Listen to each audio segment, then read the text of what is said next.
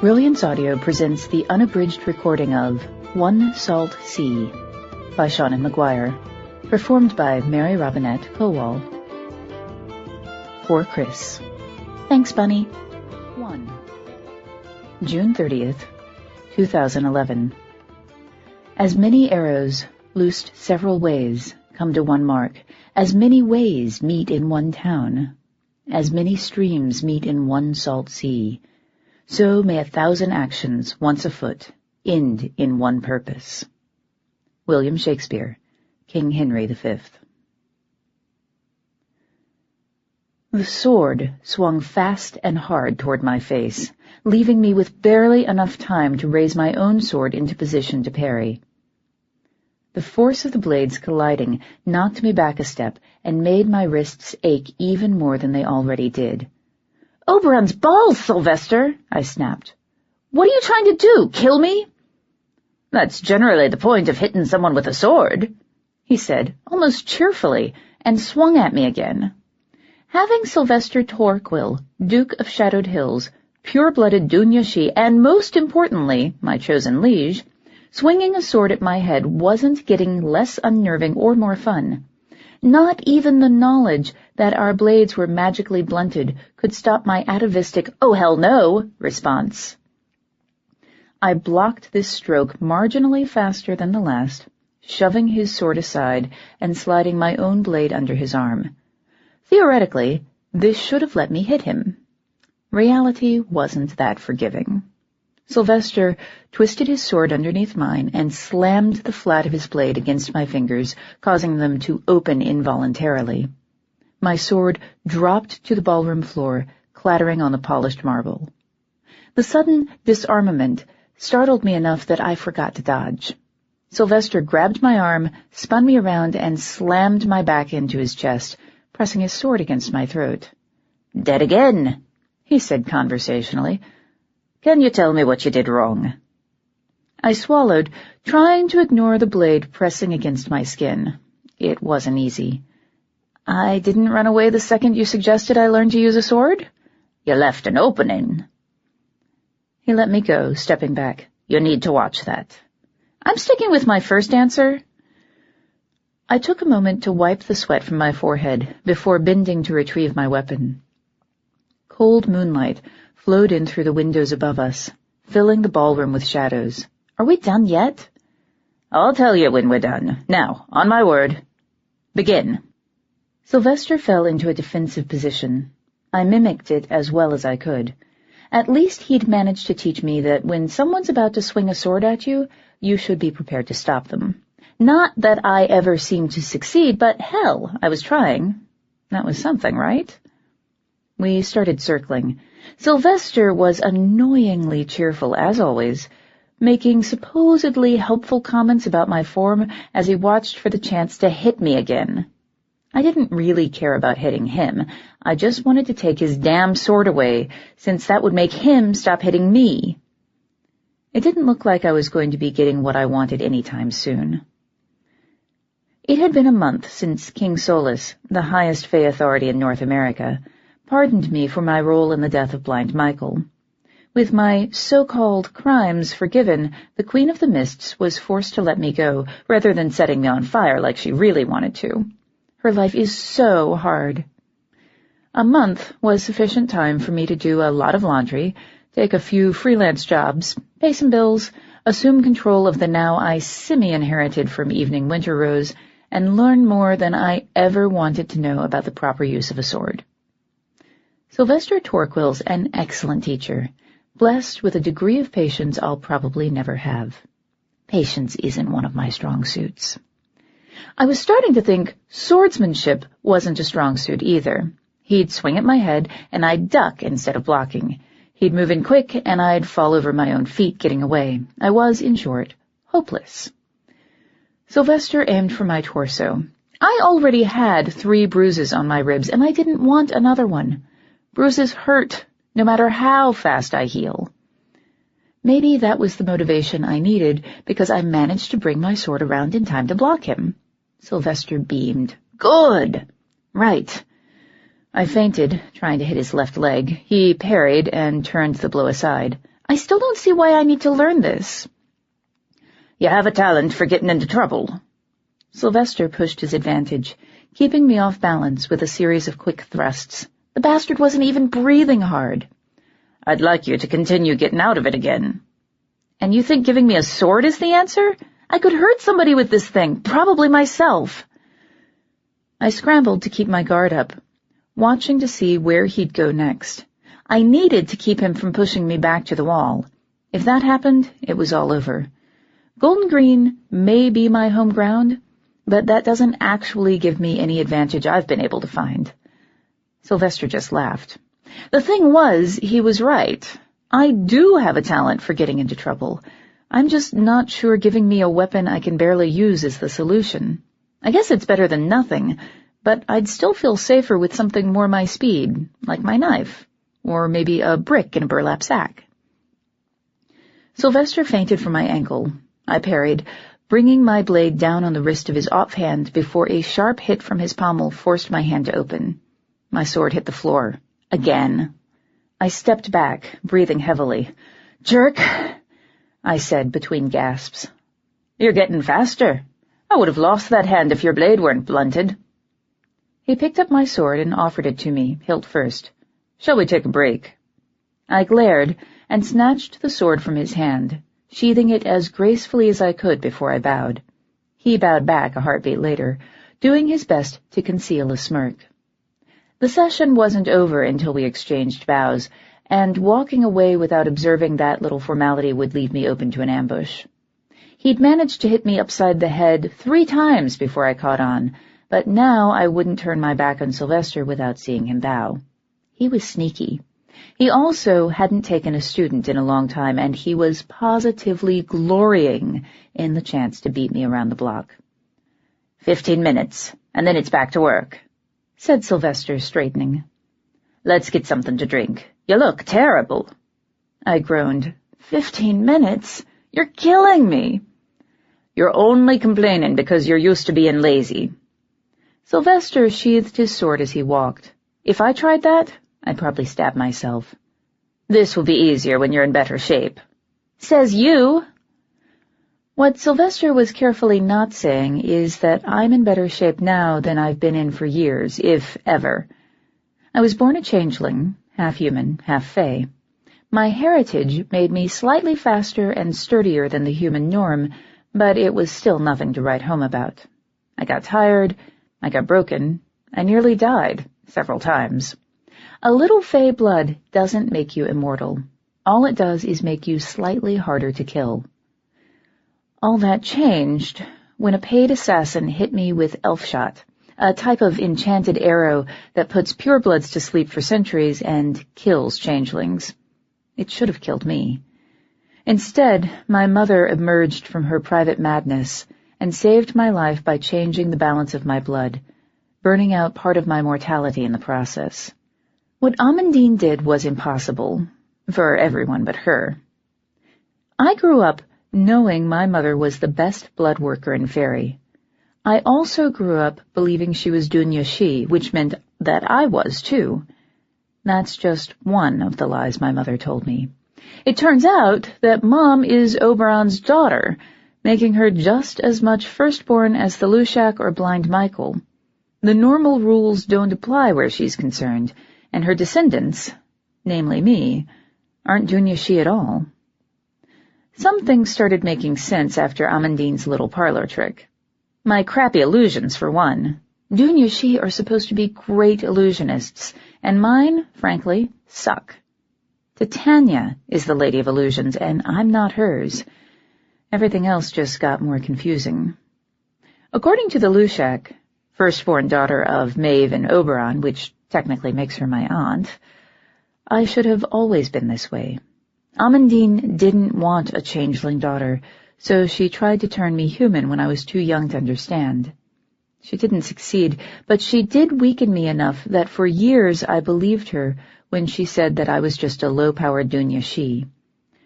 All she really did when she changed the balance of my blood was restore me to my original state. Too bad it was entirely new to me. Some of the changes were immediate, like the blonde streaks in my stick-straight brown hair. Others came with time. I've been speeding up and getting stronger as my body adjusts, coming closer to what the purebloods consider normal. It's scaring the crap out of me. Sylvester knows me well enough to know that the changes are scaring me, and I suspect that's why he finally decided to make good on his threat to teach me to use a sword. By his logic, if I learned to work with my body again, it might start feeling less alien. It was worth a try. At the moment, my instructor was looking at me with amused affection. "Days like this remind me that you were never a proper squire. If you had been, your knight would have worked you the way I'm working you now." Etienne tried. I was knighted for solving a murder and finding a new now for the queen. I was never trained as a squire, although Sir Etienne did his best to train me after the fact, until I got on his last nerve and he begged to be released from his teaching duties, that is. What can I say? I'm gifted in the art of making people crazy. Sylvester started walking toward the door. "I'm working you like this because I care about you. A knight's goal is seeing his squires survive." "I know." I followed him, fighting the urge to sigh. "Sorry, I'm just tired." "You'll recover, and you'll tire more slowly next time." He smiled. "You're a countess now, remember? No more weakness for you." I did sigh this time. How could I forget? When the Queen of the Mists made me Countess of Golden Green to clear a perceived debt, long story, the now of the same name came with the title, a big, slightly insane hollow hill full of pixies, bogies, and dry rot. It's nowhere near the size of Shadowed Hills, thank Oberon, but it's bigger than your average shopping mall. That's been sort of a blessing in disguise, since when Lily, the lady of the Japanese tea gardens, died, she asked me to take care of her subjects. All of them. Most changelings don't have the resources to house a fiefdom's worth of Faerie's cast-off odds and ends. Most changelings don't have access to entire nows. I put two and two together, and things became almost functional, by certain generous definitions. The ballroom Sylvester and I used for our lessons was one of the first rooms to be cleaned out and restored. The kitchen across the narrow servants' hall was another. It was a square room, almost the size of my apartment, probably designed to prepare banquets for kings and queens.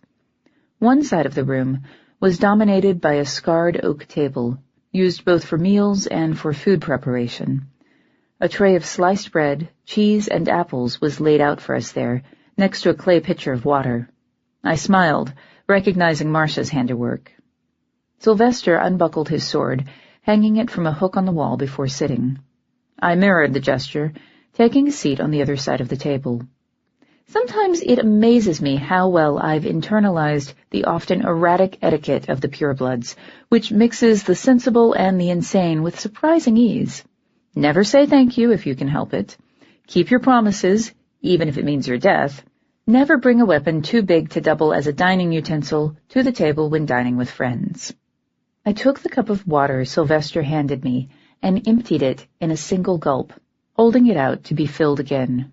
This time, I forced myself to sip, feeling my heartbeat return to normal. Whether or not I appreciated the archaic nature of swordsmanship, I was grateful for the training. I needed to relearn my limits before I got myself hurt. We were quiet for a few minutes, most of my attention going to the food. I've always been a fast healer, and thanks to Amandine's tinkering, I'm beginning to approach superhero status. It takes a lot out of me. I'm starting to get hunger hardwired into my pain responses. Sylvester ate more slowly, studying me. I quirked an eyebrow upward, watching him watch me. Sylvester Torquil is classic Dunya-shi, with the pointed ears and striking coloration common among their purebloods. His hair is russet red, and his eyes are a shade of gold that's shared by every Torquil by birth I've ever met. He'd been looking tired recently, new lines appearing on his eternally youthful face. I wasn't all that surprised. It had been one hell of a summer, and it wasn't over yet.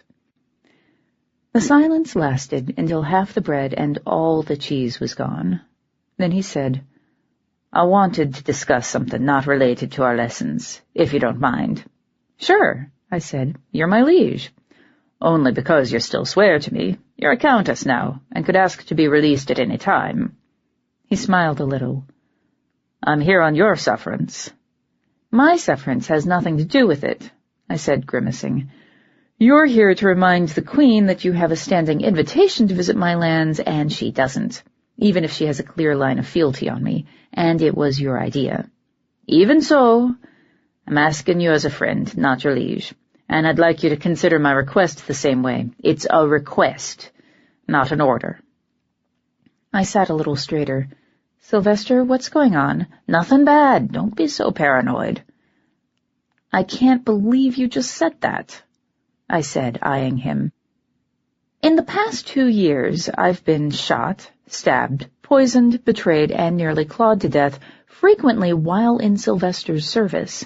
This endless excitement has left me with too many scars for polite company, nightmares I try not to think about, and a resident fetch who teases me about my tendency to spend Sundays in my bathrobe watching TV and spending quality time with the cats. I've earned my paranoia." "I'm sorry." He held up his hands in surrender, not quite swallowing his laughter. "I promise not to question your right to be irrationally worried by everything I say. Now, will you listen?" "As long as you don't say the words simple, little, or favor, we're fine." "I need to ask you for a favor." I closed my eyes, counting to 10. "It seems like every time I do Sylvester a favor, somebody winds up dead. It's not his fault, but it's still enough to make me superstitious." "What is it this time?" "You were never a squire, but you were knighted." That was surprising enough to make me open my eyes. I squinted at him. "Are you yanking my title?" "Oh, no, far from it. I'm simply requesting you do your duty as a knight and take a squire." His expression was open and guileless, never a good sign. "Your methods are unorthodox, but in today's world, being able to drive a car and survive among the mortals are probably more useful arts for a young knight than riding horses and looking noble. Any holes in your educational methods can be worked around." "Even assuming I agree, that's going to be a hard sell," I said slowly. "Take a squire? Me? I have trouble keeping myself alive." "Where are you going to find somebody who's willing to have their kid squired to a changeling from an unknown bloodline, especially one with my track record?" Sylvester smiled. "I'm responsible for the training of those fostered in my care. That includes selecting their knights when necessary. You—" I stared. "Please tell me you're not about to say what I think you're about to say." "I'd like you to stand as Quentin's knight." I groaned. "That's what I was afraid of. Sylvester, I can't. I'm not a good influence on him.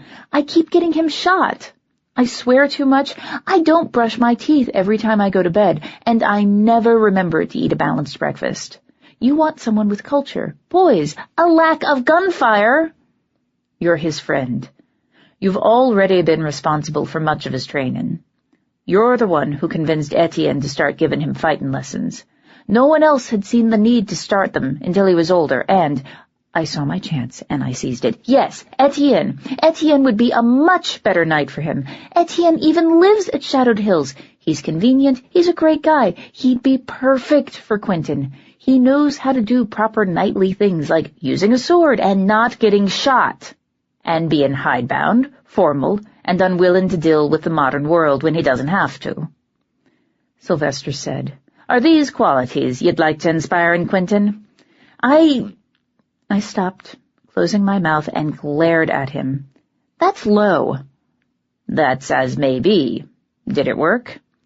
"I still say Etienne would be better for him." "Quentin is my foster, not yours, which makes this my decision. I've spoken to his parents. They know all about you, and they think you're the best possible knight for him. He'll eventually inherit his father's lands, and they'd like him to be more flexible than most of his generation. He listens to you, considers you a friend, and looks to you as a mentor. Can you really say I'm going to find someone better? I wanted to say, of course you will, don't be silly. I wanted to say, absolutely, and I'll be happy to help. When I opened my mouth, what came out was, what would I have to do? Sylvester had the grace not to look smug. You'll be responsible for his training in blood magic and dealing with the mortal world. We don't expect you to teach him the courtly arts. We're handling that at Shadowed Hills. But the practical side of things needs equal attention. Are you still in the apartment? Yeah, why do you... It would be good if he could live with you at least part-time, but it's not essential. If it's a matter of finances, we own a great deal of property all around the Bay Area. We could help you find something. Right. Sylvester and Luna have been in Shadowed Hills since the 1800s, and they've had a lot of time to shop for land. Fae, especially purebloods, tend to take a long-term view of investments, and land always goes up in value. There are worse ways to build a fortune, if you have the time. So you'll do it. I hesitated. Taking a squire isn't something to be done lightly. Quentin was a good kid, and he deserved to be taught whatever he needed to know in order to stay alive. Was I really the best choice to educate a pureblood, especially one who'd already been shot thanks to me, and who'd helped to orchestrate the jailbreak to get me out of the Queen's clutches? There was only one way to find out. Okay, I said. I'll do it. Sylvester grinned. I knew you would. Now come on. It's been 15 minutes. Oh, Maeve's teeth! I groaned, dropping a half-eaten apple slice and pushing myself back to my feet. I was too busy thinking to rest. That's not fair. Neither is combat. Stop whining. You have a squire now, and that means you'll have to be the mature one. I should have read the fine print. Sylvester just laughed. We buckled on our swords and walked back to the ballroom. I groaned again as we crossed the threshold. We had company. May and Quentin were sitting on a bench against one wall, and they looked like they were planning to stay a while. Sylvester smiled brightly when he saw them. Good day, you two. Good day, Your Grace, Quentin said. Hey, Syl, May said, waving back. Quentin flinched. He's loosened up a lot, but he still can't seem to wrap his head around the idea that nobles have personal names, much less diminutives. What are you doing in here? I asked. Sylvester turned and bowed to me. I responded automatically. It's no good arguing once Sylvester decides practice has started. Refusing to get my sword out would just result in some painful new bruises. We came to watch your work, said May. My former fetch was dressed like an acid flashback to the mid-'80s, combining virulently pink jeans with a silver foil concert T-shirt for a band I didn't recognize. Rainbow barrettes were clipped in her short magenta and green streaked hair. May and I used to be functionally identical before the elf shot killed me. She was supposed to fade out of the world completely that day. That's what fetches do. Amandine somehow stopped that from happening, and that broke the connection between us. May gets to live, and since we weren't connected when Amandine changed the balance of my blood, May still looks like the changeling I used to be, while I barely recognize myself in the mirror some days. I'm still not sure how I feel about that.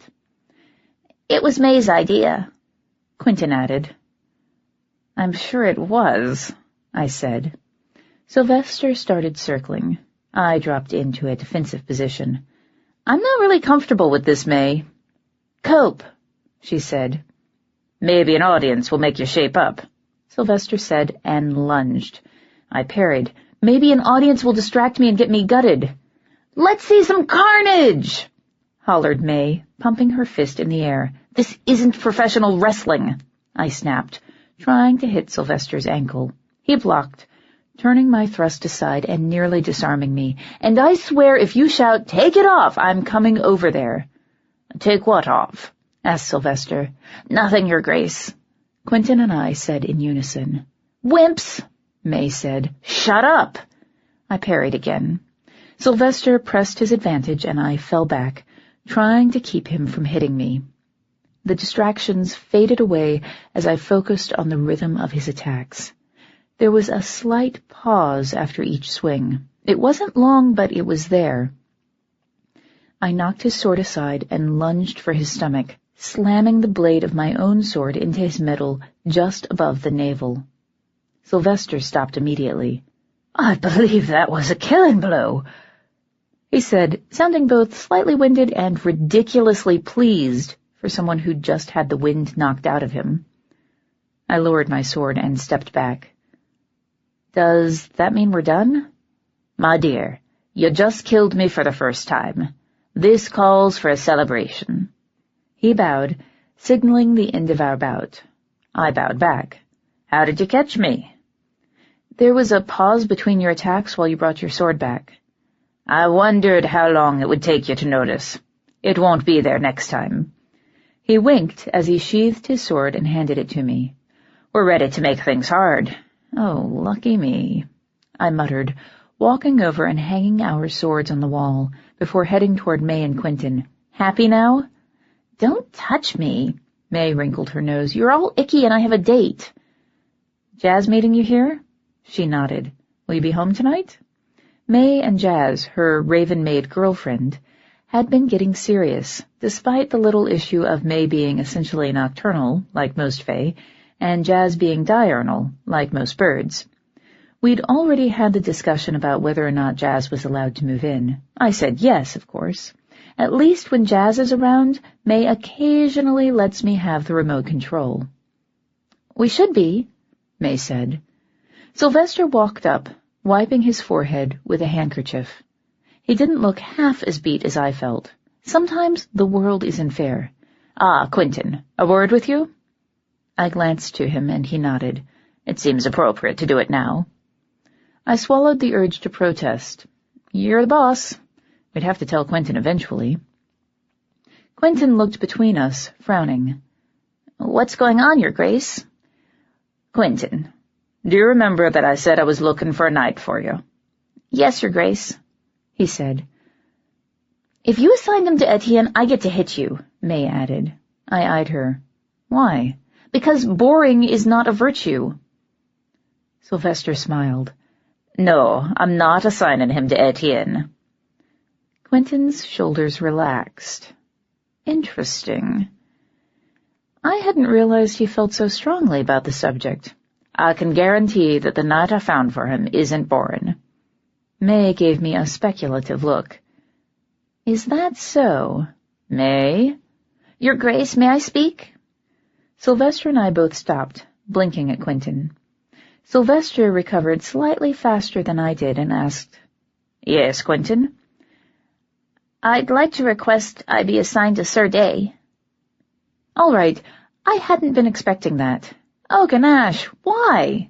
I demanded before I could stop myself. "Because he has taste," said May.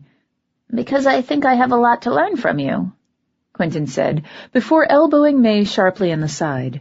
She yelped. "I like you, and you teach me things no one else does." "Like what it feels like to be shot?" I asked. "Like how to do what needs to be done. Please, Your Grace, I'd like you to consider my request, if she'll have me." I looked to Sylvester. He wasn't making any effort to hide his smirk. I sighed. "I'll have you," I said. "I already talked her into agreeing," Sylvester added. Quentin looked between us, eyes going wide. "Really?" "Really," I said. "Wow, I owe you $5, May said, looking to Sylvester. "I told you she'd agree." He clapped me on the shoulder with one hand. "Come on, you three. Marcia promised a celebratory lunch if I could convince Toby to take a squire." I gave him a sidelong look. "You were betting on this?" Yes, we were," he said, nodding. "Now come on.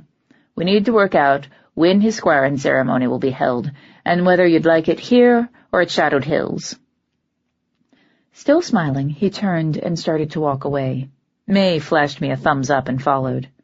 Quentin hung back, asking, "You don't mind, do you?" Mind? That I'd been talked into taking a squire who obviously wanted to work with me? The vision of Quentin lying shot and dead on some field was receding, replaced by the slow realization that having a squire might not be such a bad deal after all. He already had my back whenever I needed him. Hell, he'd helped Tybalt save my life when the Queen threw me in jail for Blind Michael's murder, and that took guts, since it was technically treason. Maybe he was just a kid, but he knew what he was doing. He'd better. I taught him. I grinned, putting my hand on his shoulder in much the same way Sylvester had put his hand on mine. We were almost the same height. Oaken Ash, he was growing up fast. Actually, Quentin, I said, I think this is going to work out just fine, too. May and Sylvester were in the hall, playing one of May's favorite games, Spot the Bogey. This involves staring fixedly at the rafters, waiting for the ceiling to move. I will never understand the things my former fetch finds fun. Bogies are shape-shifting mischief-makers that infest abandoned places, like attics, old castles, and Golden Green, which sat empty for almost 2 years before I claimed it. The bogies were there when I opened the doors. Trying to make them leave was more trouble than it was worth, and so we'd come to a weird sort of peace instead, one where they didn't scare the crap out of the residents, and I didn't let the residents beat them to death with bricks. Sylvester looked down as Quentin and I approached. May was reminding me of some of the more interesting changes you've made. He smiled. I do believe them to be improvements. I smiled back. That's good. So do I. Golden Green was in disrepair when I inherited it, but Sylvester never saw it that way. He probably remembered it the way Evening liked presenting it to people, perfect and static, not as the crumbling shell it became. It wasn't a crumbling shell anymore. It was just a little chaotic sometimes. Case in point. A flock of pixies burst from the kitchen, flying in tight formation as they held up the edges of a red and white checked dish towel. The wind of their passage ruffled my hair. The 4 of us scattered, and I ducked just before one of the stragglers could kick me in the forehead. Marcia came barreling after the pixies, waving a broom over her head and shouting, "Come back, you filthy little pests! Thieves!" Her eyes widened when she saw us, and she came skidding to a halt, a guilty look on her face. She tried to hide the broom behind her back, enhancing the ridiculousness of the moment. Hi, Toby, May, Quentin, Your Grace?" "Hey, Marcia," I said, amused. "What did they steal this time?" Pixies will steal anything that's not nailed down, and the ones in Golden Green seem to see Marcia as a form of entertainment. They know she'll never catch them with her broom. As for Marcia, I think she's playing with the pixies as much as they're playing with her. She'll just never admit it. 2 loaves of bread and my good dish towel." "You'd better hurry before they shred the towel for loincloths." "I know. Sorry about this. Lunch is served." She bobbed an awkward curtsy and took off running, following the trail of glittering pixie sweat hanging in the air. I turned to the others.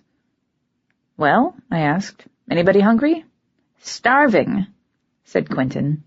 He led the way into the kitchen, where a meal of cold chicken, tossed salad, and apple cake was waiting for us on the work table. One definite advantage to having my own now, I was eating better, since Marcia seemed to have an almost preternatural ability to know when she'd be able to shove a fork into my hand, and her fey blood is just strong enough to grant her some basic hearth magic, like preparing meals at triple speed. Coffee is still a primary part of my diet, but it no longer has to play the role of multiple food groups. May's phone rang while we were eating, and she waved a distracted goodbye before running out of the now to meet her girlfriend in the museum parking lot outside the mortal entrance. Sylvester, Quentin, and I finished our lunch in comfortable silence. I was in an excellent mood by the time I escorted Quentin and Sylvester out of Golden Green. It was a crisp, dry night. The air tasted like summer, and the sky was free of clouds, leaving the stars to glitter brilliantly against the darkness. We were having the sort of June that people write bad love songs about, all perfect weather and clear skies. Nights like this reminded me why I love living in the Bay Area. A lone cloud skidded in front of the moon, briefly hiding its face, and I shuddered. It had been less than a year since I was held captive in Blind Michael's lands, being groomed to take his wife's place and become his new consort. He'd been dead for almost 8 months. I killed him. That didn't make the memory of him sit any easier. Sylvester's vehicle for the evening was a classic Cadillac, painted a dark blue that almost blended with the shadows at the parking lot's edge. Not that the museum's human employees would have been able to see the car if it were bright red and parked in the rose garden. Sylvester's don't look here spells are things of beauty. He hugged me, saying, "You're doing well. Soon we can start the real lessons." I was still groaning theatrically when he and Quentin got into the car and drove off, leaving me to walk to my battered old Volkswagen Bug alone. I performed my usual check of the back before unlocking the door. Call me paranoid, but I only needed to find one assassin lurking in my car for that to become a lifetime habit. Turning up the radio to ear-busting volumes, I sang loudly and badly, along with song after song as I drove back to my apartment. Even with traffic, I made it home in record time. The wards around my door were intact, meaning that my night might stay decent. Miracles never cease. "Mary, Mary, quite contrary, how does your garden grow?" I chanted, "with thorny stings and other things that make it a bad place to go." I snapped my fingers. The wards dissolved, leaving the scent of copper hanging in the air. Piece of cake. Wards are easier for me these days, since they're constructed and removed with brute force, and I hit harder than I used to, magically speaking. Sure, sometimes my spells go horribly wrong and things get scorched, but it's better than a 10-a-day Tylenol habit, right? I was never that attached to my security deposit anyway. Spike and the cats mobbed my ankles the second I got inside, meowing and chirping irritation over some perceived indignity. "Settle down, guys," I said, laughing as I squirmed out of my jacket. "I'll feed you in a second." "Actually, I think they're upset because I'm here." The Lushak stood, dropping May's new Entertainment Weekly on the coffee table as she stepped away from the couch. "They don't seem to like me." I froze and stared at her, my jacket slipping out of my suddenly nerveless fingers and falling to the floor with a thump. I've always known that my wards wouldn't stop anything big, but I'd never seen proof before. The Lushak watched me levelly, waiting for the shock to fade. Finally, unsteadily, I said, "Lushak, you're here."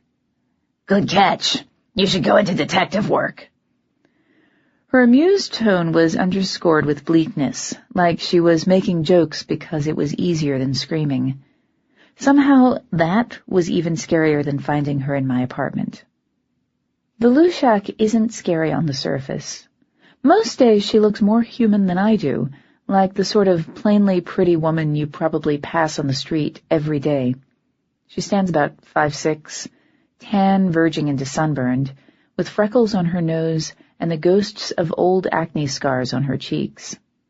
Today she was wearing battered khaki pants and a gas station employee's shirt with a name tag that read Annie, and her curly, shoulder-length black hair was pulled into pigtails tied off with electrical tape. Her eyes were brown. That was encouraging, anyway. The Lushak's appearance is unnervingly variable. The more irritated she gets, the more her humanity slips, usually starting with her eyes. When the Lushak's eyes go strange, I look for an escape route. The Lushak raised an eyebrow. "Is there something you need to do before you can pay attention to me?" This was my chance to take control of the situation. I pounced on it. "I need coffee," I said, picking up my jacket and hanging it on the coat rack. "Can I get you anything?" "Coffee's fine. Do you have any sour cream?" The Lushak followed me to the kitchen and sat down at the table, pushing a pile of junk mail out of the way.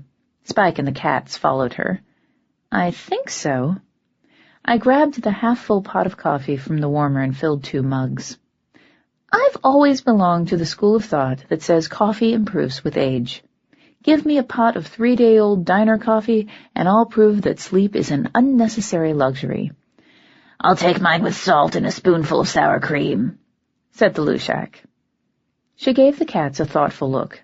They looked back, unblinking. She nodded. "I thought so. You can go. Nothing I have to say is yours to repeat." The cats didn't move. The Lushak raised an eyebrow, asking, "Do you really think your king will hurt you worse than I will?" That got through. Cagney and Lacey bolted from the room, their ears pressed flat and their tails sticking straight up in the air. Spike stayed where it was, eyeing her warily. The Lushak smiled. "You can stay. Your loyalties have shifted." She glanced toward me. "You know the Fleabags are spying for Tybalt, don't you?" "I've been assuming." I opened the fridge, rummaging until I found a container of sour cream. May and Jazz both like to cook, and with Jazz spending more and more time at the apartment, our fridge has been acquiring actual food. I never knew there were so many kinds of bread, or that you needed so many knives for purposes beyond stabbing people. Is that why you made them leave? "He'll get the details soon enough. I don't feel any need to stroke the man's ego by telling him things he doesn't need to know yet." Right. I put the sour cream and one of the mugs in front of the Lushak, indicating the salt shaker with a wave of my hand, and turned to start fixing my own coffee. "So, why are you here? You haven't exactly been social lately." That was putting it mildly. I'd seen the Lushak exactly once since Lily got sick, when I went to her and demanded to know what I really was. She'd put a name to my mother's bloodline, Duchess, and then she'd kicked me out. She wasn't there when I was pardoned. She didn't answer her phone, and when I went looking for her apartment, I couldn't find it. Now she was in my kitchen, and maybe I'm paranoid, but I didn't trust the situation one bit. "Getting down to business already?" She poured salt into her coffee. "Are you going to ask how I've been?" Why should I? I finished sugaring my own coffee and sat down in front of her. "It's not like you've been terribly concerned with my well-being since Mom played with my genetic code." "So you're being sulky, is that it?" The Lushak shook her head. "You didn't need me, Toby. There was nothing I could have done that you weren't already doing. I knew Sylvester would take care of you." That makes it okay for you to just disappear? "You have no idea what I've been doing since you last saw me. Should I care?" I realized the answer was probably yes as soon as the words left my mouth. They don't come much bigger or badder than the Lushak. If she'd been too busy to deal with me, it wasn't because she'd been vacationing at Disney World. "About something nasty enough to keep me distracted? Yes, October, you should care, if only because you don't like people breaking your toys." The Lushak touched the surface of her coffee with the tip of one finger, watching the ripples spread through the liquid. "You owe me." I wasn't expecting that. I wasn't sure what I was expecting, but that wasn't it. What? "You owe me." She raised her head. "I showed you the way to my brother's lands, twice. I broke his ride for you, and I helped you kill him, if only by getting you there. I did it because you asked, but I don't work free. I don't even work cheap. I told you that. You said you didn't care." The color was draining from her eyes, leaving them as pale and unforgiving as seafoam. "There are debts between us, October, daughter of Amandine, and it's time for you to start paying your bill." I stiffened. We were never friends, were we? You were just protecting your investment. "This isn't the time. Believe me, I wish I could sit here and argue about your deluded ideals of friendship, but I can't. The hour is far too late." She picked up her coffee. "I'm sorry I haven't been here. I had things to take care of that were a little more important than a few problems I knew you could handle without me." I stared at her. A few problems? Lily died. So did more than a dozen Caith-she. I nearly died, and my survival meant giving up everything I'd believed I was. Unable to stop myself, I demanded, "What the fuck could you have been doing that was more important than being here?" There was something satisfying about using human profanity on someone as inhuman as the Lushak, even if she wasn't above using human profanity herself from time to time. My brief flare of satisfaction died when she implacably answered, "I've been trying to prevent a war." It took a moment to find my voice again. Half stammering, I asked, "Prevent a war? What war?" Fae society divides itself along feudal lines. Kings and queens, dukes and duchesses, and knights and ladies, and all the other things mortals romanticize and call chivalry. But we don't go to war without a reason. As far as I knew, no one was currently invading anyone else. Even Dreamer's Glass, with its paranoid, expansionistic duchess, was quiet. They were too busy waiting for tamed lightning to explode to bother harassing the rest of us. There was always the possibility one of the other kingdoms had decided to invade, but raising an army to threaten a throne is a tricky business that requires time, troops, and a lot of resources. We couldn't have missed movement on that sort of scale. "How much do you know about the Undersea?" "What? We're about to be attacked by mermaids?" The Lushak looked at me flatly. I realized she was serious. Humans inhabit just one level of the world, the land. They can travel through the air and sea, but being unable to fly or breathe water puts a damper on long-term habitation. The Fae don't share their limitations. There are kingdoms under the ocean and high in the clouds, thriving outside the range of mortal eyes, and most Fae eyes, if we're being honest. Land Fae rarely go to the trouble of visiting the Undersea, and the majority of the winged races are too weak to reach the cloud kingdoms. We may be everywhere, but that doesn't keep us from being divided by environment. "Is it so difficult to believe? The land poisons their waters and kills their people. The Undersea has never dealt with humans when they didn't want to. And they don't understand why the land Fae have let the humans get so out of control. They're in a state of mild annoyance about 90% of the time, not actively pissed, hence the lack of annual invasion, but annoyed." So, what's the problem? In small words, somebody's been harassing the Duchess of Saltmist and her family. You know Saltmist? That's Connor's home duchy. He technically hails from the silky fiefdom of Roan Rathod in Half Moon Bay, but Roan Rathod answers to Saltmist, which stretches the length of the Northern California shoreline. It was Saltmist that decided he was expendable enough to be sold into a diplomatic marriage with Raceline Torquil. I'd never met its duchess. I couldn't say I had much respect for her decision-making skills. It's a coastal fiefdom, with holdings in both land and sea, although it's primarily aquatic, said the Lushak in a calm, "you-should-already-know-this" tone. Duchess Lorden has been regent there for the last 200 years. Marrow? I guessed. Marrow are to the sea as Dunya-she are to the land, only without the blood magic, and with the tendency to summon storms when annoyed. Oh, and fins, although they can have legs when they want to. Little Mermaid, eat your heart out. Yes. The Lushak sipped her coffee. She was a contemporary of King Gilled's. He worked to maintain ties with the Undersea. The current queen doesn't.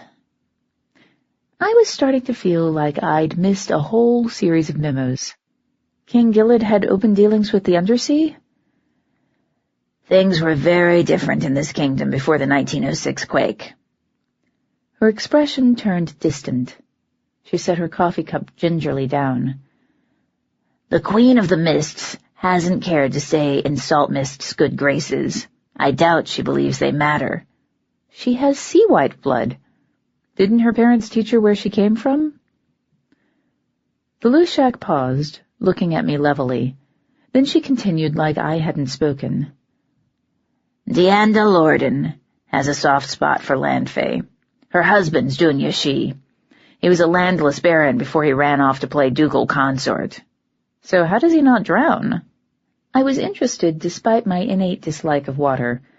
I'm pretty sure Dunya aren't aquatic. Someone would have told me. He's married to a marrow. They've had plenty of time to work something out. Sadly, there's been some bad blood over the union, and the Lordens have been forced to cut off the majority of their relations with the land courts. Why? Some people are more politically aware than kelp, Toby. Please note that I'm not including you in their number. She sighed. Most purebloods don't like mixed marriages, and they especially dislike marriages that cross the realms. So when a land noble marries an undersea duchess— But the queen's mixed, isn't she? And my friend Mitch is part Nixie. One, we don't point fingers at kings or queens. Everybody knows the Queen of the Mists has sea-dweller blood, but nobody's going to be gauche enough to point it out. Two, your friend is a changeling. He's not in line for any thrones, and commoners aren't as dangerous as legitimate heirs to noble titles. Three. She hesitated, looking briefly uncertain. That was scarier than anything she could have said. Lushak? The sound of her name seemed to snap her out of it. She shook her head, repeating, 3. Mixed blood can be unstable, depending on how distant the mix is. If two of Daddy's descendants hook up, it doesn't really matter what bloodline they're from. If one of them decides to get it on with one of Mom's descendants, well, there's the potential for a lot of crazy. Like changeling madness? Exactly like changeling madness. We just don't see as much of it in the mixed bloods, because most of them either learn to hide it or get killed off. Some combinations are stable, others, not so much. Most people aren't happy when the nobility decides to risk it. Right, I said, feeling slightly numb as I reviewed all the mixed bloods I could think of. Sylvester's niece, January O'Leary, had a little bit of Tilwith Teague blood and had been a little bit crazy. Devon was a changeling, but he was also a mixed blood. And then there was Oleander and Raceline.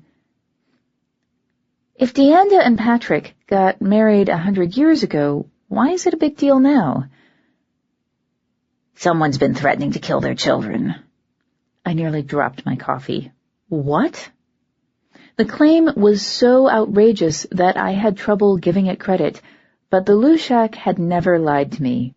She's alien, even among the Fae, and too old to think in a way anyone less than 1,000 really understands, but she wasn't a liar. Children are precious in Faerie, regardless of their heritage, and we don't have enough of them to go around making threats. Blind Michael had been protected by the fact that he was firstborn and scarier than anyone wanted to deal with. Even that wouldn't have saved him if he'd taken his tithes more often. Offering to kill a noble's kids is a good way to find out how many armed guards that noble can command and how many soldiers their friends have. Whoever it is claims to have the Queen's sanction. I've been trying to keep the Lordens from doing anything stupid, but their sons vanished this morning. Dianda and Patrick are scared. Frightened people, frightened parents, can do some incredibly destructive things. She pulled a slate-colored abalone shell the size of a silver dollar out of the empty air, dropping it on the table between us. Carry this. If I need you, you'll know. The wards in my home are set to allow you. Come if you need me. I'll be there. I'd been so focused on what she was saying that I'd managed to forget why she was saying it. She was calling in my debts. What do I need to do? I picked up the shell. It was cold to the touch. You need to help me stop this war. She stood. Lushak, what do you expect me to do? It's not like I have any experience in war prevention. Why me? Who else would it be? And all I expect you to do is the best you can. That's all I ever wanted from your mother, and all I've ever asked of you. There's a gathering tomorrow night at the Queen's Court. The Lordens are coming to demand their children back. It's probably going to be their last attempt to prevent the war. The Queen is sending someone to insist you attend as the representative of Golden Green. Dress nicely, go armed. Lushak, people will die if we don't stop this. You could be one of them. So could I. We still have to do what we can.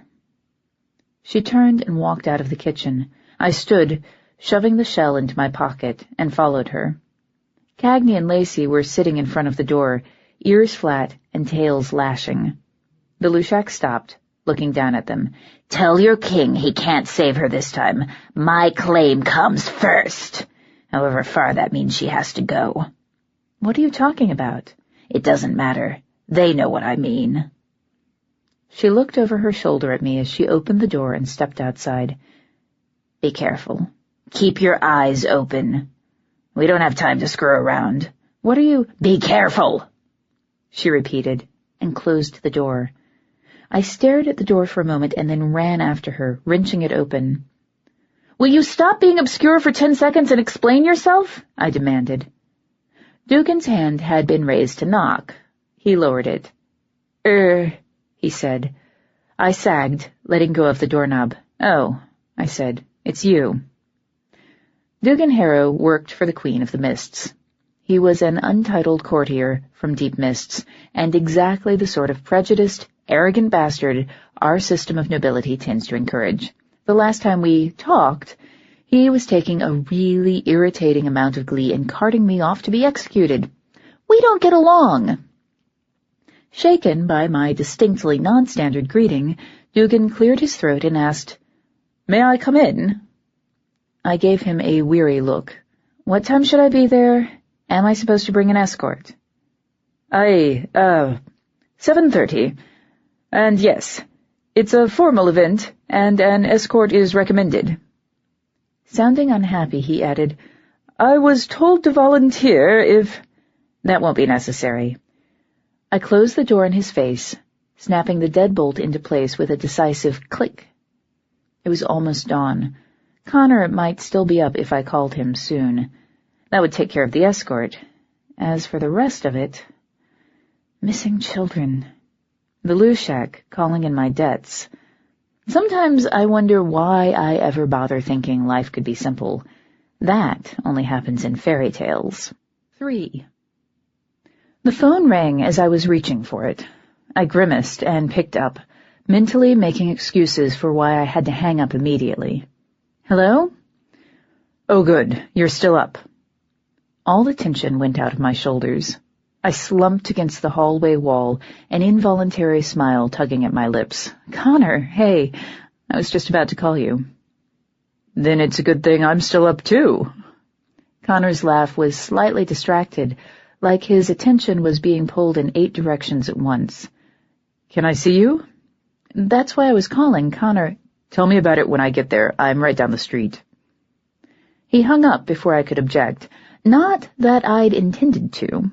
I needed a date to the Queen's Court, and more than that, I needed a friend. I needed Connor. Connor Odell and I started dating when I was a teenager. We broke up because his family said he couldn't waste his time with a changeling, but we never got over each other, not even when I hooked up with a human man and he wound up in a diplomatic marriage to a crazy woman. I don't think it surprised anyone when Connor celebrated his annulment by asking me to join him for breakfast. I know it didn't surprise either of us when I said yes.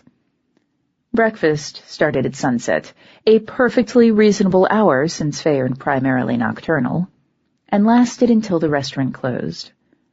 After that, we wandered around the city, holding hands, talking, and remembering why we'd been attracted to each other in the first place. He kissed me good morning on my front porch 10 minutes before sunrise, and I pulled him inside so he could kiss me good night. To hell with pleasantries and waiting for people to forget the scandal of his wife's desertion. We'd waited years, and I wasn't waiting anymore. Maybe it was a bad idea, but by Maeve, I'd earned a bad idea or two. We both had. I was heading back to the kitchen to get my coffee when there was a knock at the door. I glanced at the clock as I moved to answer it. You weren't kidding when you said you were right down the street. That took you, what, 3 minutes? Connor smiled wanly. I barely remembered to call first. I would have been happy to see you either way. Come in. I gave him an assessing look as he stepped inside. Connor's taste in clothes had always run to beachcomber casual, and tonight was no different. He was wearing jeans and a white t-shirt, and his feet were bare. The sealskin that kept him tied to his fey nature was tied around his waist with a complicated sailor's knot. His dappled brown and gray hair was fluffed up in that barely dry way that made me want to comb it down with my fingers until it was tame, or until he distracted me with some tangles of my own. Connor caught my appraisal and shook his head. I got a ride over from a Kelpie. It's been a long night. If I tried to ride a Kelpie, I'd wind up shredded and devoured before I could blink. I'm pretty sure this is the calm before the storm. That's what I'm afraid of, said Connor. He put his hands on my shoulders, turning me to face him, and leaned in to kiss me deeply. His lips tasted like kelp and sweetened seawater. Connor's kisses had a way of making even the worst nights seem like they weren't such a big deal. I melted against him, curling the fingers of one hand through his hair and hooking the fingers of my other hand under the knot on his sealskin belt, effectively pinning him in place. I don't like the water, but where Connor was concerned, I was willing to make an exception. If he was the sea, I was more than happy to drown. I made a dissatisfied whining sound as he broke contact, enough to murmur, "You taste like coffee." His hands had somehow found their way under my shirt and were tracing delicate lines down my back. There's a surprise. I kissed him again before resting my forehead against his, leaving my hands tangled where they were. I'm glad you're here. So am I. His expression turned serious. Salt and sand, Toby. I don't know how to say this, but my heart sank. Saltmist is sending you away, aren't they? What?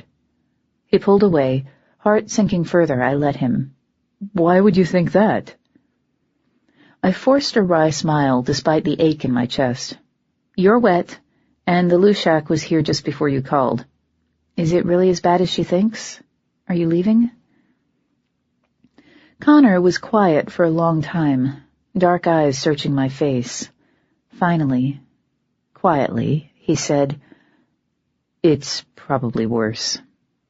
I think we'll be lucky if we don't go to war, and no, I'm not leaving yet, but I don't know, I might have to. Maeve's teeth! I pulled my hands free, using them both to rake my hair away from my face. Are you attending the thing at the Queen's diplomatic court tomorrow night? I'm still the diplomatic attaché to Shadowed Hills, at least until I'm recalled. I pretty much have to be there, he said. Are they summoning the gentry? Got it in one. You just missed Dugan. Connor's expression darkened. That's probably for the best. I'd rather not cause a diplomatic incident on the eve of war. I like it when you're protective, I said, leaning in close and linking my hands behind his neck. For some reason, my boyfriend didn't like the man who had me carted away in chains. Go figure. Even if I thought I could get away with playing hooky, the Lushak wouldn't let me. She doesn't want us to go to war, so apparently I get to stop it. Connor whistled, long and low. She doesn't ask for anything small, does she? It's not her style. I kissed his chin. What do you say? Be seen in public with me? And maybe vouch for me to the Lordens? This will be easier if they don't hate me. I'll try, he said, a deep fondness in his voice. Are you planning to charge out and save the world tonight? No, I can't exactly visit the Undersea, and I know where the Lordens will be tomorrow night. I can meet with them then. Besides, it's late. It'd be nice to start a crisis without a side order of sleep deprivation for once. Fae society essentially shuts down when the sun comes up. If we were going to go to war, it wouldn't be until late afternoon at the absolute earliest. Plenty of time for sleep and other things. "Can I stay the day?" I smiled, like I'd let you leave. Connor didn't answer me in words. Instead, he kissed me hard, lifting my feet off the floor in the process.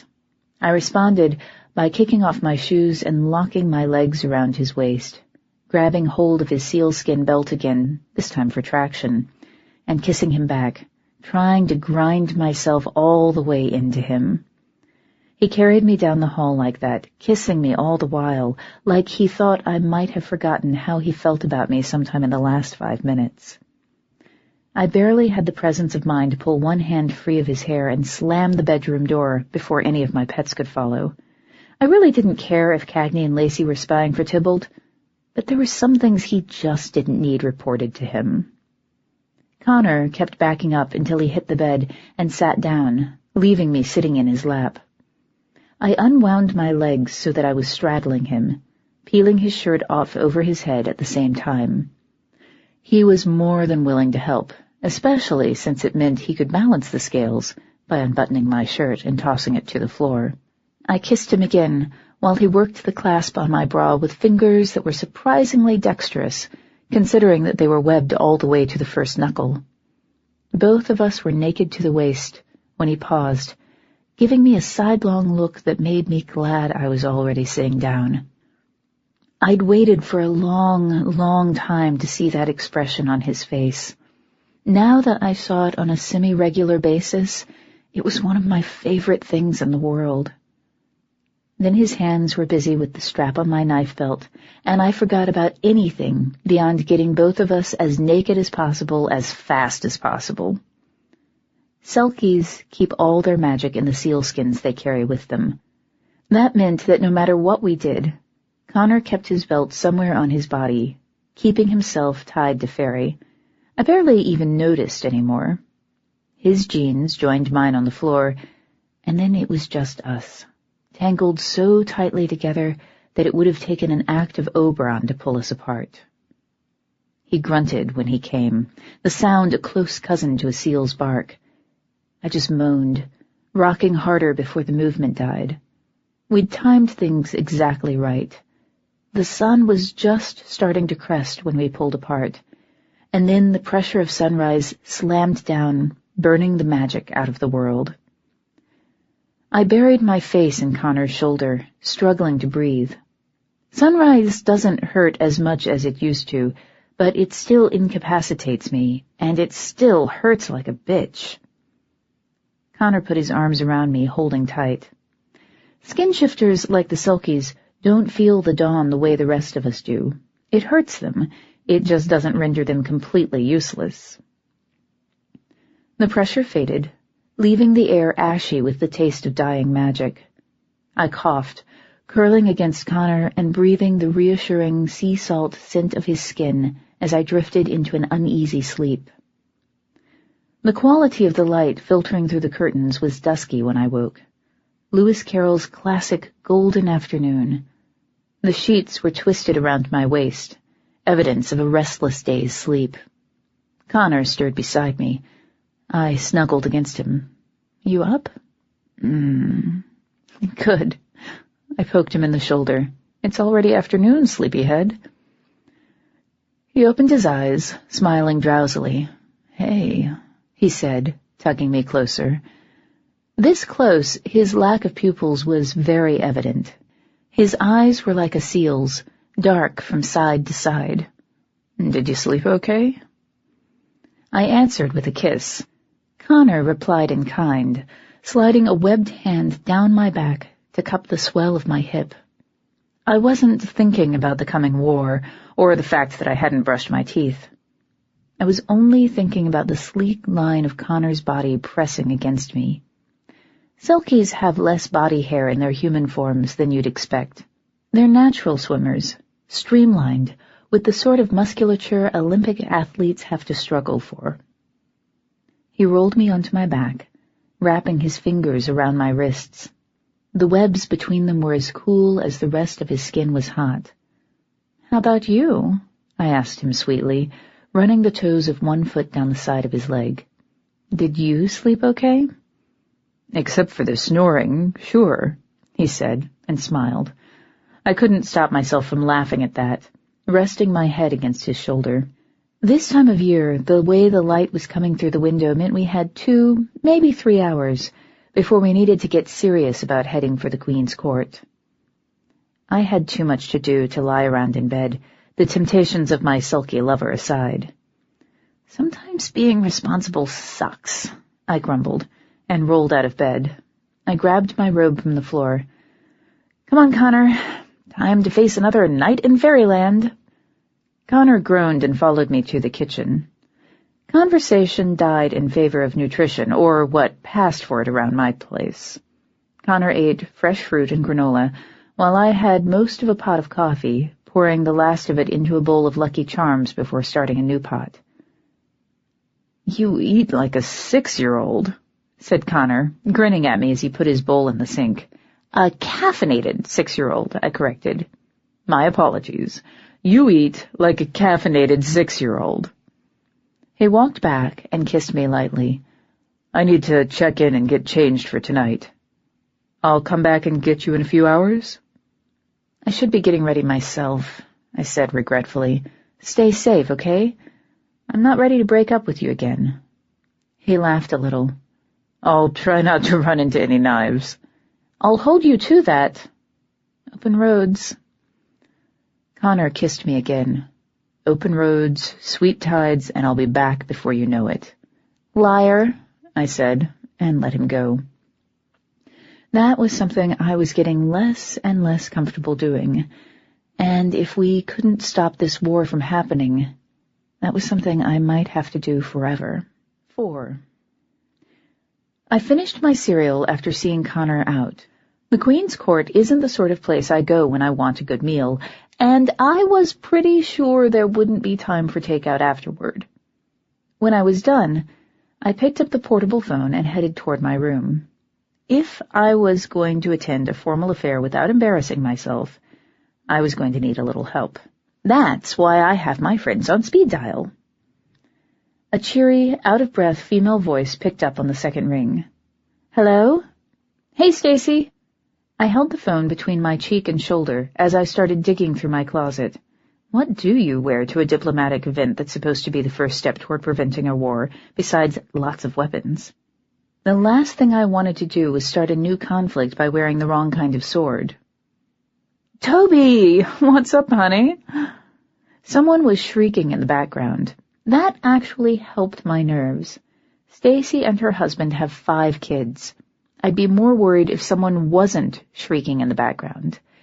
"Nothing much. Are you busy?" "Not really." "Jessica, you put your brother down." "Why do you ask?" I couldn't blame her for sounding a little suspicious. Being one of my best friends has taught her to be wary of unexpected phone calls. I have to go to a thing at the Queen's Court tonight, and I have nothing to wear. I picked up a denim skirt from the closet floor. Either May had been committing acts of applique on my clothes, or it was hers. Also, if I try to do my own hair, I'll wind up looking like someone's prize collie. Stacy paused before asking, "Toby, what's going on?" I bit back a sigh. Sometimes having observant friends is more trouble than it's worth. "It's a diplomatic event. Representatives from the local Undersea Duchy will be there, and I am supposed to represent Golden Green, which means dressing like an adult." "Ah, the joys of being a countess." Stacy sounded relieved. Diplomatic event apparently didn't set off any warning bells in her head. "Do you need me to help you get ready?"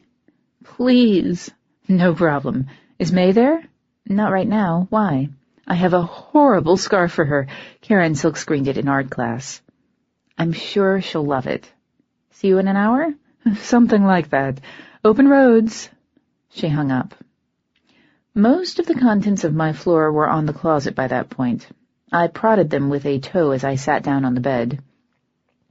Assuming Stacy left when she said she was going to, I had about 45 minutes to get cleaned up, get more coffee, and make a few more calls. I sighed and started dialing. My next call was to a glasstig named Bucer O'Malley.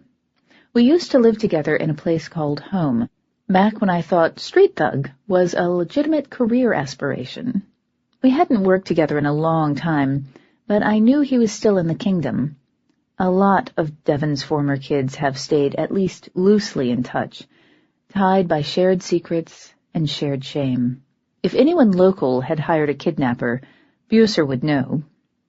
He didn't pick up his phone.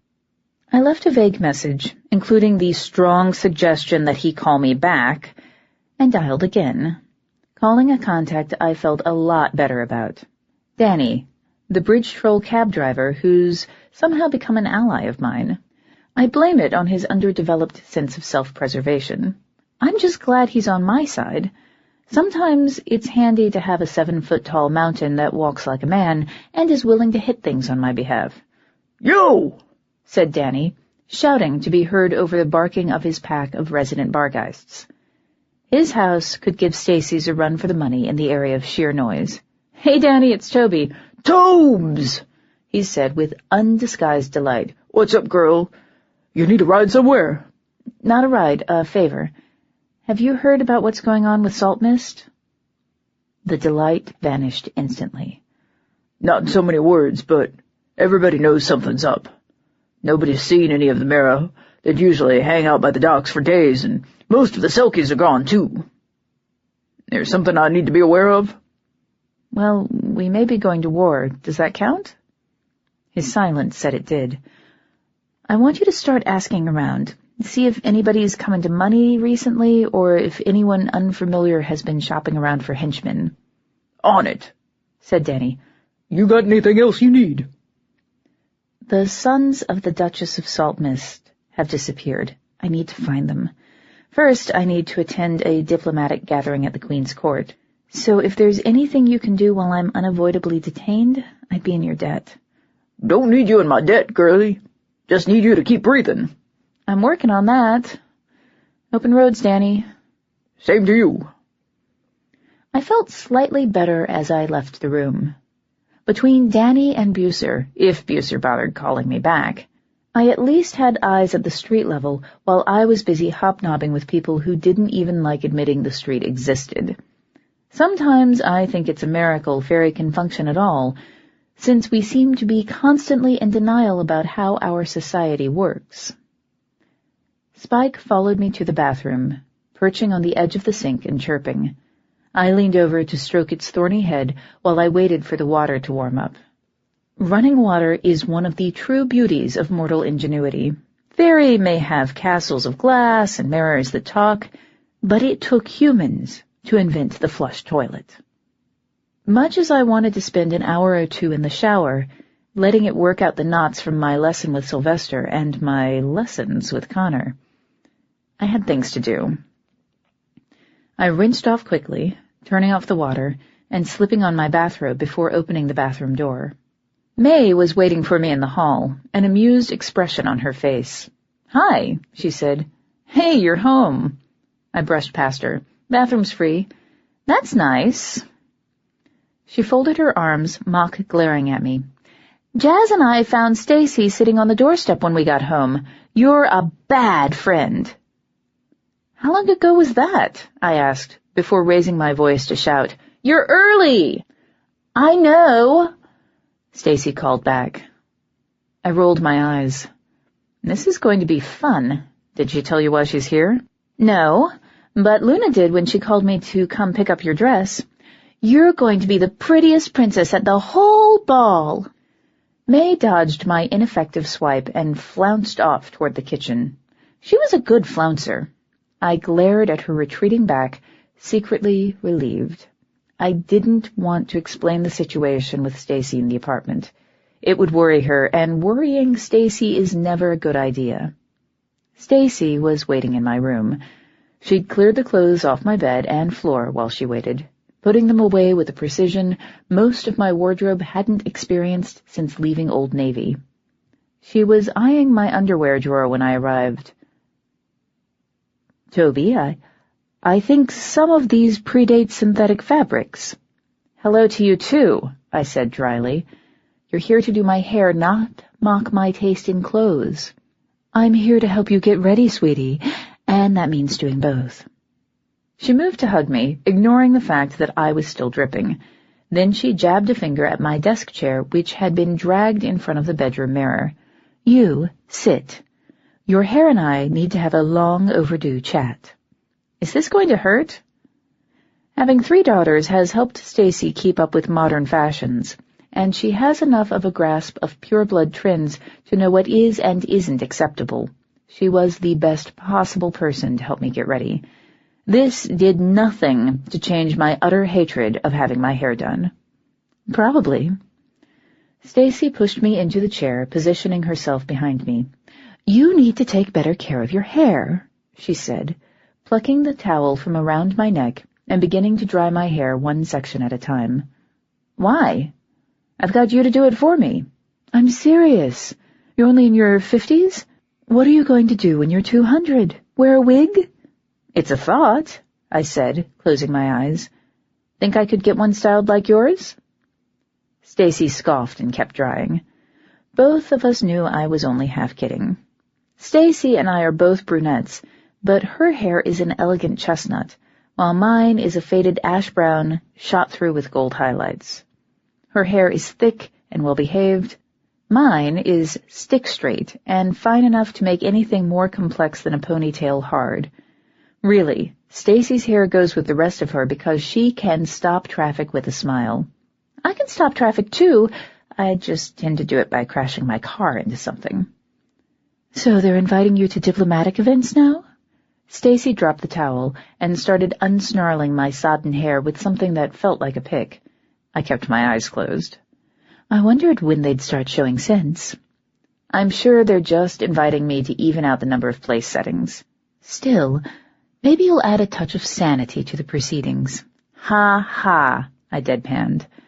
Stacy laughed, a much more genuine sound. Did I tell you that Anthony's having his first slumber party next week? No, I said, relaxing and tilting my head back. Tell me all about it. I let her words wash over me, concentrating on them rather than on the light, constant tugging on my hair. It was soothing, almost like the slumber parties we used to have, back when we were both teenagers and the world was a much simpler place. I'm going to let this dry a little while I do your makeup, she said, pulling her hands away. I heard jars clink as she got her makeup kit and had to suppress the urge to bolt. Have you seen the dress you'll be wearing?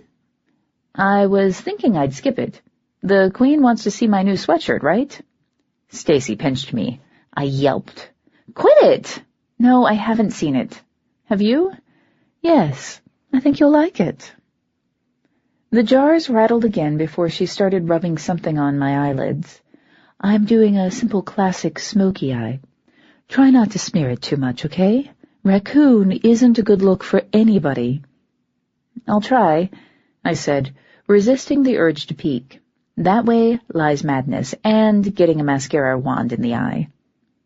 Stacy worked for almost 20 minutes before she made a faint sound of approval. Almost done, she said, dusting her brush across my nose and forehead. And thank Titania for that, I said fervently as she went back to working on my hair. You should be thanking Titania, said Stacy, spraying something that smelled like roses and cotton flowers into the air above my head. If it weren't for her, we'd be doing this the mortal way, and we'd be here for at least another hour. Oh, goody, I muttered. Toby? Called Maeve from the living room. Connor's here. He can't have her yet, Stacy called back. We're busy. Got it. Stacy grabbed a hairpin, twisting a lock of my hair up and back before spraying more of the cotton flower mist on my head. That does sort of beg the question. Are you sure you should be taking Connor? I mean, 1 minute he's breaking up with you because Selkies don't date changelings. That wasn't his fault, I protested. The next he's married, and now he's single, and suddenly he's all over you again. I don't want to see you get hurt, Toby. Stacy, it just seems like a lot of things weren't his fault. She gave my hair a hard tug. I winced. Hold still while I pin this. Yes, boss, I muttered. Her fingers tugged and darted, grabbing loops of hair and pinning them in place.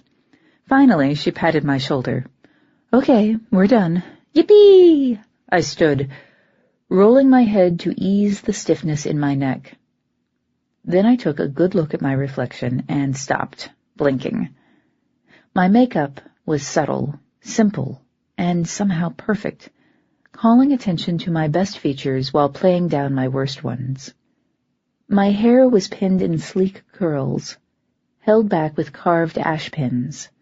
The curls moved naturally when I turned my head, but fell right back to their original position, not a hair going out of place. "It should hold as long as you don't get in a fight." Stacy appeared behind me in the mirror, smiling. "I assume you won't get in a fight?" "I'll do my best." "Good. Do you like it?" "I do." I risked a nod. Again, my hair moved without becoming disheveled. That was nothing short of a miracle. Even better. It should stay intact until morning, as long as you don't get it wet. No fights and no skinny dipping. Check. I turned to face her. Now, since my fashion sense clearly isn't acceptable, where's that dress? I thought you'd never ask. Stacy's smile turned impish. May, we're ready. The bedroom door swung open, and May stepped inside, something black draped across her arms. Hey, Toby. Wow, Stacy, you made her look like a real girl. With a wink, she added, That means I like your hair. I got that, I said, eyeing the fabric she was holding. Please tell me there's more dress there than I think there is. She thrust her arms out toward me. Luna said you'd say that. She told me to remind you that part of the purpose of a diplomatic event is looking impressive, which you can't do in any of the things you pretend are fashionable. Now get dressed. Get dressed. I know when I'm beat. I sighed and took the dress. It was light enough to seem weightless. I paused, frowning.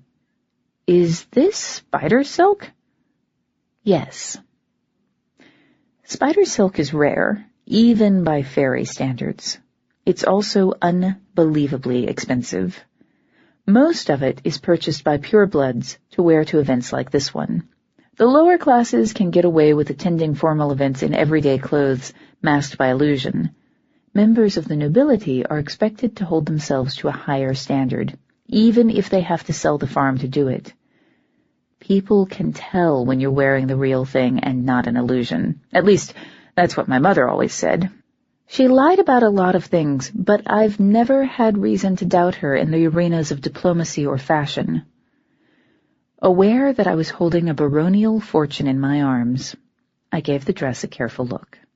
It looked black at first, but shimmered with patches of gold and silver when the light hit it. The colors shifted seamlessly, and the effect was dismayingly reminiscent of moonlight moving across calico scales. Try it, said May, snapping me out of my contemplation. I raised my head, cocking an eyebrow. She met my eyes without hesitation. It was Amandine's. I stared at her. May offered a small smile. Raiding your mom's closet is a time-honored tradition, right? Come on, Stacy. She turned, stepping out of the room with Stacy right behind her. We'll be in the living room, said Stacy, and closed the door. Right, I said to the empty room. The idea of Luna raiding Amandine's closet was new and unsettling. Mother's tower has never needed much in the way of security. It's self-aware enough to keep out anyone who hasn't been explicitly invited. As far as I knew, neither Mother nor I ever gave Luna permission to go inside. Oh well, there'd be time to worry about that later, after we survived the night. I shrugged off my robe, pulled on a pair of panties, and stepped into the dress.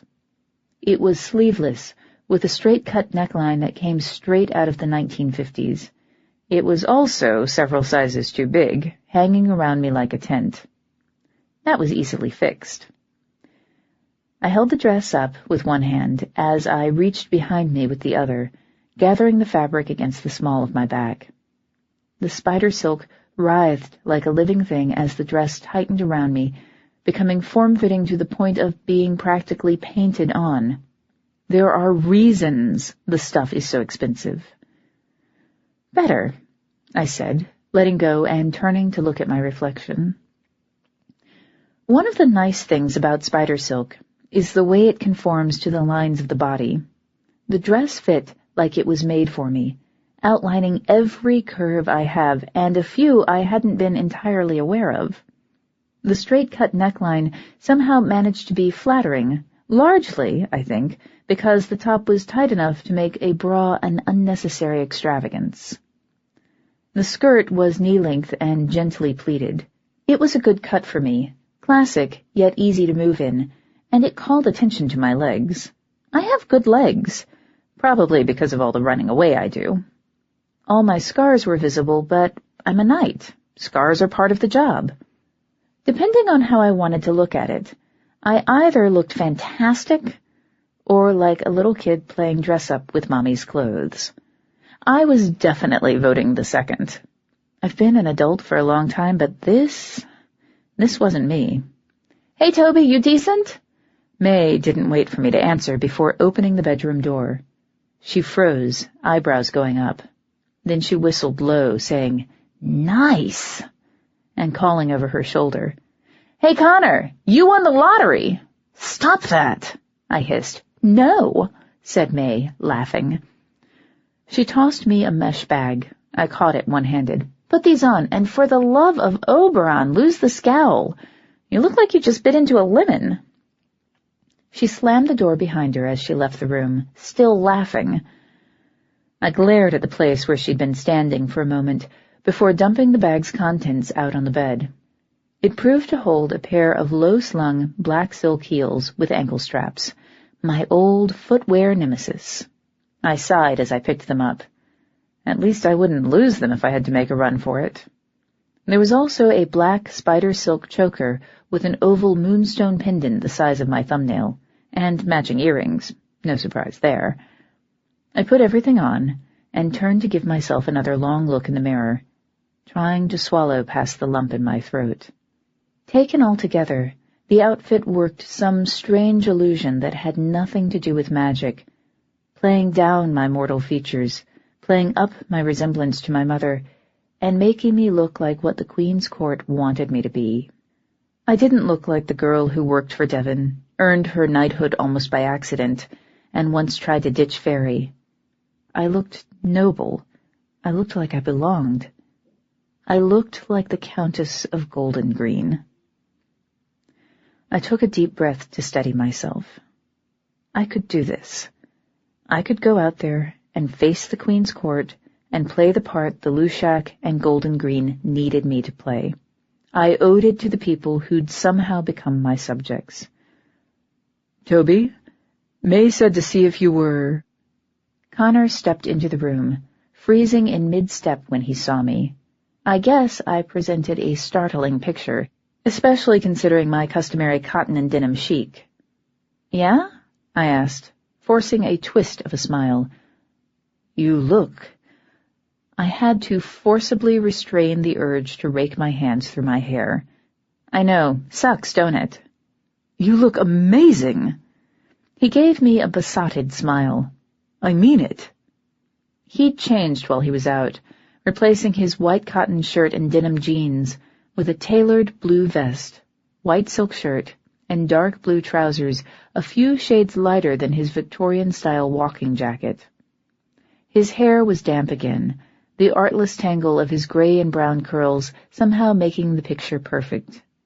His smile widened when he saw me studying him. "You approve?" "I do." I smoothed my skirt with the heels of my hands, ducking my head to hide the blush, and shouted, "May, how am I supposed to go armed in this get-up?" "You're not," she said, stepping into the room with Stacy behind her. I crossed my arms. "That's not an option." Stacy grinned. "You look great."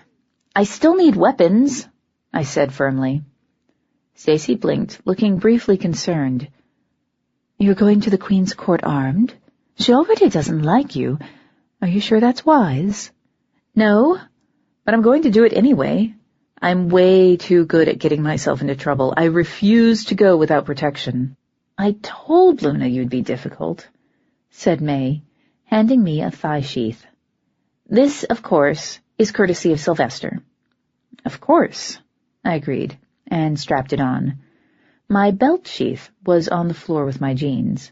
I picked it up and transferred my knife to the thigh sheath, checking twice to be sure the handle was in a convenient position in case it needed to be drawn. I used to carry 2 knives, one silver, one iron. That's another thing that changed when Amandine changed my blood. Iron burns my skin now, and I can't stand to touch it unless I'm wearing special gloves. I'll replace it soon, but not just yet. Digging the Lushak's shell out of my jeans, I tucked it between the thigh sheath and my leg. The leather pressed the edges of the shell against me, spreading an oddly soothing chill across my skin. Stacy smiled at me as I straightened up. "You look amazing," she said earnestly. "May, walk me to the car?" "Sure," said May. She lingered long enough to say, "You look awesome. Break a leg tonight." Then she was gone, following Stacy out of the room. Connor and I exchanged a look. "You really do look great," he said. "So do you. You ready?" "No." "Good, me neither." I sighed. "Come on, let's go see the Queen." Connor laughed as we walked out into the hall. That was good. I was pretty sure we wouldn't be doing much laughing after we got to the Queen's now. 5. Cars I vaguely recognized filled about half the spots in the parking lot closest to the Queen's now. Other spots were apparently empty, but radiated an aura of, "You don't want to park here," that betrayed the presence of vehicles hidden by don't look here charms that I still wasn't strong enough to see through. Connor glanced my way, doubtless reading the tension in the set of my mouth and the way I was practically strangling the steering wheel. "You sure you're ready for this?" "I pretty much have to be." I parked the car between 2 that I couldn't see, taking a weird sort of pleasure in leaving it visible. Maeve's tits, I hate this place. "You too? I always feel like I'm being measured for the killing jar." Connor undid his seatbelt and got out of the car. "At least the Queen doesn't hate you," I offered, following him. My shoes provided a surprising amount of traction on both the sandy pavement of the parking lot and the loose sand of the beach beyond. Let's hear it for high-quality heels. "Hey, think big. She probably hates me by now. I'm dating you and she's already condemned you to death once." "Sad for her that I'm hard to kill." I eyed the rocks between us and the cave leading to the Queen's now. I'm going to fall in. "That's not going to be a problem." Connor smiled as he took my hand. The scent of kelp rose around us, briefly overwhelming the smell of the sea. He tugged me forward. "Come on, it'll be fine." I eyed him dubiously, but let him lead me around the rocks I would normally have walked across, down the last strip of sand and into the shallow water. At least, it looked like he was leading me into the water. I could see it lapping around my calves, but I couldn't feel a thing. "Nice trick," I said. His smile became a grin. "There are side benefits to dating a Selkie." "You mean I'm getting something out of this besides the sex? Awesome!" Connor laughed. Intangible waves eddied around us as we waded through them to the shallow, stagnant water that pooled on the floor of the cave. For possibly the first time ever, I was going to be visiting the Queen's now completely dry. It was a lot lighter in the cave than I was used to, but that was due to the changes in me, not due to any change in the Queen's decor. My night vision has improved with the rest of me. I gave Connor one last sidelong glance, wishing we could skip out and go to a movie or something instead, and pulled him through the cave's rear wall. The stone faded into cool mist, turning the world gray and sending electric tingles through my skin. We kept walking. The mist thinned and finally disappeared completely, leaving us standing in the Queen's now, but not the part of it I was expecting. Connor dropped my hand. "Whoa," he said. I silently shared the sentiment. Normally, the beachside entrance to the Queen's Now leads to a vast, cavernous ballroom that seems to extend for the better part of forever. Not this time. Instead, we were standing in a large antechamber, clearly intended to control the flow of arrivals. It might have seemed imposing if I hadn't been expecting the ballroom. Since I was, it just seemed ostentatious, like it was trying way too hard. The walls were blue-white marble and pink coral, and the floor was pink-veined white marble. It was like we were standing inside a giant wedding cake. The room ended in a set of ornately carved oak doors at least 15 feet tall, flanked by a pair of Duchesses wearing the Queen's colors. One had dark blue hair. The other's hair was almost exactly the color of cotton candy. "Can you even dye my eyes to match my gown? Jolly old town," I muttered. "What?" "Nothing. Ignore me." I released my human disguise, leaving the smell of copper and fresh-cut grass hanging in the air. "So are you ready now?" Connor's disguise dissolved into the scent of kelp and seawater. "Still no." "Good answer. Come on." The blue-haired flunky stared straight ahead as we approached. His nose wrinkled slightly, like he smelled something bad. I grimaced as we got close enough for me to recognize him. Dugan Harrow, everybody's favorite landless asshole. "Who comes?" he demanded, once we were too close to be ignored without violating the rules of propriety. Even I knew better than to be flippant with a member of the Queen's retinue at a time like this. I straightened and said, "Countess October Christine Daye of Golden Green, Knight of Lost Words, sworn to Duke Sylvester Torquil of Shadowed Hills." "Connor Odell of Saltmist, current undersea diplomatic emissary from Saltmist to Shadowed Hills," said Connor. Dugan scowled. "You may pass," he said, not bothering to conceal his resentment. We, a changeling and a skin-shifter, were invited guests, while he, a pure-blood Duchess, was stuck on door duty. He kept scowling as he turned in practiced tandem with the other footman to open the vast oak doors, revealing a long, dimly lit hall that matched the entrance chamber's design.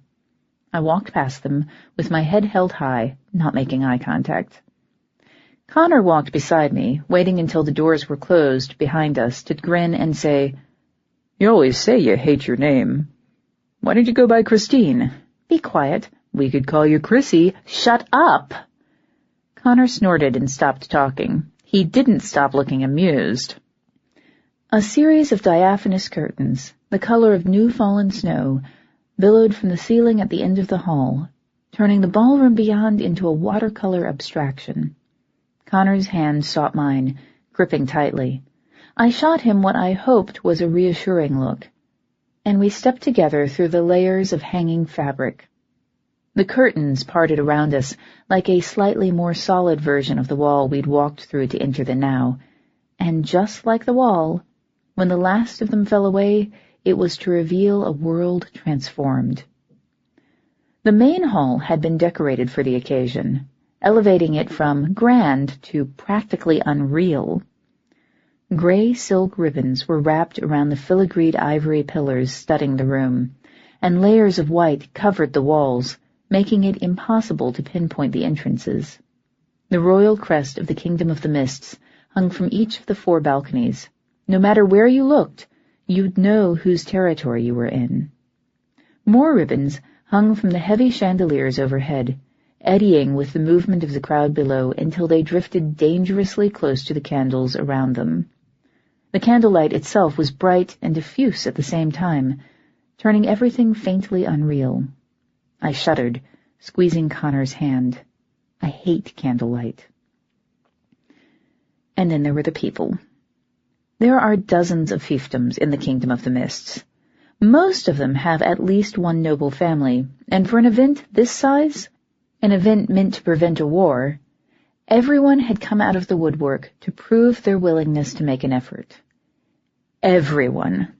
I didn't recognize half the people.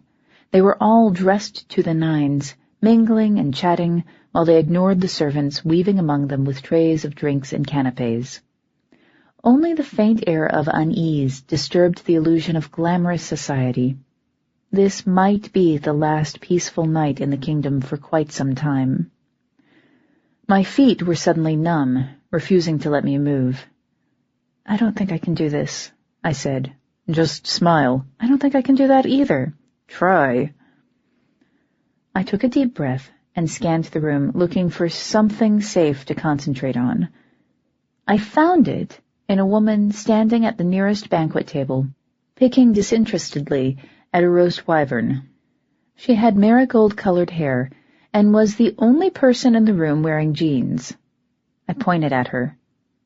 "Is that who I think it is?" Connor followed my finger, then he nodded. "Yep." "Oh, thank Oberon. I was afraid we'd be the only sane ones here." I began to wade determinedly through the crowd, hauling Connor with me. The woman looked up as though she could sense our approach, the light glinting off the lenses of her glasses, as she turned our way, smiled, and disappeared. The people she'd been standing next to stopped and stared. Very few people are as casual about teleportation as April O'Leary, even in Faerie. April makes her own rules. Being the only cyber-dryad countess in existence means she gets to do that. Connor and I stepped to the side, moving into the shelter of one of the room's massive pillars. "At least now we know they're not letting anybody off the hook," I said. Moving April out of her county must have taken some pretty complicated hardware. It also left Tamed Lightning practically undefended, since she was both their countess and their early warning system. "We already knew that," said Connor. "They invited you." The air in front of us shimmered before I could come up with a retort. When the shimmer cleared, April was simply standing there, green sparks dancing off the rims of her glasses. I was almost disappointed to see that she'd traded her jeans for a proper ball gown, all crushed green velvet and black satin ribbons. Being made entirely of light has its advantages. "October? Connor?" She accompanied her greetings with small bobs of her head. "It is pleasant to see you again." "Same," said Connor. "Hey, April," I waved. "I see they got you too." "Yes," she agreed. "I did not wish to attend, but Elliot said I must preserve the illusion that we are paying attention to events on the kingdom level." That sounded like something Elliot would say. "Is he here with you?" "No. He won the coin toss and elected to remain at the office. I am accompanied by one of the junior programmers. I believe he is trysting in the food preparation area with one of the resident brownies. As long as my server is not compromised, it is none of my concern." April shrugged, indicating how little she minded being abandoned. "It is interesting to see so many new faces. I still do not get out much. This was a valuable opportunity to test my new mobile server array. We should fix that, the not getting out much, I mean." I snagged 2 glasses of sparkling wine from a nearby servant, passing one of them to Connor. I've been poisoned that way in the past, but if someone wanted to go to that much trouble to assassinate me in the Queen's own court, they wouldn't stop with a couple of poisoned drinks. The wine was light and tartly sweet, with a faint aftertaste of apple blossoms. I am not sure I want to get out more. April glanced around before adding with some frustration, "These people are difficult to communicate with. They mostly just stare." I had to laugh. "They're not used to you yet. You have to give them some time." As far as I know, April is the only dryad ever to hold a noble title. She's definitely the only dryad ever to have been transplanted to a piece of computer hardware. Say what you like about her adoptive mother, the late January O'Leary, but the woman had a style all her own. "I encounter this reaction frequently." April brushed slightly pixelated hair out of her eyes. "I really am not sure what is expected of me if this comes to conflict. I doubt the Undersea has DSL lines for me to disconnect, and my range of movement is limited by my hardware. To be honest, I don't know what I'm supposed to do either. The Lushak shell chilled briefly, reminding me that one way or another I was going to be doing something. April tilted her head, looking between us, and asked, "When did you get married?" Connor choked on his wine. I coughed into my hand, getting my breath back before asking, what? Is that incorrect? I am sorry. April looked annoyed. I assumed your mutual attendance signified something, given the disappearance of my cousin Rayceline. I really am terrible with this interpersonal relationships thing. Elliot says I must find a man and attempt to have children if I wish to validate my rule. Does he now? I asked, barely following her apparent change of subjects.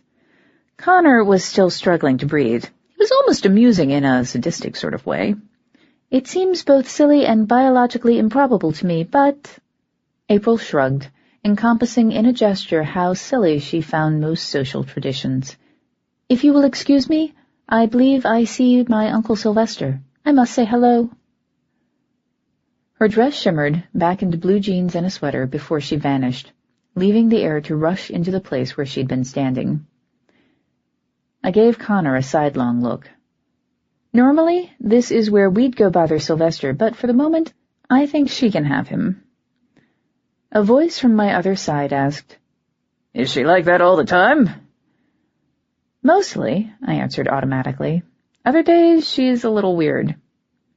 Then I paused, realizing the voice didn't belong to anyone I knew. Wincing, I turned.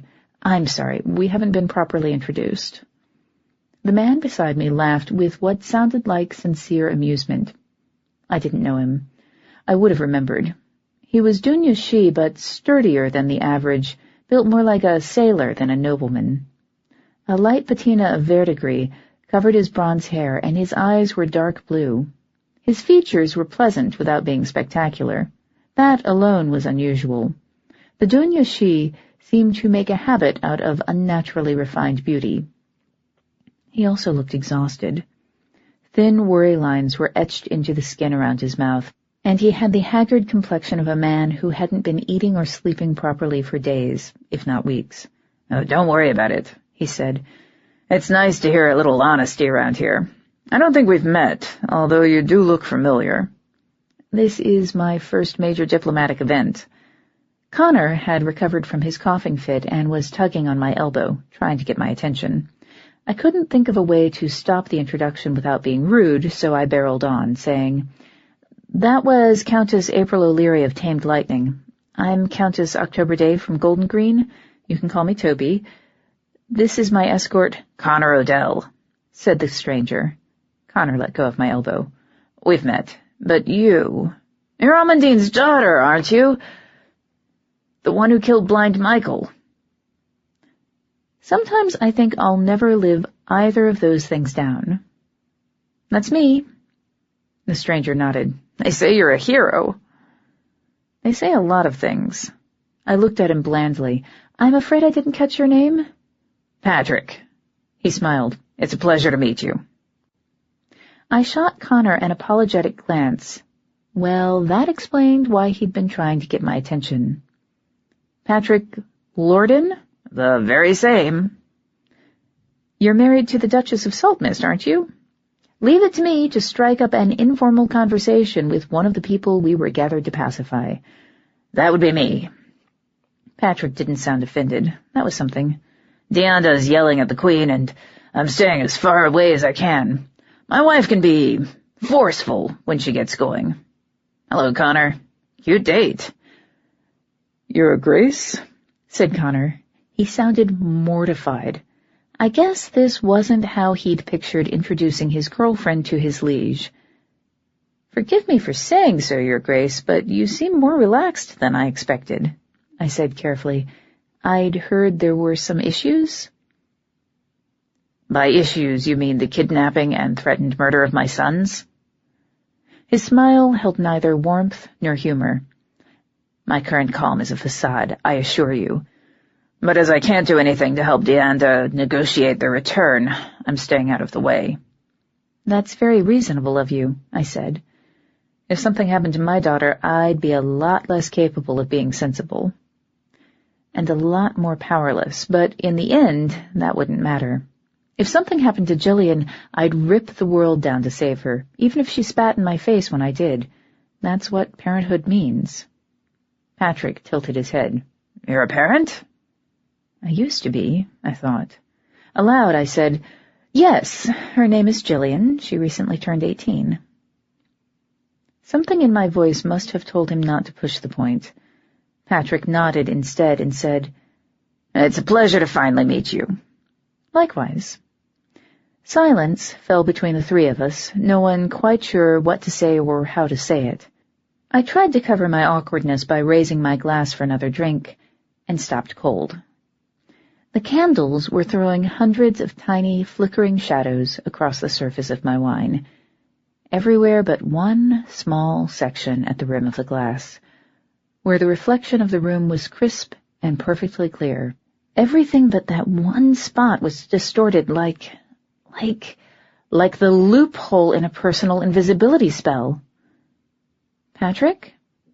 I said casually, tilting my glass to get a better fix on the reflection.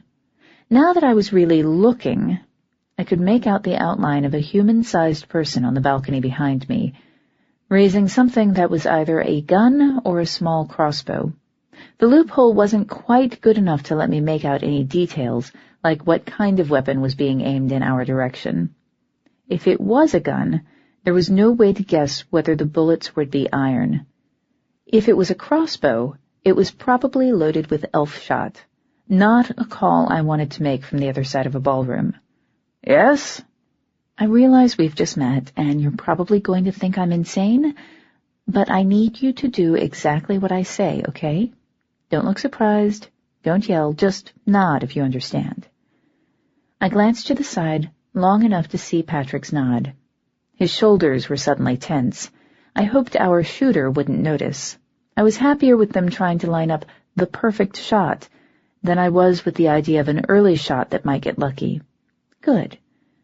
I'm going to hand Connor my glass, and then I'm going to tackle you. Don't fight me. Don't try to pull away. Connor, when I move, hit the floor. Don't turn, just dive. Toby, what? Trust me. I plastered a smile across my face as I turned to press my glass into Connor's free hand. Then I launched myself into Patrick, knocking us both to the floor. I heard, rather than saw, Connor following us down. He dropped the wine glasses as he fell, and they shattered when they hit the marble, sending glass shards flying in all directions. There was another far more ominous sound at the same time, the zing of an arrow passing over my head. Someone screamed, and the ballroom dissolved into chaos. People scattered, putting distance between themselves and us as quickly as they could. I ignored them, holding Patrick down and counting to 10. When no further shots were fired, I pushed myself back to my feet, letting Patrick and Connor get up on their own while I turned back to the balcony. It was empty. Root and branch, I snarled. Toby? Alert the guards. That was an assassination attempt. I stalked over to the arrow, crouching next to it. It was only a few feet from where we'd been standing, the arrowhead buried in the marble floor at a depth many mortal bullets couldn't have managed. Fae munitions may be old-fashioned, but they're frighteningly effective. The shaft was polished, black-stained mistletoe, the generic option for elf shot. The stain might have been a clue if it had been any other color, since most noble houses keep a limited range of wood dyes on hand, but black is an assassin's color, and there's no noble house that doesn't occasionally feel the need for one of those. It wasn't going to do me any good at all. I reached for the arrow and stopped as the Lushak's shell suddenly burned cold, telling me that touching the wood with my bare hands wasn't the best idea. Anybody got a shirt I can borrow? Here, said Patrick, shrugging out of his leather vest and offering it to me. I nodded the thanks that fairy etiquette wouldn't let me offer aloud, before leaning over and carefully wrapping the vest around the arrow's shaft. You may want to step back, I said. This thing could be rigged to explode. On that cheery note, I gripped the arrow with both hands and pulled. The arrow came loose immediately, Not what I'd been expecting from something that traveled with enough force to bury itself in solid stone. I staggered backward, barely managing to keep from toppling over. Once I was sure I was stable, I raised the arrow to my nose and sniffed, looking for any lingering traces of magic. The wood smelled acrid. It was a bottled spell, and unfortunately, it was a familiar one. "Elf shot," I said, disgusted. Connor was suddenly behind me, the air crackling with the salty scent of his magic as it gathered in response to the potential threat. "Are you all right?" I stood, giving him a reassuring nod before turning to Patrick. I shifted the position of the vest so as to expose as much of the arrow as possible without actually touching the thing. "This is fletched with owl feathers," I said. "Does it match any design you recognize?" "No." He was pale but standing, and he looked like he was staying reasonably calm. That was good. The last thing I needed was a hysterical ducal consort. "It's nothing I've seen before." The crowd was continuing to shrink. Many of them were already gone, pouring out the doors in a panic. I just hoped the Queen's Guard would be smart enough not to let them leave the now. Speaking of the Queen's Guard, "Where the hell are the guards?" I asked. "They should be here by now." "Better question, who the hell are you?" The questioner shoved herself between us, expression challenging me to give her something to get pissed off about. I didn't have to know who she was to know that wouldn't be a good idea. It's not a good idea to bait anyone who looks that ready to take your head off. She was black-haired and dark-eyed, with skin the color of clean sand and delicately pointed ears that weren't shaped quite right for her to be Dunya She. Narrow slits that I recognized as closed gills ran along the sides of her neck. Her dress was deep blue velvet over white samite, trimmed with pearls and bits of polished shell, and she wasn't wearing shoes. That, as much as the way she reached for Patrick's hand, told me who she had to be. "Duchess Lorden." I bowed, holding it just long enough to be polite. The Marrow are one of the few purely undersea races that can take a bipedal form, even if it's difficult for them to maintain it for long. It made sense that she'd want to meet the Queen on equal footing, so to speak. "I'm Toby Daye." "What she's failing to mention is that she's the new Countess of Golden Green, and that I'd be sleeping for 100 years if not for her," said Patrick, letting Dianda take his hand. "Please keep that in mind, Daye." "I thought you'd prefer him unventilated," I said. Perhaps ill-advisedly, but I've never been good at keeping my mouth shut. Dianda's eyes narrowed. "How did you become Countess of Golden Green? I thought that now was sealed upon the Winter Rose's death." So the Undersea didn't share the aversion to admitting death existed. That was a nice change. If it weren't for the water part, I might have been tempted to start attending their ice cream socials, or whatever it was they did down there.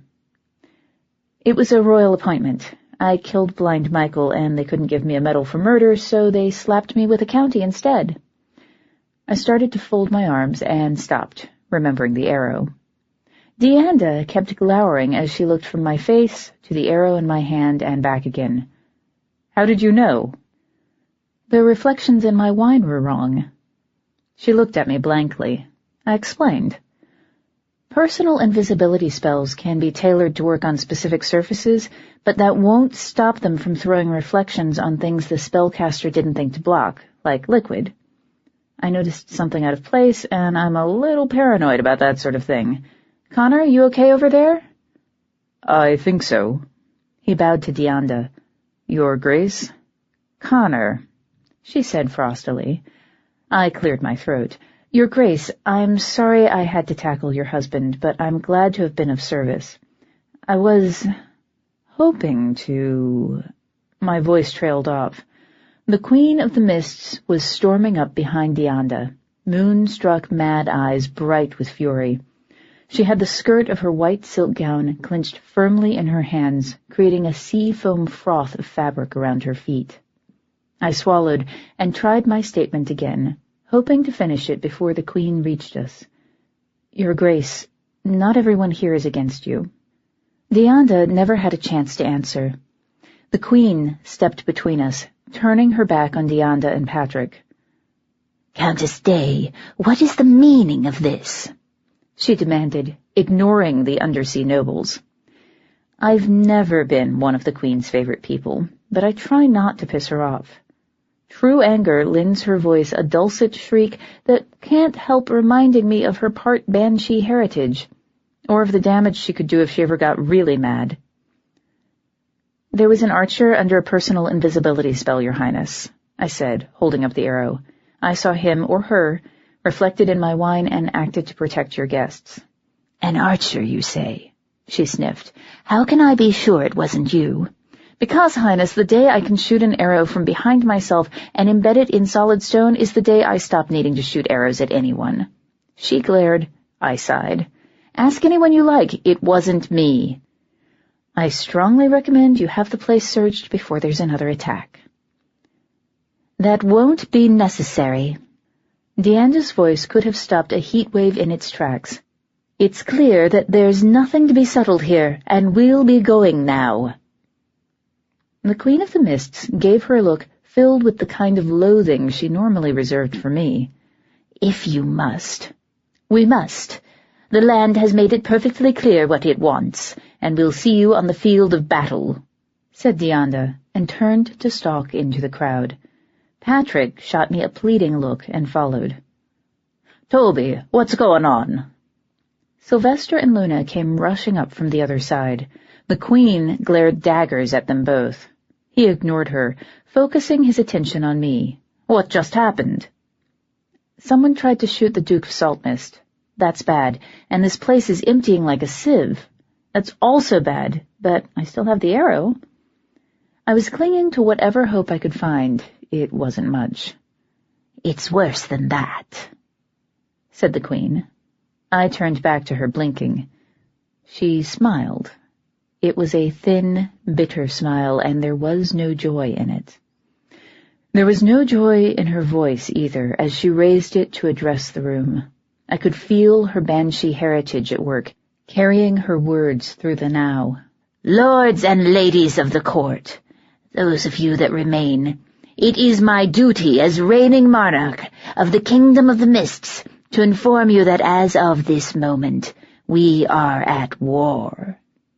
Her smile twisted, warping until it was practically a grimace.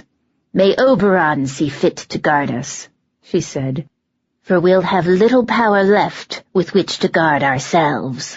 6. The silence following the Queen's announcement was broken only by the sound of skirts rustling and shoes scuffing against the floor. Then the whispering started. It was soft at first, but it swelled rapidly to a fever pitch as the Queen's final words sank in. I kept my eyes on the Queen.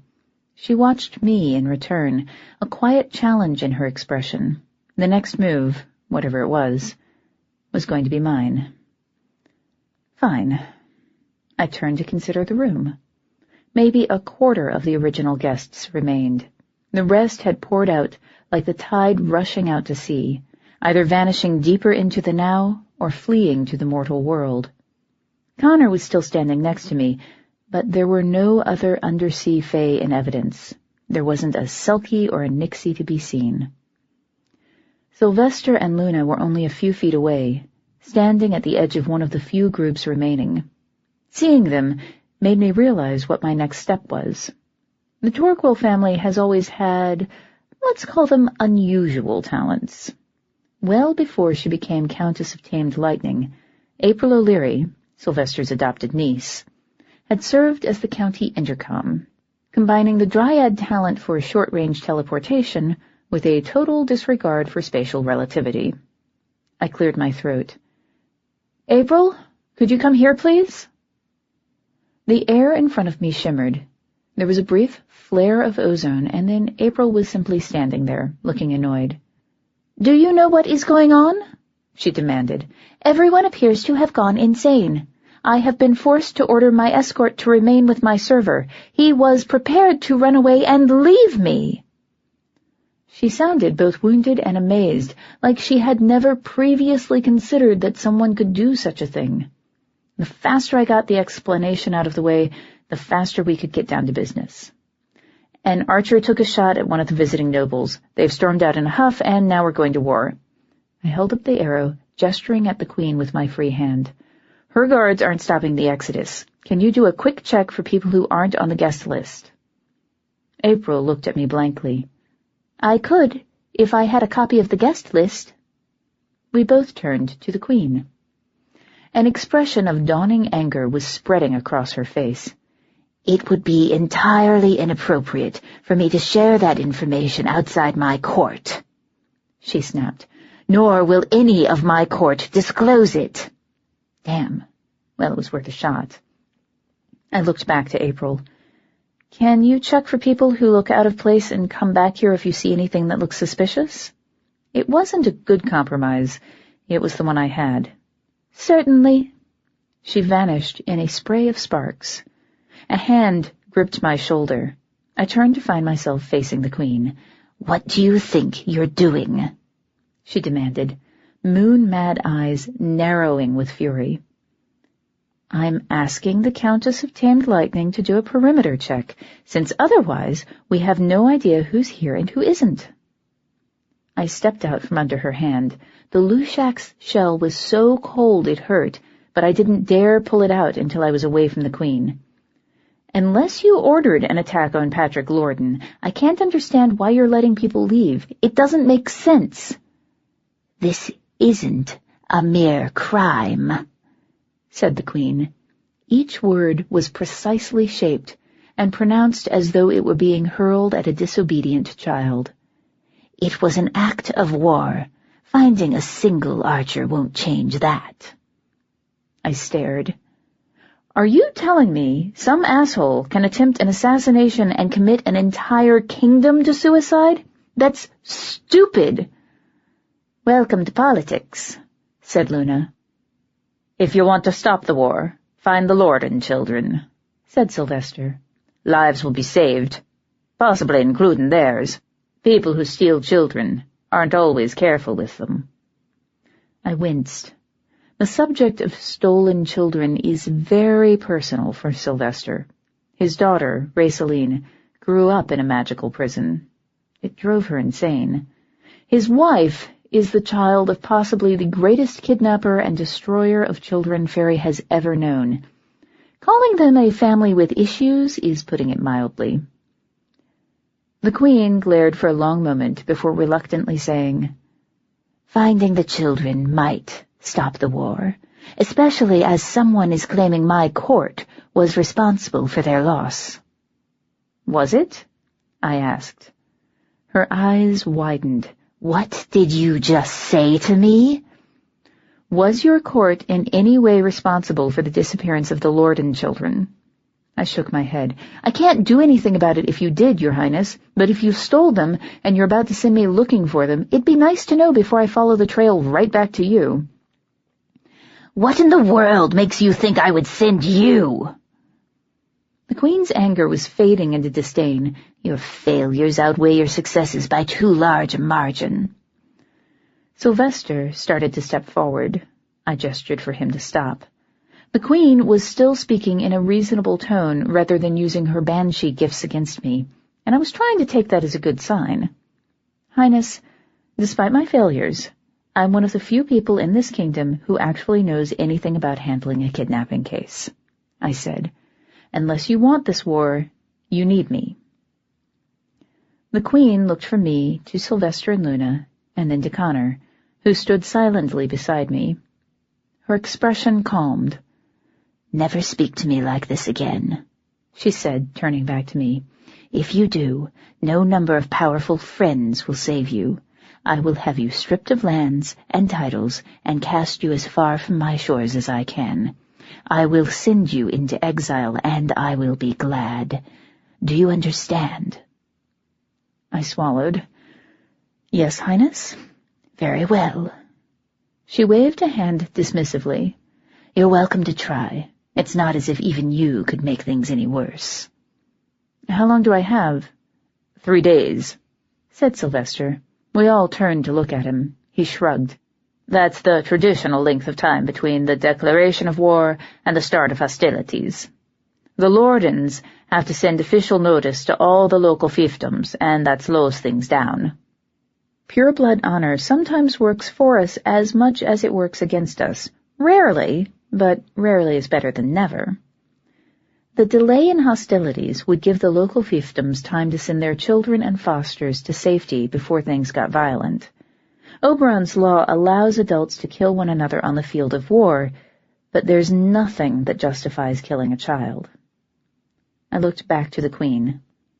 I'm going to need the authority to question your court, Highness. Her eyes narrowed. Are you questioning me again? No. I'm asking to question the people under you. No matter how stainless your honor is, the people who work for you may be less admirable. The Queen hesitated before nodding once. Provided you ask no more than is necessary, you may speak to them, starting at dusk. Dusk tomorrow? But that's hours from— I told you not to question me, Daye. There was a dangerous edge to her voice. My people need time to calm themselves and send notice that war is coming, and it is coming, unless you've somehow gained the power to perform miracles on demand. I'll let you play your little detective game, but mark me, this will be settled on the battlefield. She looked around our group. How far Faerie has fallen that you, all of you, would stand here while this mongrel bitch challenged my authority. I rejoice that Oberon isn't here to see this. My grandfather would approve of Countess Daye's actions, said Luna softly. The Queen stopped. None of us are quite used to thinking of Luna as the daughter of two firstborn, and more, as someone who knew Oberon personally, as a loving grandparent, in the days before his disappearance.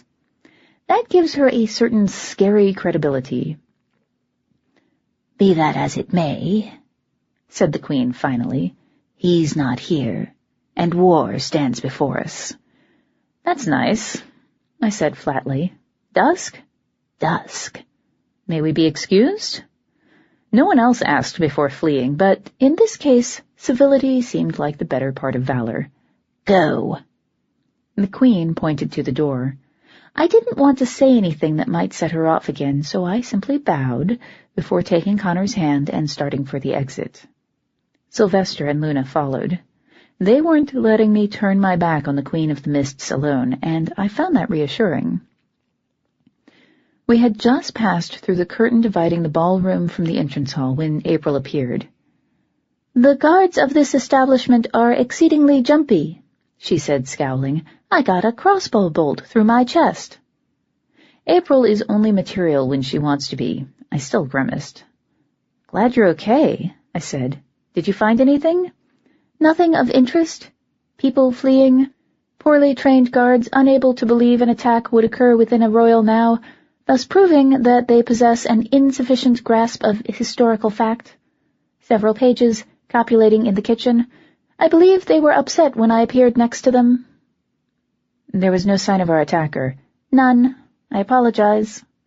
"It's okay. You did your best." I looked to Sylvester. "Sylvester?" "I know. Do you really think you can find the boys?" "Probably not, but a girl's got to try." "I hope so. If I can't, will we really go to war?" "You've never seen a war, have you?" Luna glanced at her husband. "I always forget how young she is." "I'm more than 50 years old. By human standards, I'm middle-aged. By Fae standards, I'm little more than a highly precocious child. I haven't had the privilege." "It's not a privilege," said Sylvester. His voice was soft. "It's the worst thing in our world. Consider yourself fortunate that it's been so long since the War of Silences. I fought there. Part of my heart has never left that battlefield." "Oh, Oak and Ash," I said, "I'm so sorry." The Kingdom of Silences meets the Kingdom of the Mists within a mile of where the state of Oregon meets the state of California. The War of Silences was fought there shortly after King Gilad died. The Tylwyth Teg, who used to rule in Silences, didn't like the proclamations our new queen was making, and when diplomacy failed, they decided to overthrow her. What they didn't count on was the Mists having an army of its own. The war lasted 6 days. Hundreds died on both sides. When Faerie goes to war, the night haunts eat very, very well. When the dust cleared, the ruling family of Silences was broken, their heirs scattered, and their army banished by the man who took the throne, a man who, coincidentally, used to be a baron in the Court of the Mists. We've had good relations with the Kingdom of Silences ever since. Of course, it's not that hard to have good relations with a puppet government.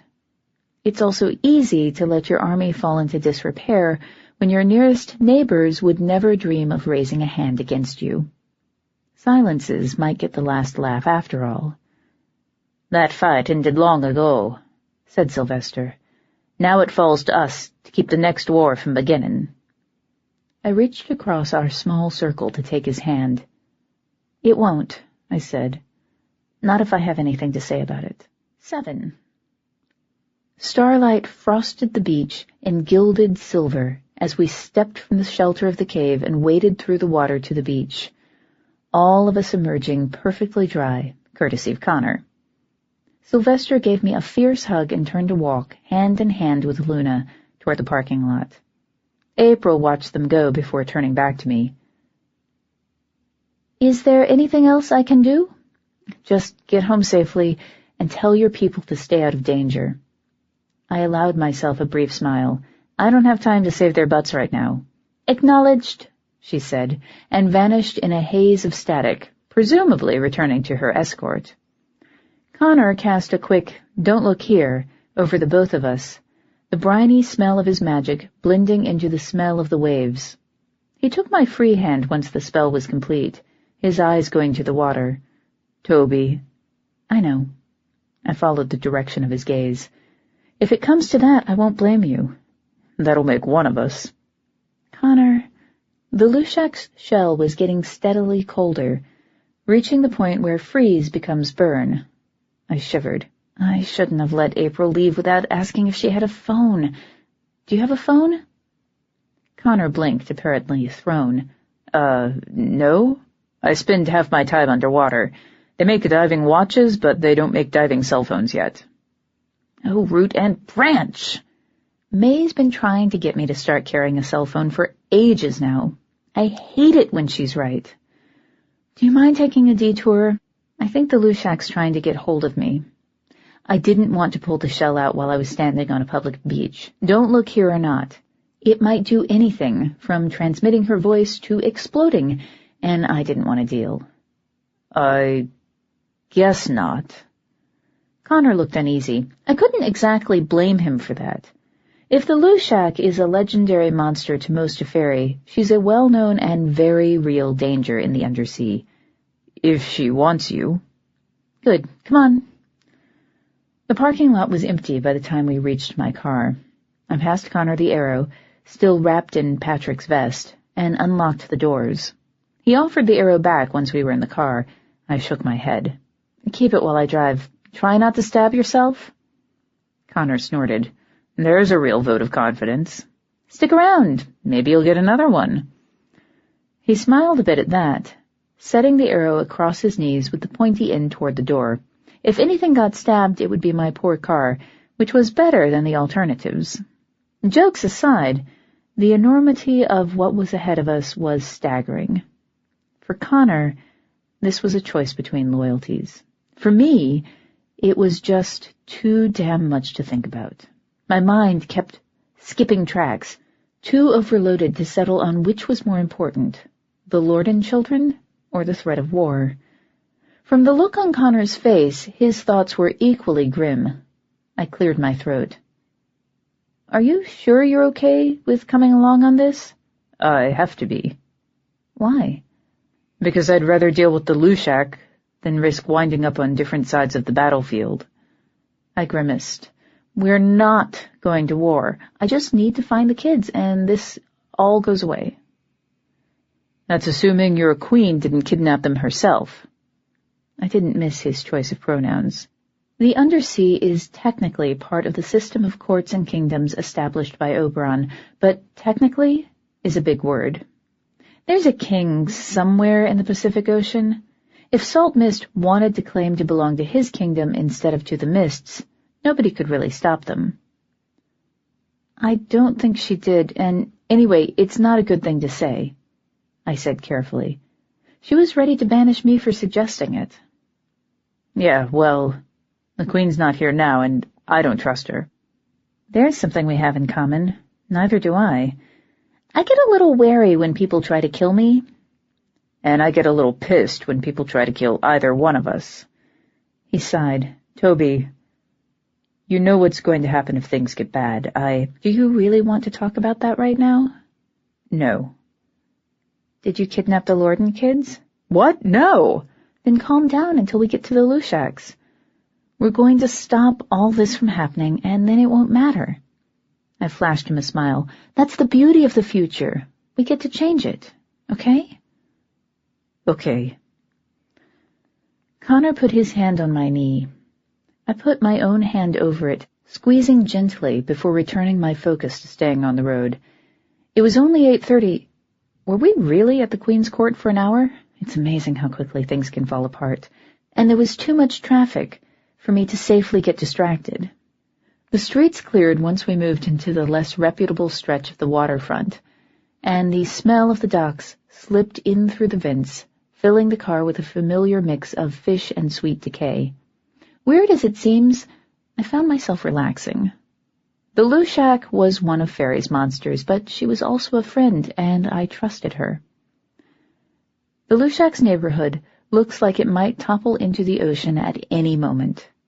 The people who live there tend to be the poorest of the poor, the ones who don't have any other choice.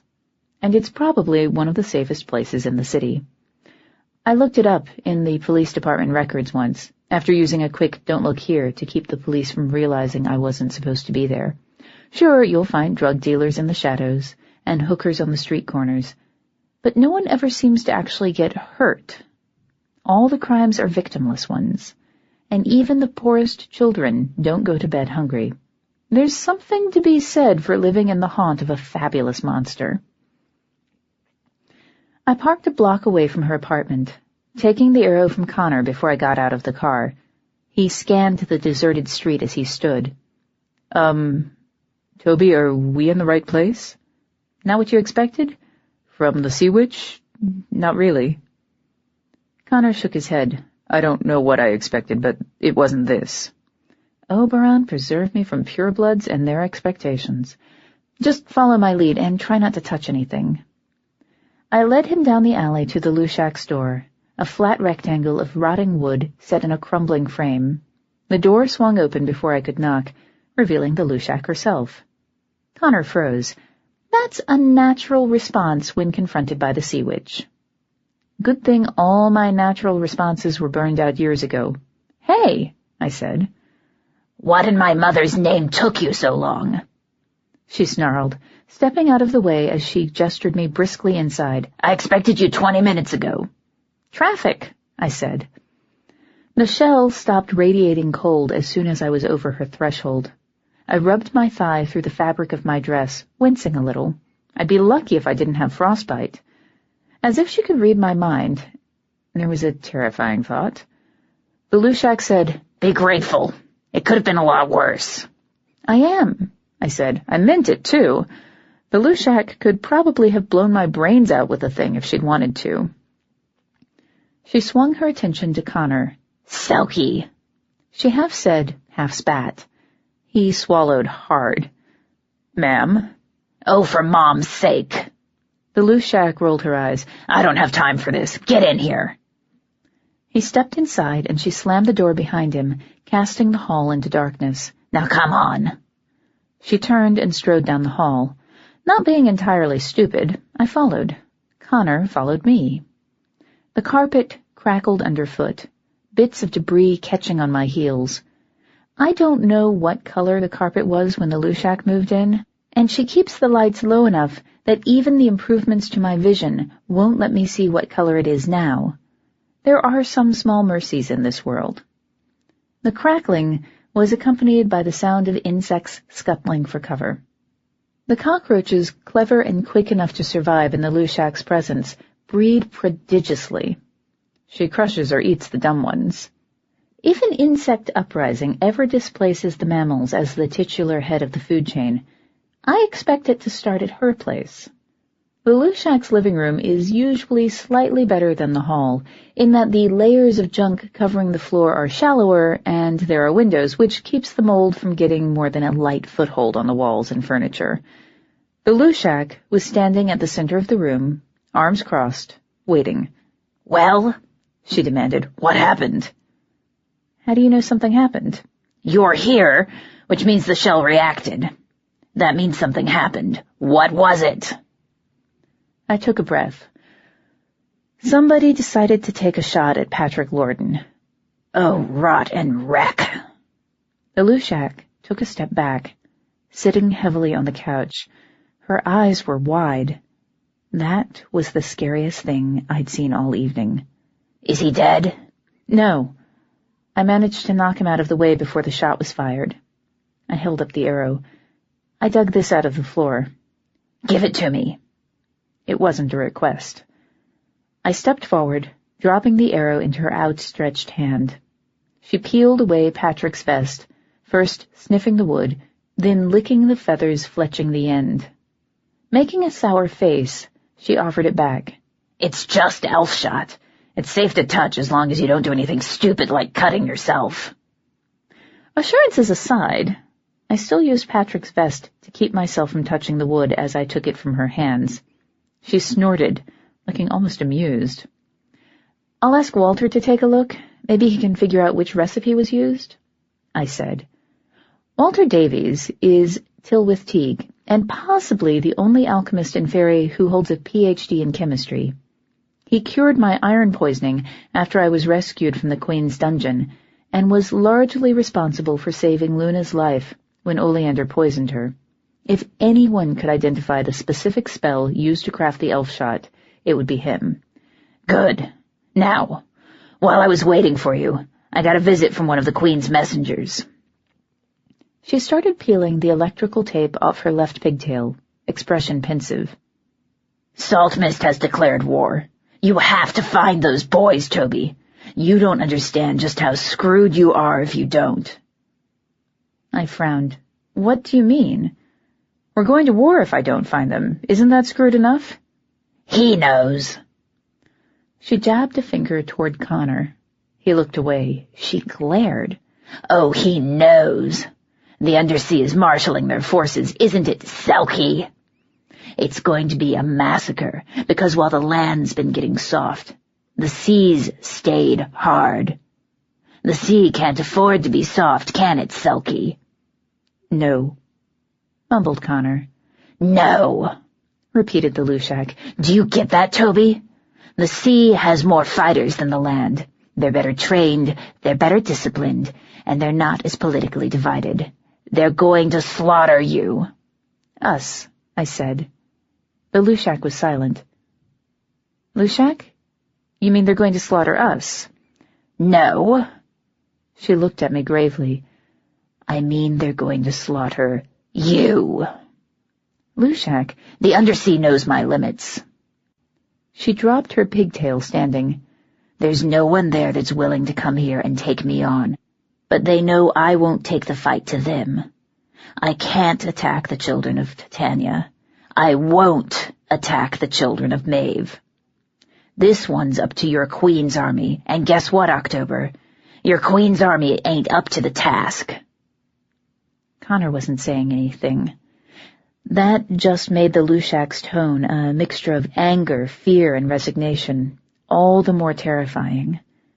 I squared my shoulders, trying to ignore the fact that I was standing in the apartment of the Sea Witch, wearing a fairy tale prom gown, waiting for the attack of the mermaids. "What do you want me to do?" "Find the boys. I assume the Queen tasked you with the same thing?" I snorted. More like I bullied her into allowing it, but yes. "Good. Now listen to me. If you find them, you must not take them to her. Bring them to me, or find a way to get them to their parents, but don't let her near them. I don't trust her to remember that the land can't win this war if she thinks she has the upper hand. All right. I shifted the arrow to my other hand. Anything else? One more thing. I've been scrying for the boys, and I can't find them. That's not a good sign. You don't have much time. I figured that out on my own. She pointed to the door. Then what are you still doing here? We're on our way out. I turned to go. Connor was right beside me, looking painfully relieved to be getting out of there. We were almost to the door when the Lushak called, "Oh, and Toby?" I looked back. Yeah? "You're going to need to bring me a shapeshifter soon, not him. Never bring a Selkie here again. They're not welcome." Something in her voice told me not to ask. If she said I was going to need a shapeshifter, she meant it. And if Selkies weren't welcome, she wasn't going to tell me why with Connor in the room.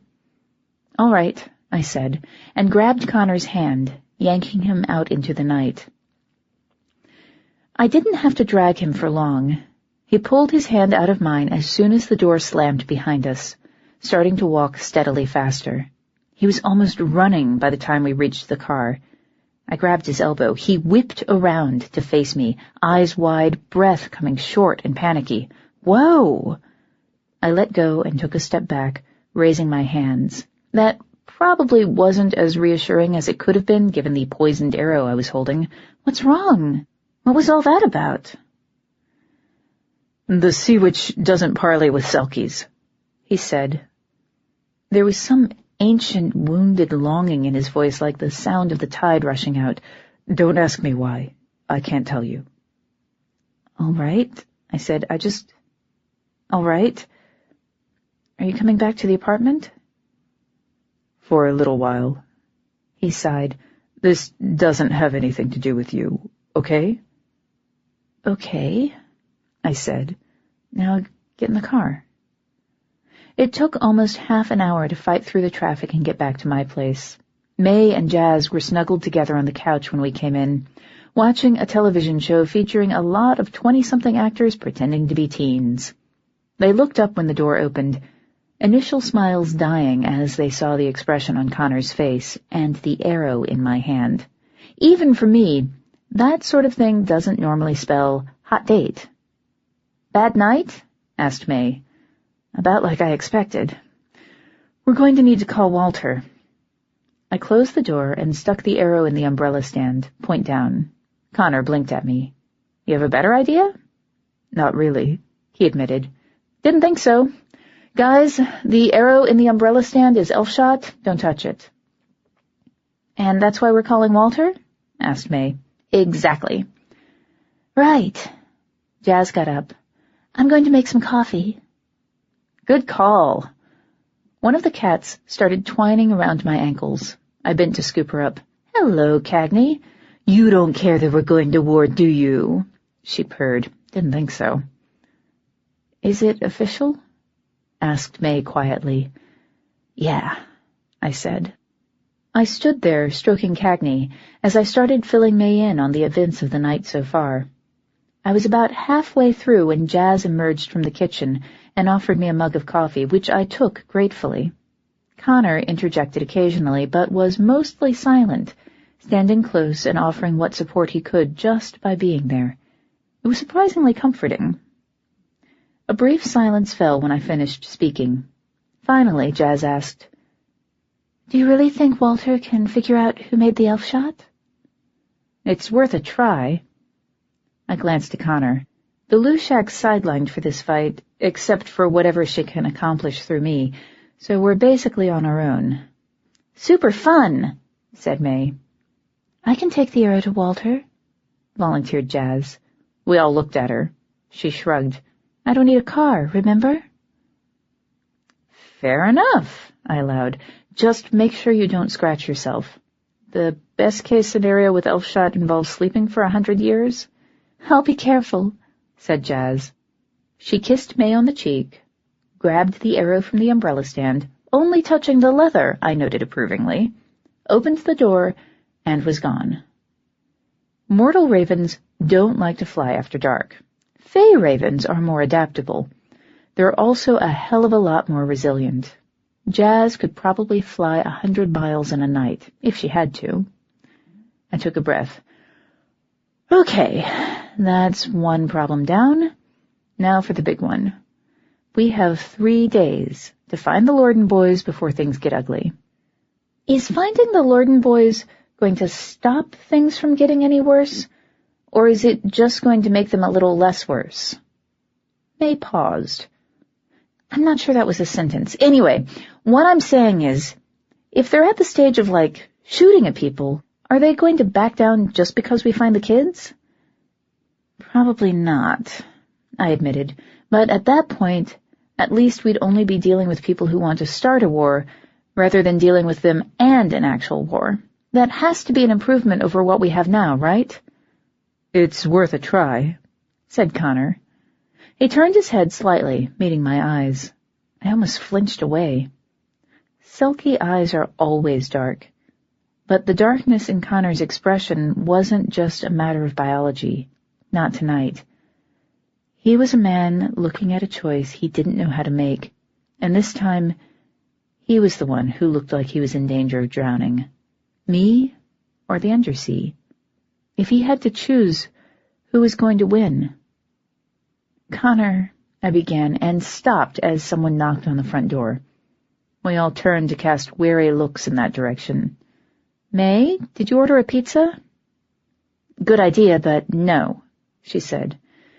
That's what I was afraid you were going to say. I put my coffee cup on the nearest bookshelf and walked to the door, calling, Who is it?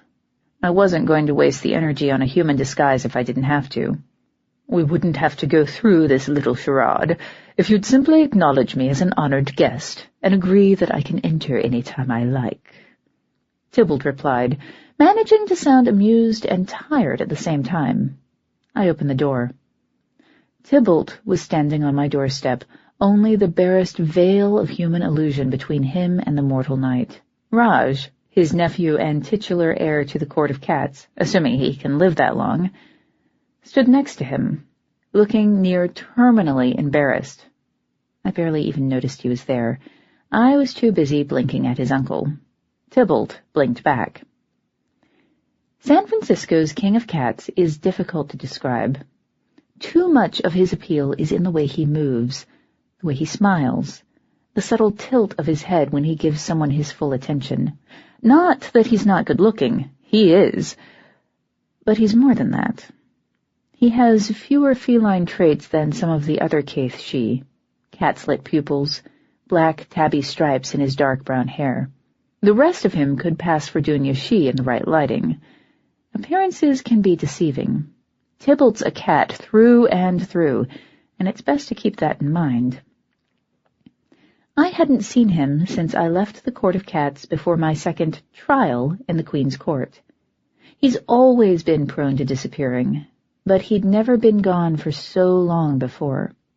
The last thing he said to me before I left was, "Come back to me." When I tried to do just that, I couldn't find him. The Court of Cats is open only to those the king allows to enter, and he'd locked the doors without telling me why. Now here he was on my doorstep, staring at me with an expression that bordered on amazement. Connor stepped up behind me, bringing the sharp smell of the sea in his wake, and more importantly, reminding me that he was there. I drew myself up, realizing as I did that I was still dressed for the Queen's Court. Well, that explained the staring.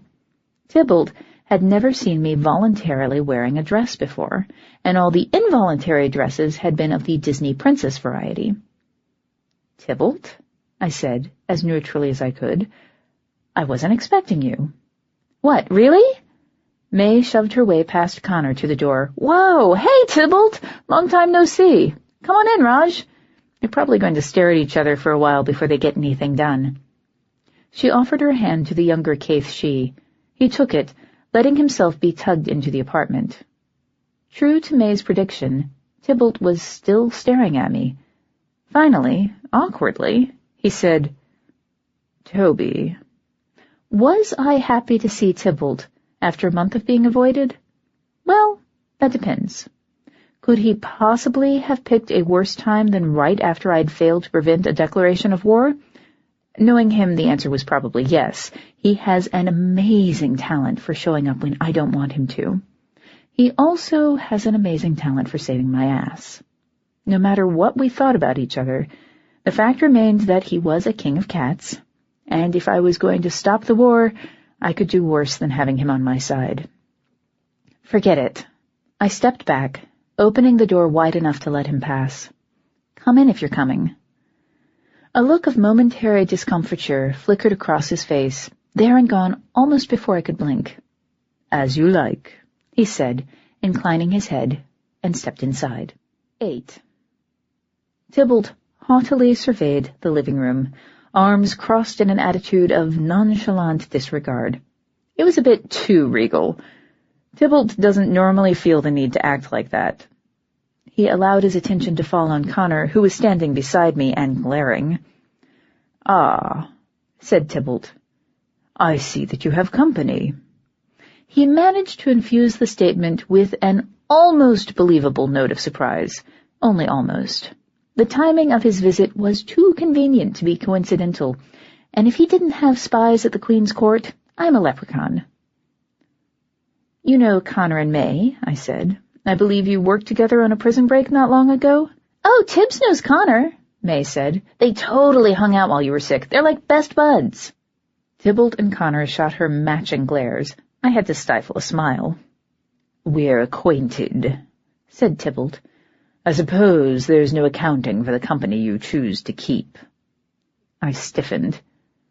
"Is there a problem?" asked Connor coldly. Being needled by Tybalt isn't fun, unless you have a serious urge to know what it's like to be a mouse. "I'm simply wondering why you're still on dry land, Odell," Tybalt replied. "Shouldn't you be putting on your water wings and preparing to slaughter us all? I believe that's your predetermined role in this conflict." "All right, that's enough." I scowled, taking a step forward and putting myself between them. "We don't have time for this. Now, both of you are going to behave and play nicely, or I will put you out on the sidewalk." Raj shot me a grateful look. Dominance fights are serious business among the Kaithshi, and if I let Tybalt start something in my apartment, I was going to be responsible for stopping it.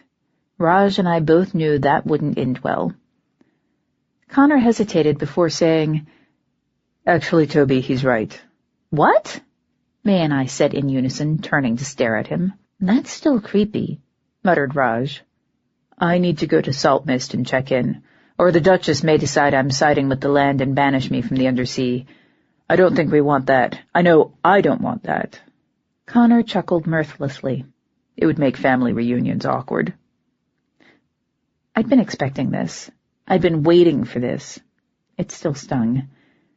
I bit my lip before saying, "If you're sure." "He's sure," said Tybalt. I shot a glare his way. He shrugged. "I'll be back as soon as I can," said Connor, and kissed me. There was a desperation in his embrace that was almost chilling. Whatever else was going on, Connor was a lot more scared than he was letting on. I touched his cheek when he pulled away. "Be safe." "You too," he said. He glanced around the room. "It was good to see you, May. Tybalt, Raj, good night." "Bye," mumbled Raj, looking mortified. "Open roads, Connor," said May. I walked him the 2 steps to the door, opening it again. "Open roads, Connor. Try not to get yourself killed out there. If you do, I'll kick your ass." "I'll hold you to that." He kissed my nose and was gone, pulling the door shut with a final-sounding click. I locked the deadbolt and turned to look at Tybalt, raising an eyebrow, and I waited. His satisfied expression faded by inches, replaced by apparently genuine awkwardness. "I didn't say he had to go," he said, "but you jumped on the idea with both feet." What are you doing here, Tybalt? Is this your way of returning all those messages I left you? Because seriously, I would have been happy with a phone call. I was busy. The last time I'd seen him, his court was in chaos following the deaths of several of his subjects, including Raj's mother. I softened slightly but kept frowning as I said, "Your timing sucks, Tybalt, just so you know." Tybalt narrowed his eyes, expression going from awkward to challenging. I met his gaze and held it. He looked away first. A messenger came to my court with news of the war. He said you seemed determined to involve yourself. It concerned me. Well, at least now I know what it takes to get your attention. Tybalt's head snapped around. Thorn and tree, October. That isn't fair. But you ignoring me is? You've got a weird definition of fair. All I wanted was to know that you were okay. May coughed. Okay, I'll be in my room if you need me. Please don't need me. Also, Toby, remember that the curtains aren't stain-proof, and Raj, if you need to hide, feel free to join me. She vanished down the hall. Her door slammed a moment later. Tybalt sighed. You're right. I apologize.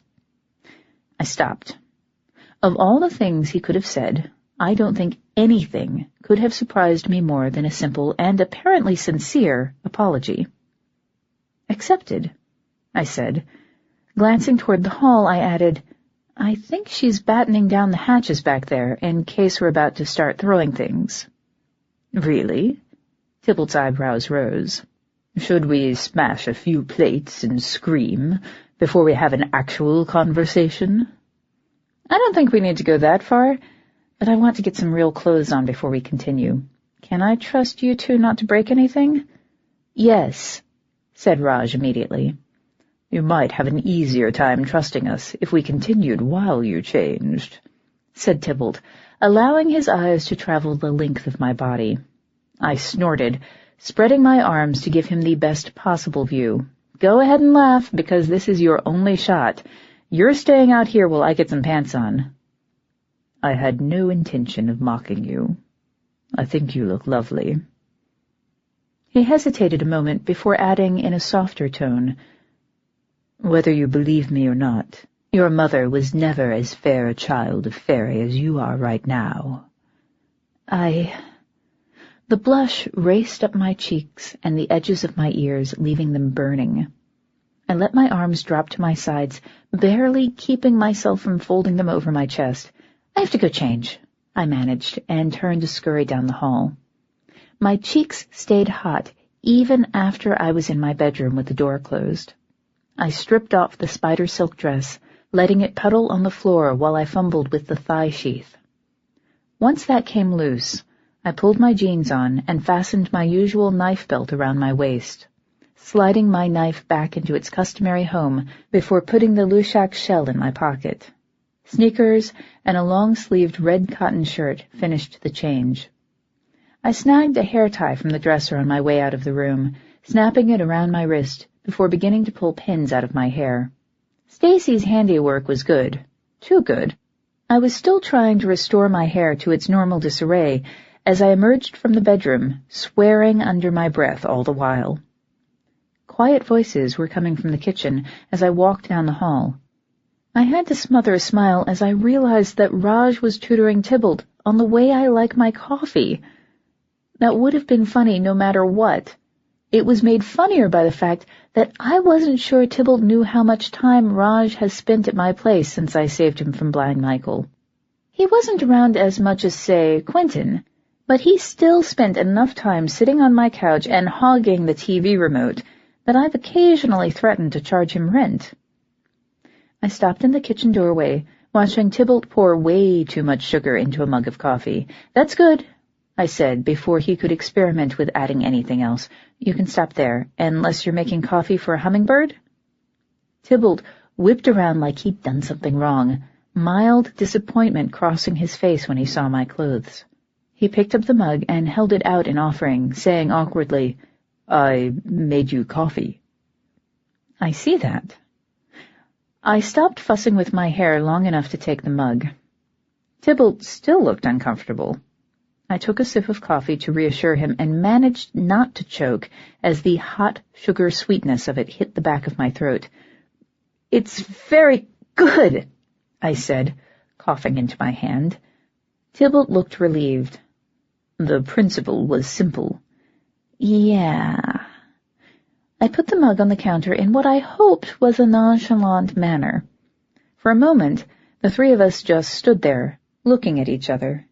I blinked, finally registering how underdressed Tybalt was, even by his own eclectic standards.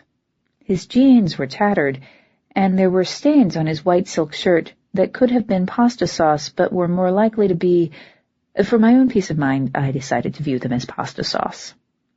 "So why are you really here?" I asked. "I understand worrying about the war, but shouldn't you be consulting with someone who has, I don't know, an army?" "That is why I'm here," said Tybalt. "Golden Green is on the coast. How are you planning to defend your people?" My stomach flipped over. Oh. Mortal geography and Summerland's geography aren't always a perfect match, but the major things, like coastlines, usually translate. The mortal doors to Golden Green are anchored on the edge of the cliff behind the Palace of the Legion of Honor, and the actual buildings that make up the estate are right on the water. The Now has no natural defenses, and the inhabitants aren't exactly warriors. "My people will stand with yours, if you'll have us. 1 Caith she is worth 10 of any other breed." I gaped for a stunned moment before stammering, "Oak and Ash, Tybalt, why? I'm not turning you down. I just don't understand why you're offering." "We'll have to fight, no matter what, if this war gets bad enough. We have too many friends among the courts to simply close our doors until the chaos passes," Tybalt said. "If we fight with you, at least we're fighting for something." "And your people are okay with this?" He blinked, looking bemused. "Why wouldn't they be? I'm their king." "Right." I rubbed my forehead. "The offer is very kind." "Will you accept?" he asked. Tybalt wasn't bothering to conceal his anxiety. I blinked, glancing at Raj. His expression matched his uncle's line for line, and I suddenly understood why Tybalt was so concerned. They expected me to refuse. They thought I was going to try to hold Golden Green alone, all because I was mad at Tybalt for ignoring me. They were here because they didn't want me to die. I forced a smile and said, "Of course I will. Thank you." Tybalt's offer was almost a binding contract in and of itself, but my thank you eliminated the almost. It wasn't the first time I'd thanked him for something. That happened in a dark alleyway years and miles from where we were standing now. But it was the first time I'd meant what I was saying. He blinked once, clearly surprised. Then he smiled, all the awkwardness and hauteur vanishing, so that only Tybalt was left. "You're welcome," he replied. The last time he looked at me like that, I'd just recovered from iron poisoning after being rescued from the Queen's jail. Then he disappeared on me for a month. I took a breath, not sure what I was going to say, but certain that I needed to say something, anything, to keep him from vanishing again. The phone rang. I caught myself. I'd just come frighteningly close to reaching out to a man whose motives had never been clear to me, and still weren't. With everything that was going on, that was the last thing I could afford to do. "Excuse me," I said, stepping quickly away. "I need to get that." I turned my back on them as I grabbed the phone. Bucer's voice was immediately in my ear, announcing, "I cost $200 an hour, cash on the barrel, and I don't do anything that might get violent." "Hello to you too, Bucer," I said. "How about I give you $50 for answering some questions, and I don't get violent?" "Sounds fair," he said, without hesitating. "How's it been, Toby? Long time no hear. Word on the street says you've moved on to pissing off bigger and better folks. If you mean the Queen of the Mists, yeah. I've managed to get on her bad side a time or two. What do you know about what's going on with the Undersea? I know I'm hopping on the next bus bound for Denver. I figure the fish aren't likely to push it all the way up into the mountains. The kidnappings, Bucer. Somebody's kidnapped the sons of the Duke and Duchess of Saltmist, and that's why we're having all this trouble. Do you have any idea who that might have been? It wasn't a surprise that he was already planning to get out of Dodge. That sort of self-interest was exactly what Devon tried to instill in us when we worked for him. Obviously, it worked on some of us better than on others. Bucer hesitated. I don't know if I should. $100 cash tonight. He sighed. Word on the street is that it wasn't any of the crew that's been working this kingdom in the last couple of years. I turned to lean against the counter, bringing Tybalt and Raj back into view. They were watching me, not making any attempt to hide their eavesdropping. That was fine. It would save me time when it came to getting them up to speed. So you're saying it was someone from outside the kingdom? Not exactly. He hesitated again, longer this time.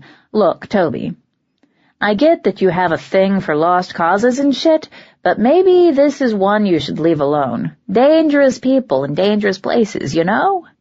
$200 cash. He took a deep breath, and then, reluctantly, he said the last thing I wanted to hear. The folks that might know, the ones you'd think would get hired for something like this. They're saying a little redhead girl did the deed. Came around the markets, dropped some cash in some pockets, and then poof, the kids were gone. A little redhead girl. Did they have anything else to say about her? I asked, through lips that felt suddenly numb. You don't want to know this. Answer the question.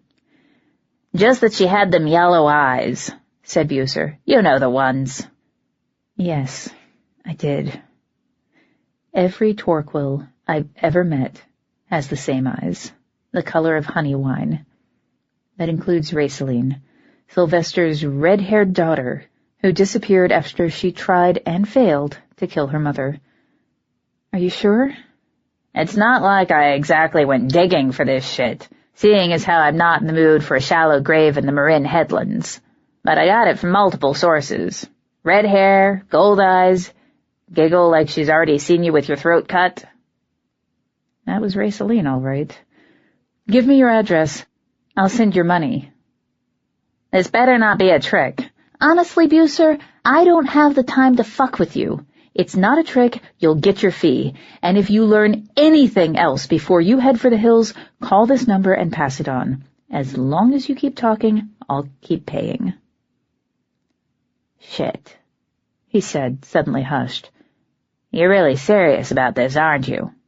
Unfortunately, yes. Cash? Cash. He gave me the address.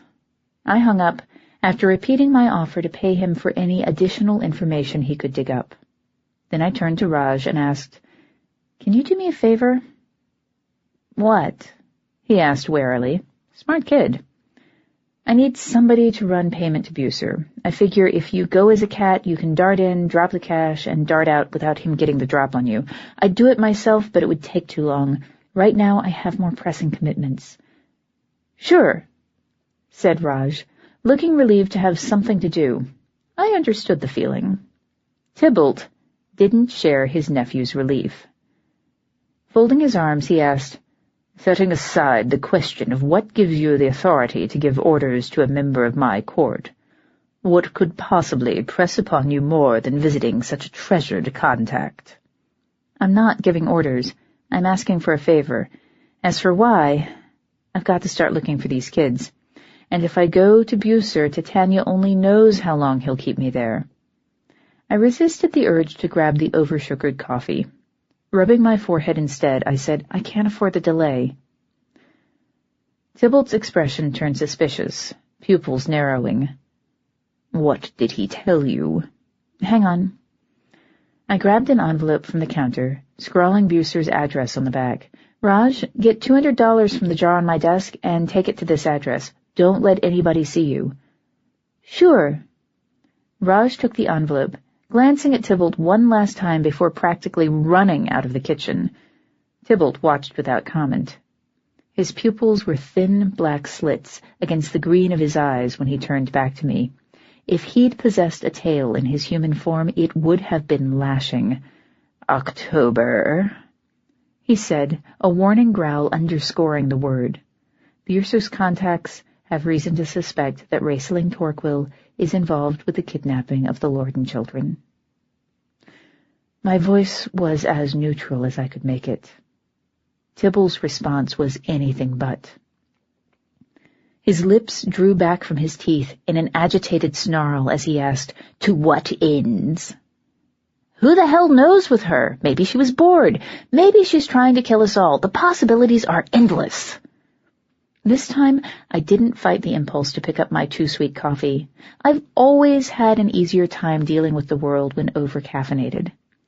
I need to go to Shadowed Hills. I have to talk to her parents. I also needed to search the rooms she used to share with Connor to see whether there was anything there that could tell me where to start hunting for the boys. "I'm coming with you." "What?" I blinked. "Why?" "Her intentions toward you have been well established by this point. Unless you can somehow interpret her attempts to have you executed for murder as a gesture of friendship. What sort of ally would I be if I allowed you to chase after her alone? A less confusing kind of ally for a start. Tybalt, if you're under the assumption that this is negotiable, I suggest you reconsider. I'm coming with you. The only question is whether we travel together or apart." There was cold amusement in his smile. "I bet I can even beat you there." I eyed him. He looked calmly back until I sighed and moved to grab a thermos from the cupboard. If I mixed my over-sweetened coffee with the rest of the pot, it might be halfway drinkable. Fine, whatever. Just try to stay out of my way. There is nothing less obtrusive than a cat. Uh-huh. I decided to leave that one alone. I should also go back to the Lushaks. I have the feeling I'll be visiting Saltmist in person soon, and that means I need to be able to survive underwater. I couldn't suppress my shudder. I have water issues. I used to be a bubble baths and beaches kind of girl, but spending 14 years as a fish sort of changed my outlook. It's strictly showers these days, and I'm happiest staying inland. Tybalt raised an eyebrow. "Is she having difficulties with her telephone connection?" His tone indicated that he knew the Lushak's phones were fine. I grimaced. "I'd rather talk to her in person if I'm going to be asking her to do something for me. Besides, knowing her, she'll just tell me to come over if I call. It's harder to make me drink disgusting things when I'm not in her living room." "I see. And you're forgetting an errand." "I am?" "Unless you wished to let my people invade your now without warning those already there. A second war could be amusing, but probably unproductive." Images of Marcia trying to shoo the entire court of cats out with her broom filled my head. I sighed. Right. Adding a stop at Golden Green to the agenda. "Well then," Tybalt straightened, "with so much to do before tomorrow night, we should be underway." True enough. I poured the contents of the coffee pot into the thermos. They fit nicely on top of my original mug of coffee. If you're planning to be underfoot all night, you can get me the milk. "As you like." Tybalt opened the fridge and pulled out the milk. Our fingers grazed when I reached for the carton. I felt my ears go red, and Tybalt smiled, a slow cat with a canary expression that did its best to chase all thoughts of war and Connor from my mind. Connor. Oh, Oakenash.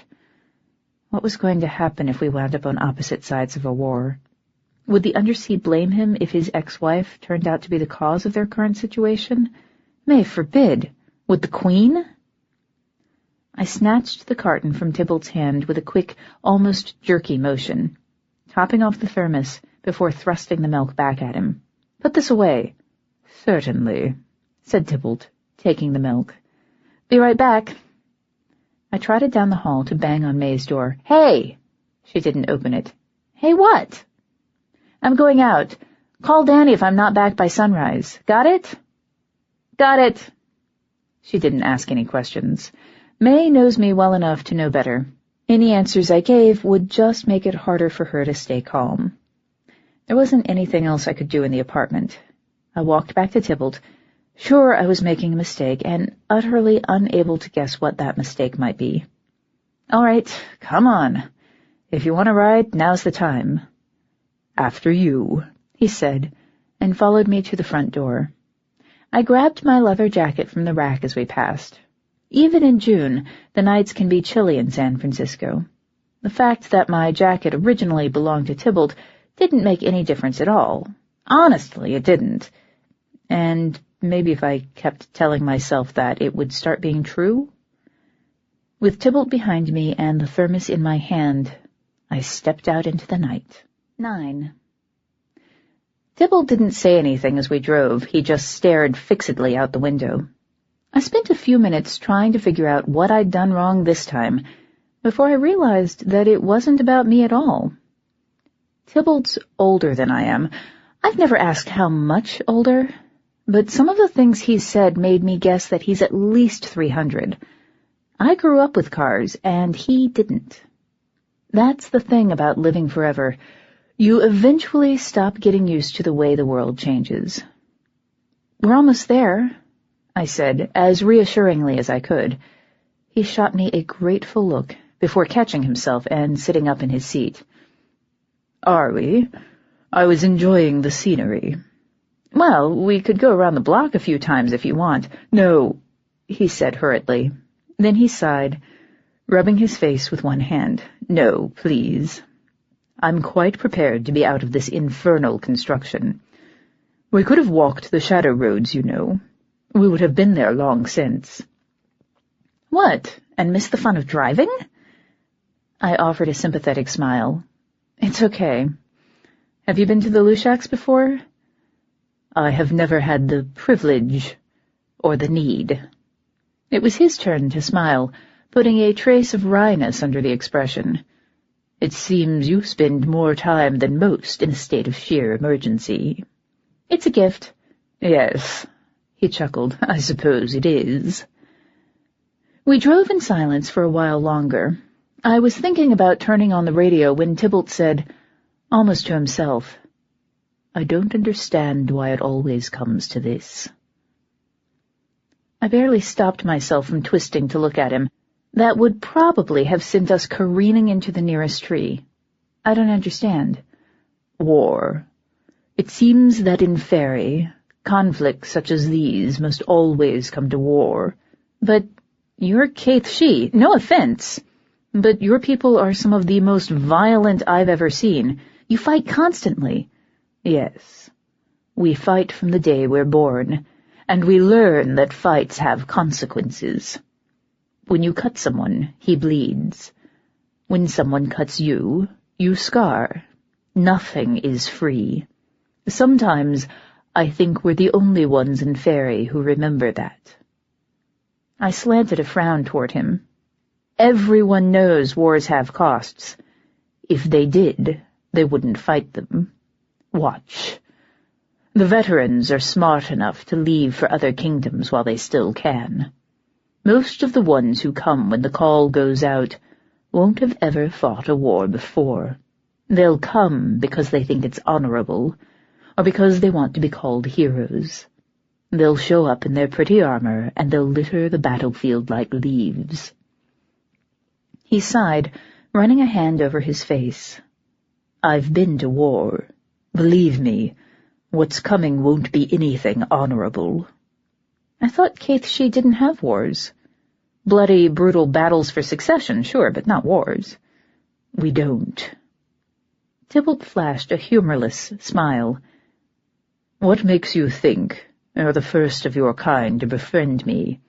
I'm older than you. I've had time to put some skeletons in my closet. It's the ones you buried in the backyard that worry me. My attempt at levity sounded flat even to my own ears. If we went to war, people were going to die. The joke pretty much killed the conversation. He shook his head, turning his gaze back to the window. I sighed and kept driving. Only a few blocks later, we entered the Lushak's neighborhood, and a thick fog that smelled like brine and ashes rose to envelop the car. The buildings that lined the street were dark, the mist blurring them into architectural ghosts. I was willing to bet that the Lushak's mortal neighbors, few as they were, had been gripped with the sudden desire to visit friends or relatives as far from the coast as possible, leaving their homes abandoned. I caught Tybalt looking out the windows in confusion, like he didn't remember where we were or what we were doing there. "This is a seriously good misdirection spell," I said. "It's a good thing she told it I was coming, huh?" Tybalt glanced at me, seeming briefly confused that I was there. The moment passed. "You're an ally," he said, shaking his head. "She's wise to remember that." "Maybe," I agreed, pulling up to the curb. Tybalt was out of the car before I turned the engine off. He stopped about 5 feet away, half bleached by the fog, and stayed there, shuddering slightly and taking large, shaky breaths. I took my time getting out of the car, giving him a chance to calm down. He jumped when I closed my door, casting another bewildered glance my way. Acting purely on instinct, I crossed to him and took hold of his elbow. His expression cleared, replaced by embarrassment. "I'm sorry," he said. "I forgot, briefly. I'm afraid that I forgot you were here." "Yeah, well," I shrugged. "I'm forgettable. You okay?" "No." He stepped a little closer as he scanned the fog surrounding us. "Perhaps you'd best keep your grip. This enchantment seems somewhat overfond of claiming me." "Not a problem." I started into the fog. "This way." "As you like." Tybalt let me pull him along. His footsteps made no noise on the broken, gravel-studded sidewalks, while I sounded like an entire invading army all by myself. "What, if anything, do you know about the Lordens?" "Patrick seems nice. Dianda was a little cranky, but I'd be cranky too if someone stole my kids and tried to put an arrow through my husband." I shrugged, kicking a chunk of glass out of the way. "Why? Do you have some great revelations to share?" "Not great, but they might be of use." His gaze went distant as he tried to put his next words in order. "The Duchess, Dianda, has reigned in Saltmist since before I moved to the Mists. She used to be seen in the courts quite often when Gilad was king. She's a traditionalist, of a kind, but unlike some, she's never preached separation of land and sea. That's part of why she married Patrick." "Only part?" Tybalt gave me a half-amused, half-exasperated look. "They fell in love," he said. "It does happen." I was grateful for the fog surrounding us. I could at least pretend he couldn't see me blushing. "Right. So what does that mean?" "It means she didn't take it well when people started shunning him, or when he started having accidents. King Gilad was an attendant at their wedding. He didn't just approve, he gave his blessing. But things changed when the new queen took the throne. It wasn't acceptable to be a land noble married to a sea duchess anymore. That's when Patrick renounced his titles." Tybalt started walking faster. I tightened my hand on his elbow. "Do you think you can find the Lushaks on your own?" I asked. He eyed me. "No," he admitted, then slowed down. Grudgingly, Tybalt slowed his pace. "That's better. Now, back to the Lordens. You're saying they had some resentment before some idiot decided to snatch their kids?" "They've had a long time to feel hurt and persecuted, and the Duchess has never forgiven easily." He cast a sidelong look at me. "That's something her court and mine have always had in common." I didn't know how to answer that. I didn't have to. We'd reached the Lushak's door. It was open. flooding the surrounding fog with warm lamplight, and the Lushak herself was sitting on the threshold, eating Ben & Jerry's fish food out of the carton. She stuck the spoon into the ice cream and stood when she saw us, flicking one electric-taped pigtail carelessly back over her shoulder. "I thought that was you," she said, "and you brought a friend. It's good to see you playing nicely with the other children, even if this isn't the best time to develop a social life." Tybalt folded a hand over mine as he offered her a cordial bow. "Milady of the Moors, it has been too long." "No, it hasn't," the Lushak replied, mildly enough. The last time they'd seen each other, he'd been helping to steal me back from Blind Michael, not exactly the sort of thing that inspires a lasting friendship. "Has the Court of Dreaming Cats declared alliance?" "Yes," he said. He didn't let go of my hand. The Lushak lifted an eyebrow, looking amused. "Is that so? Well, you're here now. I guess you might as well come in." She turned, heading into the hall. Tybalt and I exchanged a look before shrugging, almost in unison, and stepping inside. The door slammed shut behind us.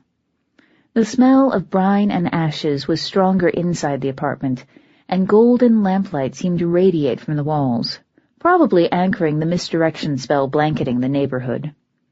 The light made the mess in the hall seem less severe, blunting the edges into an abstraction, like the treasure in a dragon's lair. The muck-colored carpet still crackled underfoot. I found that reassuring. The Lushak was settled on the couch in a disarmingly casual pose when we reached the living room. "Well?" she asked, around a mouthful of ice cream. "Why are you already back? Did you save the world or something?" "I'm still working on it." I sat down on an old wooden chest. It creaked under my weight. "Tybalt's here because the Caith She are going to help defend Golden Green, if things come to that." "Brave little kitty." She watched Tybalt pick his way across the floor, her gaze as flat and cold as a shark's. "You going to run out the moment things get difficult, cat?" "That isn't my intention," he replied, haughtiness warring with caution in his tone. Only the narrowing of his pupils betrayed how much her question annoyed him. "Cats may be fickle, but my word has value." "Good." The Lushak took another bite of ice cream, turning back to me. "You'd have called if that was all you had. What is it? And what do you want?" "I got some information from a glass-tick I know. He says the Lorden boys were stolen by a woman with red hair and yellow eyes. Know anyone who fits the description?" She was silent. I nodded.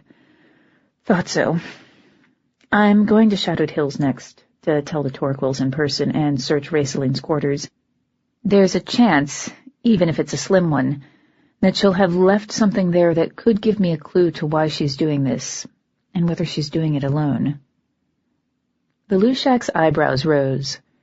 "You're thinking conspiracy?" "Does Raceline strike you as smart enough to pull this off without help?" "Smart, maybe. Stable? No. I'm surprised she can put her own shoes on without written directions." The Lushak took another bite of ice cream. Finally, she asked, "What else?" I took a deep breath. "I need to meet with the Lordens. Can you arrange it?" "I can," said the Lushak. "Your reputation may actually help for once, since everyone knows the Queen hates you. That's still not enough to make you come here, instead of calling me." "I missed your smiling face?" She lifted an eyebrow. "So much for that." "I don't think I'm going to be able to find the kids if I can't search the place where they were taken. That means I'm going to need a way to travel to Saltmist without drowning." The Lushak nodded. "I hoped you'd figure that out before I explained it to you. It comes easier this way." "Yeah, I guess so." The Lushak knows how much I hate water. More, she knows how much I hate having anyone use transformation magic on me, and even the simplest water-breathing spell is a kind of transformation. She'd probably been expecting me to pitch a fit. "There are ways for an air breather to survive underwater. Patrick Lorden proves that. But he gets his enchantments from his wife, and he doesn't spend much time in the open sea without her. You'll need something longer lasting." I'd worked out most of this for myself. That didn't make hearing it any better. Longer lasting? You're not coming with me? I can't. If I enter the water right now. She let the sentence trail off. The sea witch traditionally owes her allegiance to the undersea, said Tybalt. His voice was studiously neutral. I believe that if she were to enter the waters, she would not be able to return until this conflict was done. The Lushak nodded. Bingo. As I thought.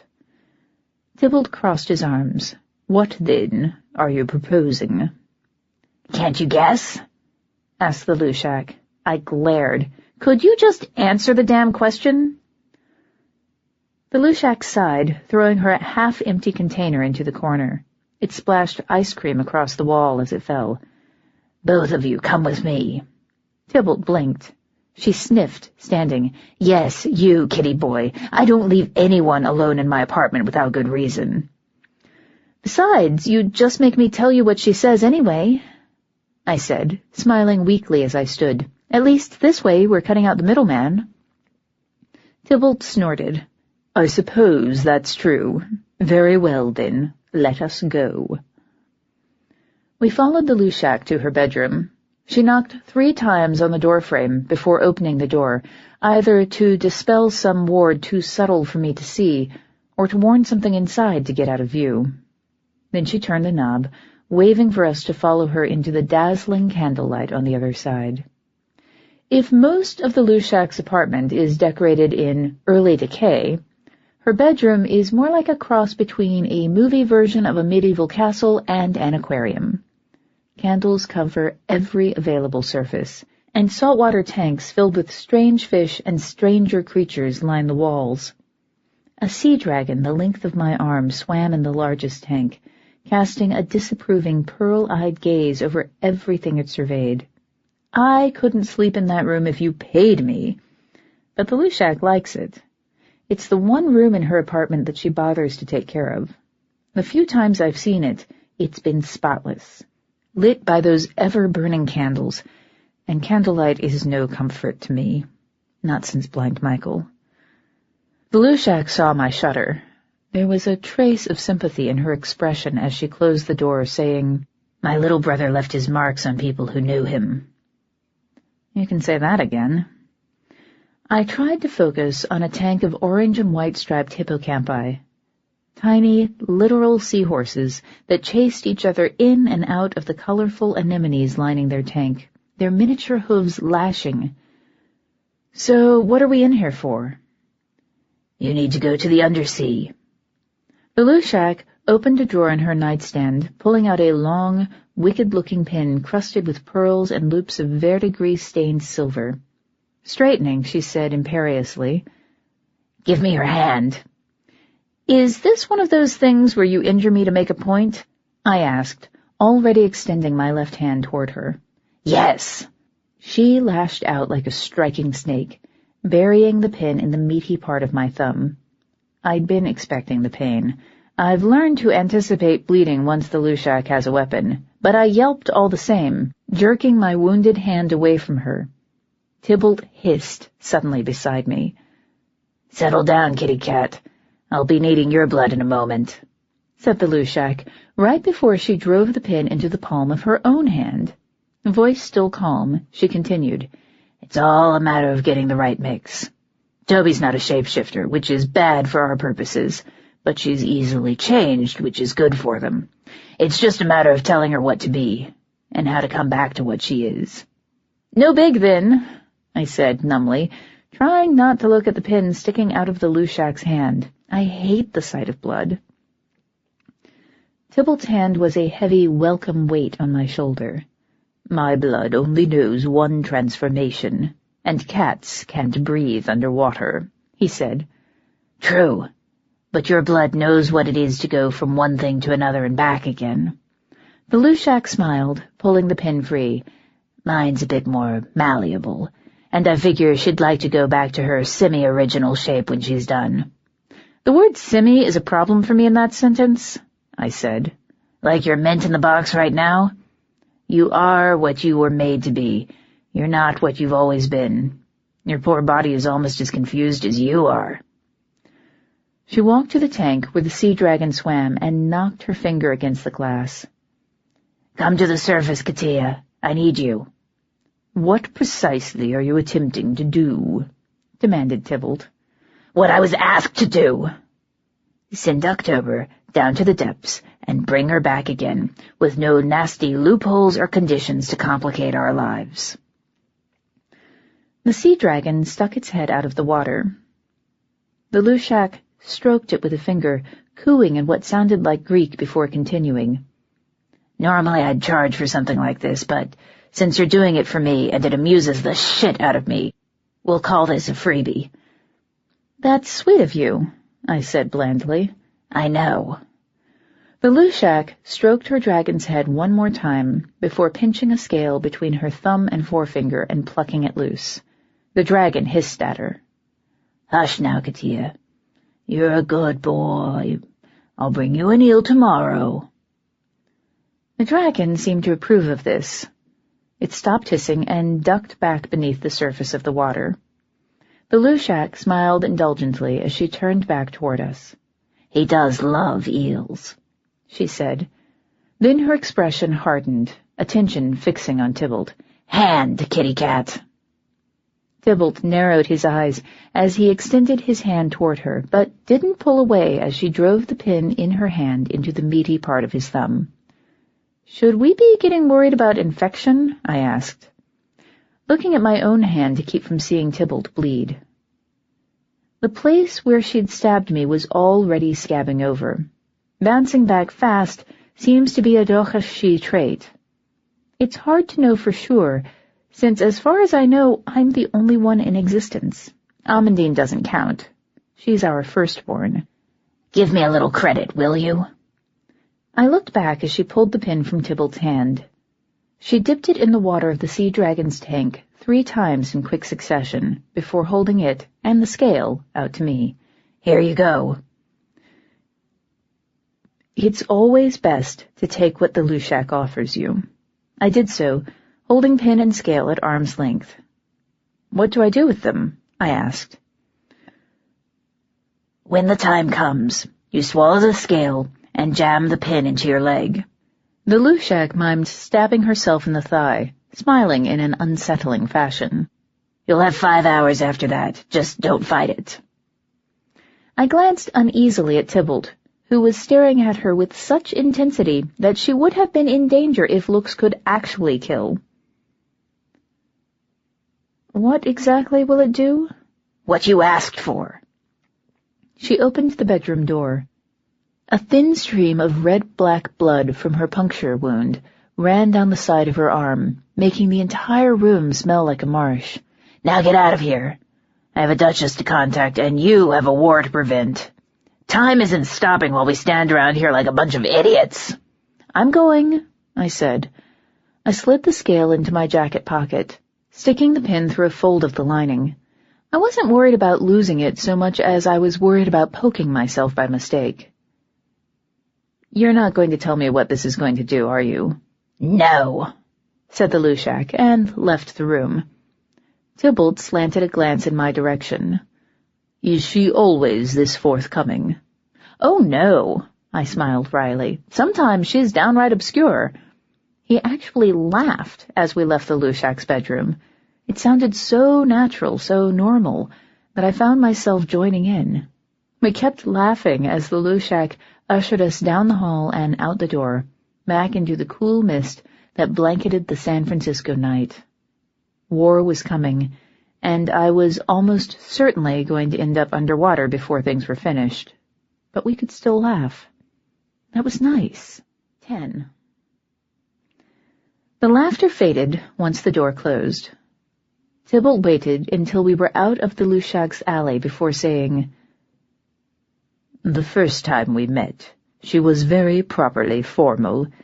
This time, she was very unlike what I had expected. She tends to have that effect on people." I drew my jacket a little tighter, shivering. I think she enjoys it. "She's only the second of the first that I have met," That I know of. There may be others hiding among us, choosing obscurity over infamy. I wouldn't be surprised. I gave him a sidelong look. Who was the first? Your mother. I grimaced. I'll never get used to that. The car appeared in the mist ahead of us. I quickened my steps. Come on. We need to hurry up and get to Golden Green if we're also planning to hit Shadowed Hills tonight. I glanced up. If you're coming. We've been through this, Tybalt said, somewhat sharply, and got into the car. I followed, occupying myself with buckling my belt, before looking up to ask him to fasten his. Then I stopped, just looking at him. Tybalt was sitting stock-still, staring out the windshield like a man on the way to his own execution. It was clear he didn't want to be there, but he wasn't willing to leave or take the shadow roads to Golden Green if I wasn't willing to go with him. He might hate the car, but he was sticking with me. That sort of loyalty is rare. You can ride as a cat if that would be better, I offered. I can listen to the radio. He almost jumped before twisting to stare at me. I was on the verge of taking back the suggestion as a bad idea when he nodded. That might be for the best. I don't think I like the car. Okay, I said, trying not to show my relief. I knew how much that admission must have cost him. Go ahead and shift down and we'll get going. Transformation is graphic and painful. Shapeshifting isn't. The smell of pennyroyal and musk filled the car, and Tybalt was gone, replaced by a tabby tomcat with one tattered ear. He stretched, tail twitching, as he dug his claws into the upholstery. Then he curled up, watching me intently. Sometimes I envy shapeshifters. They make it look so easy. I flashed Tybalt a smile as I started the engine. Besides, you're quieter this way. If he had a response, he wasn't willing to return to human form to deliver it. He yawned instead, displaying his teeth before closing his eyes. I smiled to myself and started the car. No rest for the wicked. Riding in cat form really did seem to soothe Tybalt's nerves. He stayed curled on the seat, alternately grooming himself and feigning sleep. Traffic in the city was light, and we made good time to the San Francisco Art Museum. All the lights were off inside. I'd been expecting that. It was way past closing time, after all. I parked the car in the deepest shadows I could find before prodding Tybalt. He rose and stretched, giving a few cursory licks to one paw. Then he looked at me expectantly. I raised an eyebrow. What? He looked from my door to his, flattening an ear. I sighed, unfastening my belt. Yes, oh, master. I got out of the car, walking around to open the passenger side door. Just hurry it up, okay? Tybalt leapt out onto the blacktop, the smell of pennyroyal and musk already gathering. He reared up onto his hind legs and was suddenly a man again, variegated hair in disarray. Slicking it back with one hand, he offered a fang-bearing smile before snapping his fingers and clothing himself in the glittering film of a human disguise.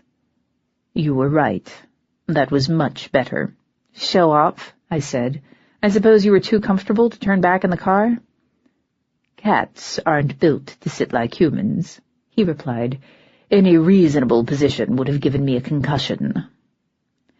The image of Tybalt smacking his head against the roof of the car made me smile. Fair enough. Come on. Will we be diving off any cliffs this evening? I smirked. Golden Green's least popular entrance requires walking off the side of the cliff and hoping you're in the right spot. Only the sulkies think this is fun. When they misjudge their entrance, they can turn into seals and enjoy the plummet to the ocean below. The rest of us? Let's just say that I have better taste in extreme sports. We'll be using the main entrance. I held up my keys.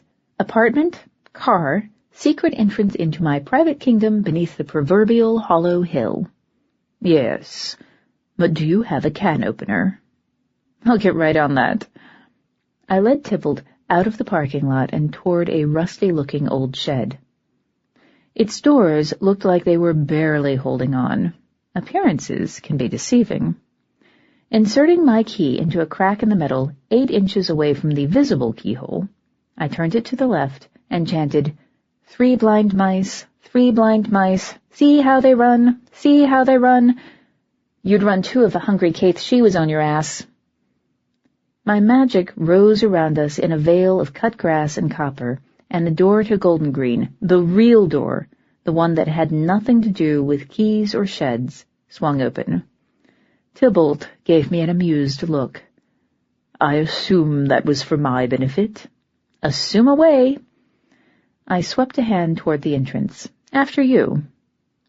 Chuckling, he stepped through the open door. I pulled it shut behind me as I followed. There's a moment of transition when you move between the mortal world and the interior of it now. A brief second where you aren't sure where you are or how you got there. The disorientation faded as quickly as it came, and I turned to Tybalt, who was looking around the hall with undisguised curiosity. Come on, I said. We need to find Marcia. I do adore a scavenger hunt, he said dryly. Nobles are supposed to be innately connected to their nows, able to sense the moods and states of their hollow hills. My connection is tenuous at best, thanks to the part where the now really regards the pixies and bogies as its owners. I have to rely on more mundane means, like following the sound of voices down the hall and into the courtyard. If there was a goal in mind when Golden Green's courtyard was constructed, I don't know what it was. The circular room looks like it should be outside, part of a large ornamental garden or something. The door opens onto the front level, which is small for a courtyard, since it's only about 60 feet across. That's because the walls are arranged in 6 shallow concentric tiers, each planted with a variety of flowers, herbs, and grasses. The top tier holds willows transplanted from lilies now, before it sealed itself completely. Her former handmaids spend a lot of time with those trees, curling up among their roots and not saying anything to anyone. I think it helps them cope with the pain of losing her. I'm not going to be the one who stops them. Marcia was sitting on the edge of the polished brass fountain at the center of the room, chatting amiably with a pair of satyrs. She looked up at the sound of our footsteps and stood as soon as she realized who we were. Toby! Is it true? There was only one thing she could be asking me about. I nodded. It's true. The Undersea has declared war. Oh, Oak and Ash. Marcia went pale. What are we going to do? First, we're going to let the Caith she in. I gestured toward Tybalt. The King of Cats has graciously extended his protection to us in these trying times. Marcia turned to him, blinking. Really? If I'd asked that, he would have been offended that I was questioning his word. Because it was Marcia, he simply nodded, trying his best to look encouraging as he said, Yes, really. It will be our honor. She caught herself and curtsied instead, suffusing the motion with every ounce of her gratitude. Most of the nobles in this kingdom could take lessons from her on what a curtsy's supposed to be. It really is my pleasure, Tybalt said. One of the satyrs raised his hand like a schoolchild requesting permission to speak and said, Your Excellency, can we leave? Yes, I said firmly. If you want to leave the city, get away from the coast if you can. Golden Green will be open to you when you return. Assuming it was still standing, which was a possibility I didn't feel like voicing out loud. The satyr nodded his appreciation and grabbed his companion's hand, hauling him from the room. The sound of their hooves on the floor faded down the hall. I sighed. Look, Marcia, I can't stay. I need to get to Shadowed Hills, but I want you to tell anyone who asks what I just said. If they're too scared to stay, they can go. They'll be welcome when all this is over. Marcia nodded solemnly. I will. I'll even tell the pixies. Good. I paused. There's something else I've been meaning to discuss with you. What is it? Her expression turned wary in an instant, the face of someone who's had their hand slapped one time too many for daring to reach beyond their station. I know that face all too well. Every changeling I've ever known has worn it way too often. Did I do something wrong? No. You did something exactly right. Look, I'm going to be running around a lot until all this is taken care of. Someone needs to be able to make decisions when I'm not here. You've got the job if you want it. What?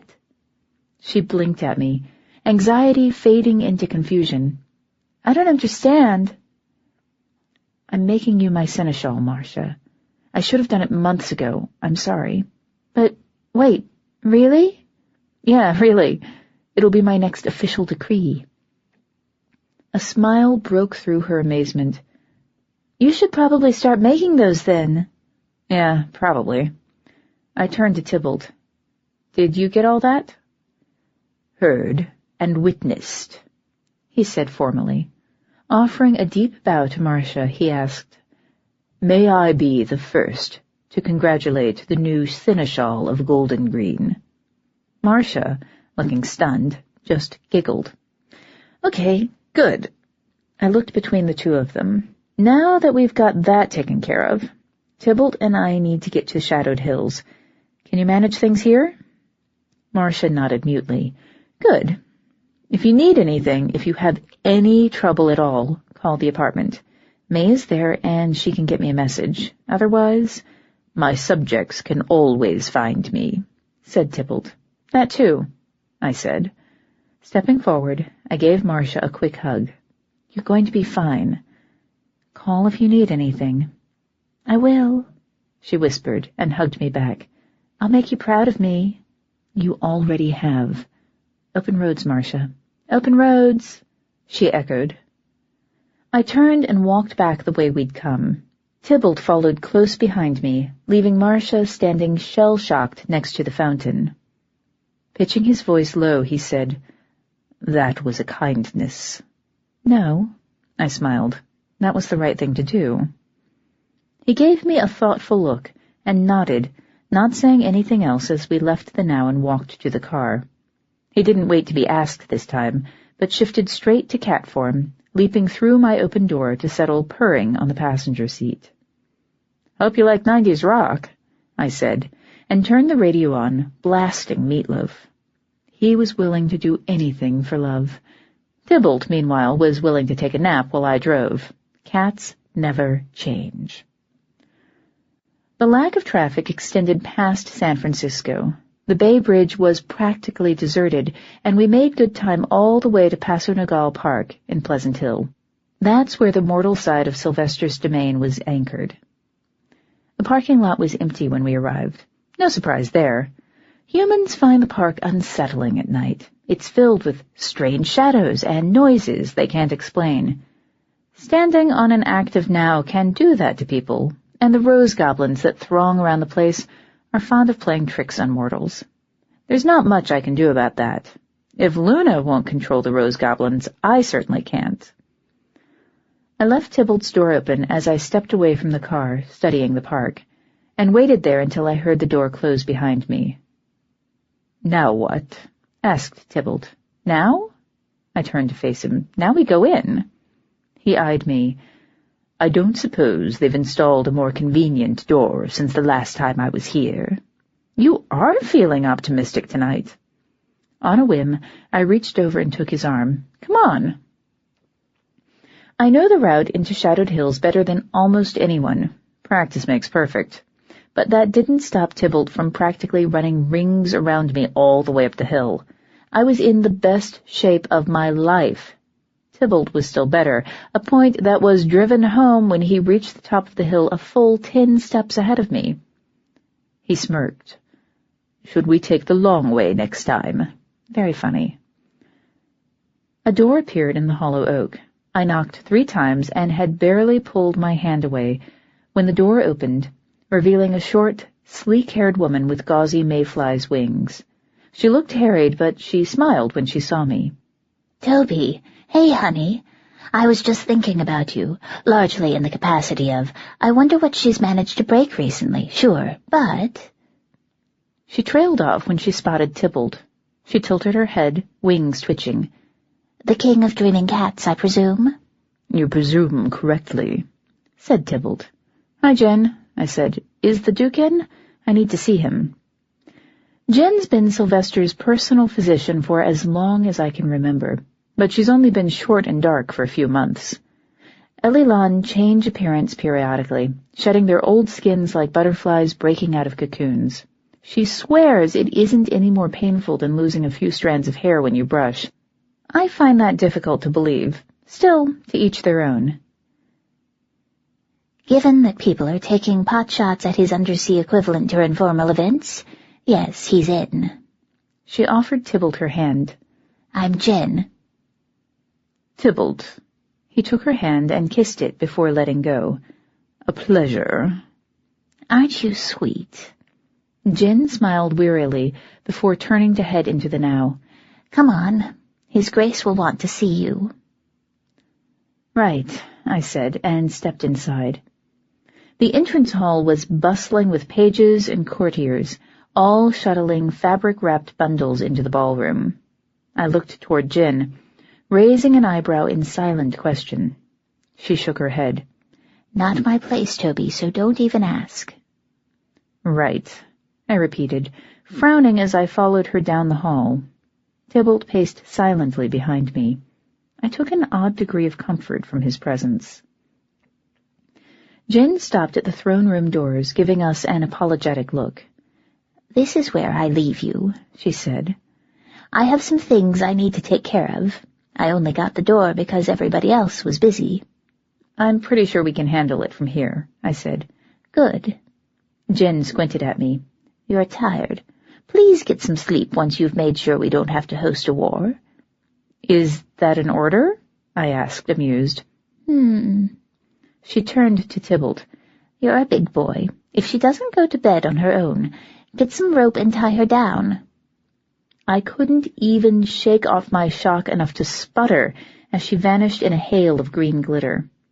Tybalt gave me an amused smile that I could swear was almost gentle as he reached past me and rapped on the throne room doors. They swung open. After you, he said.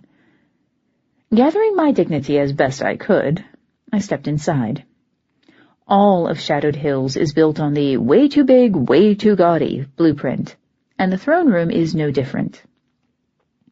The walls are draped with watered silk in the duchy's colors, and the floor is checkerboard-patterned marble that always makes me feel like a misplaced chess piece. Tybalt's footsteps are naturally silent, but even my shoes made no sound against the stone. The doors swung closed behind us, clicking shut with a snap like ice breaking. Luna was sitting on her throne on the dais at the head of the room, watching Sylvester pace. He'd set his ducal circlet aside in favor of running his hands through his hair until it stuck up along the sides of his head in russet spikes. They both looked toward the sound of the door closing. Luna half stood, and Sylvester stopped where he was. Neither said a word as we crossed to them and stopped in front of the dais, bowing. I was amused to see that Tybalt bowed deeper than I did. The Caithshi aren't part of the noble structure. They have their own hierarchy, sanctioned by Oberon himself. But they show respect when it suits them, and Tybalt respects the Torquils. There aren't many nobles in Faerie who can say they've earned the respect of a king of cats. "Are you all right?" asked Luna, shattering the silence. "We didn't think we'd hear from you so soon." "I've been digging around for information. Some of the things I've found have been—" I stopped, finally finishing lamely. I didn't want to tell you over the phone. "Well, you just missed the Queen's Herald," said Sylvester in a tone that implied he would have been quite happy to have done the same. "Every landholder in the kingdom has been ordered to come to the aid of the crown, even if we're too far inland to be directly affected, and would rather have played haven to those who aren't equipped to fight. We still have to provide arms and the warriors to wield them. I'm called to active duty. Retirement is apparently a luxury I'm no longer allowed. Every available hand is emptying their armory into the grand ballroom, in preparation for the Queen's men coming to collect, added Luna. That explained why Jin answered the door. I glanced automatically toward the western wall, asking, "Is Amandine?"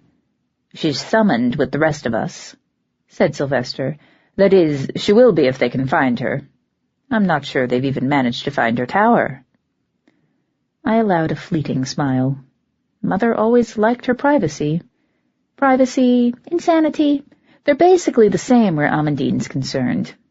It's easier to understand how she gets away with it now that I know she's firstborn. Sylvester stopped pacing and moved to settle in his throne. Luna leaned over, taking his hand in hers. "Have you seen her recently?" "No." I bit my lip, watching them. The Fae don't age, but we wear out when we push ourselves too hard. Thin lines were etched around Sylvester's eyes, and Luna, always pale now that she's lost her borrowed kitsune skin, looked almost waxen. War is one of the few things that truly frightens the Fae, because it represents an ending. Win or lose, there's someone who doesn't walk away. "Sylvester, Tybalt's hand on my shoulder stopped me. I looked toward him, blinking. "I believe this is better discussed without my presence," he said. He offered a shallow bow to Sylvester and Luna as he stepped away. "I will wait for October in the hall, if you don't mind." "Not at all," said Sylvester. He looked relieved. He's known me long enough to know that my discomfort means that I was almost certainly about to say something he didn't want to hear, and he'd feel better hearing it without someone who wasn't family in the room. "If you need anything, Jin or Melly will be happy to provide it for you." Things were worse than I thought if Jin was being drafted into helping the household staff with more than just opening the doors. I shot Tybalt a grateful look, which he answered with a smile before turning and walking toward the doors. They swung open at his approach, swinging closed again behind him. I turned back to the Torquils. "Sylvester?" "I'm glad he'll stand with you," said Luna, pulling our attention to her. "I doubt Connor would. He didn't stand with Rayceline." "I'm not sure that's fair," I said carefully. Luna hadn't commented on my relationship with Connor before that moment, something I'd been deeply grateful for since I wasn't planning to break up with him, no matter what she said. She made her choices. He's made his. Her choices were made for her. Luna lifted one bone-white hand, looking at it thoughtfully. Blood decides so much for us, all of us. I shifted my weight from foot to foot, not sure what to say, although I was pretty sure pointing out that Connor didn't choose Raycel in the first place wouldn't go over well. Luna was right. In Faerie, blood will tell. I was starting to wonder how much of her calm had actually belonged to Hoshibara, the kitsune girl whose skin Luna used to escape her father's lands. "Rayceline was wed for diplomatic reasons," said Sylvester sharply. "The choice to end the marriage was hers, and was made when she left her duties. Toby, please. What was so important that you had to come here to tell us?" I took a deep breath, holding it for a moment before I breathed out, and said, "I called a Glastig I know from home and asked him about the kidnappings. He didn't really reach beyond his roots after leaving Devon. He generally knows what's going on in the underworld." "And?" asked Sylvester. Here it was, the moment of truth. He said the only person who was asking the right kind of questions was a red-haired girl with yellow eyes and a laugh like... I couldn't finish that sentence. He described Rayceline. Silence crashed down around us. Luna's hand tightened on Sylvester's. For his part, He simply closed his eyes, breathing slowly in and out. Finally, I see. I suppose, again, that blood will tell. Sylvester opened his eyes. What will you do? There were so many questions packed into that short, seemingly simple sentence. What would I do? Would I hand Raceline over to the justice of the Undersea? To the Queen's justice? To anyone at all? She and I were close once, before she was stolen and raised in darkness. It wasn't her fault that she grew up broken, and sadly, the fact that it wasn't her fault wasn't enough to unbreak her. I don't know, I said. I'm going to prevent this war. I don't know what that's going to mean, but I'm going to prevent this war. I need to search her rooms. I need to know if there's anything here that might help me figure out what's really going on. Sylvester nodded. Luna wasn't saying anything. Her eyes were closed, pink lashes unnaturally bright against the stark whiteness of her skin. I appreciate that you did not call us with this news. This is too important for that. Sylvester sighed. You have free run of her apartments. Etienne will accompany you and provide anything else you need. He isn't needed in the armory? This is more important, said Sylvester. You'll be sure we know the situation? I will, I said, with all the sincerity of a promise. Good. That was my dismissal. It couldn't have been any clearer. I turned, walking back across the throne room to the doors. They didn't call me back, and I didn't turn around. Then the doors swung open, and I left my liege and his lady behind. 11. Tybalt was leaning against the wall with his arms crossed, watching the pages walk by with their armfuls of weaponry. I stopped in my tracks, struggling with the image of Tybalt looking so at home in Shadowed Hills. He'd always been a part of my life, a figure lurking on the fringes, making snide comments, and yet somehow, reliably, coming to my rescue when I needed him. How long had it taken me to notice that? He straightened when he saw me. I take it you've finished? He asked. There was open concern in his tone. Yeah, I told them. How did they react? As well as could be expected. I sighed, pinching the bridge of my nose. I need to find Etienne. He's going to accompany us for the search of Raceline's rooms. Tybalt blinked. Really? Why? Because otherwise the Queen could question any evidence you produced, replied Etienne, stepping through a doorway that hadn't been there a moment before, a glittering hole in the air that vanished as soon as he was through it. A changeling with reason to have grudge against the accused, and a king of cats with his own agendas? Best not to give her the opening. I hate politics, I sighed. Hi, Etienne. Countess Daye, he replied. Tybalt received a nod, which he returned without visible annoyance. It can be hard for the more traditionalist members of the nobility to know how they should address a king of cats. Your Majesty gives them too much credit, but anything else verges on insult. Most days, watching Etienne talk to Tybalt would be high comedy, and I'd be the first to break out the popcorn. Unfortunately, I didn't have time. You know the way? Etienne nodded. Sir Grian will be meeting us there. Good, let's go. Etienne waved his hand, filling the air with the smell of limes and cedar smoke. A glittering hole opened in the wall next to Tybalt.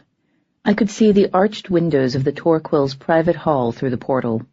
Grian, another of Sylvester's knights, was waiting for us there. I love the Tootha Express, I said.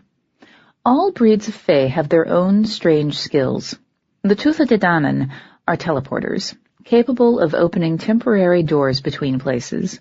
They used to manage the gates between the realms of Faerie, before Oberon sealed them and left the Tootha looking for something else to do with their time. Most have chosen Etienne's career path. The rest have courts of their own and make pretty decent regents. Some people say they're just killing time until Oberon returns and puts them all back to work. Stranger things have happened. Tybalt and Etienne entered the gate close behind me. There was a moment's blinding light, like I was stepping between the levels of a now, and I was standing in a different hall. Grianne turned in our direction, the glowing spheres of her merry dancers spinning in wide circles around her. She didn't say anything. That wasn't unusual. I've never met a chatty Candela, and Grianne makes most of her race seem positively loquacious. "What will you need from us?" asked Etienne. He closed the portal with another wave of his hand. I resisted the urge to answer, "More coffee." Instead, I asked, "Has either of you been in Raycel's rooms before?" "I have," said Grianne grudgingly, like even that much communication hadn't been in her plans for the day. "Good. I'm going to need you to tell me if anything's out of place." The lintel above the nearest door was marked with a circlet of pale pink roses, identifying the rooms beyond as Rayceline's. I started to step forward and paused, a feeling of undeniable wrongness washing over me. After squinting at the doorframe for a moment, I realized what it was. There were no wards, either active or inactive. There weren't even signs that there had been wards set in the past. "Etienne?" I said uncertainly.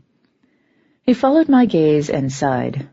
"The young Mistress Torquil never made much use of her magical gifts. Her quarters have never been warded." "Oh," I said, cringing inwardly. Wards are complicated magic. They don't come instinctively like basic illusions or some racial gifts. Rayceline never had a childhood.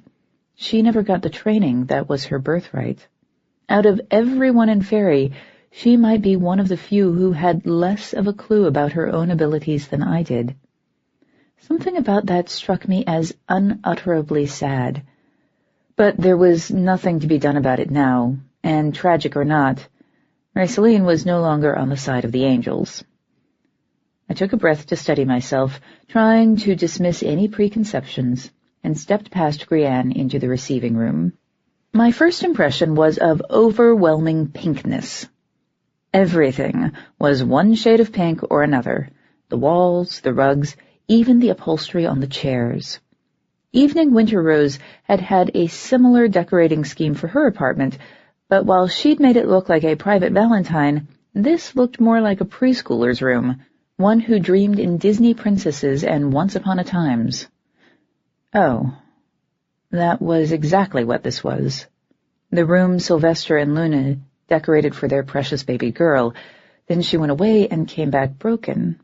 They didn't know what to change, what would help her heal, and so they didn't change anything at all, and they never taught her about growing up.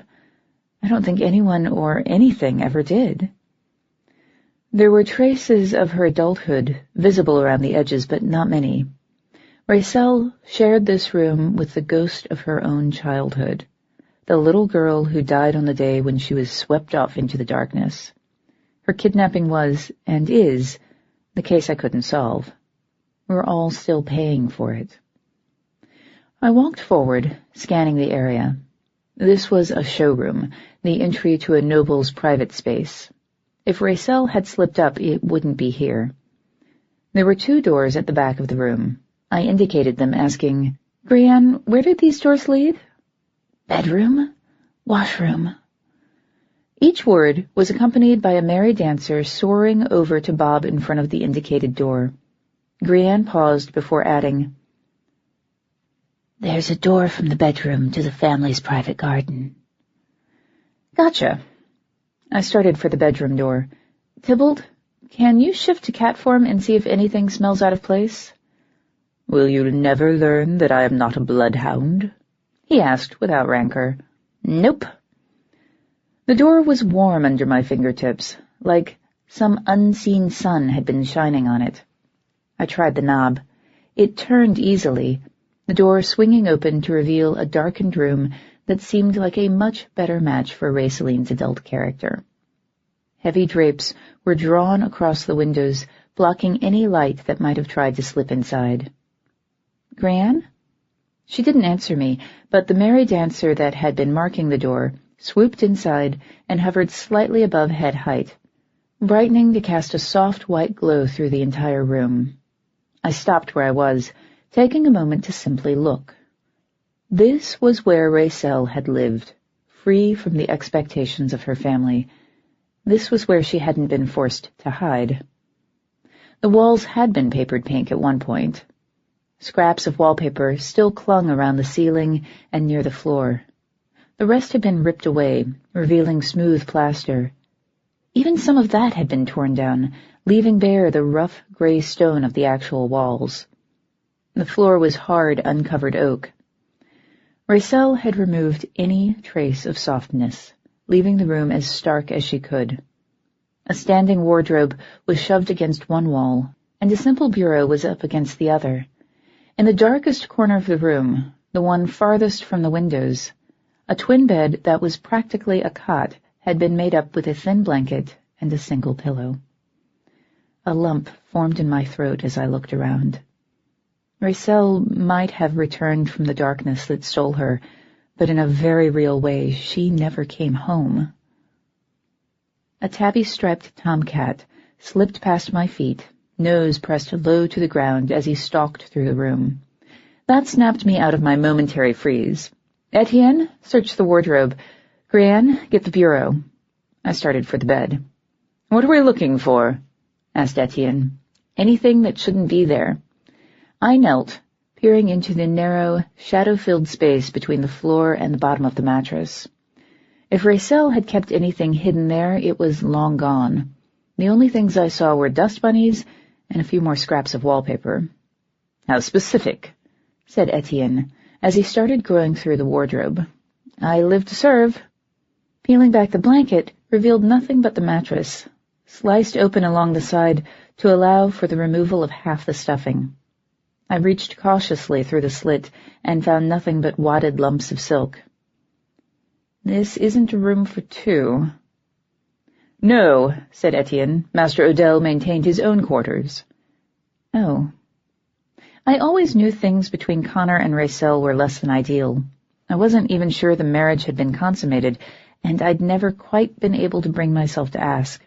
But somehow I thought they would have shared at least an apartment, if not a bed. That's what I get for being an occasional idealist, I guess.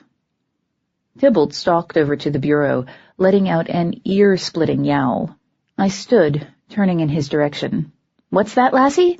Timmy's down the well? The look he gave me could have peeled paint. I snickered as I walked over to him, motioning for Grianne to step aside. What? Tybalt reached out with one paw and tapped the front of the bureau's bottommost drawer. He meowed again, just to be sure I got the point. I'm on it, I said, and sat down on the floor. Grianne, a little light down here? The second merry dancer swung into position. That's good. The drawer stuck a little as I tugged it free. The reason became clear when I looked at its contents. Shoeboxes full of rocks. Dozens and dozens of rocks. They looked perfectly ordinary, like they'd been harvested from paths and flower beds around the now. I picked one up, squinting at it. Okay, what the hell? She used to pick those up, Grianne said. The sound of her voice was surprising enough that I turned toward it, the rock forgotten. She shrugged. When she was walking and thought no one watched her, she would pick them up from wherever she happened to be. I never asked her why. I doubted she would give me an answer. Yeah, probably not. I was sickeningly sure I knew what the answer would have been if Raisel had been compelled to tell the truth. She'd spent so many years lost in the darkness that she must have lived every day afraid the world would fall away again, leaving her alone in the nothingness. Rocks were little things, simple things, and they were solid. They were real. If they symbolized nothing else, they proved that she was in a place that actually existed. I put the rock back among its brothers before gripping the sides of the drawer and giving it one last firm tug. It popped loose and thudded to the floor. I checked the sides and bottom for hidden panels or secret documents, and then pushed it aside. Tybalt gave it a sniff before meowing and crouching to peer into the hole in the bureau. "I got it," I said. "If there's nothing else, you can have Thumbs again." He yawned, whiskers curling forward in what looked distinctly like amusement. Then he turned and walked away. "Remember pants," I called, and reached into the opening, feeling around. My fingers brushed the surface of a wooden box. I lifted it out. Stickers obscured most of the varnished pine of the box itself, a mix that ranged from cartoon characters I recognized from Jilly's childhood to more recent bumper stickers and band logos. I remembered giving her some of the older ones, treasures smuggled in from the mortal world. There was no rhyme or reason to the way they were layered. They seemed to have been slapped on entirely at random. "What do you have?" asked Tybalt, stepping up behind me. "I don't know yet," I replied. Putting down the box, I carefully removed the lid. "Did you remember pants?" "Blessedly, yes," said Etienne. "Good." The box was filled with scraps of paper that seemed as random as the stickers at first glance. I picked up the first one. A list of chores, written out by one of the house hobs, clearly intended for a child. Half the chores were crossed off in purple crayon. I bit my lip, digging a little deeper. The crayon was there about 3 layers down. I remembered bringing her that, too. Oh, oak and ash. "What is it?" asked Tybalt. "Her childhood." I tipped the box out onto the floor. Lists of chores, crayon sketches, dried flowers taped to pieces of parchment. All the things I would have expected to find in the dresser drawer of the child she'd been when she was taken. One of the papers landed upside down, revealing a block of much tighter, more compressed writing. I picked it up, skimming quickly. Raceline's handwriting never improved much beyond her initial childish scrawl, but it was legible, almost too legible. She'd turned her scraps into a sort of disassembled diary, one that became more comprehensible as I flipped more and more of them over and shuffled them into something like chronological order. "Toby?" "Just a second." "Understand what they want from me. I don't think they understand what they want from me. The light is always so bright here. The edges of things are so sharp, and they won't stop talking to me. Talking. I just want them all to shut up and let me think. Don't even know my mother anymore." Taken together, they painted the picture of a girl who was terribly angry, both younger and older than she was meant to be, and scared almost out of her mind by the world she'd been thrust back into. The almost was the first to go. Etienne was looking at me in silent curiosity, years of training forbidding him to interrupt. Wordlessly, I handed him the paper in my hand. It managed, in just 5 words, to be the worst one I'd found so far. "Sometimes I miss the dark." Etienne read the slip of paper without comment, passing it to Grianne. Her face remained impassive, but her merry dancers flared a brief, sickly red, outward manifestations of her internal dismay. Tybalt was the last to read the paper. Like the others, he didn't say anything, just handed it back to me and waited. "I want to see whether I can get these into any sort of real order," I said, starting to shove scraps of paper back into the box. "I don't expect them to have a full blueprint for the kidnapping, but, well—" "Any port in a storm," said Tybalt quietly. I glanced at him and nodded. "Yes, exactly. Come on, let's finish searching this place. We have a lot to do before tomorrow." We combed through the rest of Raceline's bedroom and found nothing else that seemed relevant. She had a lot of dresses, any one of which probably cost more than I make in a year. She had a lot of broken toys hidden in the bottom of her wardrobe. I left them where they were, unable to shake the feeling that I had done something wrong by finding them in the first place. In the washroom, I found a vial of something pale blue taped to the bottom of her cured oak bathtub. There was a ribbon taped next to it, holding a dozen shining silver needles in place. I was very careful not to touch their points as I peeled back the tape and added them to the small assortment of things to be taken away. The needles were a chilling reminder that Racel had been working with Oleander de Merlins when she tried to use poison to assassinate Luna. Just wondering what might be on those needles made me feel like running screaming from the room.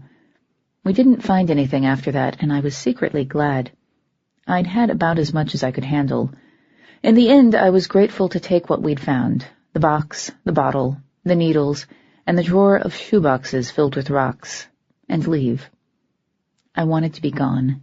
Even the Queen's Court would be a pleasant change after seeing the prison Raceline had made to replace the one she'd lost. Tybalt carried the drawer, leaving me with the rest.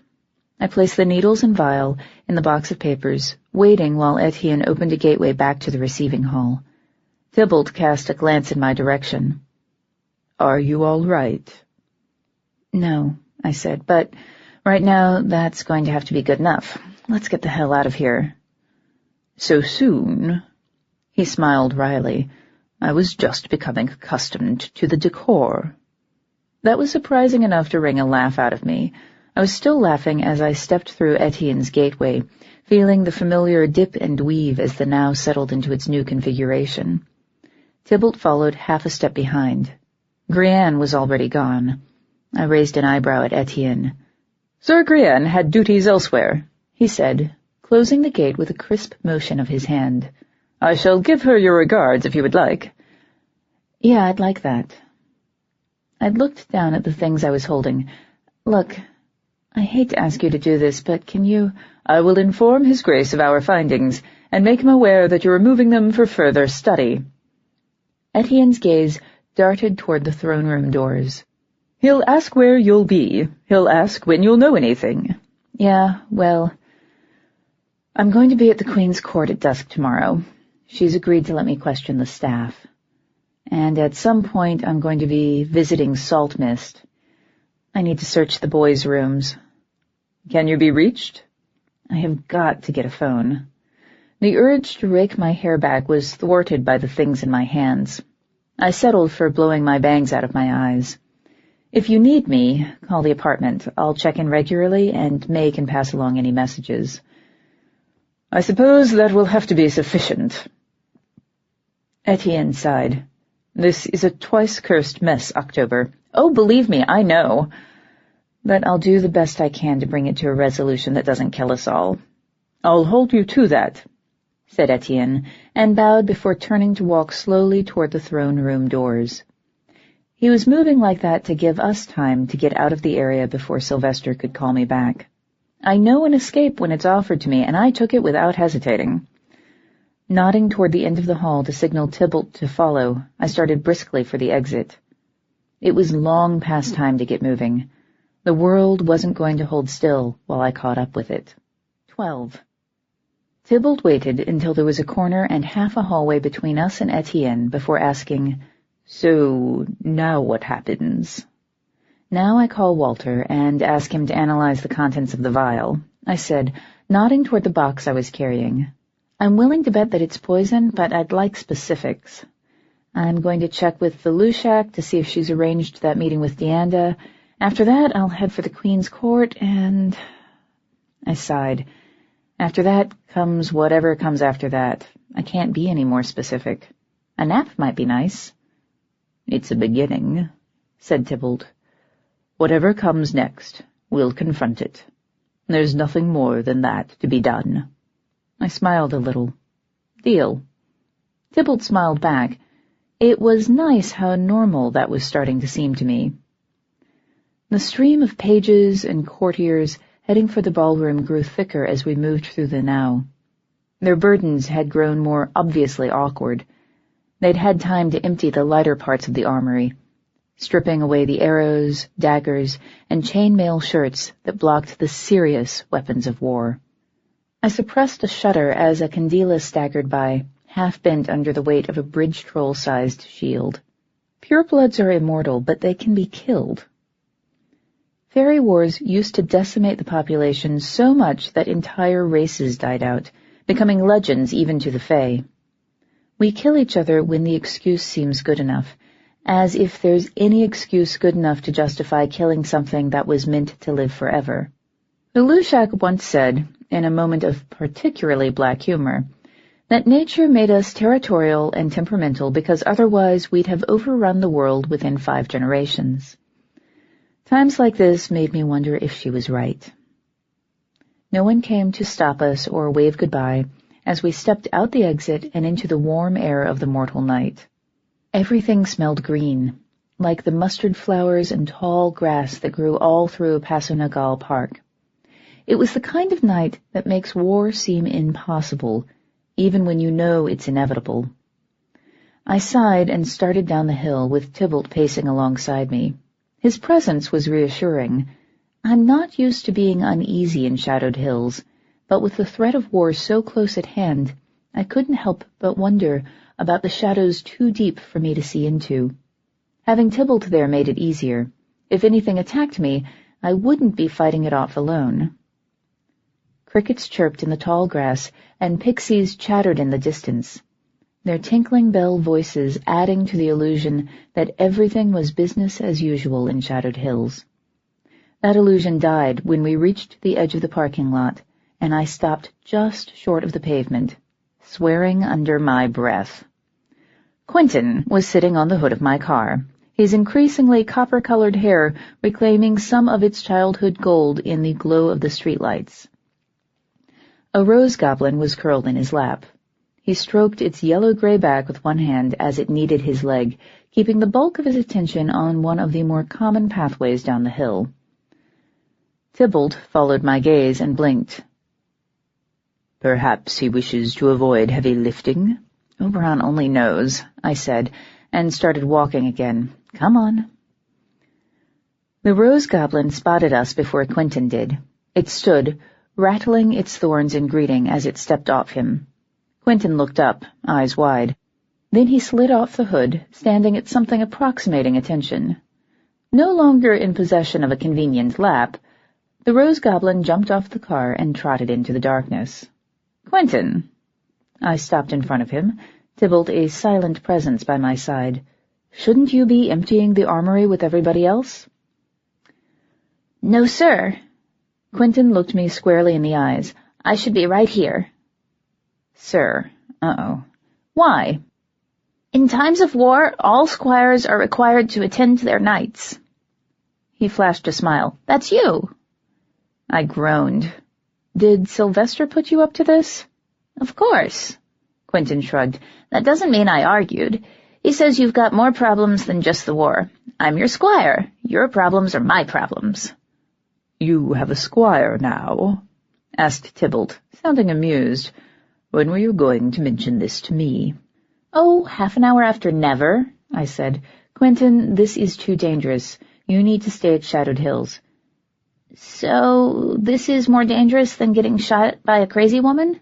"Well, no, but—" "Oh, so it's more dangerous than stealing my human girlfriend back from the crazy firstborn who turned her into a horse?" "Not exactly, but—" I stopped. "You're not going to let me talk you out of this, are you?" Quentin smiled. "No, sir. I learned stubbornness from the best." Tybalt made a noise that sounded suspiciously like someone coughing to cover laughter. I shot him a dirty look. He coughed harder. Right. I sighed, handing Quentin the box from Raycel's room before digging the car keys from my pocket. I dropped them on top of the box. "Unlock the car and get in. Do not mess with the radio."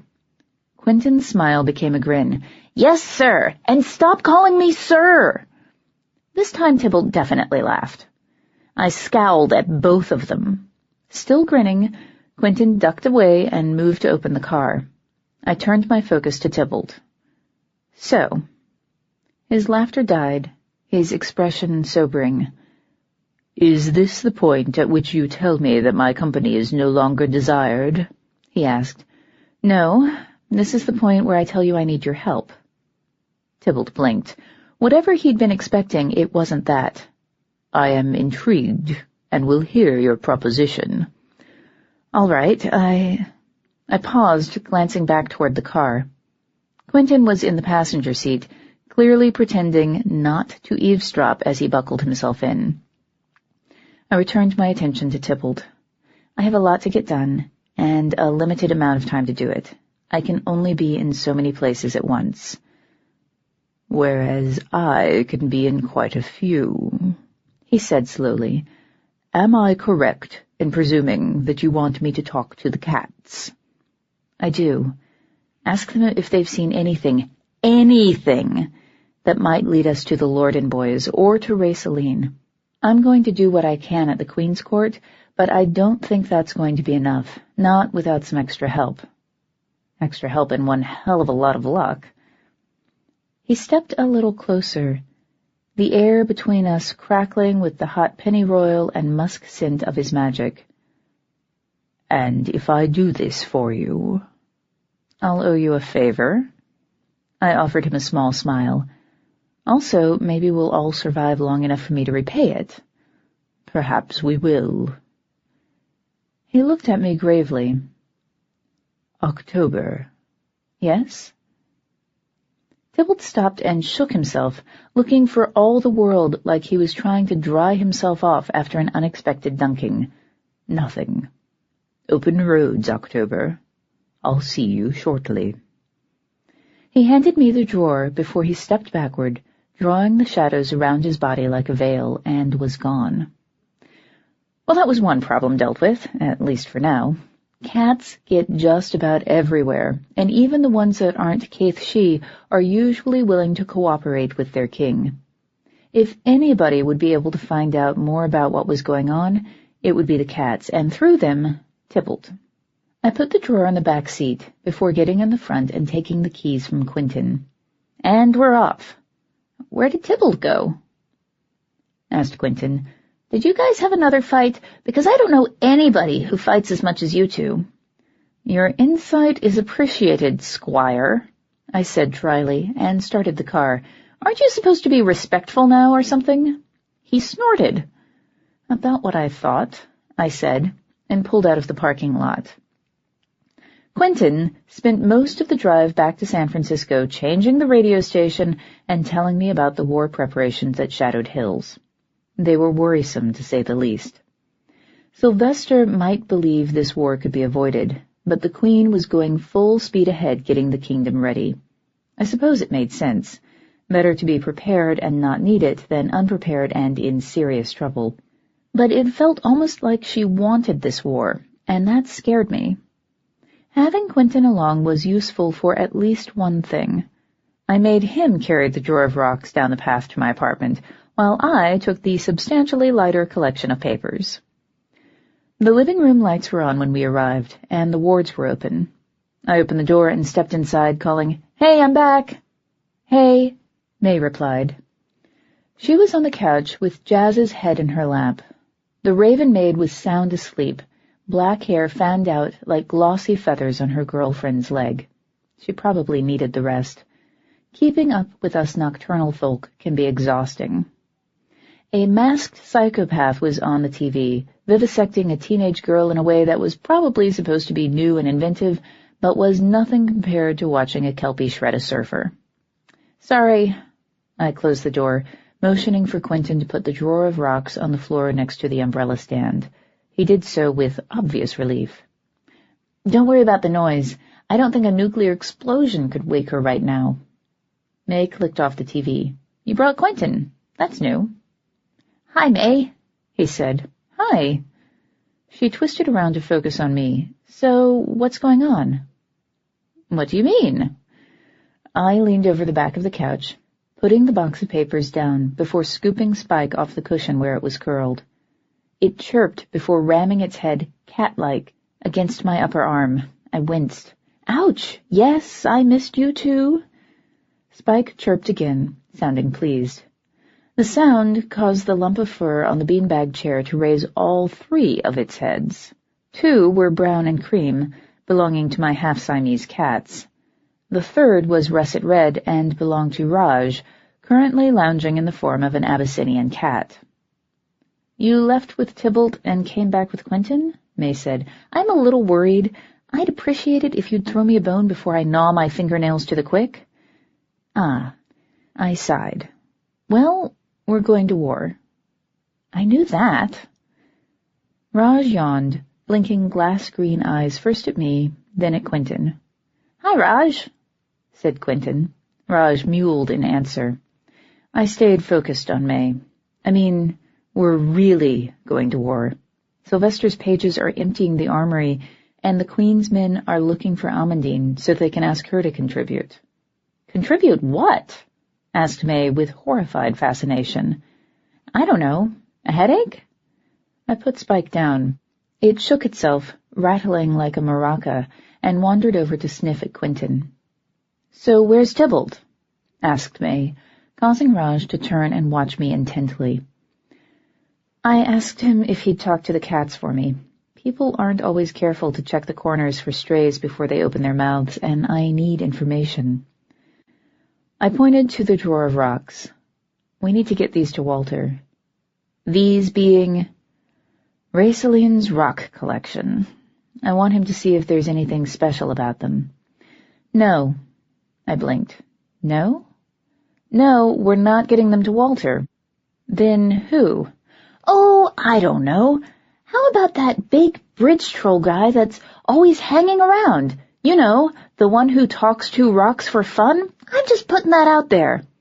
You mean Danny? Yes, Danny. Who has, by the way, called twice to say that he hasn't found anything but wants to help. Poor guy's going to show up and start offering to get things down from high shelves if we don't give him something to do soon. May shrugged. Interrogating a box of rocks is probably about right. Okay, good. That's a good idea. I leaned over again, gingerly removing the needles and vial from the box of papers. I need you to start sorting through these scraps. Try to put them in order by the writing on the backs, not whatever happens to be on the front. She gave the box an uneasy glance. Do I want to know? It's Raisel's diary. Sort of. Of course it is. May shuddered, jostling Jazz. Jazz made a sleepy sound of protest and snuggled closer, eyes still shut. What's that you're holding? I don't know yet, but these are going to Walter. I ducked into the kitchen, returning with Raisel's potential poisoning gear in a sealed Ziploc baggie. I found them in Raisel's bathroom. Charming. May wrinkled her nose. How did things go with the Lushak? She's contacting the Lordens to arrange a meeting, and she made this for me. Opening my jacket, I displayed the pin shoved through the lining. This will let me visit the Undersea somehow. I'm a little fuzzy on the details. That's probably intentional. Lushak likes to keep me guessing. That's because she knows you well enough to know that you wouldn't go through with things if you knew what you were getting into, said May in an irritatingly logical tone. I mean, really, if I wanted you to go underwater for an extended period of time, I'd want you to do as little thinking as possible before you went under. You'd be less likely to freak out that way. Oh, that's real nice, I said, wrinkling my nose at her. Aren't you supposed to be on my side here? A little support would be... The sound of the doorbell cut me off mid-sentence. Jazz sat up with a squeak, while Raj arched his back and hissed. Even Quentin jumped, hand going to his belt where, through the glitter of his human disguise, I could just see the outline of a scabbard. I stalked to the door, wrenching it open. What? Connor didn't flinch. Putting his hands against the sides of my face, he stepped close and kissed me deeply. I grabbed his wrists, using the added leverage to pull myself closer to him. For a moment, a brief, sweet moment, I forgot we were on the verge of war. His skin was damp, and his lips tasted even more like salt than they usually did. He'd been in the water recently. Connor was the only one who could make that thought appealing to me. He broke the kiss but didn't let go. Pressing his forehead to mine, he asked, Are you all right? Yes, no, maybe, I don't know. I laughed unsteadily. What are you doing here? I wanted to see you. He kissed me again. This one didn't last as long, but what it lacked in length, it made up for in sheer, knee-weakening need. Finally, he pulled away and said, I'm also here on business. The Duchess wants you. Can you come? It took me a moment to realize he meant Duchess Lorden, not Luna. I stared at him before looking back to the others. Quentin was looking at the wall, cheeks and ears burning red. May shook her head. Never a moment's peace around here, is there? Go, do your job. Also, hi, Connor. I'm glad I'm not the one who opened the door. Hi, May. Connor smiled at her, letting go of me. Don't worry. I can tell the two of you apart. You have no idea what a relief that is. Now make sure she comes home. May turned her attention to Jazz, who was looking sleepily around the room. Dating a day dweller isn't easy. I did it when I was with Cliff, and I didn't envy May the challenge. The situation was getting away from me again. I've got time, I said. The Queen doesn't expect me until dusk tomorrow. Let's go. I'm coming, announced Quentin. I'm her squire. Connor blinked. Okay, wow, I missed that memo. Sure, whatever. No one's going to separate you from your knight. He offered me a quick smile. I brought a car. Great, we're definitely going to die. I stepped onto the front porch, adding, I'll be back as soon as I can. May waved after us, and Quentin closed the door behind himself as he followed us outside. Connor's car was a boxy white rental, the sort of thing even the tourists try to avoid. Even better, it was illegally parked in front of a fire hydrant. He unlocked the doors with a click of the keys, and all three of us got in. I fastened my seatbelt, checking it to make sure it was tight. Connor's not the world's worst driver. That honor's reserved for May. But that doesn't make him any good. Where are we going? I asked, once I was sure I wouldn't fly out of the moving car. Ghirardelli Square. I stared at him. Are you serious? We're meeting Duchess Lorden at a secure location just down the street, he said, and started the engine. San Francisco is a city full of people who like it when our desserts come out with a floor show, and that makes Ghirardelli Square a San Francisco institution. Where else can you get expensive chocolate and the amusement of watching tourists try to eat sundaes bigger than their heads? Unfortunately, that means the square gets filled to capacity with people who think it's quaint. Driving in that area is a nightmare. It wasn't likely to be as bad at 4 a.m, but after living in the city as long as I have, I've developed a natural aversion. I got increasingly tense as we drove toward the wharf area where Ghirardelli Square is located. Connor's driving wasn't helping. I closed my eyes after the third time he turned the wrong way on a one-way street. That was when Quentin started popping his knuckles, producing a nerve-grinding sound that made my teeth itch. Every time I thought he was finished, he started over again, as Connor drove us jerkily toward our destination. I was starting to think there'd be a homicide before we got there, and I wasn't sure which one of us was going to be the killer. The car pulled to a halt, and Connor said, "We're here." I opened my eyes. We were parked on the street outside the square, where the slope of the hill was shallow enough to make parallel parking only somewhat dangerous, rather than actively suicidal. The lights in the surrounding shops were off, and the running lights of distant ships reflected off the smooth obsidian surface of the San Francisco Bay. "Come on," said Connor. We went. He led us down the empty, fog-shrouded street, heading for the patch of captive ocean on the other side. Instead of continuing down to the beach, he stopped at the bus shelter. Quentin and I stopped behind him, waiting for him to wave his hands and open some hidden entrance to an undersea now. He did nothing of the sort. He just leaned up against the pole that marked the stop, waiting. "What are we doing?" I asked. Connor smiled. "Waiting for the bus." "Why did we leave behind your perfectly good car if it means we have to take the bus? If you say it was for the fresh air, I hit you." "You can't find the place we're going in a car. The bus stop, on the other hand, will work. I didn't design the spell, but I've given up trying to work around it." Connor shrugged as a bus pulled up. Grinning at my expression, he stepped backward toward the opening doors. "My lady's chariot awaits." "Whee!" I deadpanned and followed him. Connor boarded first, paying all three of our fares with a handful of quarters that would probably turn into sand dollars at sunrise. The driver grunted acknowledgement and waved us toward the back, not waiting for us to sit before he pulled away from the curb. I caught myself on one of the metal posts, swinging my ass into a seat. Quentin and Connor sat to either side of me.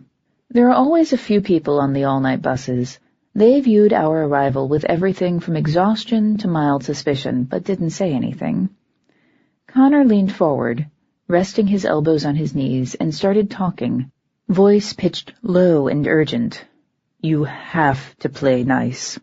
The rules she follows aren't the ones you know, and the penalties for screwing with her are big. They don't play games where she comes from. I nodded. He was speaking in generalities. Anyone overhearing us would think we were going to meet his dealer or something.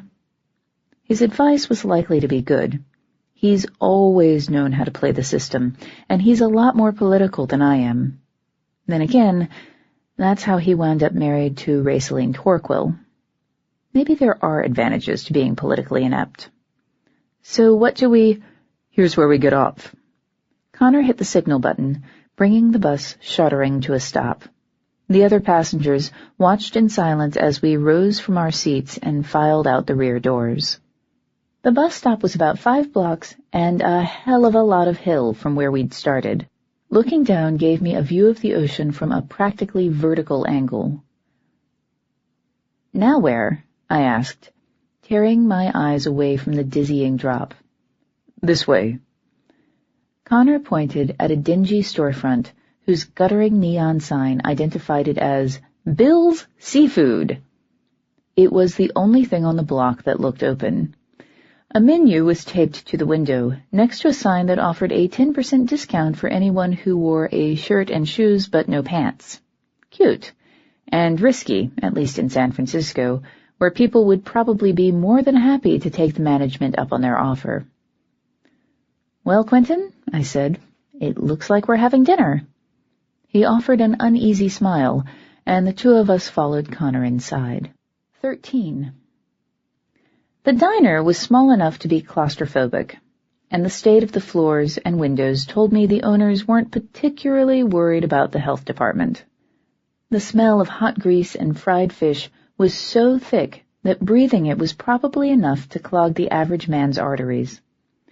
Pixies hovered above the counter, occasionally diving to seize chunks of deep-fried something from a platter that seemed to have been set out for that express purpose. The man working the grill was portly, balding, and blue-skinned, with fringed gills ringing his neck. This had to be a purely Fae establishment, like home used to be. A business on the borderline between worlds, owned and operated without mortal intervention. I glanced at Connor. Could I find this place without you? Connor grinned. Not unless Bill wanted you to. He raised a hand in greeting to the man behind the counter. Hey, Bill. Bill looked up, jerking a thumb toward the door at the back of the diner. She's waiting for you. Got it, said Connor. Toby, come on. Private room? I asked, following. Quentin was only a step behind me, although his attention was diverted by the fish on the counter. Dunyashi and knight in training or not, he's still a teenage boy. Do they serve food back there?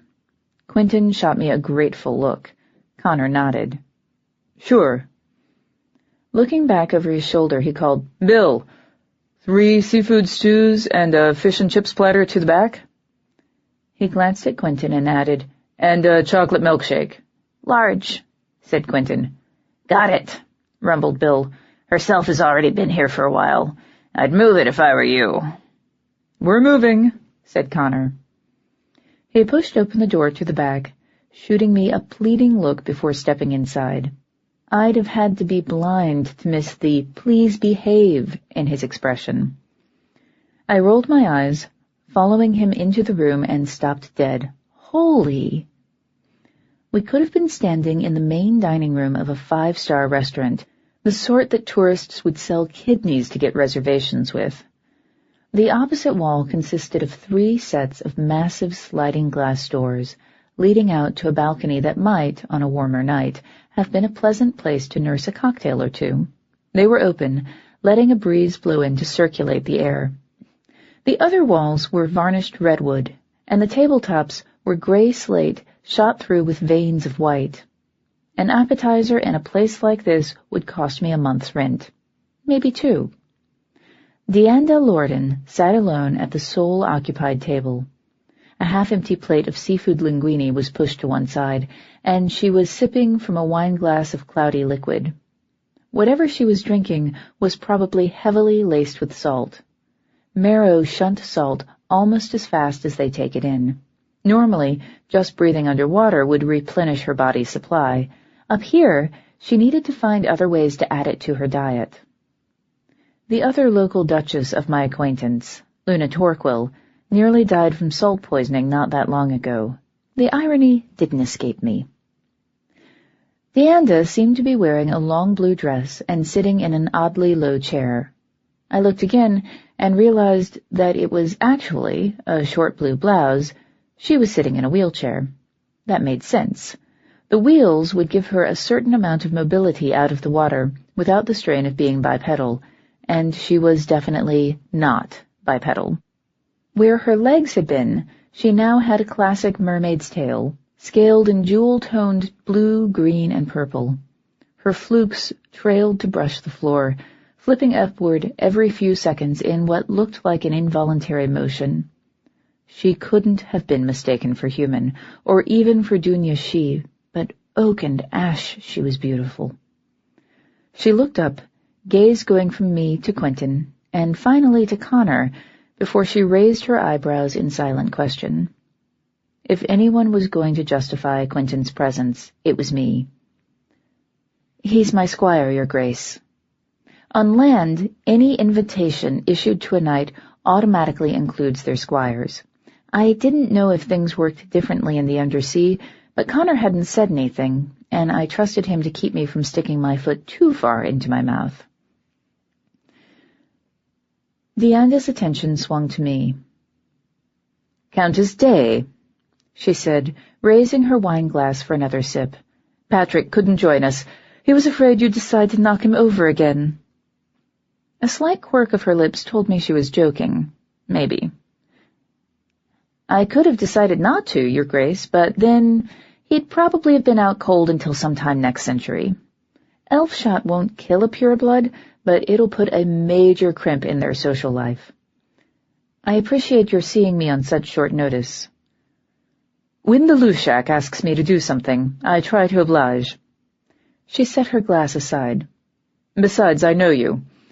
You're Sylvester's changeling knight, or you were, until they decided to give you the Winter Roses County. You're the one who killed Blind Michael. The Undersea owes you a debt of gratitude for that. He took from us, too." She paused before adding, more quietly, "You're Amandine's daughter." "All true," I admitted, walking over to her table. "May we sit?" Dianda looked at me appraisingly before turning to Connor. "Take the kid to the front and feed him. Feed yourself, too. Those landers let you get way too thin." "Quentin, go with Connor," I said, still facing Dianda. "But you'll be between us and the door. Now go, eat your fish. We'll be out in a minute." "Come on," said Connor. Quentin doubtless wanted to stay and argue more, but his training won out. Arguing with me in front of a duchess would have been inappropriate. 2 sets of footsteps moved away. Dianda's flukes slapped the floor as the sound of the closing door echoed through the room. "Now you may sit." "Good." I took the chair across from her. "Nice, fins. Legs are tiring when the water is distant. I need to save my strength." "Right, about that. I want to find your sons. I need your help for that." "Why don't you try asking your queen?" she asked mildly. "Because I don't think she has them," I shrugged. "Everyone knows the Queen of the Mists hates me.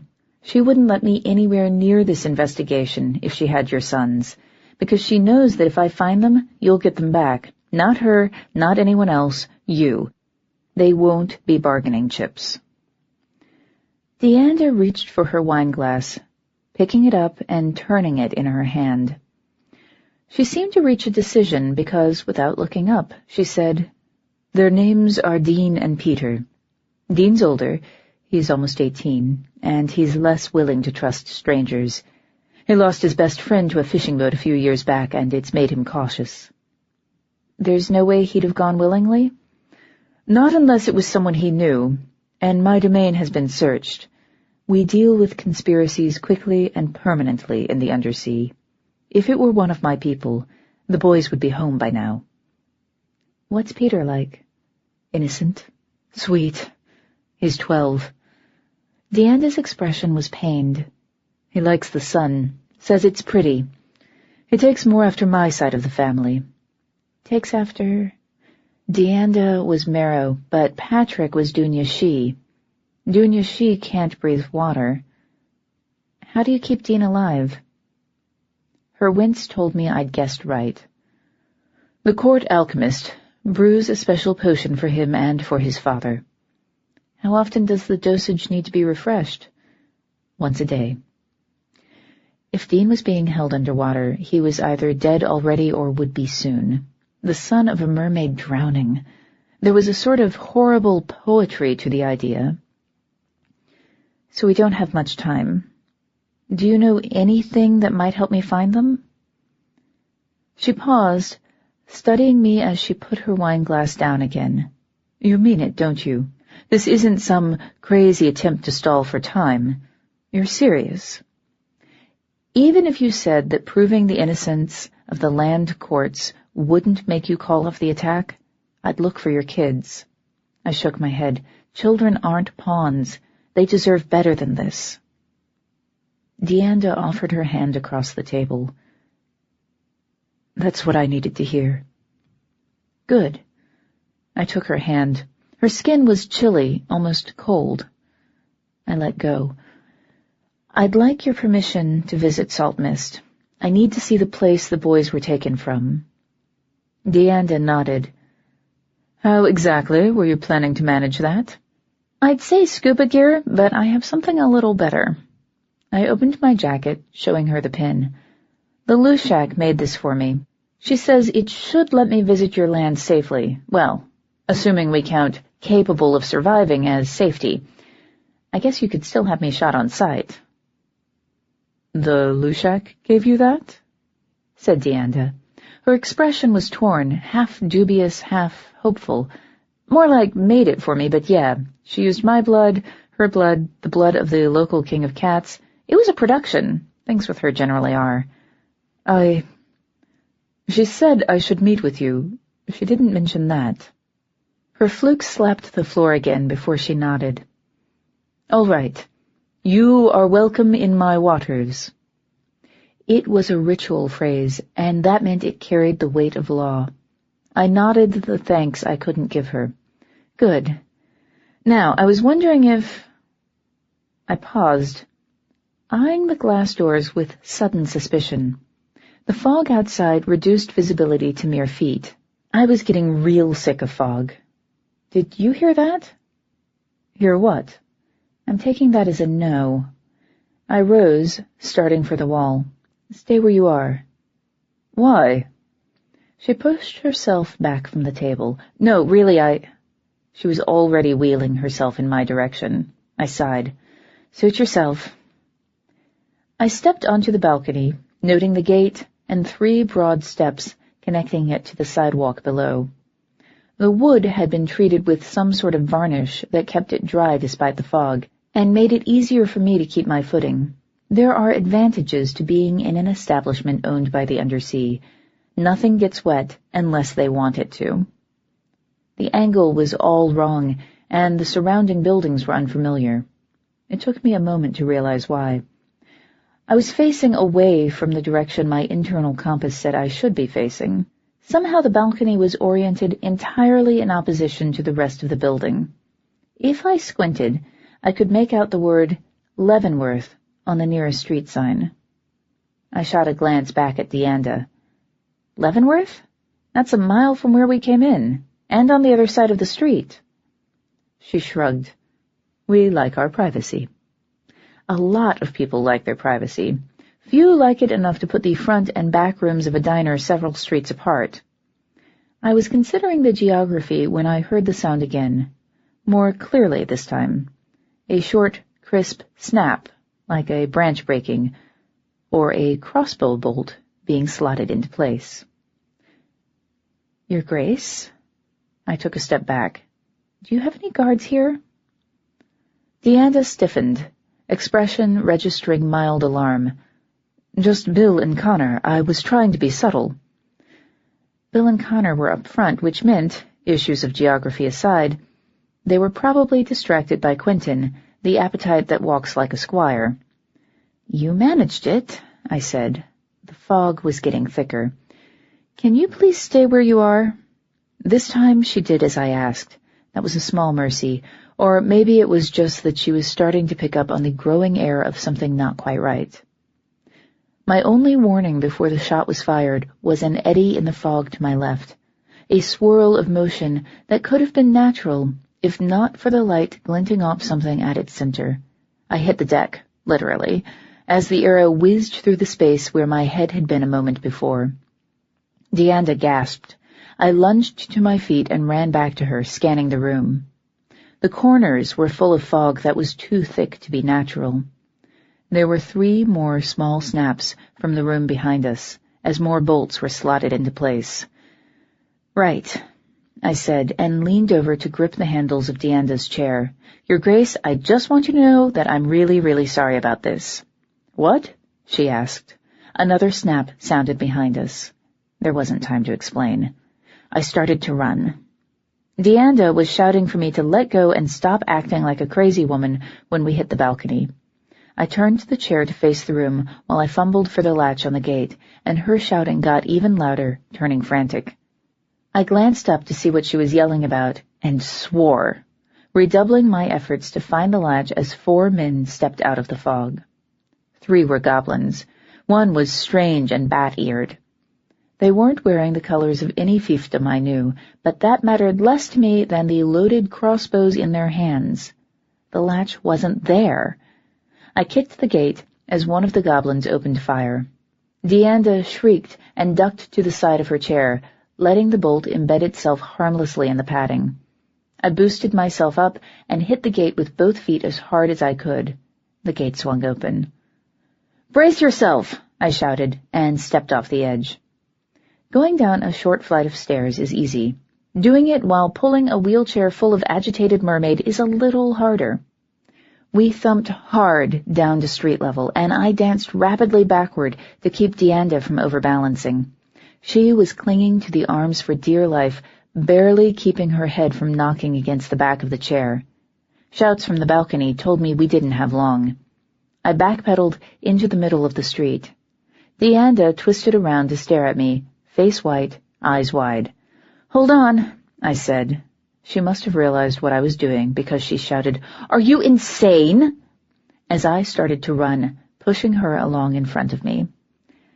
Like many major streets in San Francisco, Leavenworth runs up one side of a hill and down the other. It's at an angle sharp enough to discourage all but the most dedicated walkers, and joggers regard it as one of the lesser circles of hell. We picked up speed at an impressive pace. The sound of feet behind us told me our lead was getting narrower, despite momentum and gravity combining to keep us moving ever faster. The marina stretched out at the bottom of the hill, sparkling dimly in the darkness. I only saw one way we were going to reach the water alive. I just had to hope Dianda would forgive me for the indignity. Still clinging to the right handle of the chair, I moved to one side and sped up until I was running alongside it. Dianda stared at me. "What are you doing? This thing doesn't have any brakes." I didn't have the breath left to shout. Leaning over her, I grabbed the left arm and hoisted myself onto her lap. Freed from the drag of my feet, the wheelchair started to accelerate, plunging straight down Leavenworth. Crossbow bolts zinged past. I folded my arms over Dianda's head, keeping her down, and ducked my own head as low as it would go. If we could avoid getting shot until we reached the bottom of the hill... This entire escapade was breaking several rules of life in the mortal world, chief among them the injunction to never, ever go out in public without wearing a human disguise. I was still wearing my illusions. Dianda and the goblins, on the other hand, were totally exposed. There wasn't time to worry about it. Hopefully, anyone who saw a woman riding a screaming mermaid in a wheelchair down Leavenworth at 4:45 in the morning would just think they'd had too much to drink. We were still accelerating. Gasping, I managed to ask, "Is this a good time for that visit?" Dianda stared at me, eyes widening in understanding before she nodded. We were almost to the bottom of the hill when I fumbled the scale out of my pocket and shoved it into my mouth. It dissolved like spun sugar, leaving my tongue coated in a gummy film that tasted like strawberries. A taxi blared by, horn blazing as we hit the dock, shooting forward.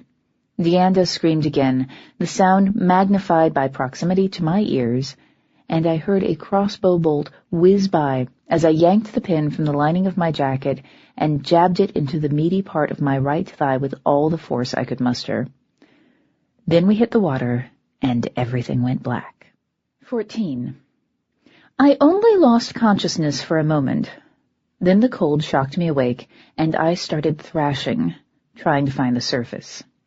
A crossbow bolt pierced the water next to my face, missing me by inches, and I froze, only to have Dianda grab me from behind and yank me deeper into the water.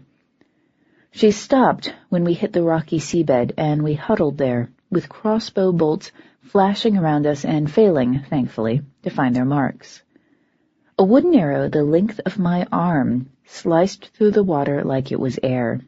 Dianda visibly relaxed, hair waving in front of her eyes like a strange new type of kelp, as she pushed away from the seabed, pulling me with her. I didn't struggle. There's almost nothing I hate more than being in the water, and I'd expected to have a little more time to prepare myself before I let the Lushak spell do whatever it was going to do to me. I just wasn't anticipating goblin assassins with crossbows pushing me into a situation where the only viable exit involved riding a mermaid's wheelchair into the marina. Sometimes I think my life is too complicated. I gasped as we surfaced, more out of reflex than an actual need for air. We'd been under for several minutes, but my lungs didn't hurt. That was probably a bad sign. "Can you keep yourself above water?" asked Dianda from over my shoulder. She was still holding me up, her chin nearly brushing the side of my neck. "I have no idea," I said honestly, and shoved my sodden hair out of my eyes with one hand. Then I stopped, blinking at the scene in front of me. Whoa. We were surrounded. Archers lined the dock on all sides, longbows raised. About half of them faced away from us, scanning for threats. The other half faced the water, arrows notched, and pointed directly at me. At least they were aiming for the center of my body, where they'd be least likely to hit Dianda. The glitter of their human disguises couldn't stop me from breathing in the taste of their Selkie heritage. Dianda's previously absent guard. "Where were you guys a few minutes ago?" I muttered. "My lady?" asked one of the archers. Dianda murmured, "I'm letting go of you now. Try not to sink." Then her arms were unwinding themselves from around my waist, and she was swimming toward the dock, her flukes brushing my hip as she passed me. Those fins weren't just for show. A Merrow moving at full speed can overtake practically anything else in the ocean. In the water, in her native form, Dianda was the one in control. Speaking of native forms, when she let me go, I bobbed a few inches lower in the water before recovering my equilibrium, and I realized, without any real surprise, that I couldn't feel my legs. Oh, I felt something, but I didn't have the necessary frame of reference to know exactly what it was. I raised my hand and spread my fingers. Thin webs connected them to the first knuckle, turned translucent by the harbor lights.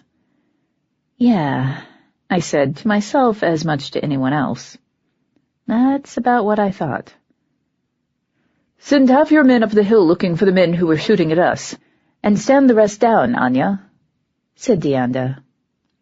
The tallest of the female Selkies nodded and turned, gesturing toward Leavenworth.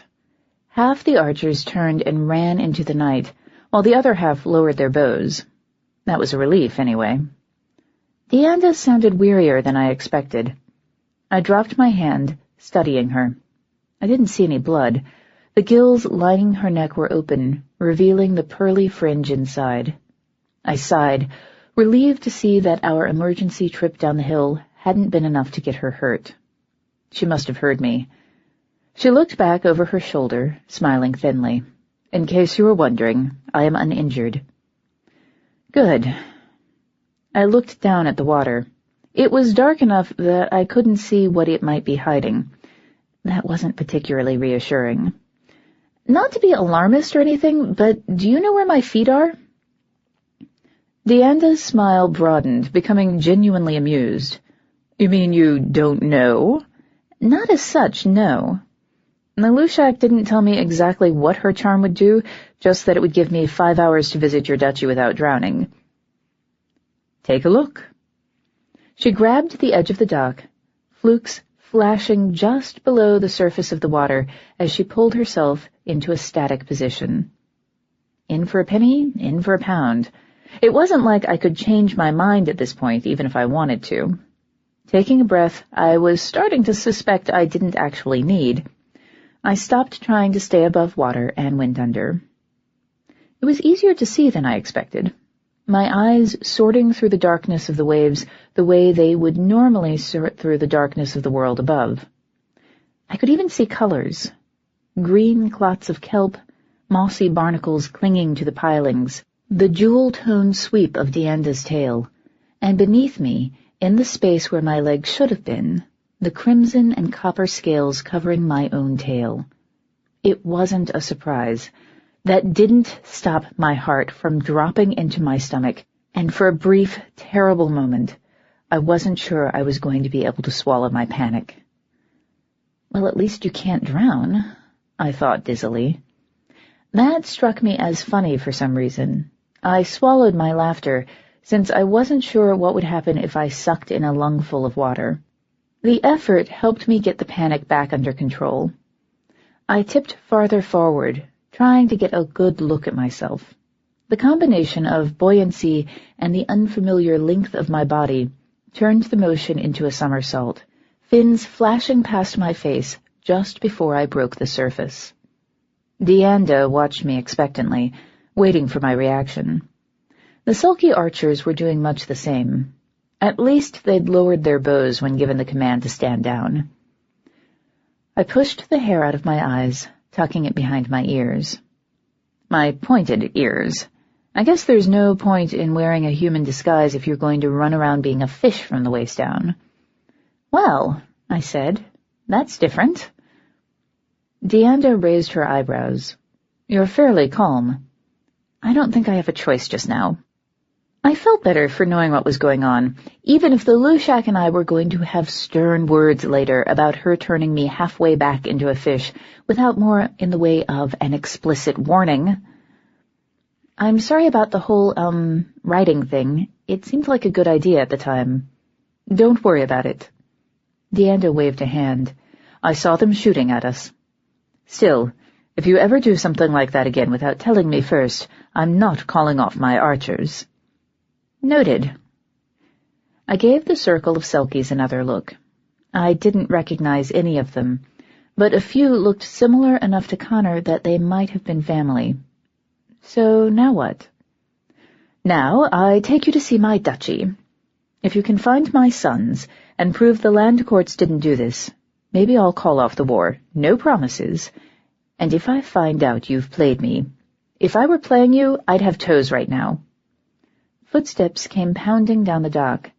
One of the Selkies turned, starting to raise her bow, and stopped, lowering it again. I allowed myself a small smile. "I think I hear my knights in shining armor." "Make that singular," she said, relaxing. "One of them is mine."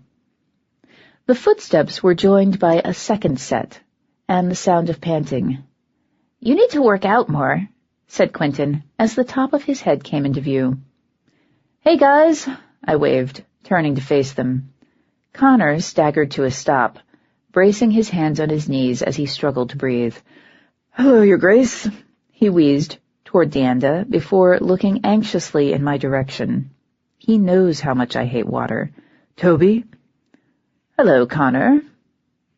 Dianda twisted her tail around one of the dock supports, like a seahorse, letting it anchor her as she leaned back in the water. It made sense, given the way the water moved. Marrow had to have a way to keep from drifting. I never really thought about it before, and now I was taking notes. "I take it you're both unhurt?" "Yes, Your Grace." His worried eyes didn't leave my face. "We came when we heard the shouting, but—" "You couldn't have helped," I said, swimming over to join Dianda. Quentin stepped up next to him and gasped. My fins must have shown through the water. So much for breaking the news gently. "Hey, Quentin, how was the fish?" He swallowed hard, composing himself before he said, "You're in the water." "Yes, gravity made sure of that." "And you have fins." "You can blame the Lushak for that part." Movie mermaids are always slapping their tails against the water to make a point, or just to show off how much of the special effects budget went into designing them. I would have done it, but I couldn't think of how to start without concussing myself on the dock in the process. I'm going to visit Saltmist now, since I'm pretty sure I'd be a little awkward on land at the moment. Connor's eyes went wide as he finally caught up with current events. "Wait, you mean you—" "I am going to need an uncountable number of cups of coffee when this is over," I replied, and turned to Quentin. "Call Danny. Tell him you need a ride back to the apartment. I'd take you with me, but I'm pretty sure it wouldn't work." "I understand," he said. "Do I need to stay at the apartment?" "Not if you find something better to do. Visit the Lushak, go help Walter, whatever. Just make sure someone knows where you are so I can find you when I get back. And make sure Danny comes inside. May has a job for him." "Okay." Quentin took a step back, looking anxious. "Please don't get killed?" "I'll do my best." "This is lovely, but my children are still missing." Dianda pushed away from the dock, flukes unfurling in a swirl of green and purple. "Connor, come on. I'll need you to help show our guest around the now." Right," said Connor, and dove, fully clothed, off the dock. That made me think of something I hadn't thought of until that moment. "Hey, what the hell happened to my pants?" "Among many other excellent questions," said Dianda. She offered me her hand. "Come along, I'll pull you." "I appreciate it," I said. I couldn't figure out how to take her hand without crushing the webbing between her fingers, or between my own, and so I grabbed her wrist, holding tight. "Don't hold your breath," she advised, and pulled me under. The strange lightness under the waves remained, making it almost easier to see below than it had been above. Dianda's scales cast their own faint, luminous glow. Even if she hadn't been pulling me, I wouldn't have lost sight of her. Smiling encouragingly, she tugged me forward, away from the dock, into the open sea. Splashes from behind us signaled the remaining Selkie archers entering the water. In a matter of seconds, the sea was alive with harbor seals, their silver and charcoal coats turning them into virtual ghosts. I couldn't pick Connor out of the throng. I've seen him in seal form dozens, if not hundreds of times, but all the swimming Selkies looked alike to me. Anyway, I was preoccupied by the effort of keeping up with Dianda, something that got harder when I tried to think about what I was doing.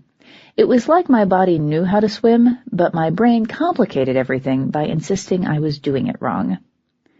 Thinking too much also had the unpleasant side effect of making me realize that I wasn't actually breathing. Gills just aren't the same. Finally, I stopped thinking and let myself go, trusting Dianda to get us where we were going. Things got better after that. I'm no oceanographer, but I know enough to know that it's supposed to get darker as you go deeper. That wasn't happening here. Instead, we swam through a series of small temperature changes, wafting diffuse things that would signify the transition between the mortal and fae worlds if they appeared in a land now. The fish swimming by got flashier, all bright colors and flamboyant patterns of the sort I usually only saw on the Discovery Channel. The selkies wove a complicated pattern around us, acting as escort and guard. And in the middle of it all swam Dianda, cutting through the water with me firmly in tow. Ahead of us, the selkies began to vanish. Nothing was taking them, and they weren't swimming away. They were swimming forward, and then they were gone, moving into some other sea. Dianda looked back, nodding her head toward the place where the selkies disappeared. I nodded, bracing myself as much as I could while still swimming faster than a man could run.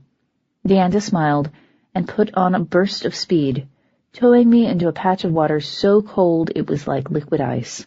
The world twisted, and we were through, entering an ocean full of moonlight. I thought it was easy to see in the mortal ocean. I was wrong. It was easy to see here, where the light clung to everything, and the shadows were all but non-existent. Even the salt water tasted sweet, with no trace of pollution or modern industry. We were in the Summerlands Sea. An elegant stone palace, decked in mother-of-pearl and patches of living kelp, rose from the sea floor ahead of us, cradled in rings of multicolored coral. It had been constructed with no regard for gravity, resulting in dozens of tapering towers, high balconies that went nowhere, and wide windows instead of doors. Why bother building to constraints that don't apply to you? Dianda kept pulling me forward. I realized she was singing. It was a high, sweet sound, barely this side of whale song, and the sea answered her. Dozens of fae poured from the palace windows, swimming out to join our escort. They ranged from the expected marrow and sirens to stranger things. Women with the lower bodies of octopi instead of the standard marrow's tail. Men with slick, blue-black skin and the smooth fluidity of eels. Many of them belonged to fae races I had never seen before, undersea denizens for whom the land held no attractions. They surrounded us in a coruscating curtain of living bodies and brightly colored scales. Most were wearing garments that were equally bright, like they were competing with the ocean around them. As if anything could have managed that. This sea was too wild and strange for anything to have ever truly competed with it. All the sea fae were singing, their individual pitches and melodies joining with Dianda's into a single sweet chorus that didn't make a bit of sense. Words were impossible under the water, at least without magic, and it made sense that they would have found a way to fill that gap. I could even see a few of them signing to each other, waving their hands or tentacles in quick, fluid gestures that didn't look a damn thing like American Sign Language. I hoped they all spoke English, and that we'd be in a place where talking was an option, or this visit was going to be like a pantomime in hell. The palace was just ahead of us. Dianda let go of my hand, gesturing for me to follow as she swam for the nearest window. Several members of our impromptu escort swam in ahead of her. The rest peeled off to the sides, leaving space for me to enter. As if I could do anything else. After coming this far, out of my world, literally out of my element, and even out of my own natural form, following her through the window was no big deal. I twisted around to make sure I wouldn't catch my flukes on the sill and swam through. This was definitely turning out to be an interesting night. Hell, maybe I'd get lucky, and someone in the undersea would know what coffee was. 15. The room we swam into made the grand ballroom at Shadowed Hills look tiny. The gleaming mother-of-pearl walls were mostly obscured by elaborate loops of coral, shaped like an abstract jungle gym. I thought it was purely decorative until half the fae in our escort swam off and settled themselves among the nooks and handholds. Several of the octopus merfolk actually suspended themselves from what should have been the ceiling, hanging there and watching us as we passed. creepy," I muttered, or would have if I'd been above water. As it was, I just managed a few bubbles. I scowled, swimming after Dianda. She was moving more slowly now that we were out of open water. That was a good thing. I would never have been able to keep up with her otherwise. The hall paid no attention to conventional geometry, twisting and looping like a piece of tangled string, until I could only tell up from down by the direction people's hair floated. The ones that had hair, anyway. I'm used to fae with feathers or scales or even willow branches in place of hair. Kelp, coral, bristling sea urchin spines, and lionfish fins, those were new to me. Dianda doubled back to grab my wrist before diving upward into a long passage. She gathered speed as she went. I did the same, or as close to the same as I could manage. This swimming thing was harder than it looked. At least it was keeping me from thinking too hard about the fact that I was underwater, and worse, actually breathing water just like I did in the pond. Even that brief acknowledgement of the fact that I was surrounded by water was enough to make me start panicking again. I surged forward, nearly smacking my tail against the walls, and actually pulled even with Dianda for a brief second. She nodded approvingly, jerked me closer, and sped up. Her momentum carried us out of the tunnel into a shallow, blue-watered pool that spread out around us like a basin. I gasped as we broke the surface, as much from reflex as from the actual need to feel air, real air, filling my lungs. Something tickled the sides of my neck, my gills, closing themselves now that they weren't needed, because that wasn't creepy or anything. My hair fell into my eyes as soon as my head was out of the water. I shoved it aside and took a good look at the room around us.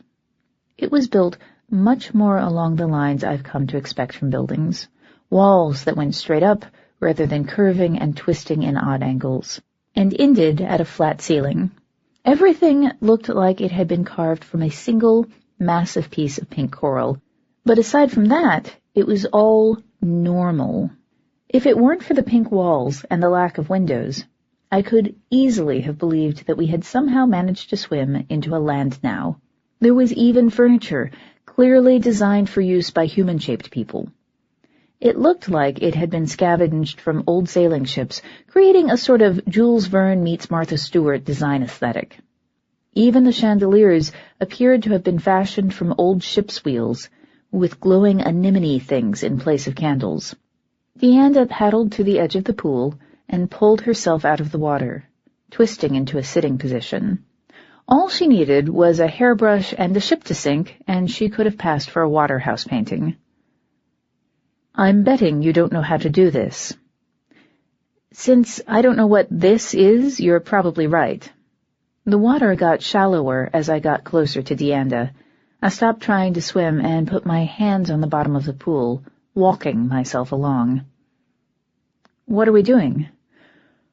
"We're going to see my son's rooms. That means we need to get out of the water." Dianda frowned thoughtfully.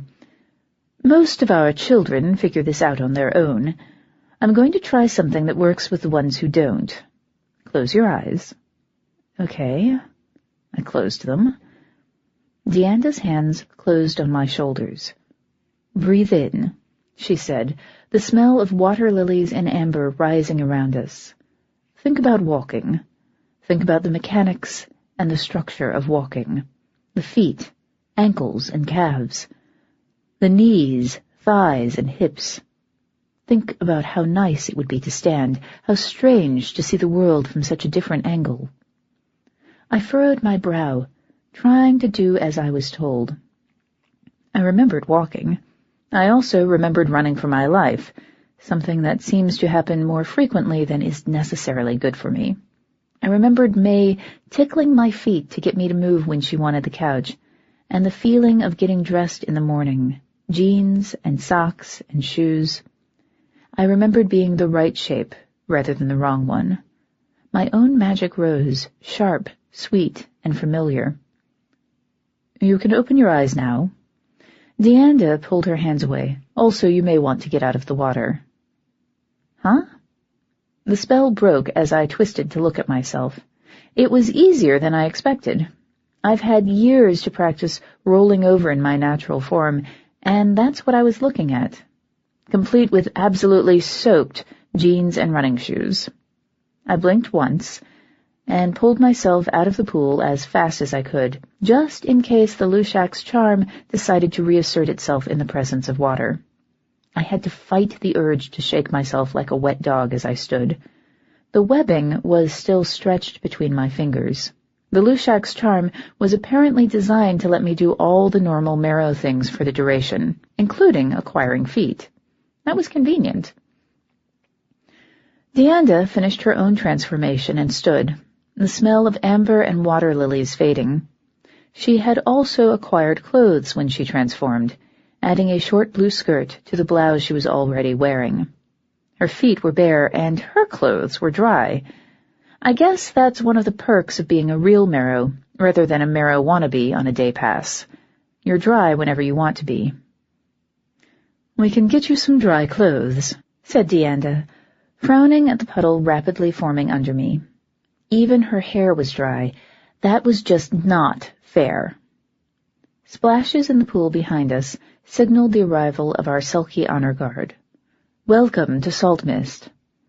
"Love what you've done with the place," I said, looking unabashedly around the room as I peeled off my waterlogged leather jacket. I admit, this isn't exactly what I pictured when I thought underwater duchy. We've always had some air-filled areas, for the sake of the Selkies and other air-breathers among us. It's a necessary part of our culture. Dianda began walking, gesturing for me to follow. I glanced behind me, scanning the emerging Selkies for Connor. He smiled when he saw me looking. I smiled back before turning and walking quickly after Dianda. The sound of my wet shoes slapping against the coral floor made us both grimace. I looked at Dianda apologetically. "Sorry. Oddly, water damage isn't a big issue down here." "No, I guess it wouldn't be." I looked around again. It makes sense that you'd need some areas with air. I mean, we have freshwater fae on the land who need to spend a certain amount of their time in the water, or else they'd just dry up. Exactly. No part of Faerie is ever completely independent from any other. Dianda slanted a smile my way as Connor half-walked, half-trotted up to pull even with us. He was trying to look nonchalant about it. He was failing, rather spectacularly. But I don't think that's a bad thing, do you? No, not really. The water dripping from my hair was running into my eyes. I wiped it away with one hand. "Can I get a towel to go with those clean clothes?" "Absolutely. Connor?" Dianda looked past me to him. "Would you go tell Helme that we have a guest in need of towels and clothing? Tell her the guest is female and approximately my size, but should not be dressed in ducal colors." "Yes, Your Grace," said Connor, expression telegraphing exactly how much he did not want to run off and leave me alone with a bunch of unfamiliar sea fae. He made no move to go. Disobeying your liege is a bad idea, even when you only do it by moving too slowly. I flashed him a smile and said, "It'll be so nice to be dry again. I'm seriously over this whole wet thing." "I'll be back as soon as I can," he said with utter sincerity before turning and trotting toward a door to the left of the pool. "This way," said Dianda. She started walking faster, setting a pace that was hard for me to match in my dripping jeans and squelching shoes. "I assume you'd like to change before I show you their rooms?" "You assume correctly. I mean, I probably can't compromise anything by dripping on it, but—" "But it's better not to risk it," said Patrick, emerging from an adjoining hall. "Hello, October.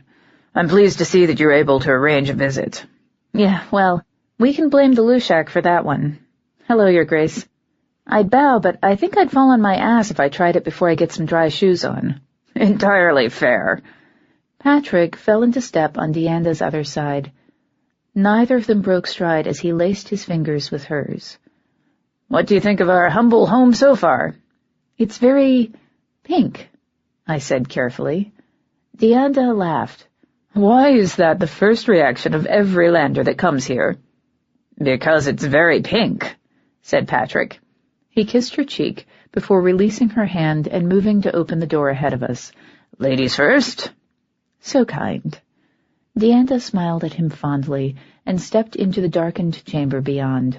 Lights flared to life in the chandelier overhead as soon as her foot crossed the threshold, and continued to spread around the edges of the room. By the time Patrick stepped through, closing the door behind him, the entire room was lit, and I was staring. The walls were glass, broken only by coral door frames, making the circular room feel like the world's largest aquarium. Even the ceiling was transparent, a fact that was reinforced when a manta ray the size of a minivan floated serenely by above us. The ray was one of the more normal sea creatures in evidence.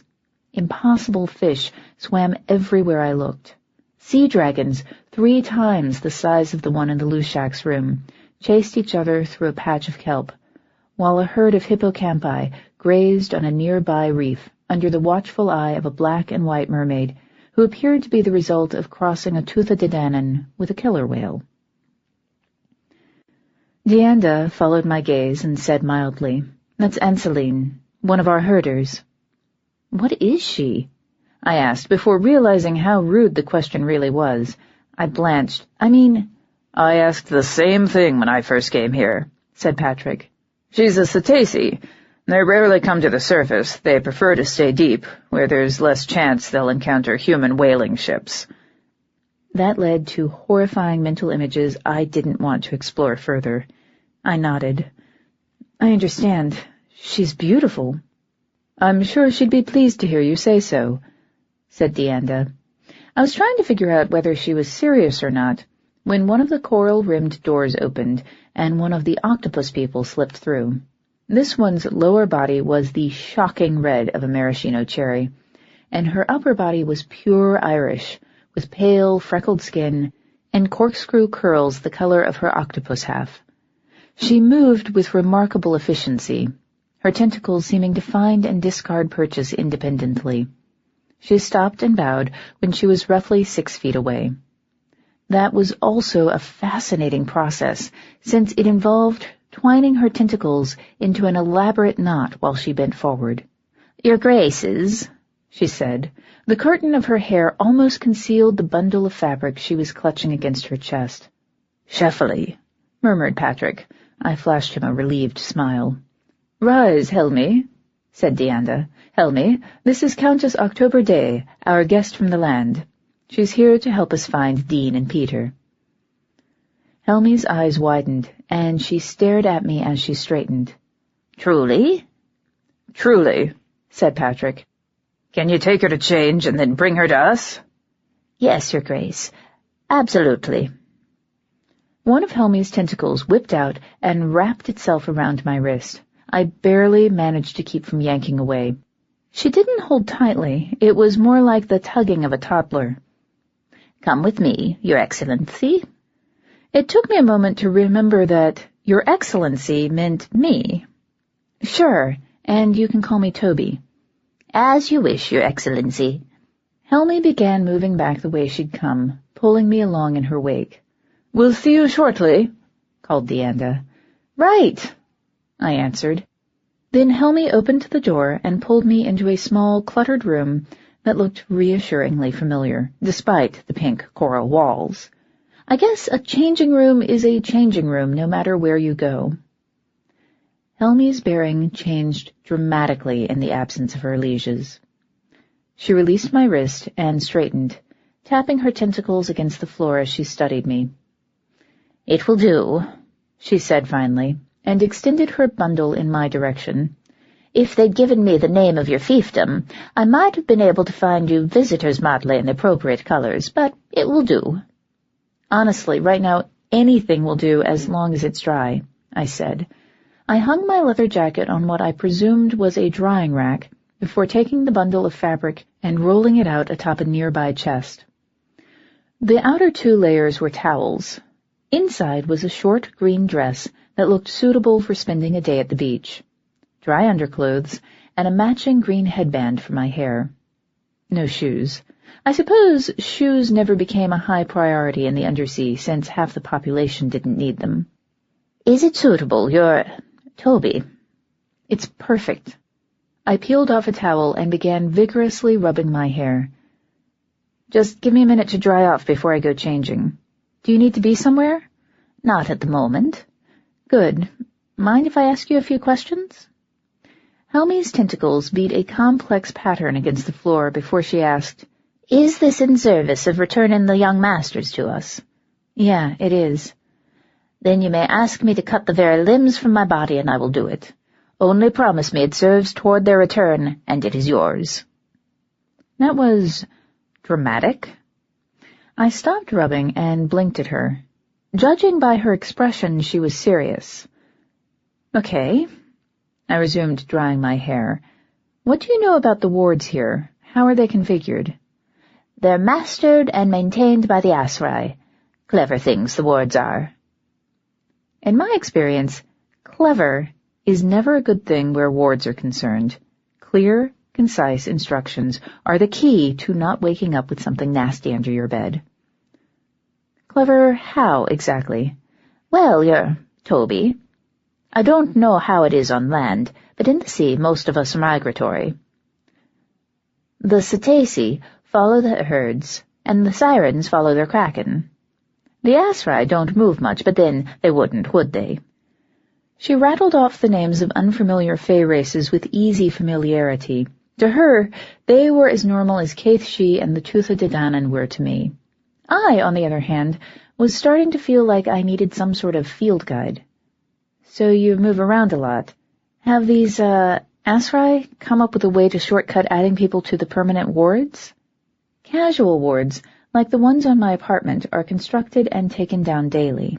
They're generally not set when either May or I are home, since we don't see the point in wasting the magic. Places like Shadowed Hills tend to have more permanent wards, at least on certain areas. One's set to allow people who have permission to pass and stop the people who don't. Modifying them is a long, laborious process, which is why I don't bother trying to construct that kind of protection. Oh, yes. The wards are set to allow those of us who live here to come and go as we please, and to admit anyone who carries an appropriate token. Okay, so could someone have stolen one of these tokens? Oh, no. They're enchanted to break at once if taken from their rightful owners. There went one theory. I put down my towel.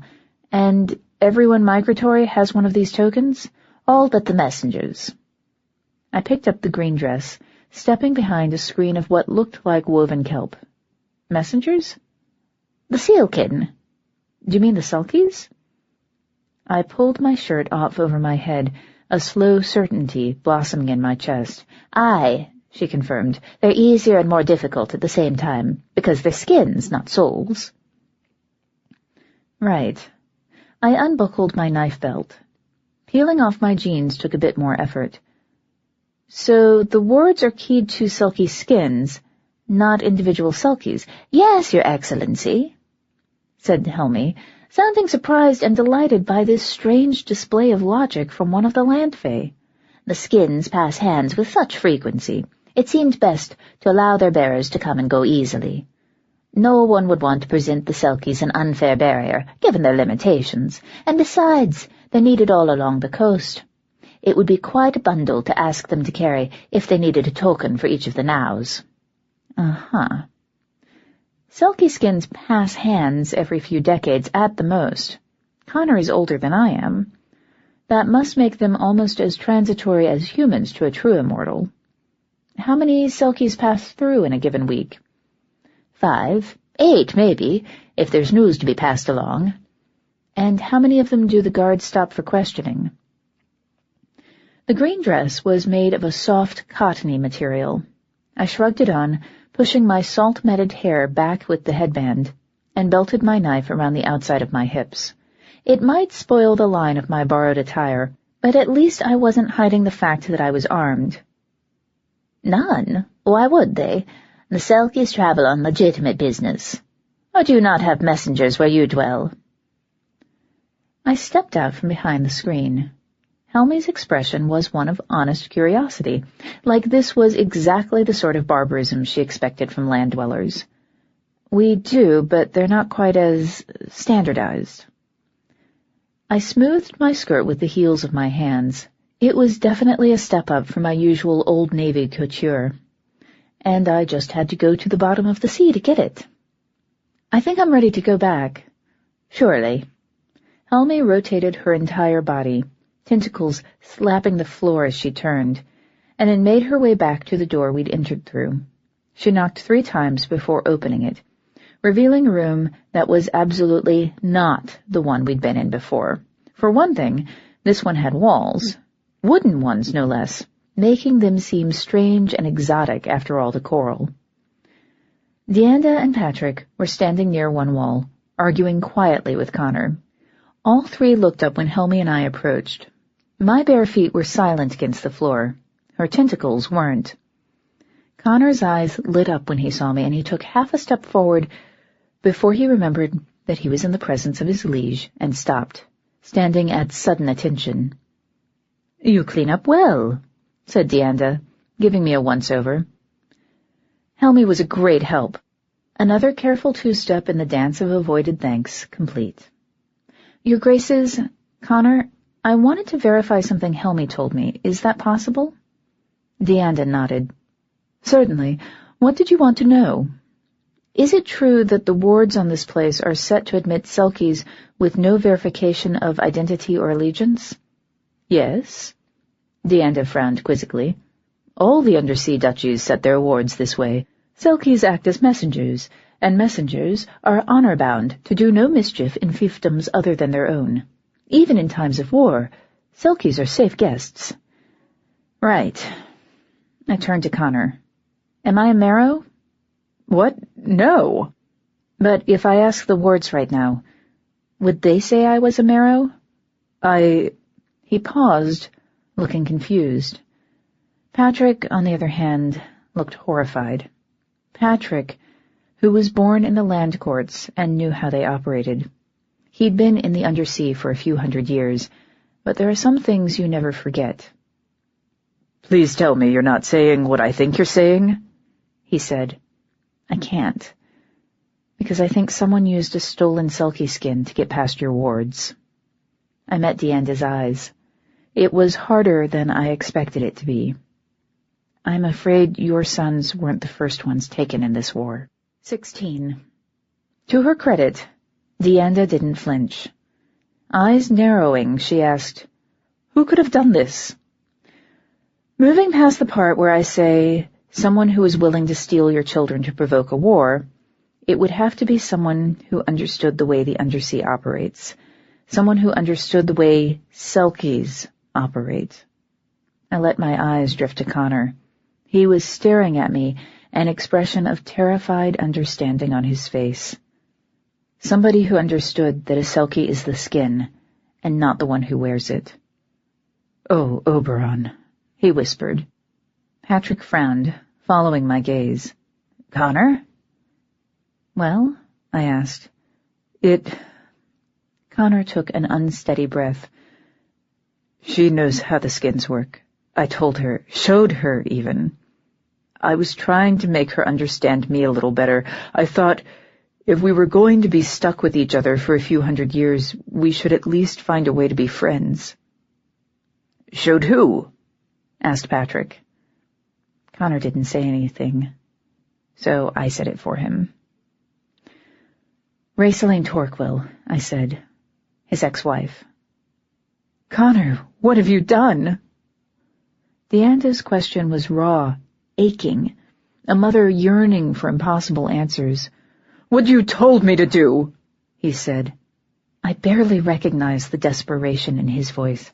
"I married her because you told me to. I tried to court her, to woo her, but she couldn't be courted. She was too far gone, and I tried." "It's not his fault," I said, bringing Patrick and Dianda's eyes back to me. That wasn't comfortable, but it was better than having them fixed on Connor. She was more broken than anyone knew, even her parents. He couldn't know what he was doing when he tried to make the marriage work. If you're going to blame anyone, blame whoever broke her in the first place. And maybe it wasn't Raisel. There are other options. "Who?" asked Dianda. I didn't have an answer for that. Patrick broke the silence. Indicating the nearest door with a sweep of one hand, he said, "This is Dean's room. Is there anything you'll need?" "Let's find out." I reached for the knob, pausing just before I grasped it. "Is there anything I need to know about the wards?" "There aren't any." I turned to blink at Dianda, surprised enough by her reply that I allowed my hand to complete its descent to the doorknob. Nothing shocked me. She was telling the truth. There were no wards on the private quarters. What? Why not? We're inside the now. Wards have never been needed here. Things are different on the land, I said, and opened the door. Dean's room was surprisingly normal, and could have passed for Quentin's or Raj's with a few alterations. A dark blue rug softened the polished wood floor, matching the curtains around the single window, which was shaped like, and possibly made from, a ship's porthole. A tall wardrobe was shoved against one wall, and the bed was beneath the window. The rest of the available wall space was devoted to bookshelves, most of them groaning under the weight of the books stacked there. "Stay here," I said, starting to step inside. Dianda's eyes widened. I raised my hand to stop her protest. "Please, I know a lot of people have been through here, but I need to at least try." "Let her die," said Patrick, putting a hand on her arm. "All right." She subsided, leaning against her husband. "Proceed." I nodded before turning and walking slowly into the room. No blood had been shed here. That was a small problem. I work best when I work with blood, but not an insurmountable one. Most people assume an unfamiliar scene is harder to work than a familiar one, since you won't be able to tell what's out of place. Those people are both right and wrong. I couldn't tell what was out of place, and I definitely couldn't tell you if anything was missing. But at the same time, I didn't have any preconceptions about what was supposed to be where. A familiar scene can become overwhelmingly strange when it's disturbed in some way, while unfamiliar scenes are strange to begin with. More importantly, people fill in the blanks when they look at a familiar room, inserting objects where they think they belong. Their eyes can just skip over things. That's dangerous. More dangerous than not knowing what it's safe to disregard. Given a choice, I'll take the unfamiliar every time. The covers on Dean's bed were smooth. I indicated the bed, continuing to study the rest of the room. Was Dean in the habit of making his bed that well? Helmi made it for him, said Dianda. It was unmade when he disappeared. I bit back my usual lecture on preserving the scene of a crime.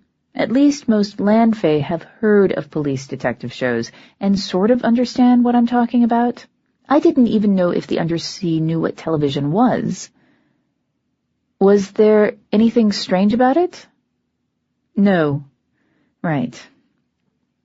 The books were shelved in alphabetical order, and even the ones that were wedged in tightly enough to dent their covers were where they belonged. Dean had a space problem, but not an organization problem. Where did the books come from? Bookstores and Amazon, replied Patrick. He smiled at my startled expression. The land doesn't have a monopoly on adopting mortal technology, you know. There's something to be said for the anonymity of online shopping. On the internet, nobody knows you're a mermaid. I shook my head. Did Helmi clean those up too? Dean's very careful with his library, said Dianda. He's been asking about a fosterage for a while now. She glanced at Patrick, a tangled mixture of affection and regret in her expression. He wants to know what life is like on the land. I can recommend some good fiefdoms when the time comes, I said, staunchly ignoring her slip into the past tense. Let's hope you get the chance, said Patrick. There was nothing I could say to that. I gave the room one more long look before moving toward the bed. It was hard to resist the urge to muss the covers, just a little bit, just enough to make it look like a teenage boy still lived here. As it was, the mixture of tidiness and carefully shelved disorder made it all too easy to imagine this as Quentin's room. I would have willingly started a war to get my squire back. I didn't even want to think about what I'd do if Jilly's life were the one on the line. A nightstand sat just under the portal window, holding the standard assortment of odds and ends, an oil lamp, a tattered Stephen King paperback with a bookmark about halfway through, and a ceramic dish filled with the sort of things that collect in an active teenager's pockets. Small stones, salt-corroded coins, dice, and several slips of paper. Most looked like they'd been torn from court documents or larger pieces of parchment, which just made the scrap of blue-lined binder paper look all the more out of place. I crouched next to the nightstand, breathing deeply as I strained to find any trace of lingering magic to confirm my suspicions. The air smelled clean, with a strong undercurrent of salt water and wood polish. I closed my eyes, forcing myself to focus. My own magic started to rise, the cut grass and copper smell of it somehow forcing the other scents to separate rather than obscuring them. And there, buried under the stronger, more recent scents, was the thing I'd been hoping and fearing I'd find. Mustard flowers and hot wax, the signature of Raycel's magic. I opened my eyes and reached for the scrap of binder paper. It was water-damaged, and most of the list of items had blurred beyond reading. But Raycel's childish scrawl was still legible in a few spots. "Knock 3 times," I read aloud. "What does that mean?" "All servants are required to knock 3 times before entering," said Dianda. She was frowning as I stood and turned to face her. "That gives the inhabitants time to prepare, so they won't be surprised. A servant who didn't knock might find themselves facing a rather unpleasant welcome." "Unpleasant how?" Dianda's frown became a thin smile, showing more teeth than I was strictly comfortable with. "Painfully so. Even in our quarters we are never unarmed." "Charming. Do the Selkies know about the knocking?" "Yes," said Connor, "but I never told Raycel that. There was no reason to." There was no reason to tell her about the wards either, but I decided to keep that to myself. Someone did. I held up the slip of paper. Rayceline was here, and she had written instructions to help her get inside. It was easy to picture Helmy finding the scrap of paper in the process of cleaning the room and simply putting it with the rest, not realizing it was from a different source. "Where is she now?"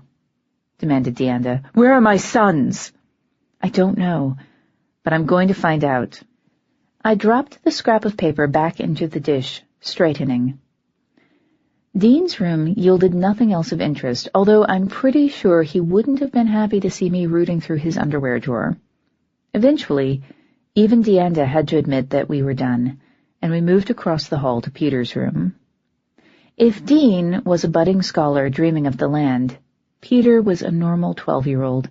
And even Helmy's valiant efforts to tame his room had failed. I knew as soon as I crossed the threshold that he was a collector of shells, a lover of strange stones, and an explorer of sunken ships. Unless he'd managed to acquire his impressive assortment of coins, cannonballs, and other shipwreck souvenirs online, which I doubted. He didn't have a bed. Instead, a deep, saltwater pool about the size of a hotel hot tub sat at the center of the room, with hand grips around the edges to make it easier to get in and out of. And none of that mattered, because the smell of blood punched me in the nose as soon as the door was opened. I grabbed the doorframe, half staggering.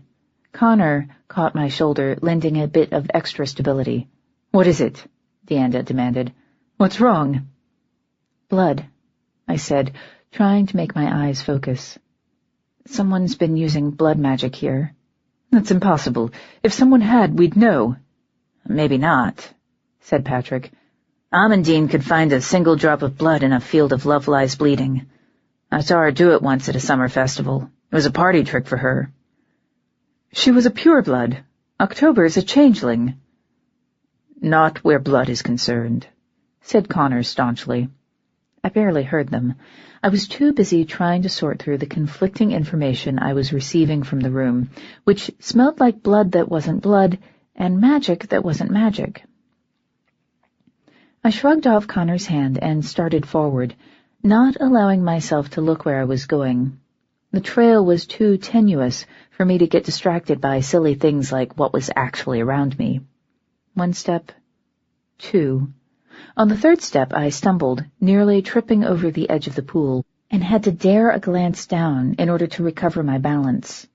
I almost lost the trail after that and had to stop again, closing my eyes and breathing as deeply as I could. The smell of blood had been impossible to miss when we opened the door because it had been trapped. Now, with the air circulating in from the hall, it was getting fainter. I needed to keep moving or I was never going to find it at all. 3 more steps carried me to the wall. It was covered by a complex tapestry of interwoven fishnets, ropes, and sea-stained lengths of fabric, all studded with shells and interesting pieces of driftwood. There was blood trapped in the fibers, places where the weaver's fingers had bled in the process of tying knots or securing shells. The image of a dark-haired Marrow boy formed behind my eyes and was just as quickly filed away. I'd know Peter if I saw him now, but that wasn't the blood I'd followed into the room. Shutting out the traces of blood in the tapestry only took a few seconds. My own magic was rising around me again. I borrowed strength from its familiarity, letting it wash away everything but the blood before I knelt and pulled the base of the tapestry away from the wall. A silver needle glittered among the bottom loops of the fishnet, obviously snagged there by mistake. It was practically invisible among all the things woven into the netting. If there hadn't been time for a full search of the room, Rayceline wouldn't even have realized that it was missing. "Here," I said. The bottom inch of the needle was darker than the rest. I didn't need magic to tell me it was covered with dried blood. Gingerly, I grasped the opposite end and began working it free of the tapestry. "I found something." "What is it?" This time, no amount of restraining was going to keep Dianda out of the room. She strode toward me, practically vibrating with the need to know what I'd found. "How did my people miss it?" "They didn't smell the blood." I held up the needle. "I wouldn't touch this if I were you. This is a blood magic charm." "Intended to do what?" "I'm not sure." I brought the needle to my nose, sniffing cautiously. "It smells a little bit like elfshot, but it's not quite elfshot. I'm going to need to take this to an alchemist friend of mine. He'll be able to tell us more." Dianda's expression darkened. "If you think I'm going to let you swim out of here with that—" "I'm exactly right," I finished. "Dianda, I'm trying to save your sons. We know Rayceline was involved, and we know this is blood magic. There's no way she brewed this on her own. And that means we need to find out who did brew it. And the best way to do that is to learn exactly what it is. Walter will be able to do that. You've trusted me this far. Is there anything to gain in taking that trust away from me now?" Dianda's eyes flicked from my face to the needle and back. Finally, she said, "Helmi will fetch you a watertight bottle to transport it back to the surface. You have until the morning tide rolls in twice to tell me who took my children. Do you understand?" "Yes," I said. I wanted more than that. I wanted her to promise we wouldn't be going to war. But I knew better than to demand. Her children were missing. I was lucky she was still being as reasonable as she was. "Good." Dianda's shoulders drooped. Is there anything else we can show you? Anything at all?" I took a deep breath. "Honestly, I don't know. I'm not familiar enough with the way your nows are constructed. How about you take me on a tour of the boys' favorite spots, and we'll see if anything else jumps out at me." I glanced at the needle. "After Helmi brings the bottle, that is. I've already jabbed one dubiously enchanted pen into my leg tonight, and since that ended with me growing fins, I'd rather not do it again." "All right," said Dianda. She rubbed her face with one hand, looking overwhelmingly tired. "A tour it is. And an escort to the surface afterward, if you don't mind. I don't think I can find the way back on my own, and this," I waved a still-webbed hand indicating my body, "isn't going to last forever. I won't be very much use to you if I drown when the Lushak spell wears off." "You'll be escorted," said Patrick. Silence fell. I looked around, wishing I had better news for them, wishing I had some idea of where Raisel might have taken the missing boys. I didn't have either of those things. Having nothing useful to contribute has never been enough to keep my mouth shut. "So," I asked, "anybody know how to get salt water out of leather?" 17. I could have spent days, if not weeks, exploring Saltmist. It was labyrinthine on a level even Shadowed Hills couldn't match, since Shadowed Hills has to at least pretend to believe in gravity. Saltmist had ballrooms where every wall was a dance floor, dining halls where the tables were suspended on ropes of kelp that also served as a living salad bar, and passageways set in what I couldn't help regarding as the floor or the ceiling. Even the air-filled areas were built with little regard for mundane architecture, following plans that seemed as much borrowed from sailing ships and Viking feast halls as they were from the medieval castles I'm used to seeing. The Fae were as strange as their surroundings. Merfolk with seahorse tails stuck close to the floor in the underwater areas. They seemed to fill a role similar to the Hobbs back home, since they were almost all engaged in some form of housework or repair, and most didn't look up when we swam past them. Sheffali were in evidence in both the wet and dry areas, usually armed and hanging from the ceiling. According to Dianda, they served as the ducal guard, save for a few like Helmi, who had gone into private service. "She's upset about the boys because she loves them, but also because they represent her failure," said Dianda. "She's supposed to guard them. Someone hurt them while she was watching. That isn't acceptable to the Sheffali." "So her honor is at stake?" "Her life." Dianda's lips thinned. "If they aren't found, her family will kill her as a form of apology to our household." I stared at her. "And you'll let them?" "This is the Undersea," she said. "We do things differently here." I was starting to figure out just how differently. After the third time I'd made the transition between air and water, it started to feel almost natural. I didn't really have to think about going from legs to tail or back again. It just happened, my body changing to suit the environment it was in. The green dress didn't change with me, and clung to my skin like seaweed whenever we had to get out of the water and walk. It didn't drip as much as my jeans had. I didn't worry about it. We eventually wound up back in the round aquarium room, surrounded by that impossible Summerland sea. The whale mermaid and her hippocampi charges were gone, replaced by 3 of the seahorse fae and a whole school of undersea children. They were a wild assortment of fins, tails, and tentacles as they chased each other around and through the kelp and coral. Dianda and Patrick looked at them with undisguised longing, not seeming to care that I was still there, still watching them. Connor put a hand on my shoulder. I tilted my head back, asking, "Can you get me to the surface?" "If you think you can follow." He glanced to the webbing between my fingers. "How much longer is this supposed to last?" "Not long enough for me to be comfortable staying here. I don't want to drown on my way back to the surface." "Anseline and her brothers will escort you," said Dianda, abruptly turning away from the wall. "Connor, your services are needed here for the time being." "What?" His eyes widened. "Your Grace, I would be honored to be escorted by Anseline and her brothers," I said, cutting him off. If Dianda was keeping Connor with her, it was because she wanted to grill him on Raceline. That was something that needed to happen as soon as possible for everybody's sake. "There's just one thing." Dianda blinked. Apparently, she wasn't expecting me to make requests. "What?" "Can I please have my clothes back?" "Of course." Dianda's expression softened. "You may keep the dress. Consider it a souvenir." "Sort of a, I went to the lost city of Atlantis and all I got was this lousy t-shirt thing, right?" I asked. Dianda looked at me blankly. "Atlantis isn't lost. It's about an 8-day swim from here." "Right. If Connor is staying here, how would you like me to send word of my findings? I won't be able to come back after the spell wears off, and I don't know if the Lushak will mix me another one.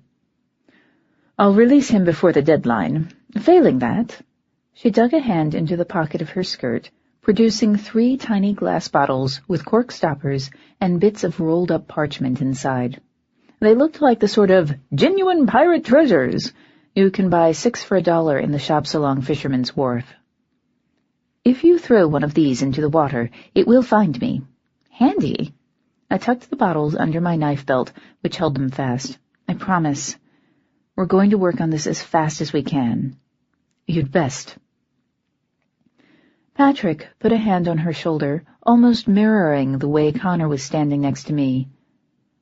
Connor, why don't you show October to the exit pool? Helmy will meet you there and can lead October out to meet Anseline and the others. Of course, Your Grace, said Connor. He stepped away from me and bowed to the Lordens. Where can I find you once she's gone? Meet us in the receiving hall, said Dianda. I appreciate your hospitality, I said, and curtsied, directing the gesture to both of them. As I straightened, I added, I'll bring your sons home. Please, said Dianda. Nothing more than that. Everything else had already been said. She and Patrick turned and walked away, leaving me alone with Connor. I sighed. I can't wait to be back on dry land. I can't wait to be there with you. Connor touched my cheek. Come on, let's get you home. He led me along the above-water path through the now. We passed Marrow in their human forms, shufflily making their way along floor, walls, and ceiling with equal ease, and Selkie after Selkie.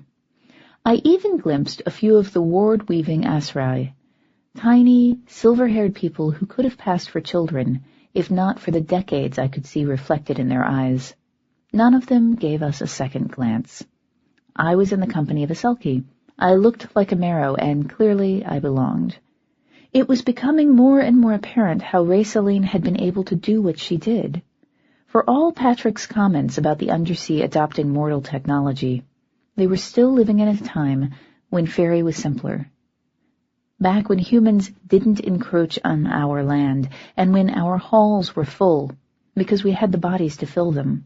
These days, people know everyone who lives in their fiefdom, because there just aren't that many of us left.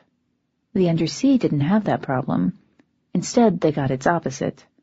When there are too many people to know them all on sight, you can have strangers, and strangers can do bad things. Helmy was waiting by the entrance pool.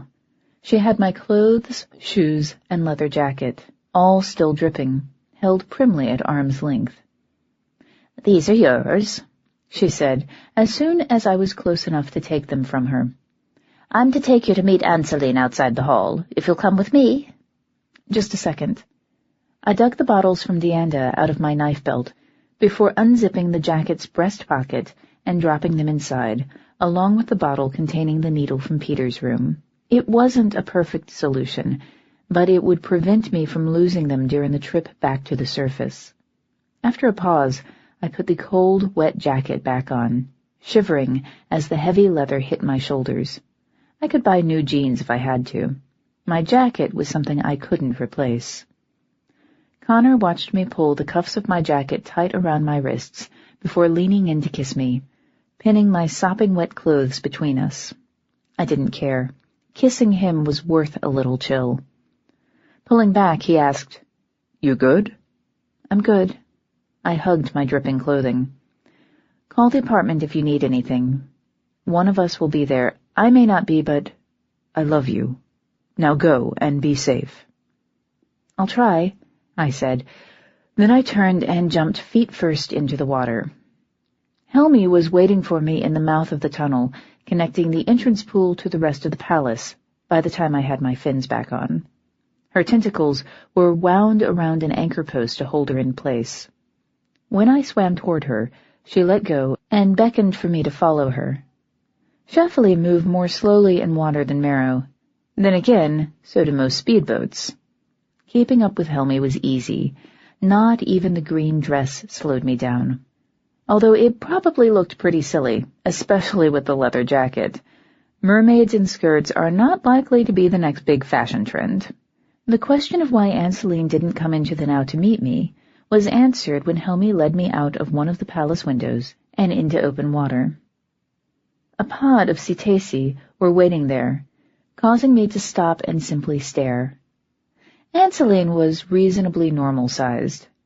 As the Fae measure such things, her human half was bigger than any human, but still smaller than a bridge troll, and even with her tail, she was no more than 12 feet long.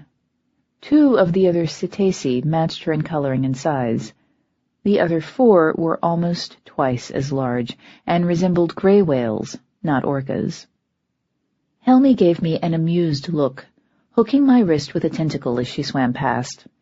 I let myself be towed, beginning to swim under my own power once it became clear she was planning to pull me all the way over to the pod of waiting cetacea. Anseline swam forward to meet us, executing an odd rolling curtsy before gesturing for me to grab her dorsal fin. I blinked. She repeated the gesture with more urgency. Time was ticking past, and while I didn't think I was quite to the point where the Lushak's spell would break, I didn't want to risk it. Besides, it wasn't like I could argue with her while we were underwater. I motioned for Helmi to release my wrist before swimming the last few feet to where Anseline waited, and grabbed the indicated dorsal fin with my right hand, holding my clothes against my chest with my left. My tail stretched down the length of her body, my own gauzy flukes lying over the top of her powerful black and white ones. I should probably have expected her to take off like, I don't know, a killer whale with a mermaid hanging on to her back end. For some reason, I didn't expect it to be that fast. Marrow move at a speed that seems unrealistic. Cetacea make them seem slow.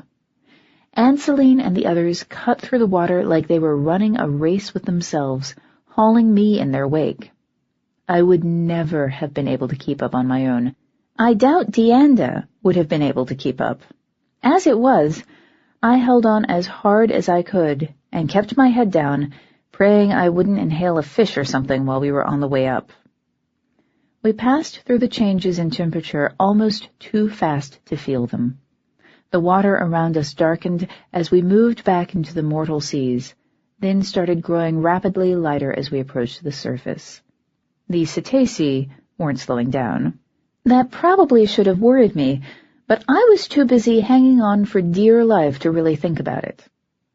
More things I didn't expect to do first thing in the morning. Get hauled out of the water by a breaching cetacea who felt like translating her momentum into a wave-shattering leap. I had just enough time to realize that the sun being up would mean humans on the docks before we fell back to the water, Anseline laughing all the while. The other cetacea were breaking the surface all around us, laughing with her. At least some of us were having a good time. I let go of Anseline, popping back up to the surface and swimming a few feet away to avoid being hit by falling cetacea. I turned to look toward the docks as soon as I was clear, fully expecting a throng of humans to be pointing in our direction, shouting about mermaids. No one was even glancing in our direction. Oh, the dock workers and passing tourists were there. They just didn't seem to realize that we were there too. Anseline laughed again as she swam over to me. "They do not see us," she said. I didn't recognize her accent, something sweet and lilting and entirely foreign. "We cast our look away as we rose." It took me a moment to realize that she meant a don't look here spell. I must have been too distracted by being hauled through the water to notice the casting. "Nice trick," I said. The rest of the pod finished their leaps and swam over to surround me in a wide circle, their faces still contorted with mirth. Anseline smiled and gestured for me to follow her as she began swimming toward the shore. The other cetacea swam after us, although the larger members of the pod stopped when the water began getting shallower. Anseline continued farther than any of the others, but even she stopped well before we reached the dock. "This is as close as I can go," she said. "Can you finish the journey on your own?" "I think so, yes," I said. "I appreciate the escort." She waved a webbed black and white hand. "An excuse to visit the surface is rare and should be seized. We swim in blessed seas." Sure. Open waters and sweet tides, little land creature." And Celine smiled, not unkindly. "If we see you again, we shall go swimming fast." Right. I'll look forward to that. In my nightmares, I'd be looking forward to that. Probably every night for the foreseeable future. Celine turned and whistled. The other Cetacea nodded and waved to me before ducking beneath the waves. In a matter of seconds, I was alone, bobbing in the water a few hundred yards from the San Francisco shore. Never let it be said that I don't know how to live an interesting life. I swam for the shore as fast as I could, fighting the waves as I tried to keep my head above the water. The weight of my leather jacket and the bundle of clothing I was still holding didn't help matters, but I wasn't letting them go after hauling them this far. None of the dock workers looked my way as I swam by, but I wasn't pushing my luck. I chose a deserted pier as my destination, one that seemed to have the least amount of human activity. I had reached the dock and was trying to figure out how to climb out of the water when I realized what my next problem was going to be. With Connor in Saltmist, I didn't have a ride home, and with Quentin back at the apartment, I didn't have a phone. Oh, Titania's ass! I grumbled. "You kiss your mama with that mouth?" asked a rumbling voice. Something I'd taken for a stack of fishing crates unfolded, resolving into the craggy, familiar form of Danny McReady, cab driver. Even wearing a human disguise, he was big enough to block me mostly from view. "I mean, not recently, I guess." "Danny!" I waved with my free hand. "Thank Oberon you're here. I really didn't want to steal a car today." "That's my favorite paragon of law and order," said Danny fondly. He walked to the edge of the dock, squatting to peer down at me. "You want some help getting out of there? Never took you for a distance swimmer, you know." "Believe me, I'm really, really not." I heaved my clothes onto the dock, where they landed with a wet splat. I held my hands up toward him. "Pull me out. Don't make a scene, and don't drop me." "Oh, now see, you're hurting my feelings. Why would I drop—" "Titania's tiny titties, girl, you're a fucking fish!" I hit the water hard. That shouldn't have been a surprise. "Damn it, Danny, I told you not to drop me." A few dock workers looked our way. I scowled. "And could you yell a little louder? I don't think the reporters from the Weekly World News heard you." "You didn't tell me you were a fucking fish." "How else was I supposed to visit the Undersea? Rent a submarine?" I was going to shake Quentin for letting Danny come pick me up without a warning. Literally shake him. "Oh, 'cause growing some fins was a much more obvious solution?" Danny bent to offer me his hands again, grumbling all the while. "Warn a fella next time you're going to do something crazy-ass like that." "Next time I'll make sure you get a written note. Hang on." I grabbed his hands, focusing on trading fins and scales for legs and functional feet. "Now pull me up." "If you're sure," he said, and pulled me, legs and all, up to the dock. "Much better." "I thought so, too," I said. I barely had my feet under me when a sharp pain pierced my upper thigh. I dropped to my hands and knees, clamping my right hand over the source of the pain. The loose shack's pin was sticking out of my flesh, the metal slick with blood. I barely managed to keep from driving it farther in. "Ow, damn it!" "What's wrong?" Danny demanded. "Spell's over." I pulled the pin loose, holding it up for him to see before pushing it through the strap of my dress. "I'm done playing Little Mermaid." "Good. That was too weird, even for you." Danny took my hand again, pulling me to my feet. He didn't have to work very hard to do it. I'm not tiny, but when you're as big as Danny is, tiny is a relative term. His cab was illegally parked at the bus stop with the hazard lights blinking. He opened the passenger side door, waving grandly for me to get in. "Ladies first." "What, so I can trigger any booby traps that might be waiting?" "Exactly." The interior of Danny's cab smelled like artificial pine, not so artificial herbs from the gremlin charms he used to confuse police sensors, and something that was almost, but not quite, dog. That would be the Bargeists. At least there weren't any of them currently in residence. I'm not sure I could have handled being enthusiastically licked by a venomous horror when I was sopping wet and uncaffeinated. Danny must have seen how tired I was, because he didn't talk after we pulled away from the curb. He just drove, racing through the city at speeds ranging from unsafe to insane. Danny's a good enough driver that it wasn't a problem. It was just part of riding with him, and at least this time he wasn't likely to drive the cab into the Summerlands. Instead, he was providing a valuable educational service to the tourists visiting our fair city, namely, San Francisco drivers are nuts. I was the one to break the silence, asking, "Have you been able to learn anything from the rocks?" "Some. Not much as makes any sense." Danny's sigh was like gravel rattling in a trash can. "See, the thing about rocks is they pay attention, but they do it slow. Once you upset them, it takes them a while to calm down.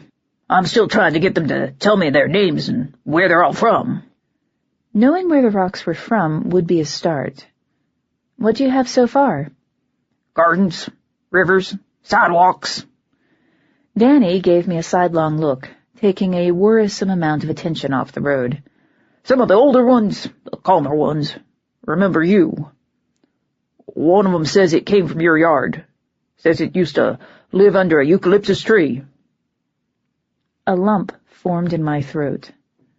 Sylvester only brought Racel to visit the apartment I shared with Cliff once. It was too dangerous to take a noble child in the open often, and there was too much risk that Racel would say something she shouldn't. But Sylvester wanted to meet my daughter, who was too close to human to enter the now, and he wanted Racel to start getting accustomed to the human world. We sat in the postage stamp yard behind the building for hours, drinking lemonade, talking, and watching Racel chase pixies around the 3 stunted eucalyptus growing by the back fence. Before they left, she asked me if she and Jilly were going to be friends. Maeve helped me. I told her they would. 6 months later, Racel was gone. Not long after that, so was I. Cliff moved out of that apartment while I was missing, and I'd never been back. "Yeah," I said. "That sounds about right." We pulled up in front of my apartment complex only a few minutes later. Danny stopped at the curb, saying apologetically, "I'd come in and be social, but I gotta get home and feed the kids. You gonna be okay?" "As okay as I can be," I said, and got out of the cab. "I'll call as soon as I know anything," said Danny. Then he was gone, merging swiftly back into passing traffic. I hugged my waterlogged clothes to my chest as I walked up the sidewalk to the gate. Walter's car was parked in one of the visitor spots, jammed in at an angle that made it clear how fast he'd been going when he arrived. I walked a little faster. If he was here during school hours, it was because he had something he needed to share. The wards on the door were open. That was a relief. Maybe it's unkind of me to expect May to sit around playing secretary, but I don't trust answering machines anymore, and people needed to be able to reach me. I undid the locks, calling, "I'm home," as I stepped inside. "Oh, thank Oberon!" May came flying out of the kitchen, throwing her arms around my shoulders before she fully registered how wet I was. She squawked and pushed me away from her. "Toby, you're soaked!" "Didn't Quentin tell you where I was going?" Sudden fear lanced through me. Danny hadn't mentioned driving Quentin home. I'd just assumed he must have, that Quentin would have sent him to wait for me if he hadn't. "Quentin's asleep in my room," said May. "He wasn't making sense when he got here. He said you ran away with the mermaids? I put him to bed when the sun came up." "That's pretty much exactly what happened." I shook my head. "I went to Saltmist with Dianda to look for clues about what happened to the boys." May's pale eyes went wide. "Did you find anything?" It was Raceline. Any doubts I may have had. "Is Walter here? I saw his car." "He's in the kitchen. We were showing Raj how to use the cappuccino setting on the coffee maker." Something clattered in the kitchen, illustrating her point. My relationship with the coffee maker is very dear to my heart. I grimaced, picturing my over-enthusiastic fetch taking it apart. "Okay, Tell him I'm going to change into something dry, and then I'll come in to review what we know, okay? Okay. Back in a minute, I said, and started for my room. Getting out of my wet clothes was the first order of business, to be followed by figuring out how to dry my leather jacket without destroying it. They were comfortably mundane problems, and the fact that they'd come about for distinctly non-mundane reasons was secondary at best. I peeled my leather jacket off as soon as my bedroom door was closed, hanging it from the doorknob to keep it from dripping much on the rest of the room. Everything else went into the hamper. I dried my hair with a discarded towel from last night. Oak and Dash. Had that really only been last night? And shrugged on my bathrobe. Walter and Raj could deal with me being in a state of mild undress. I wasn't going to try putting on dry clothes until I had dry skin to go under them. I was emptying my jacket pockets when there was a knock at the door. "You all right in there?" called May. "Just soaked," I called back. "Something up?" "Raj did something to the coffee machine. It's making foam and Walter won't stop laughing. You should come take a look." "Coming." I checked the knot on my bathrobe, giving my rat's nest hair an irritated glance before grabbing my jacket. If anyone could get the salt off without ruining the leather, it was Walter. The coffee party was in full swing in the kitchen. May had managed to divert the promised flood of foam, probably through means I didn't want to hear about. She and Raj swabbed the floor with dish towels while Walter sat at the kitchen table, holding a mug and grinning. Spike was perched on Walter's shoulder. "Today we're learning why it's bad to use hearth magic to accelerate brewing," May said, turning to wring her towel out over the sink. "It was educational," said Walter. Raj beamed. "May said I couldn't possibly mess up the new coffee maker." "I'm proud of you. Once again, you've managed to exceed all my expectations. Never hex my coffee maker again." I held up my jacket. "Walter, any chance you can get the salt water out of this?" Walter turned to face me and blinked. "I can try," he said, standing. Spike jumped down to the table. "Did you really visit the Undersea?" "Well, first I rode a pissed-off mermaid down Leavenworth," I said, handing him the jacket. "After that, yeah, I went to visit the Undersea. It was a weird night, and it's already shaping up to be a weird day." "More and more, you convince me that taking a job in a nice, safe classroom was the smartest thing I ever did." "Yeah, well, it probably was," I replied. "Why aren't you there now?" "I took the day off. The threat of war seemed slightly more important than keeping my freshman chemistry students from burning down the building." Walter squinted at the leather. "What did you do?" "Again, I visited the Undersea." "I don't know why I bother asking." He removed his glasses, tucking them into his coat pocket. He doesn't need them. The only pureblood I've ever met who needed glasses was January O'Leary, and her eyes were actually damaged. Walter's glasses are part of his whole Clark Kent isn't Superman routine, since no human disguise can hide the piercing Tilwith Teague blue of his eyes. He doesn't look at people as much as he looks through them. The glasses are intended to dampen the effect, since a little window dressing is better than having his students flee screaming on a regular basis. Raj brought me a cup of coffee, casting a sheepish look at the towels on the floor. "Sorry about the mess." "It's fine. Just clean it up and all will be forgiven. Unless you broke the coffee maker." I paused. "You didn't break the coffee maker, did you?" Raj and May shook their heads in mute unison. I relaxed marginally. "In that case, we're cool." "Good," said May. "Now, what did you find?"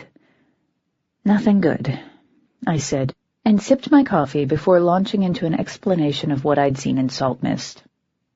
Silence fell over the kitchen, broken only by the sound of Walter rummaging through the cabinets and filling the sink with water. Raj looked like he couldn't decide whether to be revolted by the idea of that much wet, or fascinated by the thought of a part of Faerie he'd never seen. When I was done, May sat heavily in the other chair and said, "Racel killed someone." That, or she elf-shot a selkie, stole the skin, and managed to hide the sleeping body somewhere. I didn't have to point out that something like that would be a lot of work, and Racel was never a fan of work. She couldn't have made it past the wards without the skin. Walter looked up. If she elf-shot a Selkie and removed his or her skin, the Selkie is dead. I blinked. What? A Selkie without a skin is essentially human. Elf-shot is fatal to humans. He shrugged. If she used elf-shot, the Selkie is dead. A cold knot was forming in my stomach. I'd been trying to tell myself that maybe, just maybe, Racel had been smart and left the Selkie alive. And there was no way that could have happened. She would have needed the Selkie to stay asleep indefinitely in order to be sure her plan wouldn't be discovered. Elf-shot would be the easiest, surest way to accomplish her goal. There was no way she would have used anything else. May's expression was horrified as she turned to me. Toby, Oberon's law... I know. Murder is the only unforgivable crime in Faerie. Kidnapping, treason, and theft can be forgiven. Take a life, and your own life is forfeit. This wasn't the first time Racel had killed someone, but no one was going to take her to trial over Oleander. Dianda would take her to trial over this, and she would win, and Racel would burn. I don't know how I'm going to tell her parents. Yeah. Silence fell, lasting until Walter cleared his throat and asked, Did you want to hear what I found out about the things you sent me? Please. I sipped my coffee, trying to relax. I was in my bathrobe. I needed to rinse the salt out of my hair. The whole kingdom was teetering on the brink of war, and I had to tell Sylvester his daughter might have broken Oberon's law. But for now, I had to focus. If we had a chance to stop things from getting worse, it began right here. Well, for a start, your elf-shot is and isn't normal. The recipe works like your basic elf-shot. Get hit, go to sleep for 100 years. Walter poured vinegar into the sink, stirring the water with his hand. Sort of. I love sort of, I said dryly. It's such a beautifully useless phrase. What else does this super special elf-shot do? I've heard of this mixture, but never seen it used, so I can't be completely sure without sticking somebody with the arrow and watching them for a few decades. But I think it would eventually be fatal. Walter picked up a dish sponge, dunking it in the sink before starting to wipe down my jacket. There are some herbal compounds in the mix that aren't used for elf-shot, but are used for slow-acting poison. Slow assassination, I whispered. Most purebloods view elf-shot as more of an inconvenience than anything else. Get shot, fall down, and take a nice long nap. If you could make elf-shot that actually killed, it might be decades before anyone realized what you'd done. Plenty of time to get away. Exactly, said Walter. Now, this mix takes a lot of mercury, and buying mercury is tricky. I'm hoping I can use that to find out who made the charm, but it'll take time. And before you ask, no. I don't think Racel could have done it. She's never studied alchemy. She would have poisoned herself trying to mix the tincture. So Racel wasn't working alone. Swell. Don't take too much time, I cautioned. We don't have it. I know. Walter put down the sponge, giving my jacket a good shake before submerging it in the vinegar and water mixture filling the sink. I thought you were supposed to keep leather dry, said Raj dubiously. I gave him a sidelong look. Why do you know how you're supposed to take care of leather? Lots of knights wear leather armor. He shrugged. You do. I never see you without your jacket. I decided not to argue. He was right, in a sideways sort of way. Normally, you keep leather dry. In this case, I'm going to trust that Walter knows what he's doing. At the moment, what he was doing involved chanting to himself in Welsh. The air in the kitchen chilled, the smell of frozen yarrow wafting around us. Everyone quieted, looking toward Walter with varying degrees of interest. He chuckled, pulling my clean, dry jacket from the sink and giving it a final shake before lobbing it in my direction. I caught it easily and blinked at him. Hearth magic? It's a form of alchemy, he said, looking unconscionably pleased with himself. I've learned a few tricks. Anyway, can I keep the arrow for a little longer? I want to run some further tests and see if I can get you a more precise origin. Please do, I replied, slipping the jacket on over my bathrobe. The leather smelled like yarrow and salt and very faintly vinegar. What did you learn about the other things we found? The needles and whatever was in that vial? The needles are just needles. As for the contents of the vial, it's a sleeping charm, with enough of a memory eraser worked in that if you drank it, you'd probably forget the last hour or so of your life. Not fatal, but not friendly. He shook his head, expression turning almost admiring. Whoever mixed it knew their stuff. This would put a person out for about a day. Oleander? I asked, almost hopefully. Oleander was dead. At least if this were her work, we didn't have to worry about Raceline having any more of it. I don't think so. It's herbal, not floral. Damn. Okay. I'm going to get an hour or so of sleep, then get back to work. You should consider doing the same. Walter flashed me a tired smile. I'll call when I know anything. Please, I know you're not good at it, but can you try to be careful, just until I can let you know what it is you're up against? It's a little late, but I can give it a try, I said. I wasn't willing to let myself hope yet. The odds were stacked too strongly against us for that. But maybe we were making headway. I had my jacket back. That was a start. My jacket, and the contents of its pockets. Wait here a second, I said, and turned to run for my bedroom, not waiting for his response. Walter was standing there, looking confused when I returned. What is it? Here.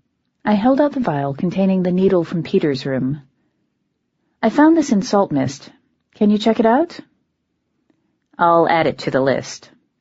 He plucked the vial from my hand. I'll let you know what I find. You do that, I said.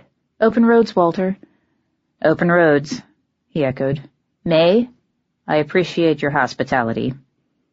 Kind fires, Walter, she said, and hugged him. Now you get out of here and take care of yourself, okay? He smiled. I'll do my best. Goodbye, Raj.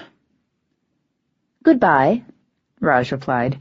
Then Walter was out the door, leaving the rest of us in the kitchen, not sure what to say. As usual, May broke the silence. Toby needs pants. Raj, go wake Quentin up. Why? He asked blankly. She smiled. It's time for pancakes. I laughed all the way to my room. 18. I emerged from my room wearing dry jeans, a black cotton shirt, and a gray wool sweater. The smell of pancakes greeted me, awakening my appetite. Dianda's bottles and the Lushak's shell were in my pocket, and the pin was in the lining of my jacket. Maybe its magic was spent, and maybe not. I couldn't afford to throw it away if there was still a chance it might be useful. I was starting to feel like a fairy tale James Bond, only my version of Q was as likely to kill me as she was to kill the bad guys. May met me at the kitchen door, shoving a plate of pancakes into my hand. Eat, she commanded. Raj and Quentin were already at the table, eating with a speed that almost disguised their total lack of table manners. Yes, Mother, I said. The pancakes were fixed the way I like them, with grape jelly and powdered sugar instead of syrup. My stomach roared, reminding me how long it had been since the last time I actually sat down to eat.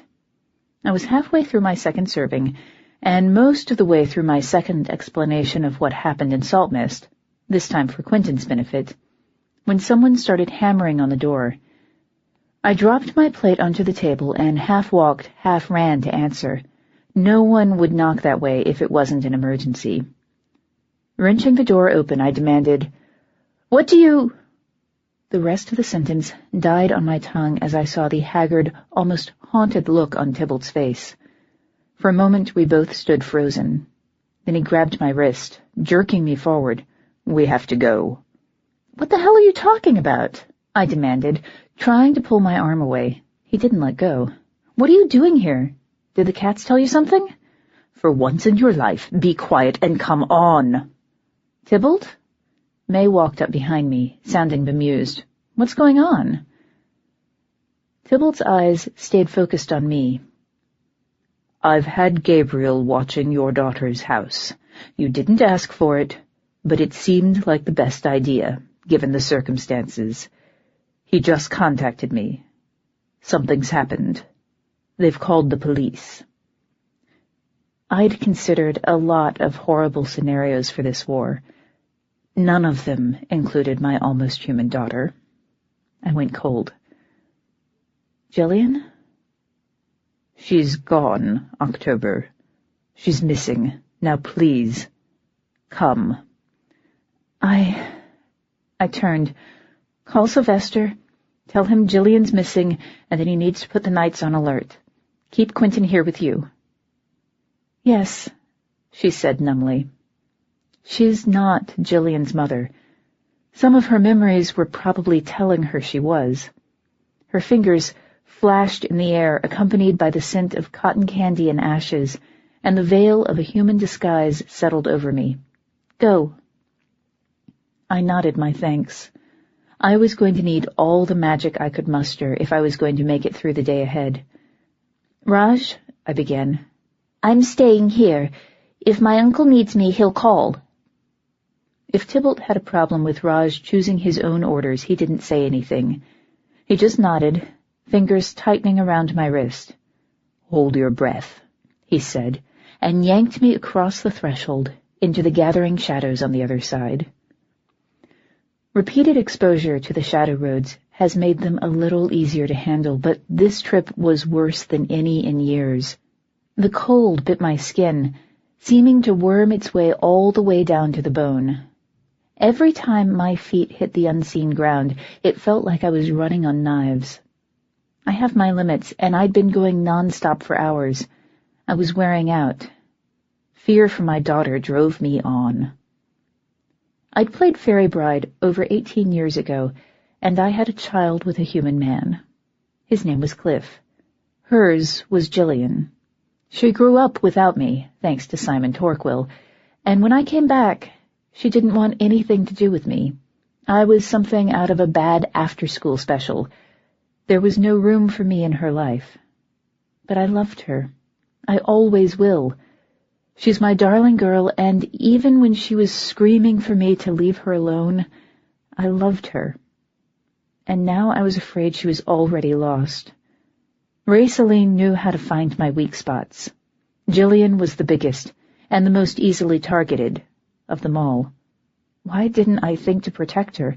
Why did I need Tybalt, of all people, to do it for me? I knew it didn't make sense to be angry at myself for this. In a war between land and sea, Jillian wasn't even a factor. There hadn't been time to set a guard or reason to expect that Racel would go for my little girl. That didn't stop the anger. We fell out of the shadows and into the narrow alley between two tall brownstone houses. The flashing lights of the police cars across the street told me where we were before I recognized our surroundings. Cliff and Jillian's. I scrambled to my feet and ran for the house, not pausing to see whether Tybalt was following. Dragging a person through the shadows can hurt the Caith-she.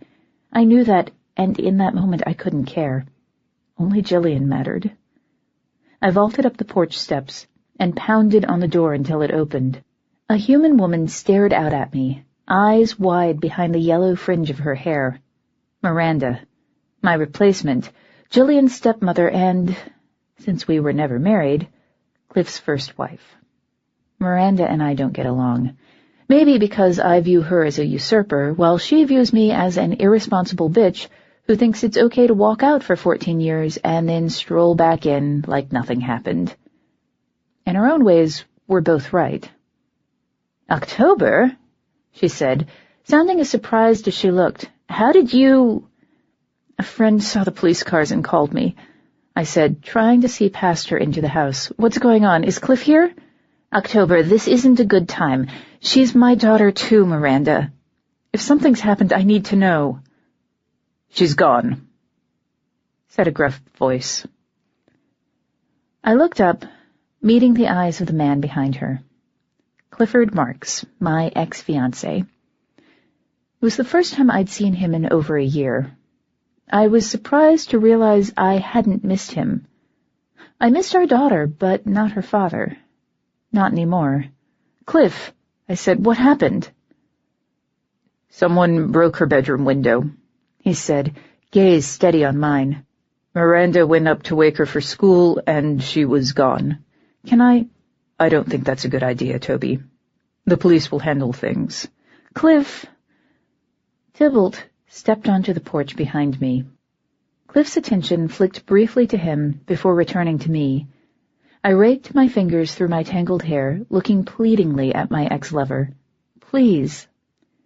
He hesitated before shaking his head. No. My daughter is missing. I'm not going to risk you interfering with finding her. Something inside me snapped. She's my daughter too, damn you! Maybe you should have thought of that 16 years ago. That stopped me cold. How could I tell him that he and Jillian were all I'd been thinking of back then? What words were there to make him understand? I realized I was shaking just as I felt the solid, comforting weight of Tybalt's hand on my shoulder. The mother has a right to help, he said. Cliff looked past me to Tybalt for the second time, and I found myself considering how the king of cats must look to him. Even covered by a human disguise, Tybalt is impressive. Who are you? asked Cliff. A friend of October's, was Tybalt's imperturbable reply. Please, I repeated. I have to help. What if I don't want you to? Miranda asked abruptly. I blinked. I'd almost forgotten she was there. How do we know you didn't have some of your freak friends grab her so you could play detective and ride in to save the day? You were never a mother to her. You threw her away. Why should I trust you to bring her home? That's enough. Cliff put a hand on her shoulder in an almost ironic mirror of the way Tybalt's hand rested on mine. If you can find her, Toby, do it. Bring her home. But if you come here again, I'll tell the police they should be questioning you. I studied him for a long moment before nodding. He was giving me what his pride and panic allowed. He was giving me a chance. Can I see where she was taken, just to see if there's anything that might give me a clue? The police are handling that, said Cliff. Mr. and Mrs. Marks? Called a voice from inside. Is everything all right? Cliff's look didn't waver. I sighed. We'll be going now, I said. Good, he said, and closed the door. He didn't say goodbye. I stared at the doorframe, trying to calm the frantic hammering of my heart. Jilly was missing. Jilly was gone. She hadn't been part of my life for a long time, but when she was in danger, I reacted like any other mother, with fury and fear. I looked up at Tybalt once I was finally calm enough to speak, asking, "What did you find?" He shook his head, pulling his hand away as he stepped off the porch. I followed. Once we were on the sidewalk, too far away for the inhabitants of the house to hear us, he said, I walked the bounds and spoke to my subjects. They say the girl was in her room when the window exploded. They led me there. There was blood on the carpet. He paused, looking away. It was hers. How can you tell? I know your scent, and her father's. That's enough to tell me whose she is. Is she alive? He didn't answer. I grabbed his shoulders, nails digging into his skin. Tybalt, is my daughter alive? Yes, he said reluctantly, looking back to me. That may not be for the best. I stared at him. What in Oberon's name do you mean by that? I smelled more than blood in her room. The air smelled of mustard flowers and of wax. "Raceline," I said numbly. He nodded. "Can you follow the trail?" Normally, I would have demanded to see the room myself, so Jilly's blood could tell me her story itself, but there wasn't time. Cliff would never let us in, and Tybalt knew the scent of Raceline's magic. His cats had been there. If there were any other clues, they would have given them to their king. All I could do by trying to get inside was waste time that we didn't have. Tybalt looked mildly surprised by the question. "I can. Do it, please." He nodded again and closed his eyes, nostrils flaring. The Caith-She are some of the best trackers in Faerie, no matter what shape they're in. The cat never entirely leaves them. A moment later, he opened his eyes and pointed west. "There," he said, and started trotting toward the corner. I followed, pacing half a step behind, and scanning the street for signs that Raceline had been here. It was late enough in the morning that the residential streets around Cliff and Jilly's house were practically deserted. A man with a pit bull jogged past us, and a few cars drove by, but that was it, at least for the first 2 blocks. In the middle of the third, Tybalt stopped, his face knotting in concentration, as he tilted his head and sniffed the air. "What's wrong?" I asked, stopping beside him. "The trail is fuzzy," he said, picking his words with obvious care. He probably didn't want to upset me. I appreciated the effort, even as I wanted to shake him until he told me what the hell he was talking about. "I haven't lost it, but something is obscuring it from me." My heart dropped. "What are you talking about?" "Just give me a moment. I can find my bearings." There was a note of uncertainty in his voice that made me want to tear my hair out and scream. Instead, I paced around him in a circle, head down, trying not to think about Jillian and what Raceline might be doing to her. My poor little girl. The sound of a knife being drawn brought my head up in a second. I turned toward it, seeing Tybalt out of the corner of my eye as he did the same. All I saw in that direction was an empty lot, all dried brown weeds and broken bottles. I frowned, starting to unlock my shoulders, and stopped, a sudden, horrible thought occurring to me. "Tybalt?" I asked. "Why would there be a vacant lot in the middle of all these houses?" Tybalt frowned, sniffing the air. "It smells wrong," he said slowly.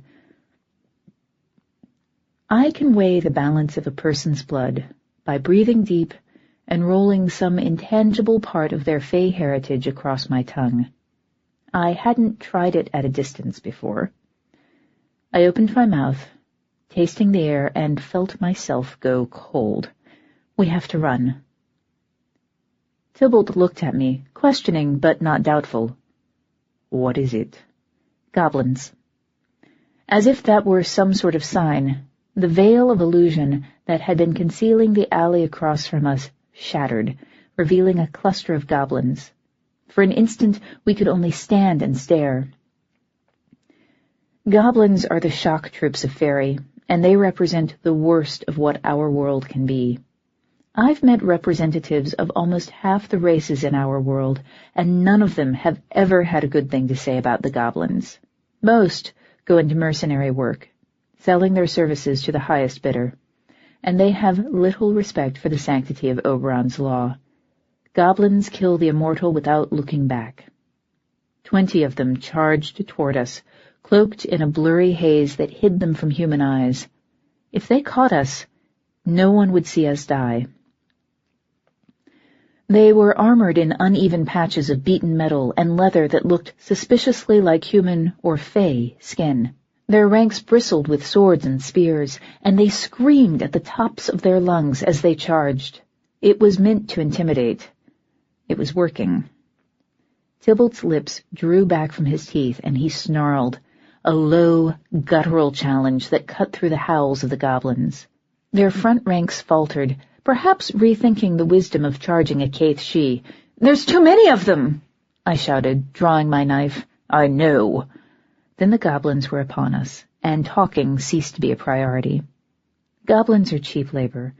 That was the one thing we had going for us. They had the advantage in terms of numbers and weaponry, but most of them were young and too inexperienced to have faced many real fights. An old goblin is a retired goblin. These were all young goblins, and they didn't realize what they were in for when they faced a cornered Caith She and a changeling knight with nothing left to lose. Tybalt fought like an animal, all teeth and claws and tearing fury. My own efforts were more restrained. I blocked and slashed with careful precision, aiming for throats and eyes. The goblins laughed at my lack of armor until they felt the bite of silver across their faces or knuckles. They learned fast. They started coming at me with spears and longer swords, forcing me back. A spear slipped past my guard, stabbing into the scar tissue on my shoulder. I screamed, slashing harder, and my attacker fell back, another immediately stepping up to take his place. It wasn't until the first crossbow bolt whizzed past my head that I realized they were equipped for more than just hand-to-hand combat. "Tybalt!" I shouted. "Elf shot!" He glanced over his shoulder at me, eyes wide and startled in a surprisingly pale face. Then he lunged, grabbing me around the middle and hauling us both backward, away from the closest tier of goblins. An arrow zipped through the spot where I'd been standing only seconds before. "What are you—" I began. "Save your breath," he hissed. "I'll come for you." Then his mouth was covering mine in a kiss as heated as the battle cries of the goblins rushing up behind us. Everything seemed to slow for that one brief second, and I was all too aware of the heat from his skin, the press of his chest against mine, the faint pennyroyal scent of him. I started to kiss him back, and then he was shoving me hard into the shadows. As I fell, I saw Tybalt wheel to launch himself at the goblins, already snarling. Then the shadows closed around me, and I found myself in the endless dark and crushing cold of the shadow roads, alone. "Tybalt!" I shouted before I could catch myself. The cold filled my mouth and flowed down my throat, making me feel like winter was devouring me from within. All the air seemed to rush out of my lungs, leaving me breathless and freezing. I dropped to my knees, unable to see what was under me and unable to entirely care. The cold was making me dizzy, and I had no idea how I could find my way out of the shadows alone. I barely even noticed when my eyes closed, trading the endless dark of the shadow roads for the endless dark inside my own eyes, and the world fell away. 19. I gasped for air, clutching the blankets to my chest as I sat bolt upright in the bed. Wait. Blankets? Bed? I looked frantically around, taking in my surroundings. I was in a large, white-painted room. The furniture was simple and sturdy, and the single window looked out on a gold and purple summerland sky. I blinked. We must have crossed the boundary into Faerie while I was unconscious, leaving the mortal world behind. We? "Tybalt?" I said uncertainly. The room didn't answer. I was alone, and I looked down at myself to confirm my first impression. Wearing a cotton nightgown with the crest of shadowed hills embroidered on the bodice. I touched the embroidery with one finger, sighing in relief. I was in shadowed hills. That was something good, at least.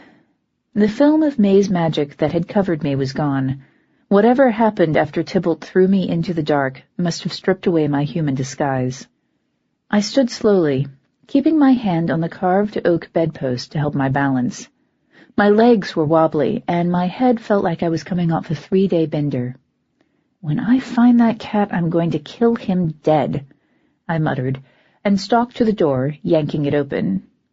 Jin was sitting in a wicker chair just outside, flipping through a large leather-bound book.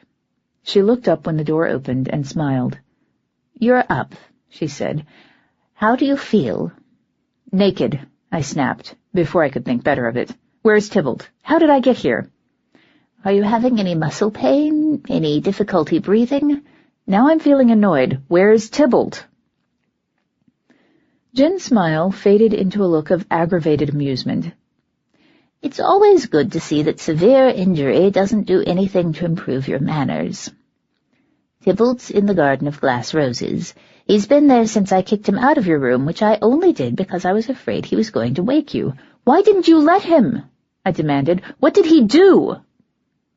The last thing I remembered was blacking out alone in the shadows, and if that wasn't the sort of thing that nightmares are made of, I didn't want to know what was.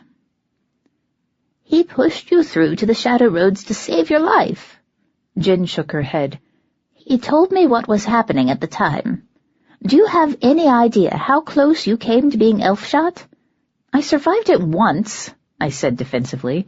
Yes, because your mother rebalanced your blood and weakened the enchantment. Jin shot back. That sort of thing is a little bigger than elf-shot. If you'd been hit on the street, you would have died. He left me in the dark, I said, more quietly than I'd intended to. Jin sighed. Toby, he didn't mean to.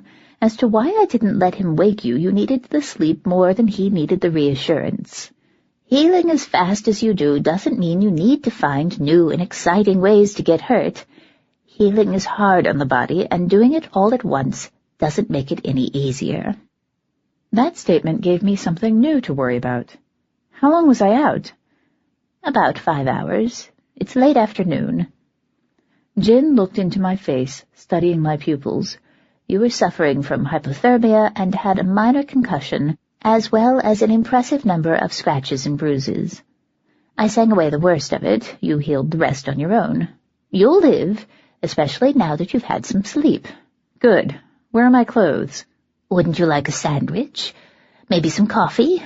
That depends. Do you want me to go storming through the now in my nightgown while you're making snacks? Jin glared, shaking her head. There's nothing I can say that's going to make you go back to bed and take it easy, is there? Jin, even under normal circumstances, getting me to go back to bed and take it easy is borderline impossible. Right now, I need to go and yell at Tybalt until my throat bleeds. I'm working under contract for the Lushak, and we're technically at war with the Undersea. If there's ever been a time when I was inclined to take it easy, this isn't it. I could make you go back to bed, she said. I paused. She probably could. I've seen Jin knock Sylvester out when he was in the middle of a full-blown panic attack, and he's a pureblood. I could argue, or I could tell her the truth about why Tybalt and I were outside alone when the goblins came. Raceline has Jilly, I said quietly. Jin stared at me. I kept talking. She broke into my daughter's bedroom, and she took her. Jilly's mortal parents are hysterical. I'm not much better. I think she's probably with the sons of the Duchess of Saltmist, which means that if I want my daughter, I have to find them. If anyone's going to stop this war, it's going to be me. I balled my hands into fists, wishing desperately for something I could hit. Now please, Jin, where are my clothes? She sighed, wings vibrating and sending a gust of glittering dust into the air. They're in the middle drawer of the dresser, along with your knife and the jacket you were wearing. You're carrying some pretty potent magical items, you know. A girl likes to be prepared. I was already moving toward the dresser. If Jin didn't want to see me naked, she could leave. Jin sighed again, sounding defeated. Just be sure to see His Grace before you leave. He's worried about you. With this dire statement hanging between us, she closed the door, leaving me alone. Jin wasn't exactly telling the truth when she said my clothes were in the dresser. My jacket was there, along with my knife belt, but everything else was new, courtesy of the wardrobes at Shadowed Hills. At least whoever picked them out wasn't trying to dress me like a girl this time, or an escapee from the Renaissance Fair. It was just a fresh pair of jeans and a dark green sweater too soft to be anything but cashmere. I am not paying to have this dry cleaned, I muttered, yanking it on. Ignoring the door, I shrugged into my leather jacket and pressed my hand against a small, decoratively carved panel set into the wall. A door opened under my hand and I stepped through. Like any large now, Shadowed Hills is riddled with back routes and servants' halls, all tucked out of sight of the casual visitor. They provide the most direct routes through the now. Quentin uses the back routes through the now as much as he uses the main halls, and I've learned a lot about navigating quickly since I started paying attention to where he goes. Getting from the guest rooms to the Garden of Glass Roses would normally be a 10 or 15-minute walk. By cutting behind the bulk of the walls and major thoroughfares, I got there in less than 5. The Garden of Glass Roses has always been one of my favorite parts of Shadowed Hills. Luna is a supernaturally skilled gardener, and nothing displays her skills as well as her living glass rose bushes. Not everything in the garden is glass, just the rose bushes and the butterflies, but the light that filters through them throws stained glass shadows over everything, making the whole place seem like a cathedral. Few people go there. It's a place for introspection more than casual strolls. Normal roses have thorns, but they don't cut deep enough to leave you needing stitches. Glass roses are another story. The door from the servants' halls was concealed behind a stand of Love Lies Bleeding. I stepped through and eased the door closed before moving into the open. "Tybalt?" He whirled, eyes going wide. Then he smiled so broadly that it was like a second sunrise, starting toward me at a pace just shy of a jog. "October," he said, relief naked in his tone. "You're awake." "It had to happen eventually," I said. He reached for my hands. I pulled them away, crossing my arms until I was practically hugging myself, like somehow that would defend me, from what I didn't entirely know. "What happened back there?" I saw."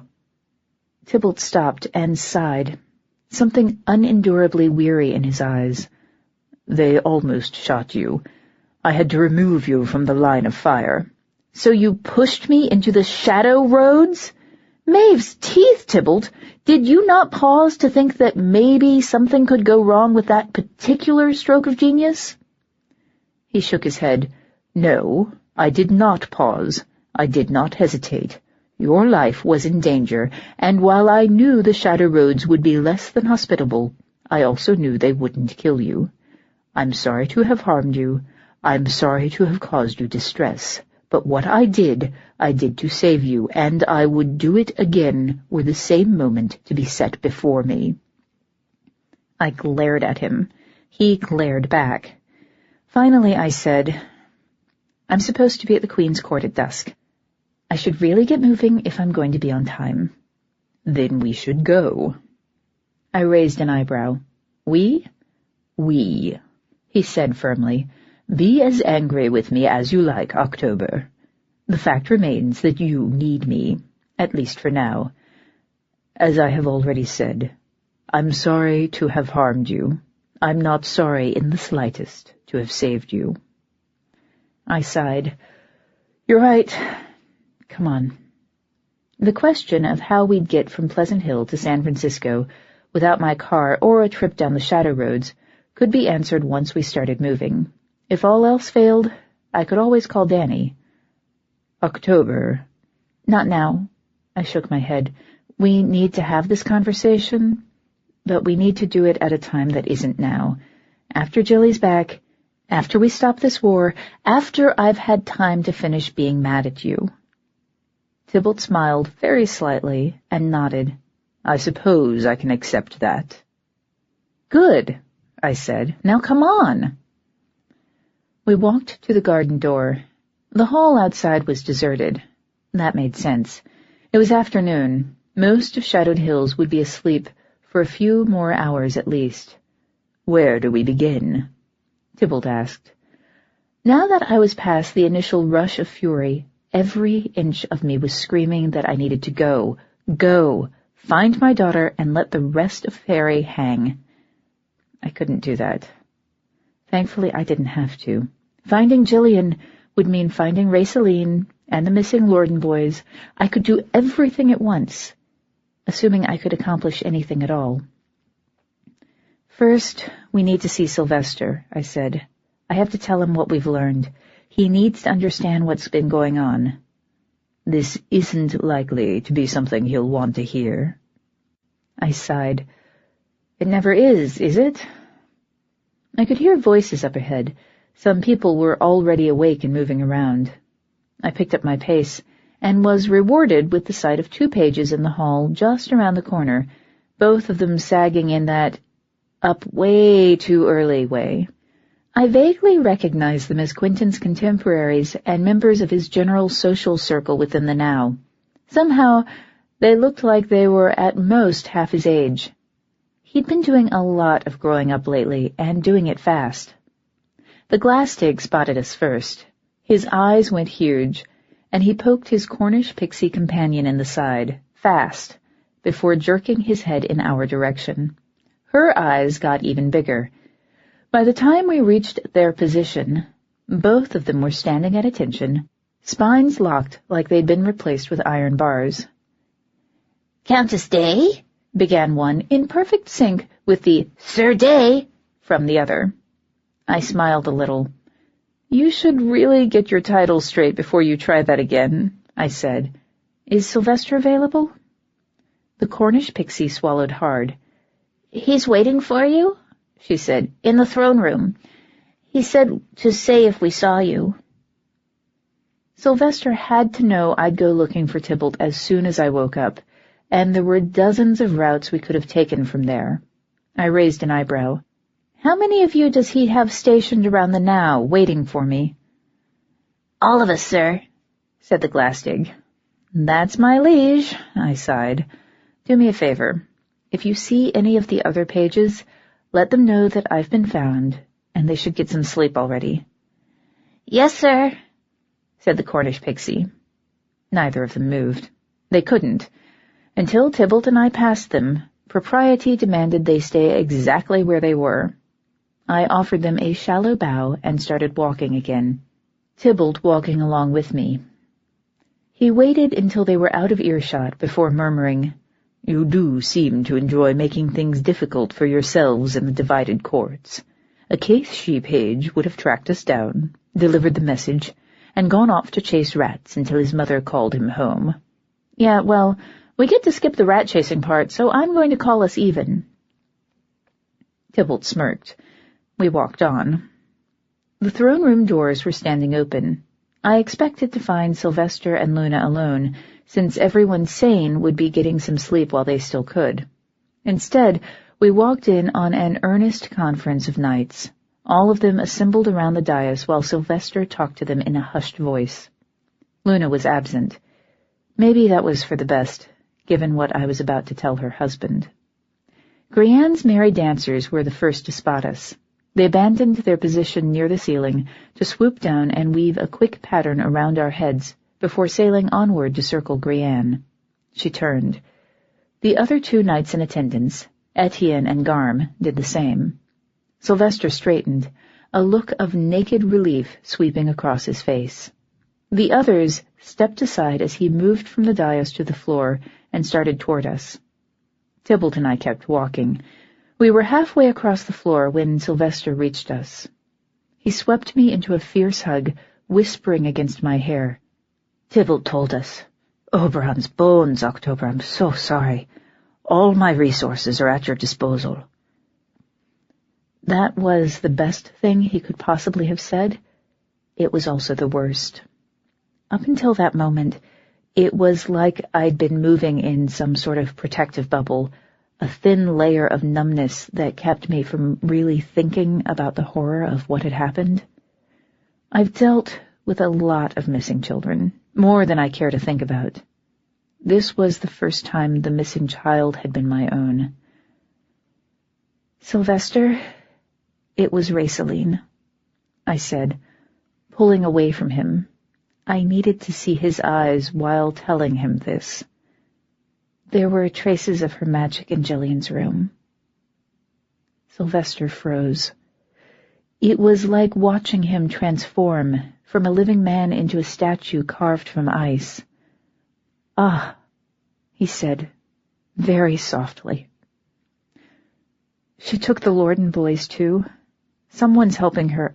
I don't know who, but they've been brewing her charms that let her do these things. She's already killed at least one person. A single tear escaped, running down my cheek. I couldn't let myself break down. Not yet. That's how she got into Saltmist. She killed a Selkie. The skin let her get inside. You're sure the Selkie is dead?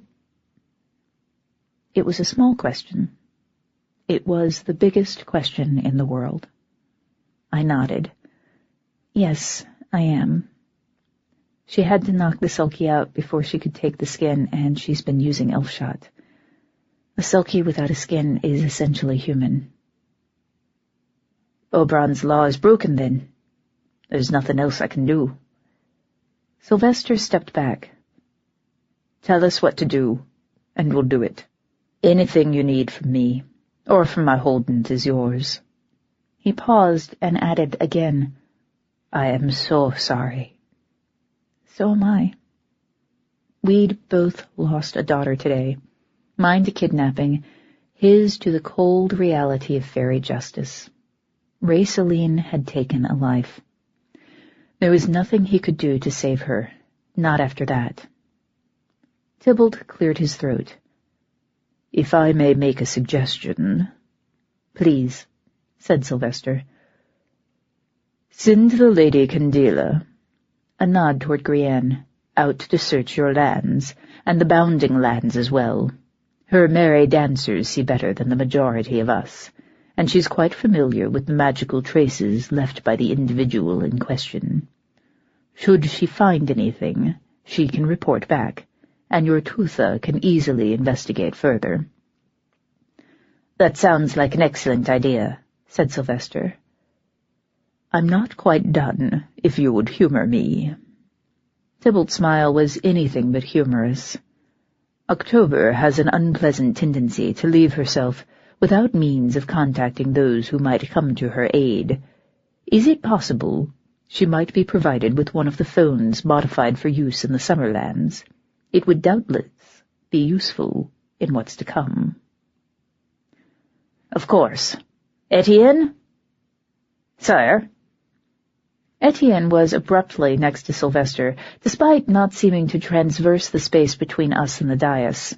He probably hadn't. Tuatha De Danann are teleporters, and they're way too casual about it for my taste. Please fetch Sir Daye a phone from the supply closet. Make sure it has one of those, what are they called again? Chargers, supplied Etienne. Yes, one of those. Yes, Your Grace. Etienne was just as abruptly gone, leaving the scent of limes and cedar smoke hanging in the air. Sylvester turned his attention back to the pair of us. Is there anything else? The ghosts of 1,000 conversations we couldn't have hung between us as I met his eyes, going back all the way to the day he begged me to bring his little girl home. I failed Rayceline, and now that failure was poised to destroy the one part of my life I'd foolishly assumed was safe from Faerie. I need to get to the Queen's court, I said. I said I'd be there at dusk. Do you have a car I can borrow? I'll take you. Etienne again, behind me this time. I whirled, staring at him. He held out a slim flip phone and a car charger, offering them to me like they were the greatest weapons in the world. I can take you both if you'd like. That won't be necessary, said Tybalt. I shot him a wounded look, and he continued. I'm going to notify October's friends and family of the situation, and tell her squire where she can be located.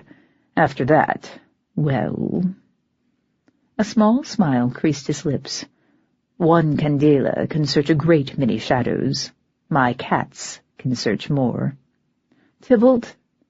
I stopped, swallowed, and finished. If you don't find anything, come back to the apartment? Little fish. He reached out to tuck a lock of hair behind my ear and smiled, as if you could prevent it. Looking to Sylvester, he asked, If I may. Open roads, Sylvester replied. Tybalt smirked. Then he turned, stalking toward a shadow at the edge of the room. The shadow spread as he drew near, folding around him like a veil, and he was gone. I turned to Etienne. Are you sure you can do this? It was an indelicate question, but I needed to be sure. Some Tootha can cross continents in the blink of an eye, while others can only handle shorter hops. In all the time I'd known him, I'd never seen Etienne move farther than one side of the now to the other. He looked affronted. I wouldn't offer if I wasn't sure, October. Remember yourself. Hey, I'm the one they gave a county to, remember? My sense of humor is sometimes the only defense I have, inappropriate as it often is. I looked at Sylvester. We have to go. I know. He smiled, just a little. It didn't reach his eyes. I know you won't be safe. None of us is safe.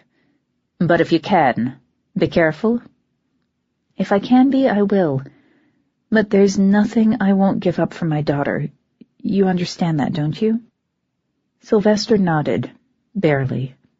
He looked like he might break if he tried to do anything more.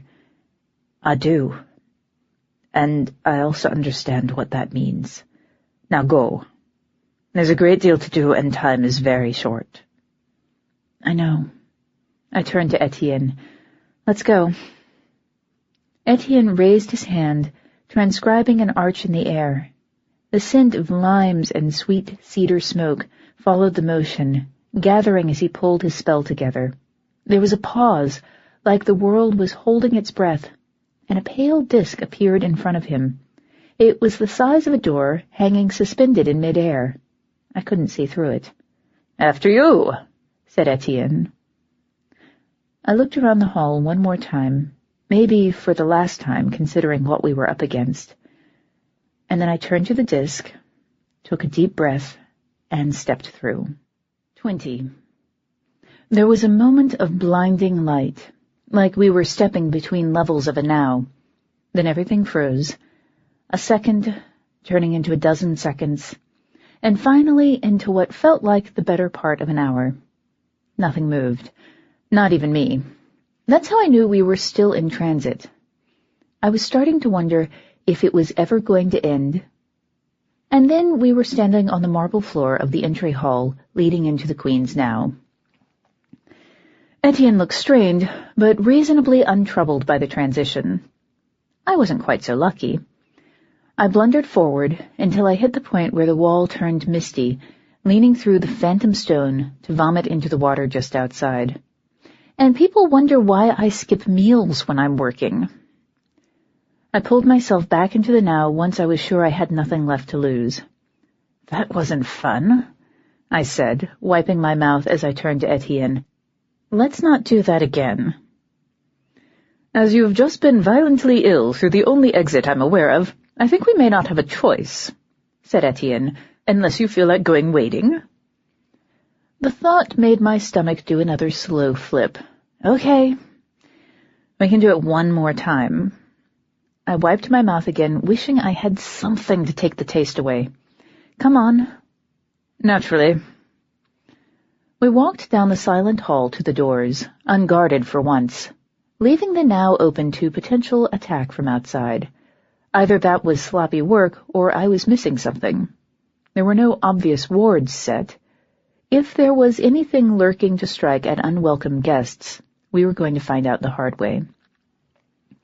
Super fun, I muttered, and opened the doors. The Queen's ballroom was big enough to hold an army, and at the moment, that's exactly what it was doing. I stopped on the threshold and stared, staggered by the scene in front of us. The clang of metal and the buzz of voices filled the air. The scale of it was frightening. I'd seen the ballroom filled with people on occasions ranging from casual court to a formal trial, but I'd never seen it at capacity before. I was seeing it at capacity now. Throngs of bodies were in motion everywhere, moving things from place to place, clustering in small groups which then scattered like flocks of pigeons, and never holding still. The purpose of the fuss was instantly clear, for all that I didn't want it to be. They were preparing for war. I knew things were serious. I had no illusions about that. But the scale of it still chilled me. The Undersea was bigger than I ever dreamed. Did all these people realize that? How many people were going to die if I couldn't stop this? That was a stupid question. Even one death was too many, and we'd already suffered the first casualty of war, a Selkie whose name I didn't know and whose face I might never have seen. A page rushed past, arms loaded with bundled arrows. I grabbed his elbow, bringing him to an abrupt halt. He staggered, but managed not to drop anything as he turned in our direction, expression bemused. "What are you doing? I need to get these arrows to—" "You need to get us to the Queen," I said flatly. I wasn't in the mood to argue. My patience has never been legendary, and Racel stole the last of it when she stole my daughter. "She's here somewhere. She's always here somewhere. Tell her Countess Daye is here in the company of Sir Etienne of Shadowed Hills. Tell her we seek an audience. Immediately." I let him go. Bemusement melting into something close to panic, he clutched the arrows to his chest and scampered away, vanishing into the crowd. I hate doing that to pages. Most of them have never seen the world outside a court setting, and they're destined to grow up to be useless fops like Jugan, unless they get lucky and find a knight willing to teach them to be something better. Quentin is the exception where junior courtiers are concerned, not the rule. "That was unkind," said Etienne. "Forgive me if my manners aren't at their best just now. I have a lot on my mind." I glared at him sidelong. "You're not a parent, you wouldn't understand." "I don't pretend to understand your pain, October, but there are better ways to express it." I sighed. I just don't know what to do." The word died as a slender female arm locked around my neck. Its owner brought her other hand up, pressing the edge of a knife to the skin just below my jaw. I froze. The fight-or-flight impulse gets a little muted when either response might leave me with an open jugular. I guess I have some sense of self-preservation after all. "So you say you're my dearest, most esteemed Countess Daye," said the Queen, inches from my ear. "Yet others say the Countess Daye has turned traitor. Others say she's gone to sea with the enemies of my kingdom, that she sent her baby-faced death in her place because she couldn't be bothered to cater to the whims of the woman she's sworn to serve." Etienne? A little help here?" I swallowed. The blade she was holding to my neck was very sharp, and I was suddenly intensely reminded of how much she disliked me, and how tempted she might be to slip. "Your Majesty, the Countess Daye was merely undertaking her commission as she understood it, seeking to find the answers to the troubles which plague your fair kingdom's shores," said Etienne in a voice as slick as buttered silk. "There has been no treason here. You have my word on that." "Yours, but not her own. An interesting statement in and of itself." The Queen's breath was warm against my ear as she leaned closer and hissed, "Blood will tell." Even with her voice pitched so low it was barely audible, the power native to her bloodline, siren and banshee both run in her veins, hummed through my bones, chilling them. She can't command you with her voice, but she can kill you. "I believe the blade in your hand is distracting her such that she is unable to speak in her own defense," said Etienne, still sounding utterly calm. I wasn't sure whether I wanted to hug him for keeping things under control or slap him for not pulling her off me. "If you would release her, I'm sure she would have a great deal of interest to share." There was a long pause. Finally, with a snort of derision, the Queen snapped, "Very well, but if she so much as twitches toward a weapon, both your lives are forfeit, for cause of treason." I found myself strangely relieved that she hadn't said, "for reason of treason." I'm pretty sure the Queen would have slit my throat if I'd started giggling. "Cool by me," I said, trying to move my vocal cords as little as possible. "Then we are in agreement," said Etienne. "Your Highness."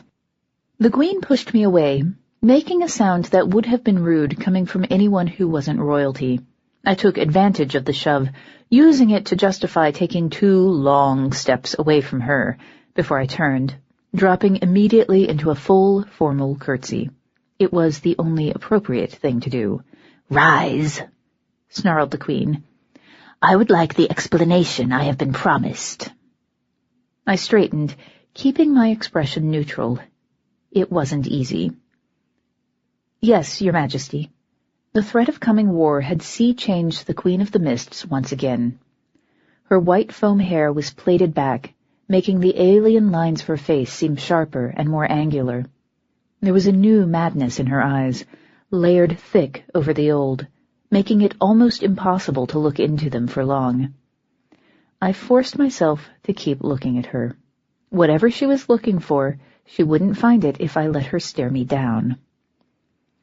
She stared into my eyes for a count of 10, a wordless curse on her snarling face. Bit by bit, the new madness broke, fading back into the old familiar kind of crazy. It said something about my day that I viewed this as an improvement. "Well?" she demanded. The power had gone out of her voice. She was still an angry monarch, but she was no longer an angry monarch on the verge of making my brain run out of my ears. "Whoever told you they saw me enter the Undersea was correct. I was invited by the Duchess of Saltmist so that I could search the quarters of her missing sons for any signs of who might have taken them. I didn't mention that she'd invited me because I asked her to. Somehow I didn't see that helping my case." Her eyes narrowed. "How did you survive this visit?" "I can show you. May I get something from my pocket?" "If you reach for a weapon, my guards will cut you down before you draw." "Kinda figured." I slipped my right hand into my pocket as slowly as I could, producing the shell the Lushak gave me. It was warm to the touch, but I couldn't tell how much of that was from my own body heat. "Have you seen one of these before?" The Queen gasped.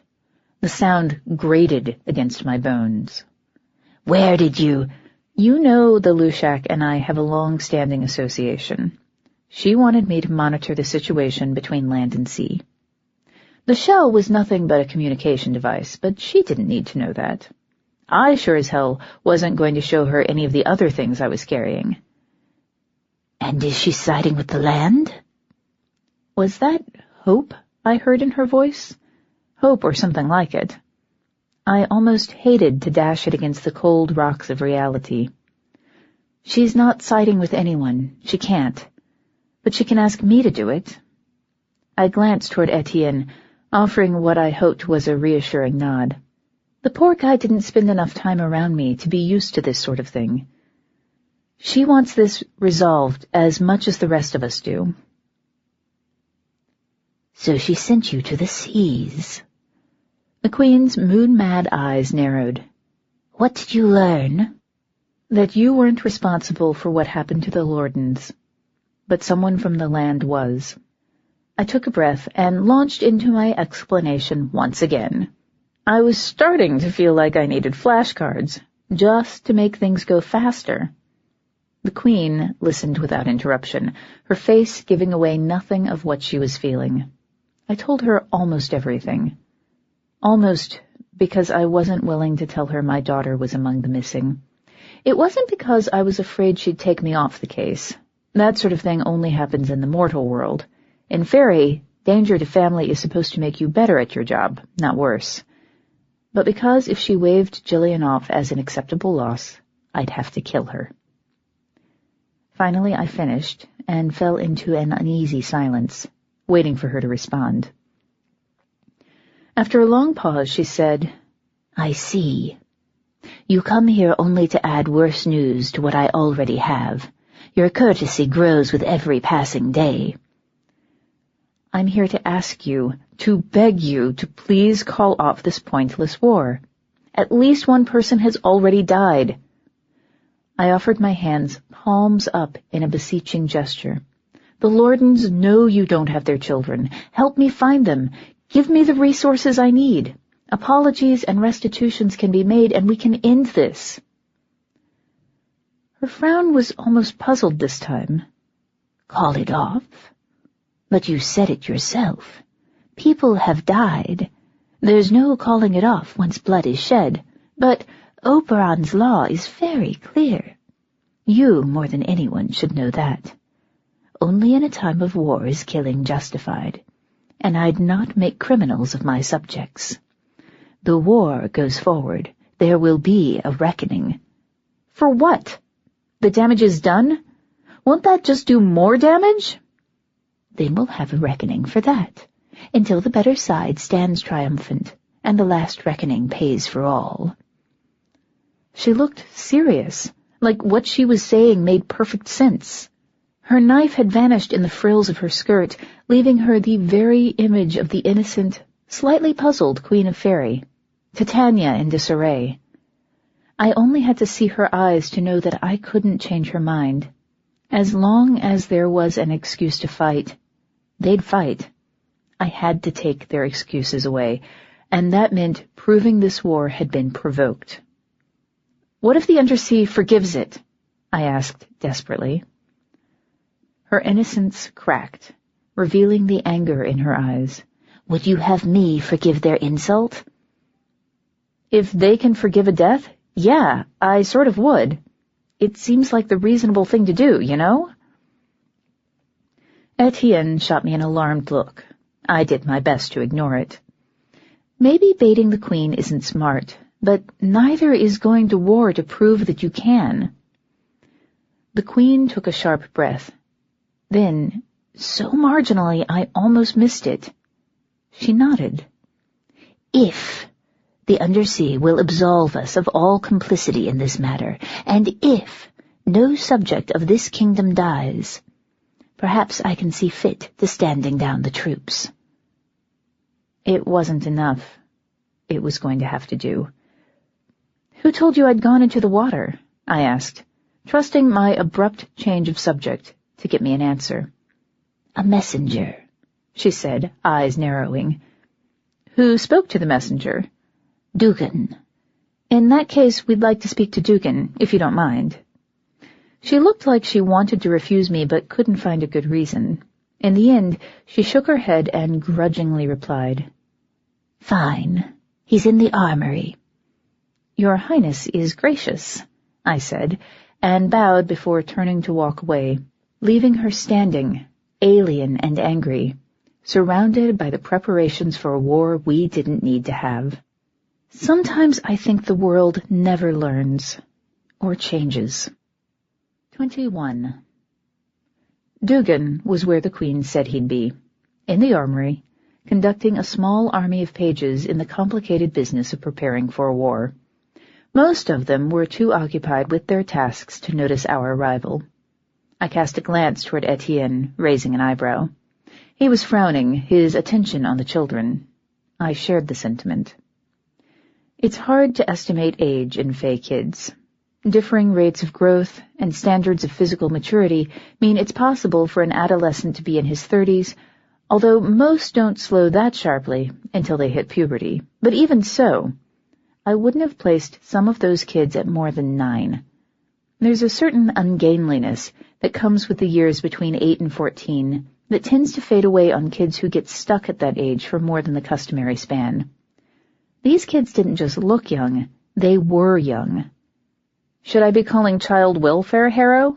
I asked, leaning in the doorframe. Dugan's head snapped up, eyes widening, then narrowing as he took in the sight of me. He focused on Etienne and spat.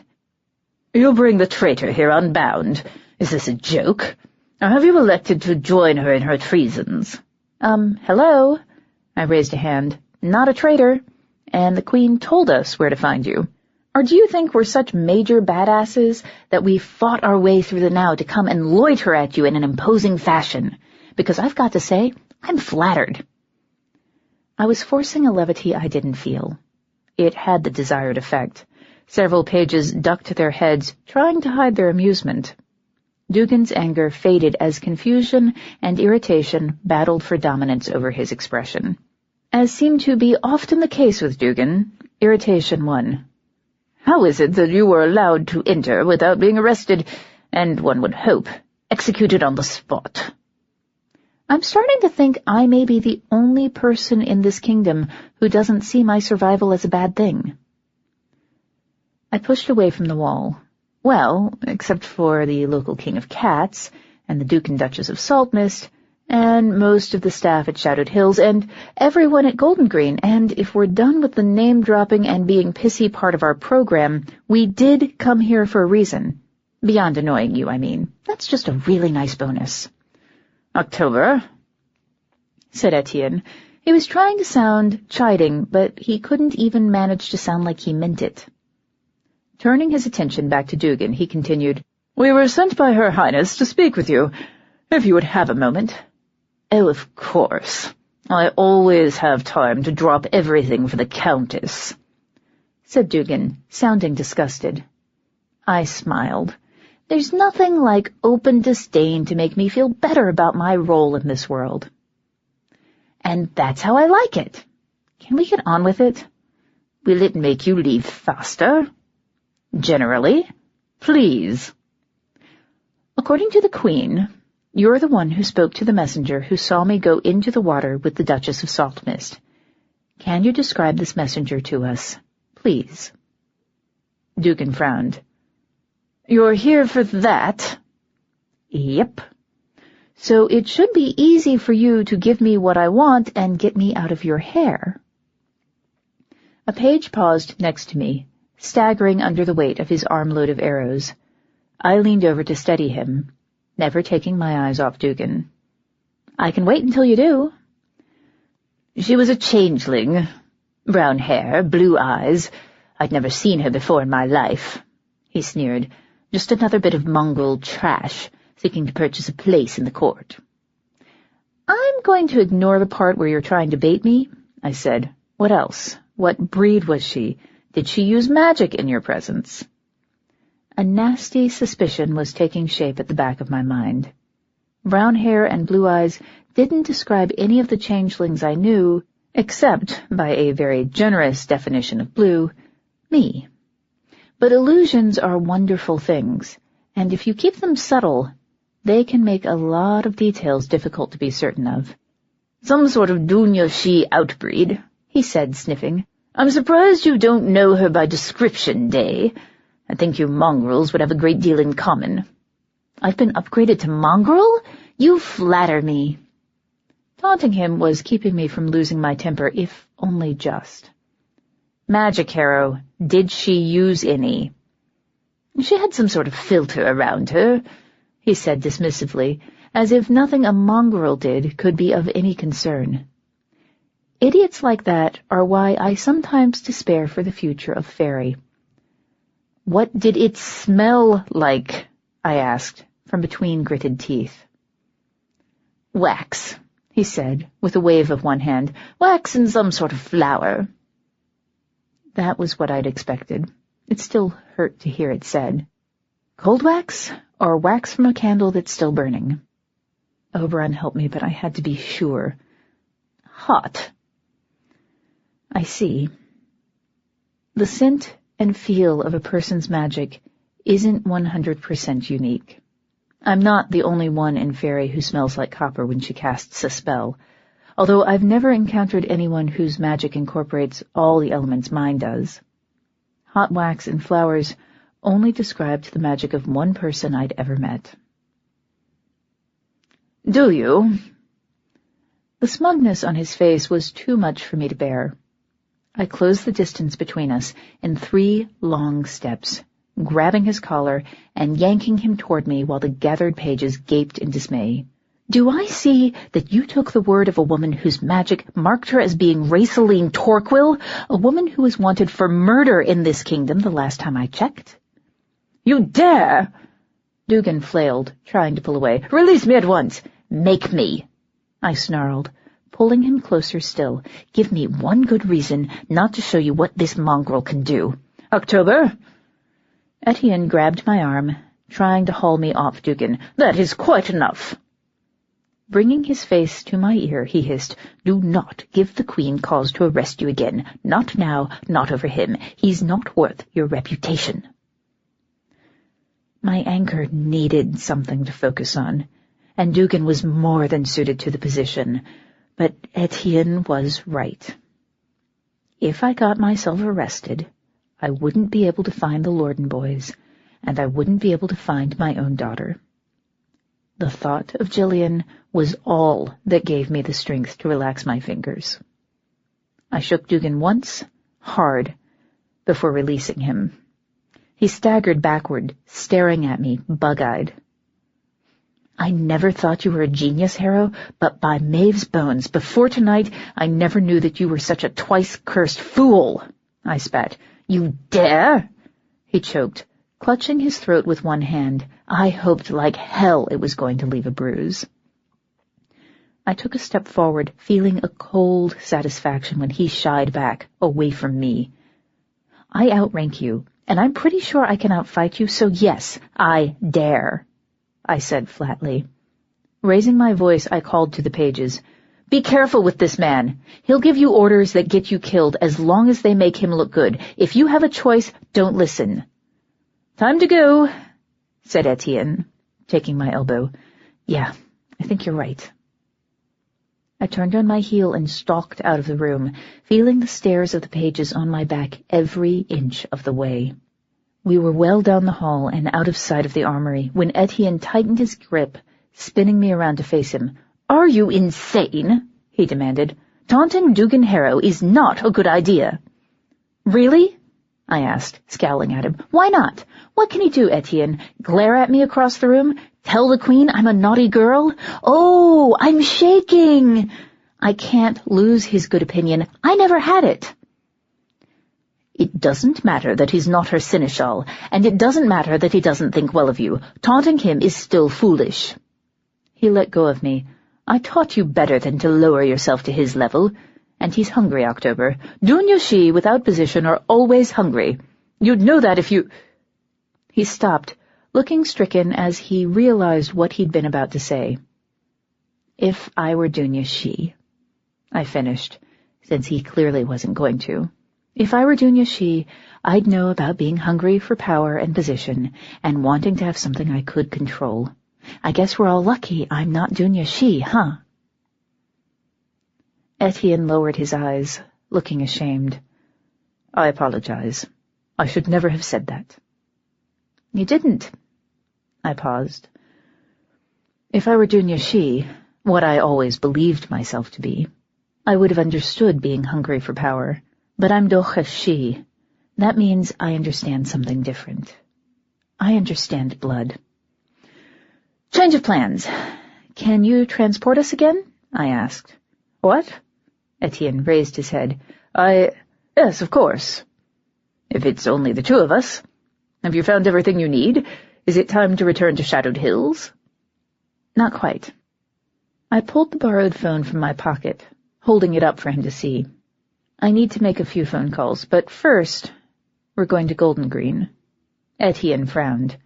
"Are you intending to do something foolish?" "I guess that depends on your definition." I shrugged. "But yeah, by most definitions, probably. Come on, Etienne. Let's go prevent a war." 22. The distance between the Queen's Court and Golden Green is shorter than the distance between Shadowed Hills and the Queen's Court. That, combined with my lack of anything that even resembled food, probably explained why I didn't feel the need to throw up after we made the crossing. I did stagger backward until my butt hit the wall and slump forward to rest my hands on my knees, panting a little. Etienne watched impassively. "You know, for someone who spends so much time bleeding, you have very little resistance to vertigo." "Is that what this is?" "Oh, because it feels more like I just rode a big roller coaster about 8 times. "Yes, precisely." Etienne shook his head. "Are you like this every time you travel with the King of Cats?" "Nope." The room was mostly done spinning. I straightened, cautiously. My stomach chose to stay where it was. The shadow roads go in more for freezing me to death. Puking is new and exciting. Your way with words remains unmatched. Etienne wrinkled his nose. Much as I appreciate a regent's desire to return to their home fiefdom, what precisely are we doing here? Lots of things. Come on. I started down the hall. Etienne followed. Have you been here before? Not in many years. So you haven't seen the place since we redecorated. Gotcha. One of the resident bogies skittered across the wall at head height before vanishing into the rafters. Etienne's eyes widened. Did you see that? He asked. Yeah, we've got bogies. They're sort of in charge here. It's a long story. I stuck my head into the kitchen. Marcia was at the counter, directing a pair of Eurisks and a young barrow wight through the process of making bread. Hey, Marcia, I called. Can I borrow you for a second? She looked up, smiling brilliantly. A smudge of flour was on one cheek, just under the circles of fairy ointment that ringed her eyes. Toby! She patted one of the Eurisks on the shoulder. You guys are doing fine. Just keep doing what you're doing, and try not to get any more bogies in the dough, okay? I'll be right back. Apparently satisfied that she'd managed to keep her apprentices from giving us all food poisoning, she walked toward us, wiping her hands on her apron. What are you doing here? I thought you'd be at the Queen's court. And who's your friend? This is Sir Etienne of Shadowed Hills. Etienne, this is my seneschal, Marcia. If Etienne was surprised to hear that a quarter-blood changeling was my seneschal, he was well-bred enough not to show it. Instead, he offered her a shallow bow and said, A pleasure to make your acquaintance. Nice to meet you, said Marcia, dipping a quick curtsy before turning her attention back to me. So what's going on? Did you stop the war? Not quite. I'm still working on it. I briefly considered telling her about Jillian, but dismissed the idea. Marcia had enough to worry about. I didn't want to make things worse until I absolutely had to. Do you have a pen I can borrow? A pen? She blinked before rummaging in the pocket of her apron and producing a plain ballpoint pen. There were tooth marks in the white plastic. It looked so ordinary I could have cried. Will this work? That will work just fine. I took the pen, pulling one of Dianda's bottles from my pocket. I need to write a note. While I'm doing that, can you make sure the solarium is cleared out? I'm going to make a few phone calls, and then I need to invite some visitors over to talk to me. Visitors? Said Etienne, frowning. The solarium, said Marcia. Her frown was less concerned and more thoughtful.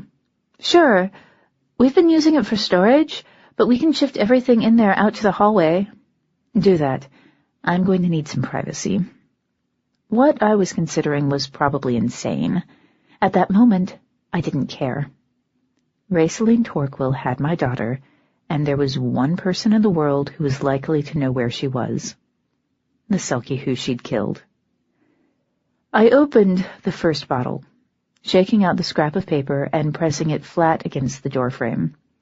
Etienne, when you get back to Shadowed Hills, let Sylvester know about the disguise Racel used in the Queen's court. I mean, it's not likely she'll try to sneak into the now, but you never know, right?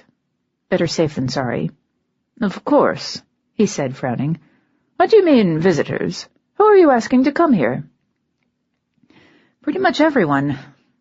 I tapped the paper and then went back to scribbling. My handwriting is nothing to brag about, but it's legible, usually.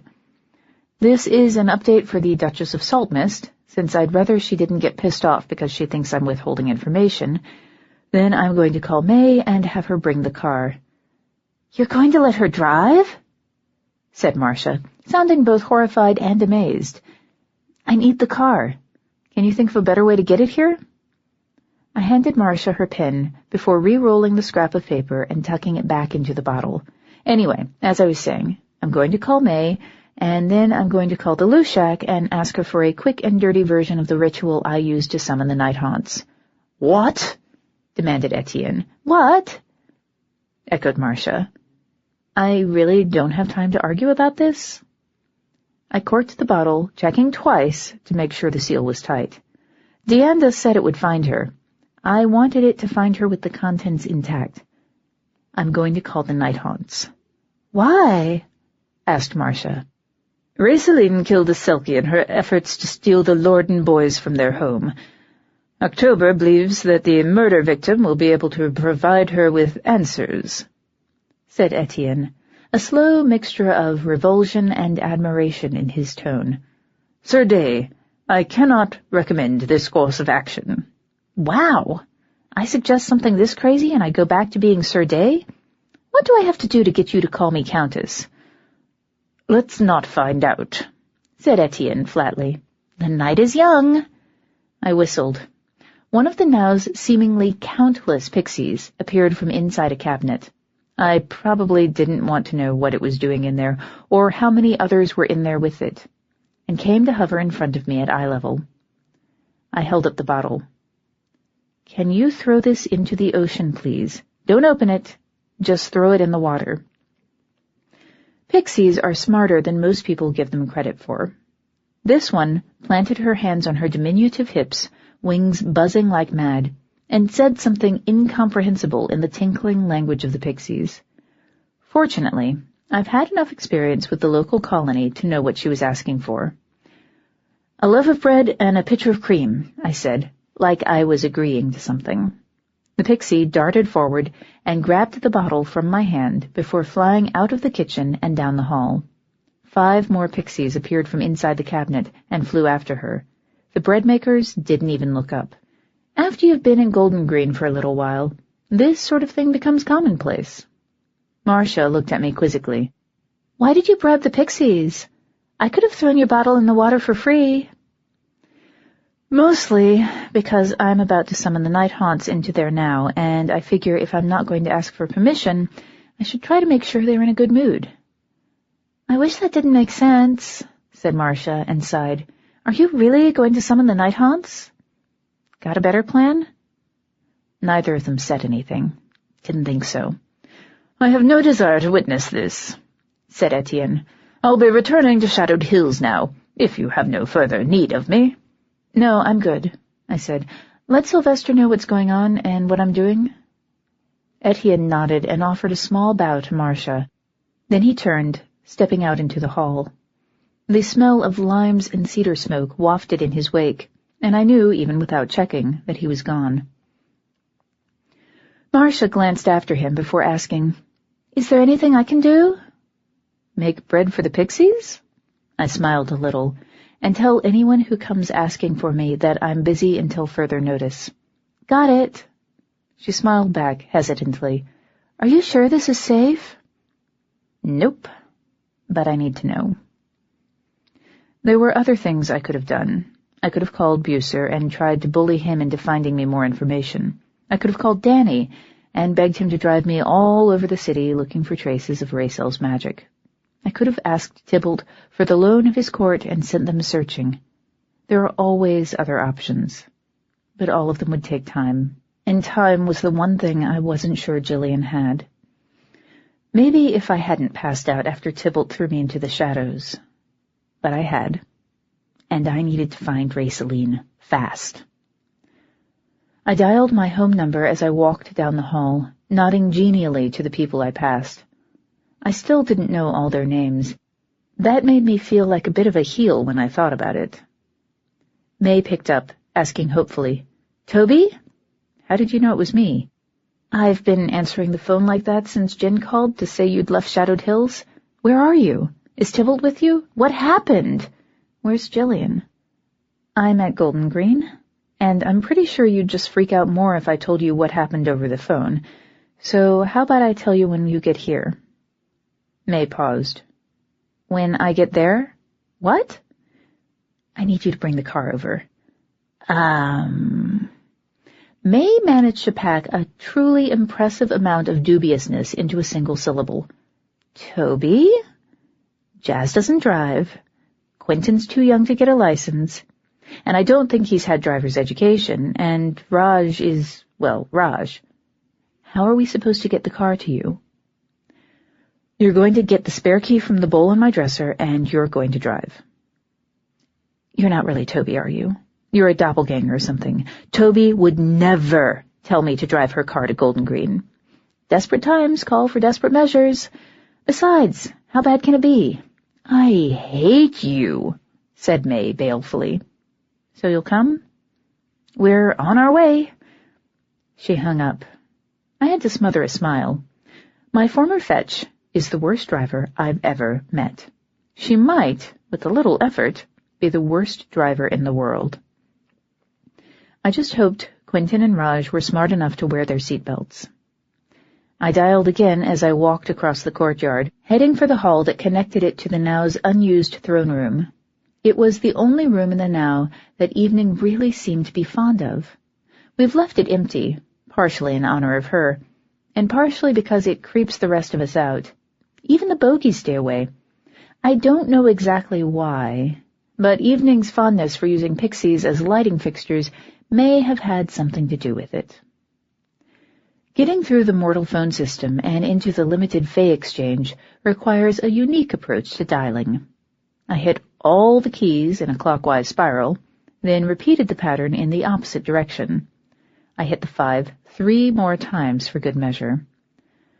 "Please hold while your party is reached," I said sing-song. "You may press the pound sign to return to this menu at any time. To be assassinated by a tribe of warrior grasshoppers, press 3. The phone beeped twice before beginning to hiss shrilly. That was a good sign. That meant the connection was working. I punched another succession of buttons, this time running through the multiples of 9, until the hissing was replaced with the sound of cement grinders grinding away on the other end. I stopped walking, leaning up against the wall next to the dais that used to hold Evening's throne. The cement grinders ground for a few seconds more, then stopped abruptly, replaced by the Lushak demanding, "October, is that you?" The sound of her voice filled me with a profound sense of relief. I closed my eyes, allowing myself to sag against the wall. "Lushak," I said. "Yeah, it's me." "What's going on? Did the transformation charm work? Why haven't you checked in?" "Yes, it worked. I haven't checked in because I passed out after Tybalt threw me onto the shadow roads to keep me from getting elf shot, and what's going on is that Raceline's insane." "She took my daughter, Lushak. She took Jillian." My voice was verging on a panicked whine. I forced myself to pull it back. "Why would she do that?" I asked more softly. "Why would she take Jilly?" "To throw you off balance," said the Lushak, not missing a beat. "To hurt you." There was something in her voice I didn't like. Normally the Lushak is so honest it hurts. She may not give complete answers, but the ones she does give are entirely true. Now, I didn't get the impression that she was lying to me, but I definitely felt like there was something she wasn't letting herself say. I took a deep breath. "Lushak, what aren't you saying?" "Toby," the Lushak sighed. "She's just a quarter blood. Maybe less, given what your mother did to you when you were a little girl. That's protected her until now." "What are you talking about?" "There are rituals that need certain types of blood if they're going to work." The last of the light seemed to go out of the world. "What?" "Raceline doesn't have a hope chest. She doesn't need one if she has Jillian." Lushak, is she... "I don't know whether she's alive or not. I'm sorry." She sounded genuinely regretful. That didn't lessen the urge to scream. Eyes still closed, I counted silently to 5 before saying, "I have one potential witness to wherever it is Racel is taking these people.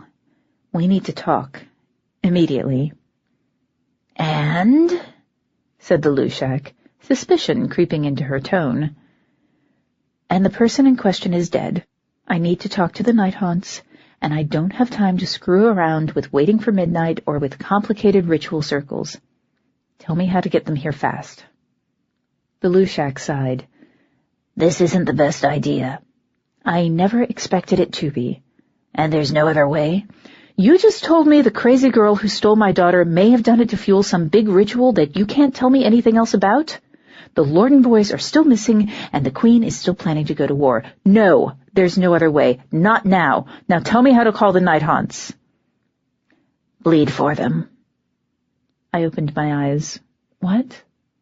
Go someplace private, someplace they can reach you, and draw a circle in your own blood. All you have to do is bleed for them and call. Summoning the Night Haunts was a lot more complicated the first time. Suspiciously, I asked, "There's nothing else?" Not anymore. You're stronger than you were, and they know you. Her chuckle was entirely without mirth. Better than you think they do. Just call, and they'll come. But be careful with them. Don't agree to anything you're not willing to live with. I'll keep that in mind. I'll check in with you later. I hope so, she said, and hung up. I looked at the phone in my hand for a moment, resisting the urge to smash it against the wall.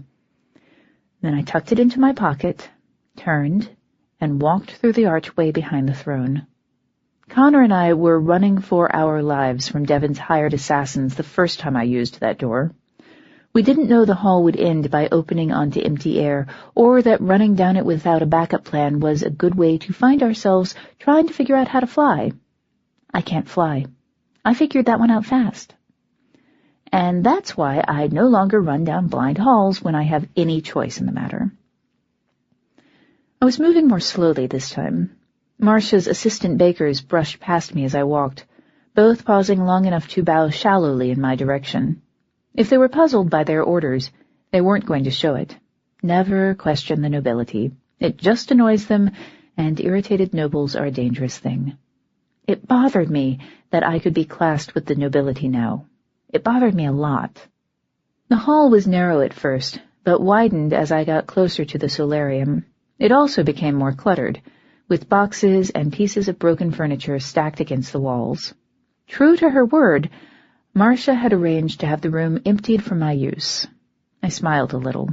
If she'd been an employee, it would have been time to give her a raise.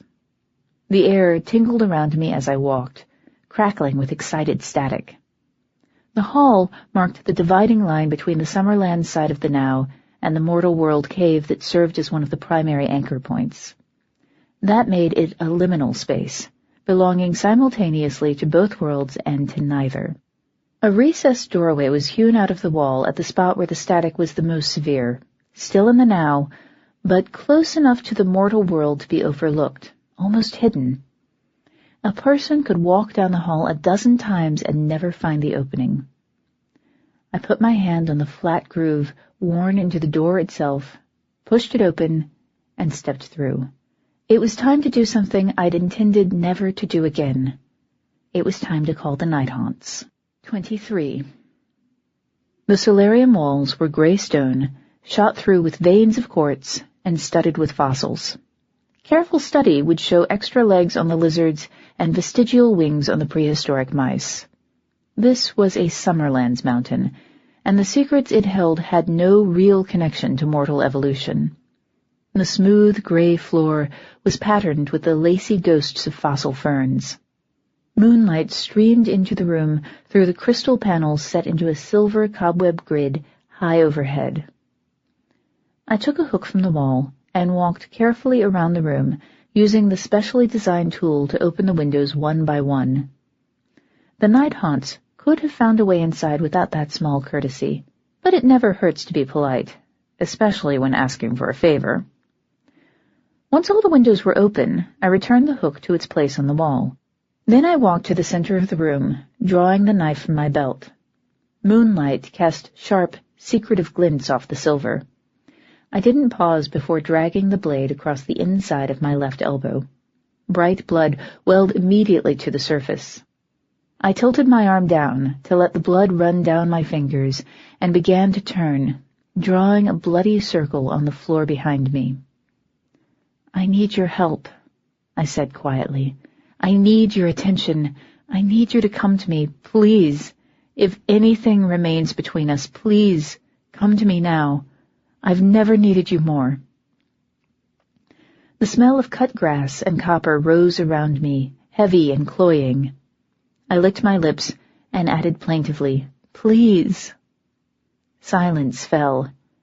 I returned my knife to its holster, clapping my right hand over the cut I'd made and pressing down to stop the bleeding.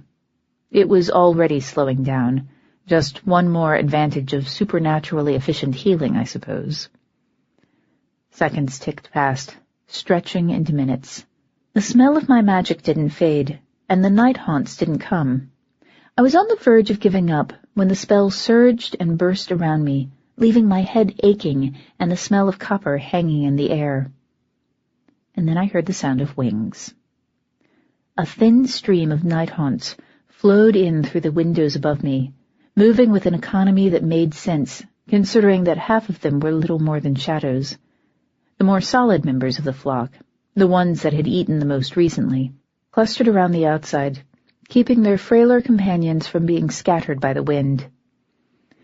They were all about the size of Barbie dolls, with tattered dry-leaf wings that looked too frail to lift them off the ground. As they drew closer, I started to see individuals among the flock. Too many of them were familiar.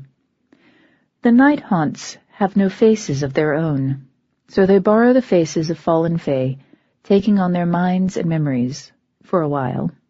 Seeing them always hurts, but it's a good kind of pain, like having the chance to see something you thought was lost forever just one more perfect time.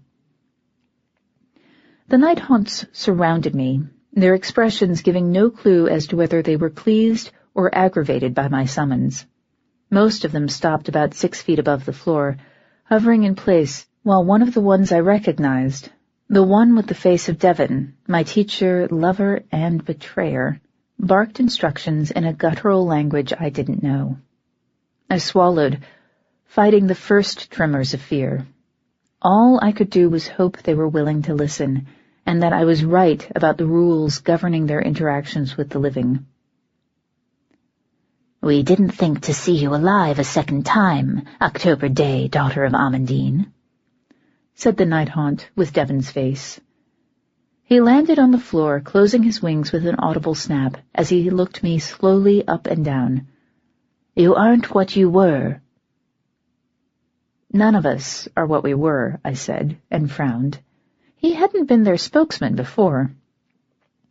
I glanced around the flock, but the night haunt with Dare's face was nowhere to be seen. There were new faces among the night haunts. Some I knew, a few that I didn't. Oleander de Merlins was there, so was Dare's brother Manuel, and Gordon, the only one from ALH Computing to die a natural death. There were more Caith She than I expected. Tybalt never told me how many of his subjects died when Oleander poisoned them. It looked like the casualties were higher than I ever guessed. Devon's haunt followed my gaze and said, "The hunting has been good of late." Yeah. I cleared my throat. "Look, I was hoping you'd be willing to talk with me." "That's usually the reason for a summons." He looked at my simple circle, eyebrows raising in that old familiar gesture of silent judgment. "No flowers, no pretty words or symbolic deaths." "Like you said, I'm not what I once was." I crouched to put myself on his level. "I didn't send the summons on a whim. I had no other choice. I need your help." He smiled. The other night haunts tittered. "My dear October," he said in a tone that was pure Devon, oozing charm and danger in equal measure. "Why would we ever deign to help you? We're not in the business of helping people. Really, darling, I don't understand." Time to deal with the devil. I took a deep breath and said, "Raceling Torquil has stolen the children of the Duke and Duchess of Saltmist. I don't know why, not yet, but I need to find out, or a lot of people are going to get hurt." Devon's haunt cocked his head, smile twisting into a familiar expression of amused contempt. "And what makes you think we don't want a lot of people getting hurt? We need to eat if we're to live." "You remember being us?" I said quietly. "You remember what it was like to live. I know you need to eat, but I can't imagine you'd wish for war." The night haunts whispered among themselves, the sound like wind rattling through the branches of skeletal trees. I shivered as I listened to them, and part of me noted, analytically, that the Lushak never actually said my circle would protect me. If they decided they just wanted to kill me and be done, I might be in for the fight of a lifetime. I was getting tired of being in an endless succession of things called the fight of a lifetime. Just once, I'd like to have the fight of a Tuesday afternoon. "Please," I said. The haunt with Devon's face looked at me solemnly. "You aren't what you once were," he repeated, and the words were all the more unnerving because they were spoken in the voice of my old mentor. "You're becoming what I always thought you would be. Who are you looking for?" Selkie. I don't have a name, and I don't know whether they're male or female, but they would have died recently and without their skin." "She didn't expect to kill me," said a voice behind me. I turned and found myself looking at a diminutive figure, diminutive even by night haunt standards. With ruddy brown hair and freckles spattered across her heart-shaped face, I recognized her vaguely. We'd probably been at the same formal events. I'd never asked her name. "Are you the one I'm looking for?" I asked. She nodded, stepping forward. She stopped with her bare toes just shy of my circle's edge. My name was, Margie. I was in service to Her Grace, the Duchess of Saltmist, these last 50 years. "What do you say to someone who's dead?" "I'm sorry for your loss," I said, the words sounding idiotic even as they left my lips. "So am I," she said, smiling very slightly. "Mistress Torquil approached me at the farmer's market, of all mad places, and said she wished to speak with me, said she needed a Selkie's perspective on some matter of great importance. I spoke with her because I thought she wished to make peace with Connor. I began to hope she might have found it in herself to come home to her husband, to begin to make amends." That was a more charitable view of Rayceline Torquil than I'd been able to maintain in a long time. I tried not to let that show on my face as I asked, "So you went with her?" "Not right away, but I went to meet with her that night, yes," said the night haunt who'd once been Margie. Regret danced behind her eyes. "She asked me if I would be willing to meet her near the docks behind the ballpark. I saw no harm in it. I went. And while she was standing in front of me and us all alone, someone struck me from behind and everything went black." I felt my brief sense of hope wither and die. There was no way Raycel was keeping the children at the docks. They're big, but they have a high Fae population, and the Lordens had been sending people out looking for the kids for days now. If the boys were alive and at the docks, they would have already been found. "Is that where you died?" I asked. The Margie haunt blinked, looking surprised. "No, it's not. I woke again in a room with walls of stone and straw strewn on the floor. The air smelled of spices, like we were near some sort of a kitchen, or maybe a restaurant. I was bound hand and foot." Her expression darkened. Mistress Torquil was there. She had an arrow in her hands. A black arrow, barely the length of a knitter's needle. "Elf shot," I guessed aloud. "Yes. She said she was going to make me sleep for a while, a long, long while, and that while I slept my skin would be out, making mischief in the world. Then she stabbed the arrow into my shoulder and everything went away again." The night haunt's face crumpled like she was going to cry. "I don't think she meant to kill me. She merely meant for me to be blamed for her crimes until the day I woke." Selkies without their skins are basically humans with a strange fondness for the beach. You died when she took your skin? I said. Margie's haunt nodded. I did. Did you see anything that might help me find the place where you were being held? Anything at all? Did you hear something? Smell something? There were the spices. Redwoods. I smelled redwood trees and old earth. Earth that had been let to decay without disturbance for a long, long time. The place I was in, it was underground and it felt like a now, but not like a now. Could you have been in a shallowing? A proper now is built entirely in the Summerlands, where the laws of Faerie reign supreme. Sometimes, these days, that isn't possible. There's not enough land for that. So nows get built in the shallow space between the worlds, dug out of ground that's neither here nor there. They can scramble things, just because the words don't exist to properly describe them. The night haunt looked thoughtful. I rather think it could have been, yes. A shallowing in a place with redwood trees and old earth. There was one more thing. Did you smell the sea? No. That meant it was somewhere inland. Maybe Dean Lorden was still alive after all. I will do my best to avenge you, Margie.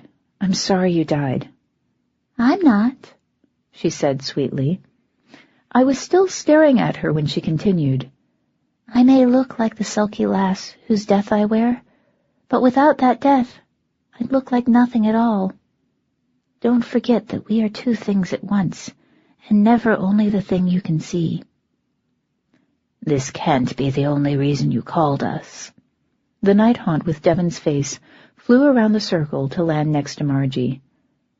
You take your work seriously, in part, I think, because you have so little skill for some of it. But this is too big a danger for this stage in the game, over something as small as 2 children that you've never met. What else is going on, October? What else is wrong? It's my daughter, Devon. The name slipped out before I could stop it. I blinked back sudden tears and kept going, saying, She's missing. Raceling took her, and she's probably holding her with the Lorden boys. I have to get her back. I have to. Oh, October. He looked at me gravely. Keep hope. She is not among our number. Her blood is thin, but her death would call us all the same. My eyes widened. Really? Really. I felt his hand brush my knee. The gesture was so much something Devon would have done when he was alive, before he went crazy, that I stopped being able to keep my tears from falling. Keep hope. I'll try.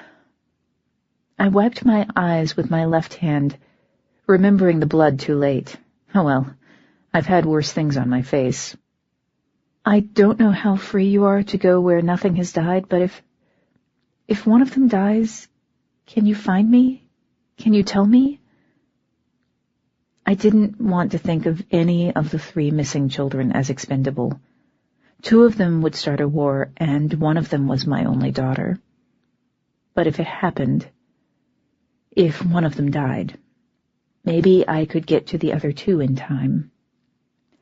The night haunt with Devon's face turned to the others.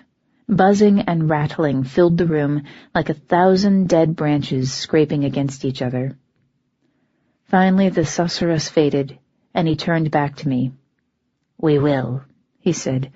This one time we will. Biting back the urge to thank him was almost impossible. I swallowed hard and said, This is very kind of you. I know you don't have to do this. So return the kindness, he said. Answer a question for us. I blinked. Of course. What do you want to know? Why aren't you dead? I hadn't expected the question or the naked confusion in his voice. I stared at him for a moment before managing to say, I'm alive because I haven't died. I don't know why. How the hell am I supposed to know? A fetch was called for you, he said. We sent her off with weeping and all proper ceremony. But here you are, and your fetch is still alive. The natural order of things is not preserved, said the night haunt with Margie's face, punctuating the statement with a snap of her wings. You can't exist like this. Since when does the natural order of things have anything to do with Faerie? A soft grumbling swept through the night haunts. I sighed. The natural order of things is going to have to cope, because I need May to keep paying her share of the rent. This isn't right. The night haunt with Oleander's face muscled her way forward, glaring at me. We didn't part on the best terms. I killed her, after all. You should be dust and memory. Your fetch should be a rattle on the wind, a warning to our children. She's not, and neither am I snapped, tucking my hair back to display the recently sharpened point of one ear. See? I died. Mom just refused to let it stick. Must your line forever be so cavalier with death? Asked the Devon haunt. The others sighed, like dry leaves brushing together. We'll come to you if we learn anything, but you can't do this again, Toby. The courtesy we can afford for the sake of the life you saved can only extend so far. We'll be going now.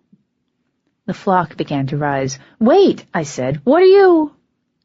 I was too late. The night haunts left as quickly as they'd come, leaving me standing alone in my rough circle of blood. Talking about, I finished to the silence. The silence didn't answer. 24. Marcia was waiting in the throne room when I emerged. Her easy pose against the wall must have taken some serious thought. She could only have looked more casual if she'd been wearing a bikini and sipping a cocktail. I stopped where I was, raising an eyebrow. Yes? I asked. How'd it go? Marcia abandoned her faux relaxation in favor of standing up straight, turning the full focus of her attention on me. Did they tell you anything good? The night haunts were obscure and unnerving, but they told me some things I needed to know, I said, walking past her. She fell into step behind me. The Selkie Racel killed was named Margie, and the Lorden kids aren't dead. That's good. The boys, I mean, not the dead woman. She walked a little faster as she pulled up alongside me and frowned, studying my face. That is good, right? Because you look like it's really bad. There was no point in trying to conceal the truth forever. I've never been any good at that sort of thing anyway. My daughter's missing. Wait, what? You have a daughter? Yeah, Jillian. She lives with her human father. Raceline took her, and I need to find her fast, before there's time for her to suffer any permanent damage. Marcia took a short, sharp breath, like she was biting off an exclamation. Then she went quiet, walking with me across the courtyard and down the hall to the kitchen without saying a word. It wasn't until I was reaching for the pot of coffee that simmered gently on the stove that she said, very softly, What makes you think she hasn't already? I paused for a moment, my hand just shy of the handle. Then I finished the motion, trying to let the familiarity of it soothe me. It wasn't working.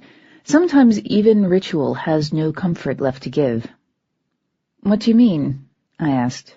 I mean, Toby, if she lives with her human father, that means she's a quarter blood. If that, I muttered darkly. What's your point? Does she even know Faerie exists? How do you know she hasn't already been hurt? Just by finding out how much she doesn't know. Marcia shook her head. I've known a lot of changelings who couldn't cope with learning that their parents... She stopped mid-sentence, looking stricken. I sighed and finished. With learning that their parents lied to them. Because that's what we do when we play Fairy Bride. We lie. We lie to our lovers, and we lie to ourselves. And if we're really lucky, When our children find out that we're liars, they forgive us and grow up to become liars in their own right. Yeah. Marcia bit her lip, looking at me. You lied to her, Toby, for her whole life. And now she's in a situation she never had a reason to prepare for, and she's probably scared to death. And, I mean, you're right. We need to get her back, but I don't think we can say she hasn't already been hurt. Her words hurt more than I could have imagined. I closed my eyes for a moment, counting slowly to 10 before I opened them again and said, "That doesn't matter. All that matters now is that I'm going to get her back. I'm going to find a way to save her." And you're going to stop the war at the same time, right? I paused. I was starting to feel overwhelmed. Too much was happening. I just wanted to crawl into a cup of coffee and wait until it all went away. "I'm going to do the best I can." Marcia nodded. "I guess that's all I can ask for. What are you going to do now?" Every inch of me ached to be moving, to be making some progress toward finding my daughter. At the same time, I knew that I needed to stop and breathe before I did that, or I was just going to get myself killed. I realized, without much surprise, that I wished Connor were there. Maybe we were about to be on different sides of a war, and maybe we weren't, and either way, I didn't care. Everything I loved was in danger. I wanted him to put his arms around me and tell me it was going to be okay. I sighed and asked, "Could you make me a sandwich?" Marcia smiled, motioning for me to sit down before she moved toward the icebox. "How do you feel about strawberry and chicken sandwiches?" I think I speak with complete honesty when I say that I have no opinion on strawberry and chicken sandwiches, I said, abandoning my reach for the coffee and settling on the bench. "Just make it something I can take in the car with me. As soon as May gets here, I'm gone." "You got it," said Marcia, and got to work. I propped my elbow on the table and cradled my chin in my hand, watching her. It was weirdly soothing. Making a sandwich was a simple domestic activity, and the fact that we were on the verge of war did nothing to change that. If Marcia were asked to make sandwiches in the middle of a battlefield, she'd probably do it the exact same way. Doing things the exact same way wasn't an option for me. Not now. I dealt with big issues in the past, but this one was more personal than anything had ever been before. Jillian. Oak and Ash, Jillian. She was the one thing that was never supposed to be touched by Faerie and its troubles. After she shut me out of her life, she should have been home free. Instead, she was lost and completely unprepared for what was happening to her. And it was all my fault. If I'd been there for her, if I'd forced her to let me come back, this might not have happened. As it was, I needed to focus. I pinched the skin between my left thumb and forefinger until it turned white, and I had to bite my lip to keep from exclaiming at the pain. It was enough to snap me out of my growing despondence. According to the night haunts, the children were probably being held in an underground room with stone walls, one where the air smelled like redwoods, old earth, and spices. None of those things were as much of a lead as I wanted them to be. Redwoods aren't as common in the Bay Area as they used to be. The humans cut down most of the old forests when they moved in, but there are still enough of them around that I couldn't go on, "Aha, they must be in this one specific place." If they were in a shallowing, they wouldn't need to worry about earthquakes, which meant the room could have been dug almost anywhere, even right above an earthquake fault. As for the spices, I sat upright, eyes widening. I was still sitting that way, frozen, when Marcia walked over and set a mug in front of me. "Here," she said, "coffee, 2 sugars, no cream. I'll have your sandwich in a few minutes."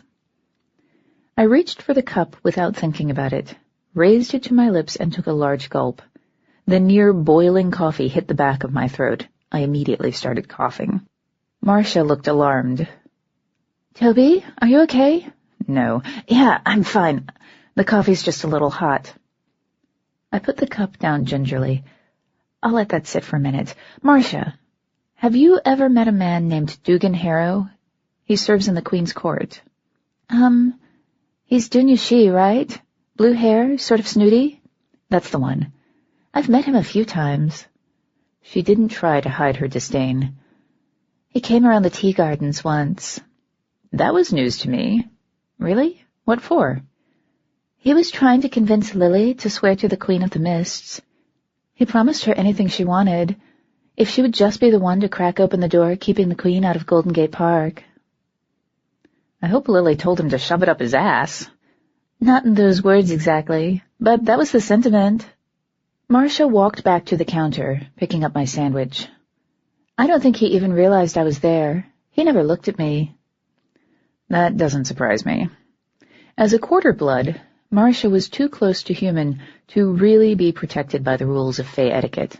If Dugan wanted to ignore her, no one was going to get angry at him for it. No one but Marcia, anyway, and maybe Lily, when she was alive. "Did he use any magic in your presence?" "Yeah." Marcia walked back over, handing me the plate with my sandwich. The strawberry juice leaking around the edges looked uncomfortably like blood. "He removed his human illusion as a courtesy when he came into the now. He had to put it back on before he could leave." "Do you remember what his magic smelled like?" Her cheeks reddened. "You know I'm not very sensitive to that sort of thing." "I know. I just want to know what his magic smelled like to you. I'm good with magical signatures, but I'd only been around once or twice when Dugan was actually casting spells. I wanted outside confirmation." "It was, I don't know, spicy, I guess? Like cinnamon?" "Cinnamon and cardamom?" I asked. Marcia blinked once before she smiled brightly. "That's exactly it. Cinnamon and cardamom. He smelled like finished sweetbread." I guess so. I've never smelled finished bread. What he does smell like, definitely, is spices." I took a bite of strawberry and chicken sandwich, a surprisingly tasty combination despite the fact that the bread still looked like it was bleeding, and swallowed before glancing to the door. Where are they? "Knowing May? Possibly at the bottom of the Pacific by now. You have to give him time to get here." Time is something we don't have enough of at this point. Rayceline wasn't working alone. Rayceline couldn't be working alone because she didn't have the skill for it. And someone hit Margie from behind. I put my sandwich down, pulling out the phone. "Who are you calling?" "Walter." I raised the phone to my ear and waited. I didn't have to wait for long. "Professor Davies speaking. How can I help you?" "Hey, Walter, you alone?" "Toby, what's going on?" He sounded surprised and tired. I felt a small pang of guilt. I wasn't just running myself ragged. I was doing the same thing to my allies. I'd apologize later, when we weren't dead. "Have you had a chance to look at that needle I gave you yet?" "Not in any detail. I've been trying to figure out the base for that sleeping potion you found. I think I'm almost—" "Was it brewed by a Dunyushi?" He paused. Then slowly he said, "It could be. What makes you ask?" "I don't want to say until I'm sure. Can you check?" "Normally I'd say no. If it were one of the standard apprentice recipes, it could have been anyone with a little skill for alchemy, but it's unusual enough that I may be able to deduce the nature of the brewer from the compounds that were used. How soon do you need to know?" "As soon as possible. It's important." "Life and death important, or it would be nice important?" Dugan had access to all the Queen's resources, to her dungeons, her guardsmen, anything he could take control of while her back was turned.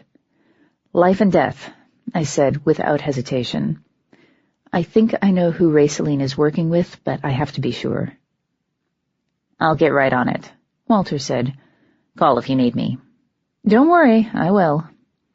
I closed the phone, sliding it back into my pocket before meeting Marcia's wide-eyed stare. "What?" You think Dugan is working with Raisaline? She asked. I didn't say that. You didn't need to.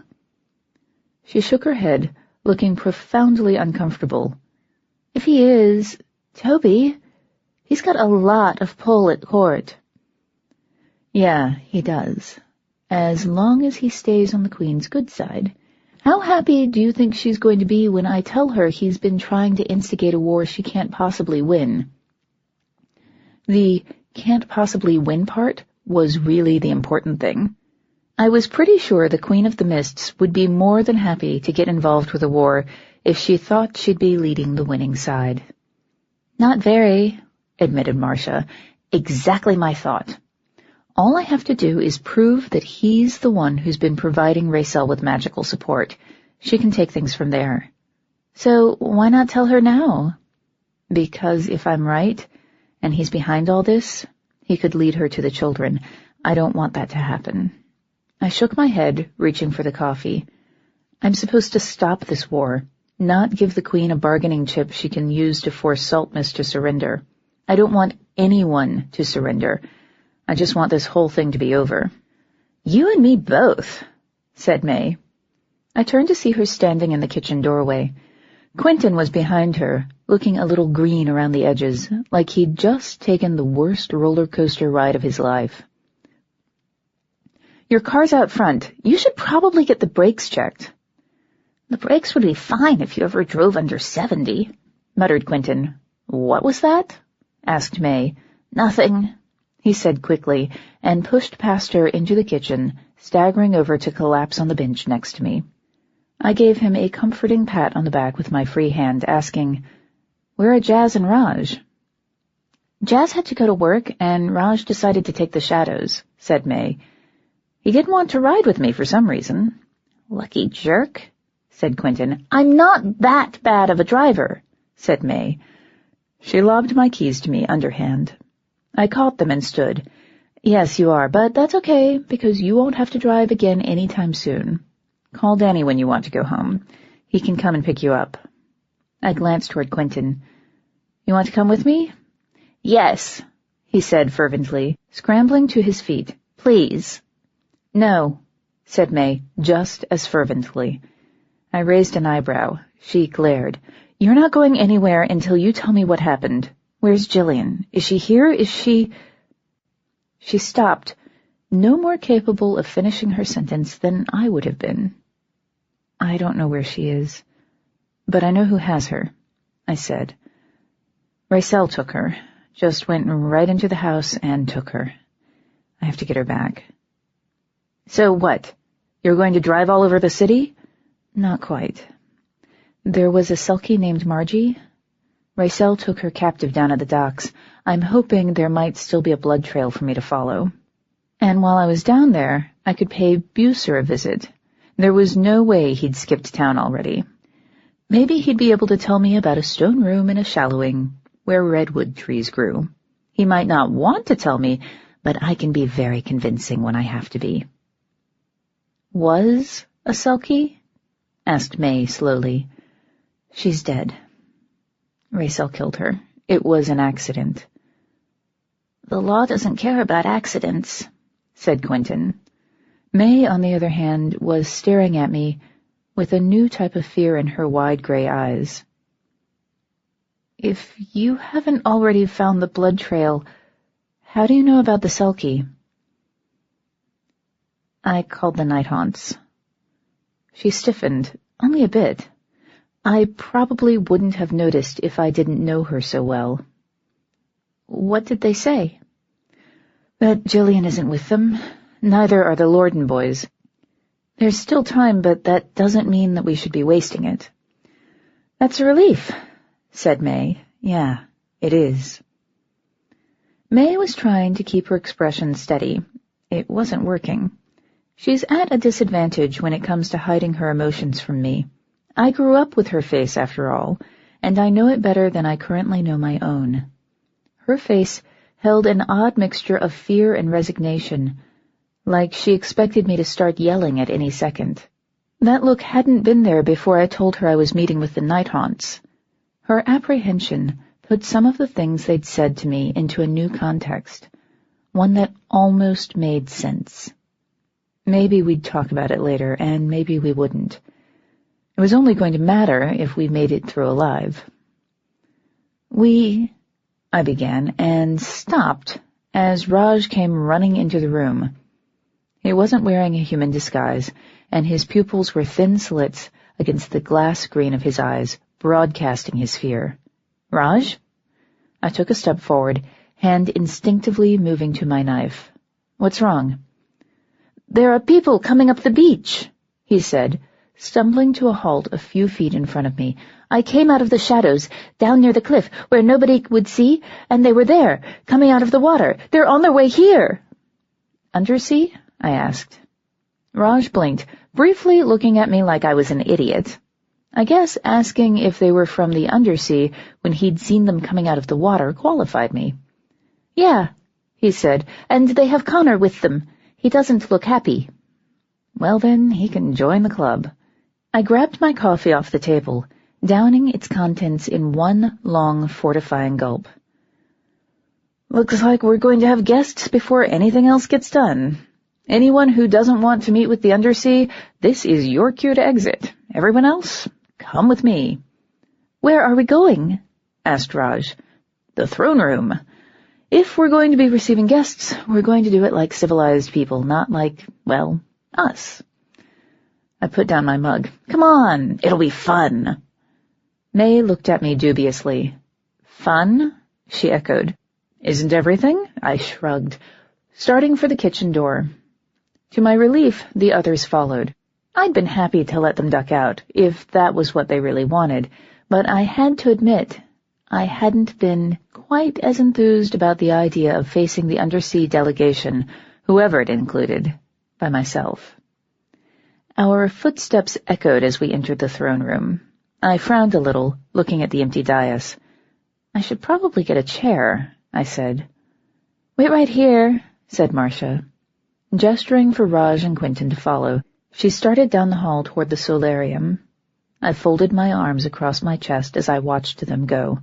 "Do I want to know what they're doing back there?" "Probably not," said May. "Do you have anything you need me to do?" "Yeah." I glanced her way, quirking a faint smile. "Get the door." May raised an eyebrow before looking down at her kneeless jeans and glittery, rainbow-striped t-shirt. "Because what? I have impressive written all over me now?" "Because you're who's available to do it. Now go." I pointed to the door. "See if you can stall them long enough for us to get some sort of seating in here." "I'll juggle," she deadpanned. "That's a start." May rolled her eyes and went out. Marcia came back out of the hall with Raj and Quentin behind her, the boys struggling to hold up a big oak chair that I didn't remember seeing when we were first cleaning out the now. "Put it on the dais," she said, waving helpfully in the indicated direction. "And try not to drop it again." Raj muttered something. I couldn't quite make out the words, but from the tone, I was comfortable assuming that they weren't complimentary. Quentin did his furniture moving in stoic silence, as befits a squire. At least one of us was taking his training really seriously. "Where did you find that?" I asked. "It was jammed into the corner of the kitchen before we moved it to storage," she said. Giving me a sidelong look, she added, "I figured you'd be happier with a nice-looking kitchen chair than you'd be sitting in evening's old throne." The idea was enough to make my stomach do a slow flip. "You figured right," I said, and walked over to help Quentin and Raj position the thing. Pureblood seemed to build things according to two mutually exclusive camps of design aesthetic. Everything is either so fragile it can be destroyed by a stiff wind, or so sturdy that it could probably survive being hit repeatedly with a Buick. The chair fell into the second category. It felt like it had been carved so long ago that it had forgotten what it was to be a tree. All it knew now was being a chair, and it was good at what it knew. "This works," I said. I pushed it a few inches to the side, centering it on the dais, and sat down. The chair had no back, but it did have sturdy arms positioned at exactly the right level. I rested my elbows on them, looking toward the boys. "You good?" "We're good," said Quentin, taking a position slightly behind me to the right. Raj mirrored him, taking up the same position on the left. I briefly considered shooing Raj off the dais. Quentin was my squire, while Raj was technically violating protocol by staying, and decided against it. Connor wouldn't tell on us, and the rest of the Undersea wouldn't realize there was anything wrong. Marcia moved to stand on the floor to the right of the dais, putting her on the same axis as Quentin, just lower. That was exactly right. Standing there marked her as my seneschal and meant she'd be allowed to speak for me in matters regarding the land itself. It would also make it clear that she was under my protection, just in case that mattered. There's a reason that pure-blood manners make my head hurt the way they do. I was saved from further contemplation of our placement as hinges creaked in the distance and low, murmuring voices drifted down the hall. I sat up straight, composing my expression, and waited. May looked every inch the obedient courtier as she stepped into the room with her shoulders squared and her face grim. Even her glittery t-shirt couldn't spoil the effect. The group trailing behind her was a mixture of marrow and selkies, save for Patrick and a golden-haired woman with the uniformly blue eyes characteristic of the roan. That made me sit up a little straighter. The roan are practically extinct and have been for centuries. I'd never seen a roan pureblood before. The main group fell into a line halfway down the length of the throne room, leaving May to guard the door. Patrick and Connor continued toward me, stopping just short of the dais. I stood. "Your Grace," I said.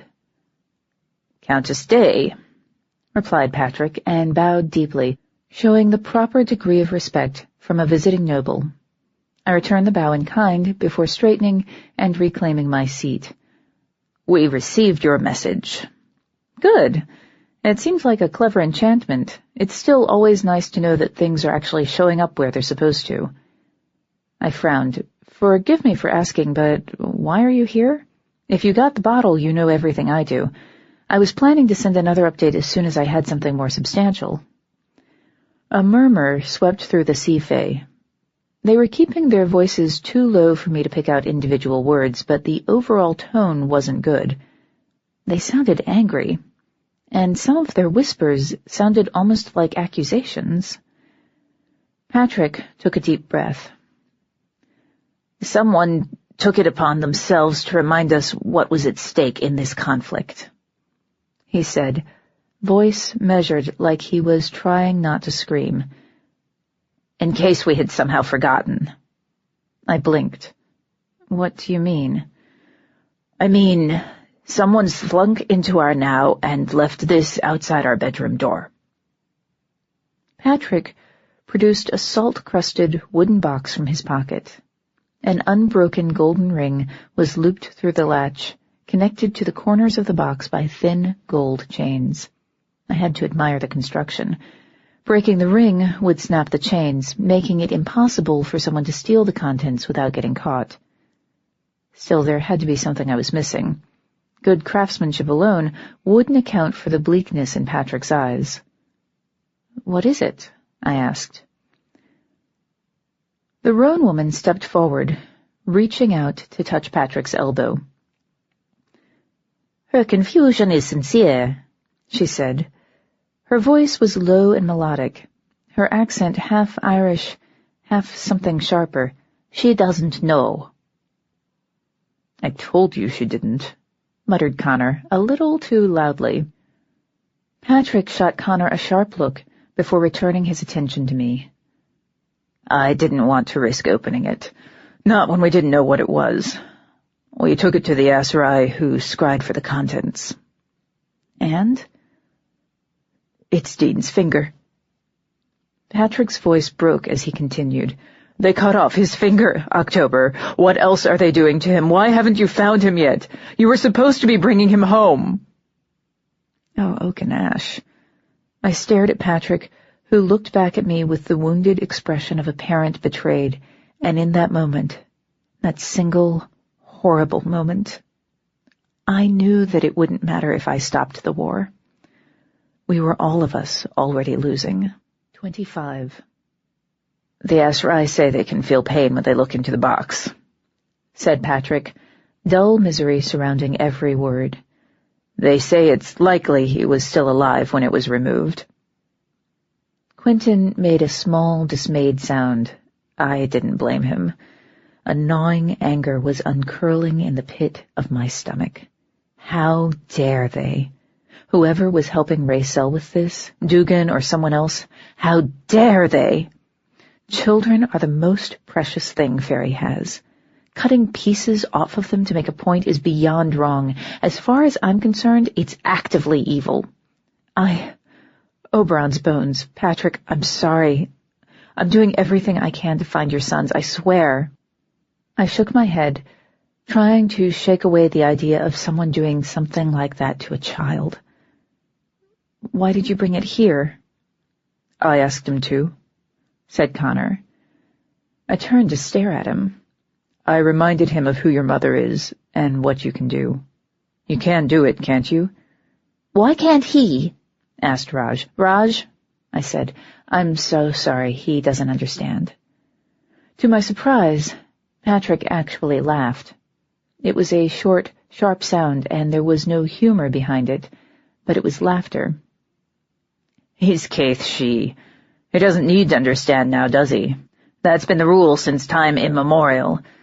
I can't do it myself, young squire, because my blood magic was never that strong, and I've spent too long in the water. What power I had has been long since diluted, and all that's left for me is illusions. Oh, said Raj, then, so you really want her to— They want me to ride Dean's blood, I said. Raj made a disgusted face. Ew, isn't that dangerous and icky? I took a shaky breath. I'm not sure that matters. Connor was right. Dunya She can use even a small amount of blood to ride the memories and experiences of the person it was drawn from. My mother and I, the Duchess She, make them look like amateurs. Blood clings to flesh no matter how carefully it's been drained. Even the Fae who drink the stuff can't completely remove it from a body. More importantly, I could confirm that Dean was alive when his finger was cut off.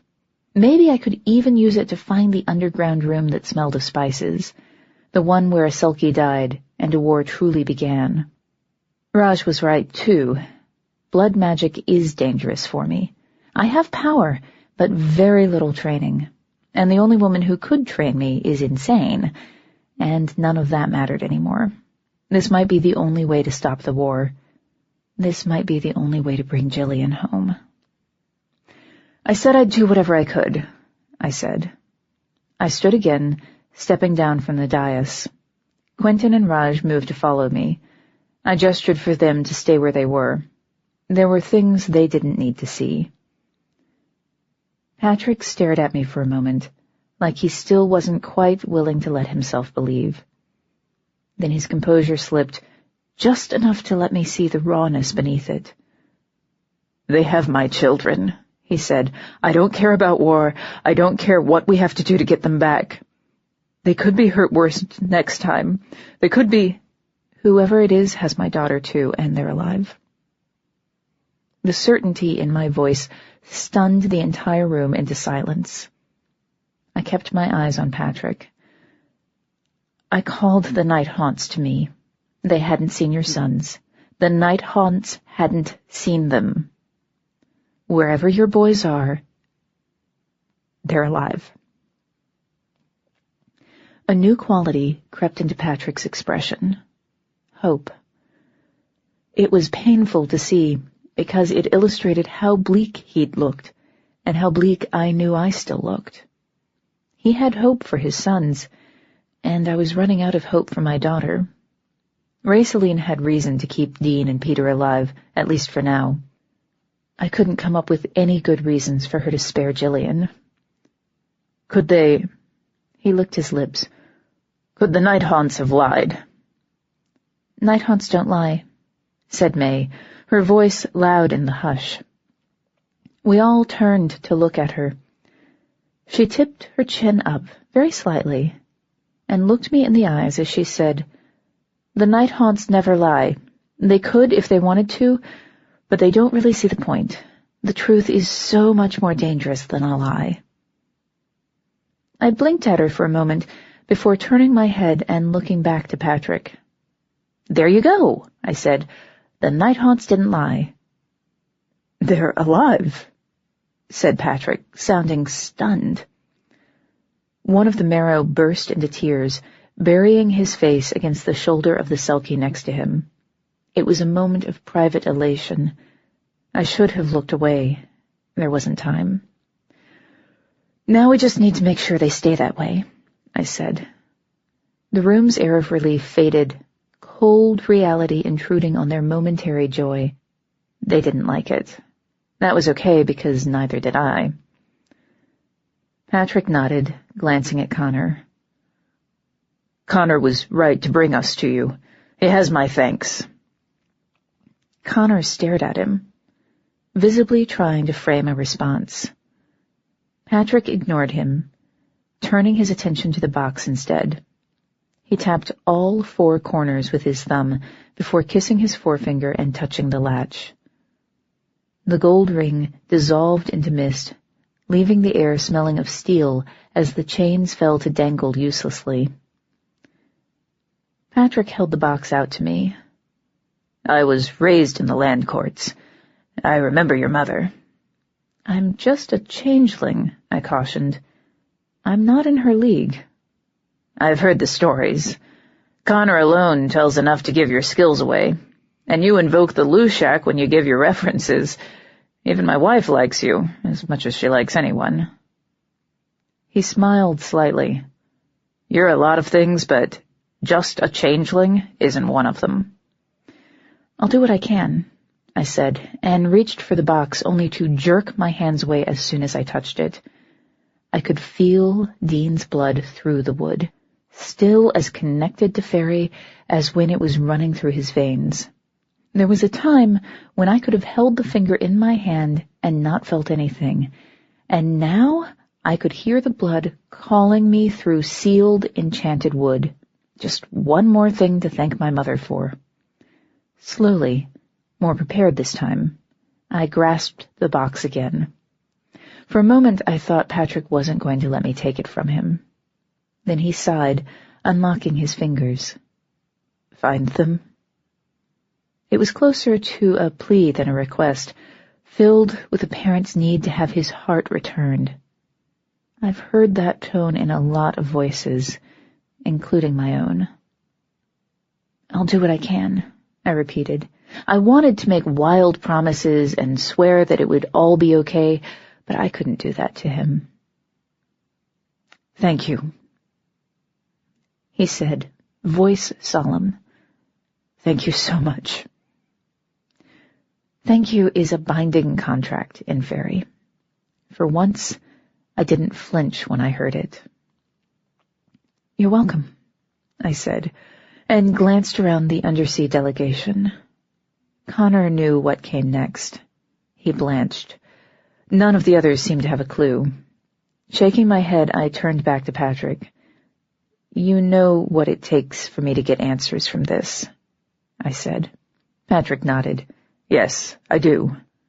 "I can do it here, or I can leave you here while I take care of things. It's up to you. I won't make you watch."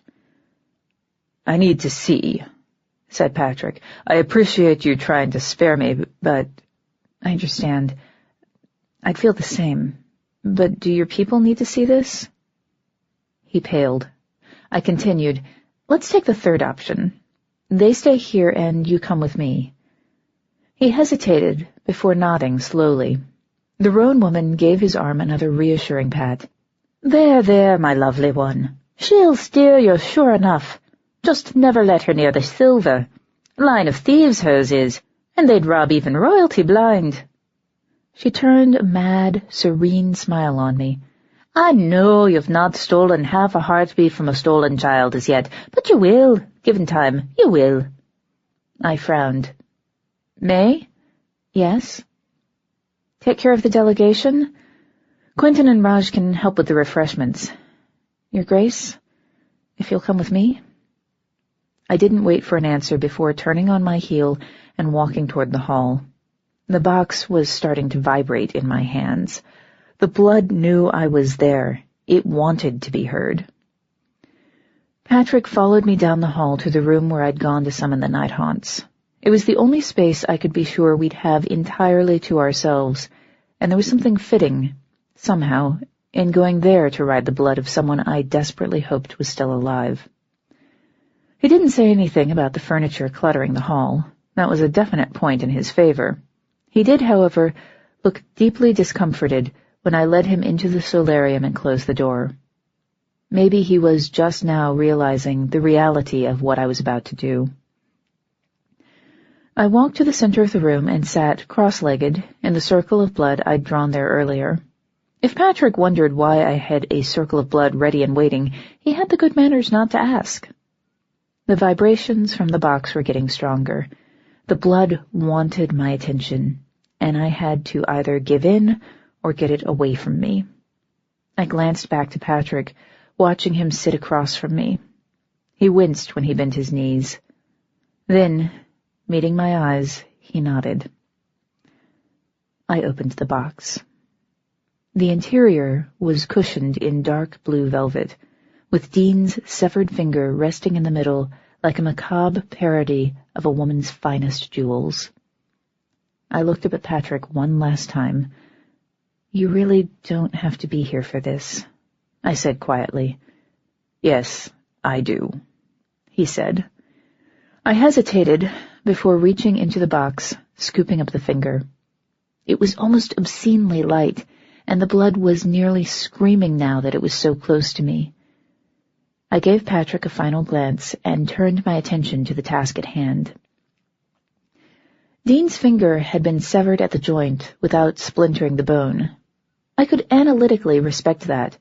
It would have made it easier to stop the bleeding, even as I wanted to kill the people responsible. Closing my eyes, I raised the fingers severed into my lips and drank. 26. The red veil of Dean's memories crashed down on me almost instantly, stronger than I expected. I struggled against them automatically before I realized they weren't trying to overwhelm me. They were just there, open, welcoming me in. Blood magic had never been this easy. I took a breath and let myself fall into someone else's skin. Everything hurts. Moving hurts, breathing hurts. Nothing is supposed to hurt like this. Even dying shouldn't hurt like this. I raise my head, squinting through the tears I won't let them see me shed. It's dark. The floor is cold, and the straw that covers it isn't enough to fight the chill. It smells like something died here a long time ago, the stink barely disguised by the distant scents of spices I don't know the names of. He's alive, I said, pulling myself far enough out of the memories to speak. They're not keeping him in the water. If Patrick responded, I didn't hear it. The blood surged over me again, and I was gone. Are you scared now, little prince of the sea? It's a woman's voice, sweet as honey and toxic as cyanide. I knew who belonged to that voice. Dean didn't, but I did. I tucked my head down, feigning sleep. Anything would be better than facing her again. Oh, sleeping, lost in pretty dreams of home, of freedom, and of family. A hand grabs my hair and jerks my head up. Don't be stupid. Her hair is red, like blood coral, and her eyes are gold. Her ears rise to tapered points under the twined braids on the sides of her head, blunter than they'd be if she were pure Dunya, but still as sharp as mine. There's a sharpened sickle in the hand not snarled through my hair. I gritted my teeth. The red film of memory broke slightly, cleared away by my anger. No matter how much I knew Raysel was involved, it still hurt like hell to see her there, torturing an innocent. How could she have fallen this far? Then the red haze closed over me again, and nothing mattered but Dean's borrowed fear. I got rigid, trying not to look at the sickle. I will not cry, is the thought the blood remembers. Let me go before my parents find you, I say, forcing a bravado that isn't really there. She smiles. Oh, you silly little thing, don't you know? Your parents will find you. We'll leave you for them a piece at a time, like breadcrumbs leading children out of the woods. We don't need you both alive. One will do nicely for what's needed. Where's my brother? That's up to you. Behave, do as I tell you, die like the little nobleman you are, and your brother will be fine. You'll be a hero for keeping him alive. Make too much fuss, and...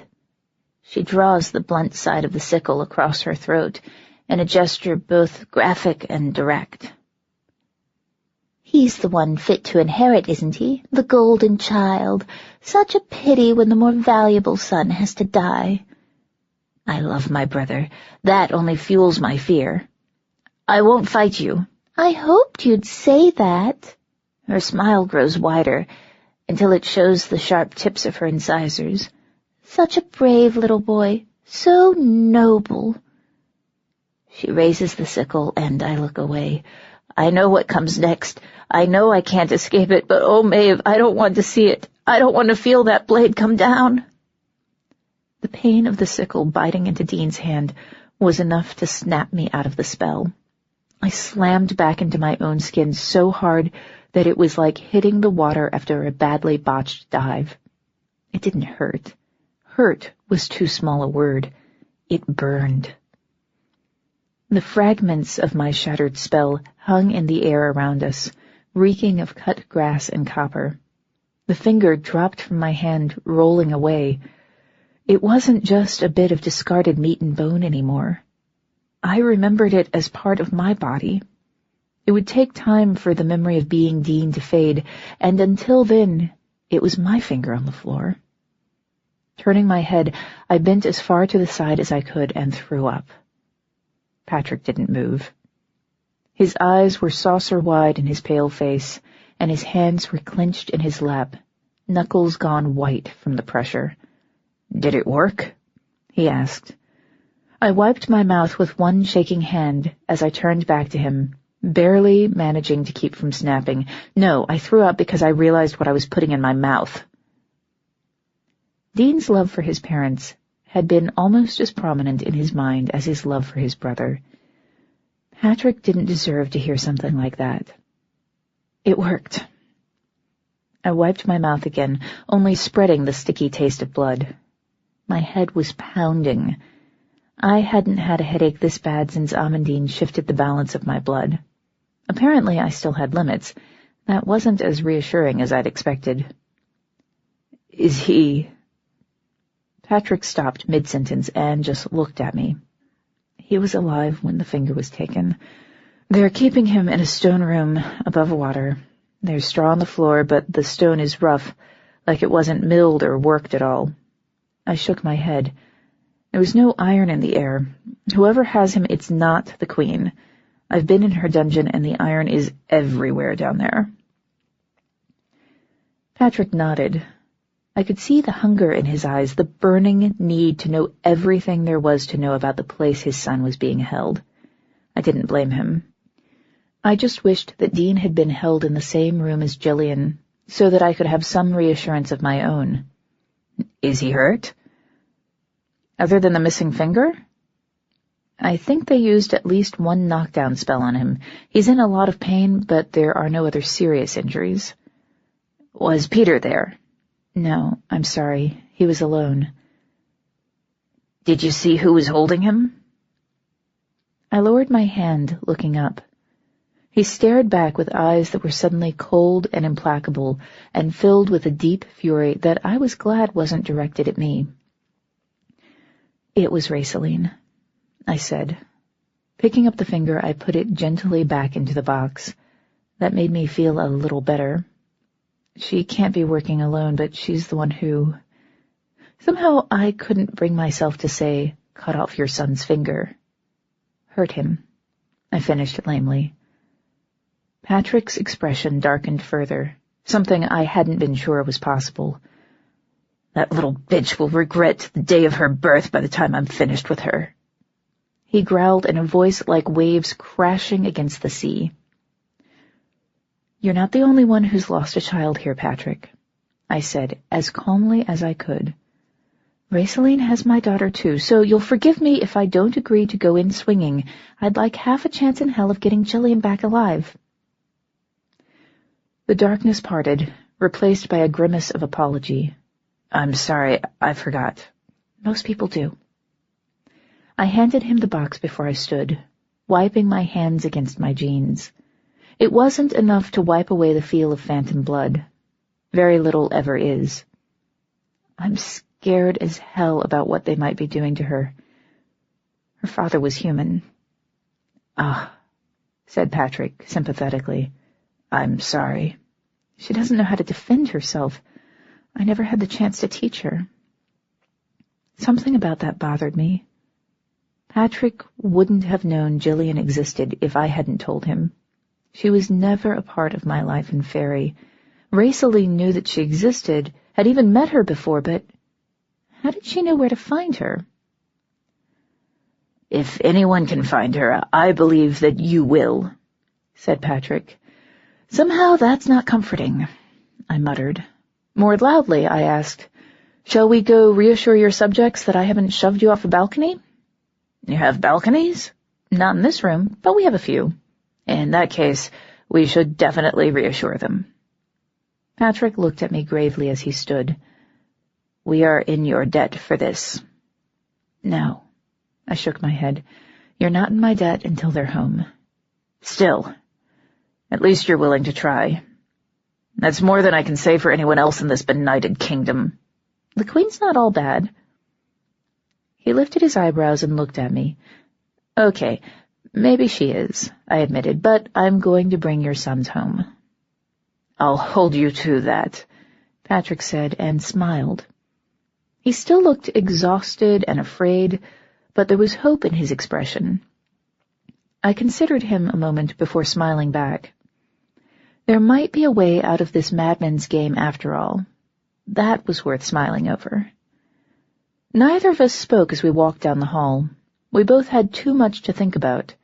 He was probably dwelling on his missing sons and the impending war, while I thought about my own missing daughter, and the chances that captivity and a shallowing had already driven her insane. Even more, I thought about who, out of everyone I knew, could have told Raiseline where to find my little girl. There weren't many options. I was pretty sure I knew which one was the winner. The delegation from Saltmist was waiting in the throne room. About half of them had chicken and strawberry sandwiches and glasses of lemonade. Marcia and May were circulating through the crowd with more refreshments. Quentin and Raj stood guard on either side of the door, watching the crowd with narrowed, suspicious eyes. Connor sat on the edge of the dais, his head in his hands, looking exhausted. The roan woman was sitting next to him, patting him comfortingly on the back. Raj straightened when Patrick and I entered, pointing us out to Quentin. Having both of them looking in our direction was enough to tip off the rest of the room, all of whom turned, one by one, to look at us. I raised one hand in a small wave. "Hi, miss us?" "Done more than she thought she would, but not as much as she'll do once she's given cause to eat the fruit of the Judas tree." The roan woman stood. Connor started to follow, and she patted his shoulder, motioning for him to stay. Now, my little soldier boy, stay as you are and rest. Your place in this tale is nearly severed through, and the time for roving's done. Rest a while before the end begins." Connor sat again, looking as perplexed as I felt.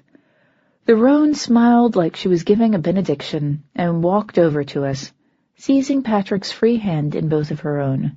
"She's seen him in the halls of stone." "She has," Patrick replied. Pitching his voice to carry to the rest of the courtyard, he said, "Dean is alive." The resulting cheer was loud enough to rouse a swarm of pixies from the rafters. They swirled around us in a great wave. buzzing their irritation before zipping out into the hall. A single, spider-form bogey dropped from the ceiling and ran after them, drawing startled shrieks from a few of the undersea fae. Patrick turned to me. "What can we do?" he asked. "Anything you need, anything you want, the undersea will gladly provide." For a brief, dizzying moment, I wanted to ask for a pony, except for the part where I'd probably wind up with a kelpie. Just let me take care of this for now. My methods, my results. Please. "Will you call on us for assistance if needed?" asked Patrick. "Only if your guards can promise not to shoot anyone who doesn't absolutely need to be shot," I said. "If you kill someone—" "This war becomes entirely unavoidable. I know." Patrick sighed deeply, weariness settling across him like a blanket. "I need to help October, as does Dianda. There are sons." "I know. But for right now, I need you to trust me. If you can't trust me, trust the Lushak. She's the one who first got me involved." I shook my head. Truth be told, she sometimes has more faith in me than I have in myself. But I won't let her down if I can help it. I'm going to find them, and I promise I will call you if there's anything you can do to help me bring them home. "She'll bring them home to us," said the roan woman. Smiling, she continued, "What she has to pay is dearer than salt, but she'll bring them home." I blinked at her. "I'm sorry. I don't think I caught your name." "I don't believe I freed it," she said. "Mary does me well enough." That couldn't be her real name. The Fae avoid duplicating names when they can, and Mary would have been taken centuries ago. Still, there's a long, proud tradition of pseudonyms in Faerie. I bowed, saying, "October Daye, Countess of Golden Green, the land that falls to rise and falls again, daughter of Amandine the Liar, mother of Gillian, with the eyes half open but so soon to close. She who'll stand by the burning tree with a brand bear in her hand and a song upon her lips. Yes, yes, we know you," she said, waving a hand. "Trust her, my Pat. She believes her words, and if she lies, she doesn't know it." I stared first at her, then at Patrick. He flashed me a small, strained smile. "Mary holds the roan gift of prophecy a bit more directly than most," he said. "You learn to filter what she says until you find the useful parts." "So you understand her?" I asked, fighting the urge to shake Mary until she told me what she knew about my daughter in words I could understand. It wouldn't help. It wouldn't be diplomatic. That didn't do a thing to stop my wanting to do it. "I've had years of practice." The undersea fae were finally calming. Mary looked up at me, smiling distantly. "You've done but the start of what's to do. And still you have our gratitude, daughter of Amandine. You'll understand soon enough." She paused, tilting her head to the side, and added, "She waits. They've not hurt her. Ask no more, for I don't know it." I stiffened. "You're talking about Gillian. Where is she?" She raised a hand. "I've said what I know." "She's telling the truth," said Patrick. I glanced at him, frowning. "Mary never sees everything. If she did—" "You wouldn't need me," I finished wearily. "Is there anything else you need right now? I need to get back to work." "What you'll do, you'll do. Come, my Pat. My mother's soon to be involved, and it's best if we not be standing in whatever path she comes by. She favours solitude. I try to do well by her when I can." Mary smiled again, more sadly, and turned to the others. "Up, then, all of you lot, and away. We've news of all the world and more to carry to Our Lady." Again her gaze went to Connor. "Not you, soldier boy. Your place is by your lighthouse keeper's daughter." Patrick looked briefly concerned before inclining his head, saying, "Connor, stay here. It's a good idea for us to keep the channels of communication open, especially now." Turning to me, he bowed as deeply as if he were bowing to the Queen herself. "The sea will not forget what you've done for us, or what we've done to you." "I appreciate that." I returned to the bow, putting every ounce of courtly grace that I possessed into the gesture. "I'll throw you another bottle if I learn anything else. Until then, please try to keep Dianda from doing anything rash." "You credit me with a great deal more power than I possess, but I'll try," said Patrick wryly, and turned to go. The delegation from Saltmist parted to let him take the lead before following him out the door. Patrick's shoulders were higher than they'd been when he arrived. He was walking like a man, not like someone who'd been beaten. That was good. He was going to need his strength. Connor waited until they were gone before standing up, saying, "He must like you," and walking over to put his arms around me. "Are you all right?"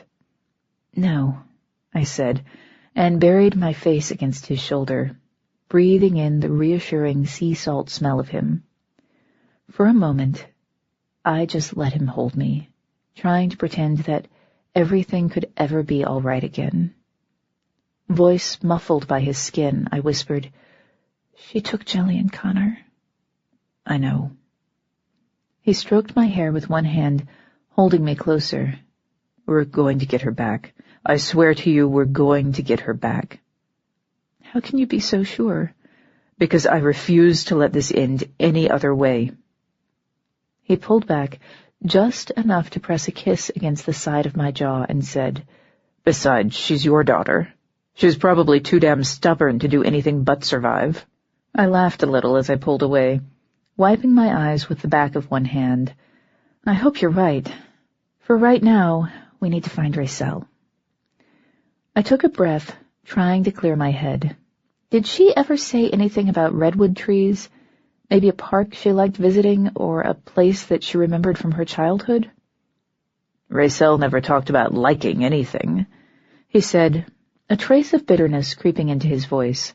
"Mostly she just talked about how everyone was letting her down, including, and sometimes especially, me." Right. I pinched the bridge of my nose. I need to call Danny. Maybe one of Raceline's rocks remembers redwood trees. Statements like that are just one of the many reasons mortal police work and Faerie will never mix. "What can we do?" asked Quentin. My attention snapped back to the doorway, where Quentin and Raj stood like mismatched chess pieces waiting for their next moves. I blinked as I realized how accurate that was. They were both waiting for me to tell them what to do. Oak and Ash. Had I acquired a Caithshi prince to go with my Dunyashii knight in training? I could worry about that later. "I'm going to go meet with Bucer after I call Danny. You can come if you want to." Seeing me shake answers out of the little weasel would be educational for them, right? And maybe showing up with a couple of unfamiliar teenagers in tow would make him more willing to talk to me. I flinched from the thought as quickly as it crossed my mind. That was Devon's tactic. Bring the kids along. Throw your opposition off balance. Was I really resorting to his techniques? And so what if I was? If it got Jillian back, it was worth doing. "We'll hold down the fort," May said. "I already called Jazz." Good thinking. I glanced at Connor, asking hopefully, "Do you want to come with us? It's probably not going to be fun." "Like anything has been this week?" Connor shook his head. "You're crazy if you think I'm going to let you out of my sight before I have to. I'm coming." "Great. I'll meet you all at the car after I call Danny." I turned and walked out to the hall, heading for the kitchen. I needed coffee for the drive, or I was going to get a lot less useful very soon. Connor followed me. I gave him a questioning look. He shook his head, saying, "I'll get your coffee. I need to talk to you before we go." "Okay," I said uncertainly, and dialed Danny's number. Danny's voice boomed through the speaker after the first ring, declaring, "Danny here. Where's the fire?" "Hopefully not under my frying pan," I replied. "Hey, Danny, you get any answers out of those rocks yet?" "Toby, you ain't dead!" I couldn't decide whether it was amusing or disturbing that he sounded so surprised by my continued survival. I settled on amusing. I needed more amusement. Not for lack of trying. "The rocks, Danny. Have they said anything? Well, not much that's useful, but I'm still trying. Do you think you might have better luck with direct questions? Hey, yeah, that'd probably help. Why, you got one? I do. I want you to go to the nearest florist and get some decorative redwood branches. Put the branches with the rocks and ask them if they've ever seen or smelled anything like that before. If any of the rocks says yes, see if you can get them to tell you more about where they were before Raisel picked them up. Danny hesitated. When he spoke again, it was slowly, with the sort of tone one might use when talking to a crazy person. Tobes? Are you really asking me to make a rock your star witness? Yeah. You have a problem with that? Fuck no! He laughed merrily. This is the best thing I've done all month. I'll get you your answers. Count on me. The line went dead. I sighed, looking at the phone for a long moment before tucking it away in my pocket. I sort of think I'm counting on you, I said to no one in particular. Toby? Huh? I looked up, meeting Connor's eyes. He held my long-neglected thermos out to me. Coffee, he said. For the road? Oh. I took it, smiling a little. Good thinking. Yeah, I guess I know you pretty well. He took a deep breath. I need to tell you something. Connor, this really isn't the best time. Jilly's missing and we need to... I've asked Duchess Lorden to release me from my service to Saltmist. After what you did today, I'm pretty sure the Duke will support my request. That got my attention. Wait, what? I said I'm leaving Saltmist. I'm leaving the protection of the Undersea. Patrick left one kingdom for another in order to be with the woman he loved, and so can I. He smiled uncertainly, looking through his eyelashes at me.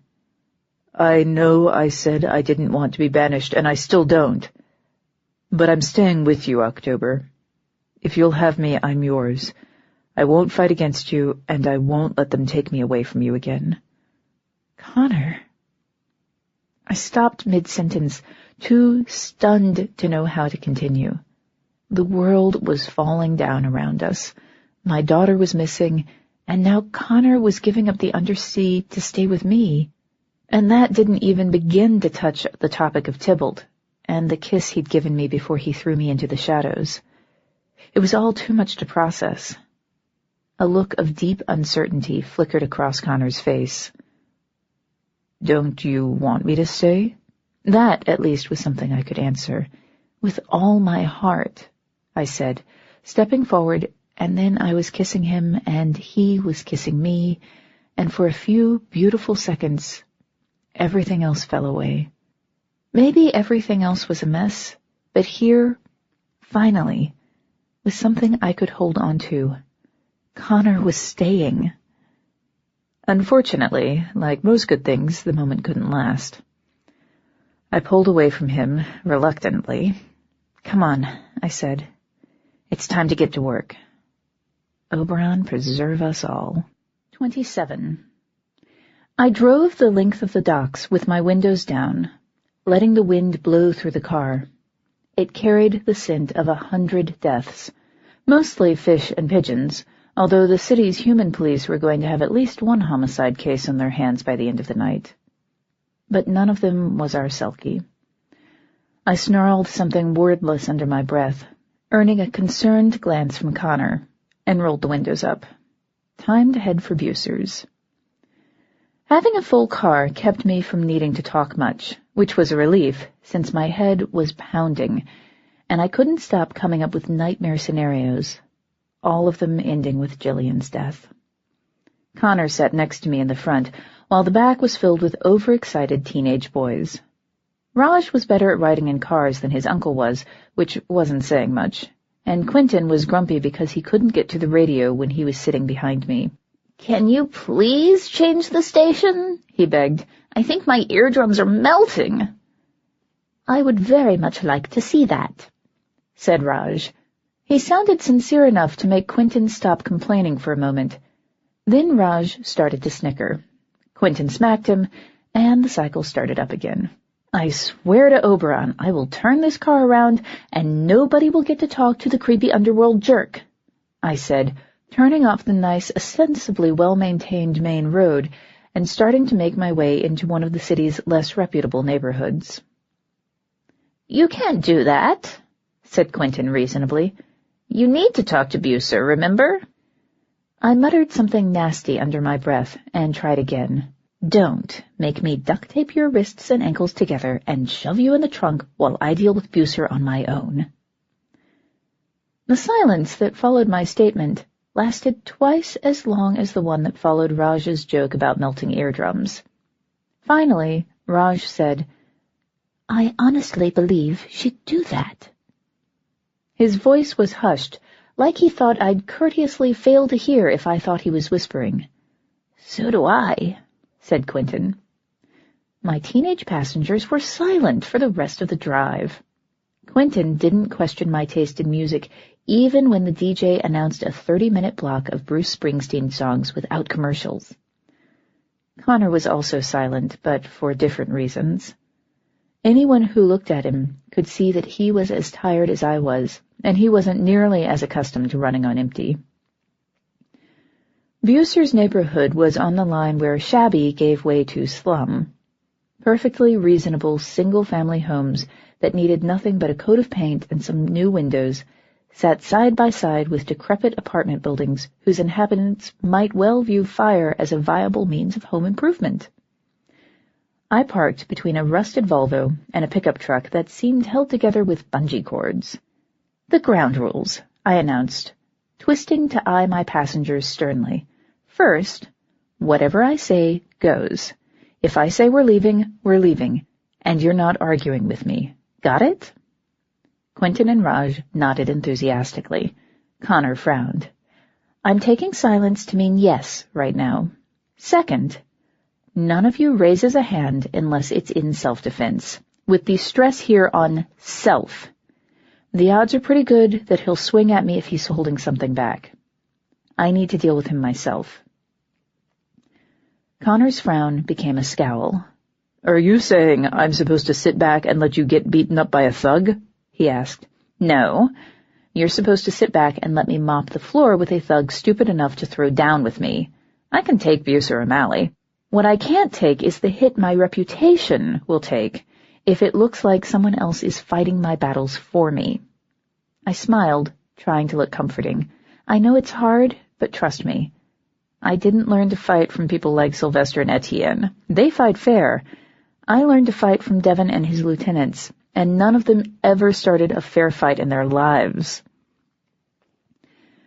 Devon's biggest advice about fighting always involved the proverbial bringing a gun to a knife fight. That was sort of what I was doing. Bucer remembered me as an untried changeling with a lot of dumb luck that she could use to maneuver herself into the position she needed to be in. I'm not quite that girl anymore. Oh, I still do my share of relying on luck. Why mess with a good thing? But these days, I back it up with a lot more actual skill. And I still don't fight fair. Connor didn't look happy. Quentin seemed confused but willing to go along with it. Raj, on the other hand, looked delighted. Is that all? He asked. Because if it is, can we get on to the part where you kick this guy's butt all the way back to Market Street? There's one more thing. I unbuckled my seatbelt, reaching for the door. Dealing with Bucer isn't like dealing with the Lushak. He doesn't just cheat when he fights.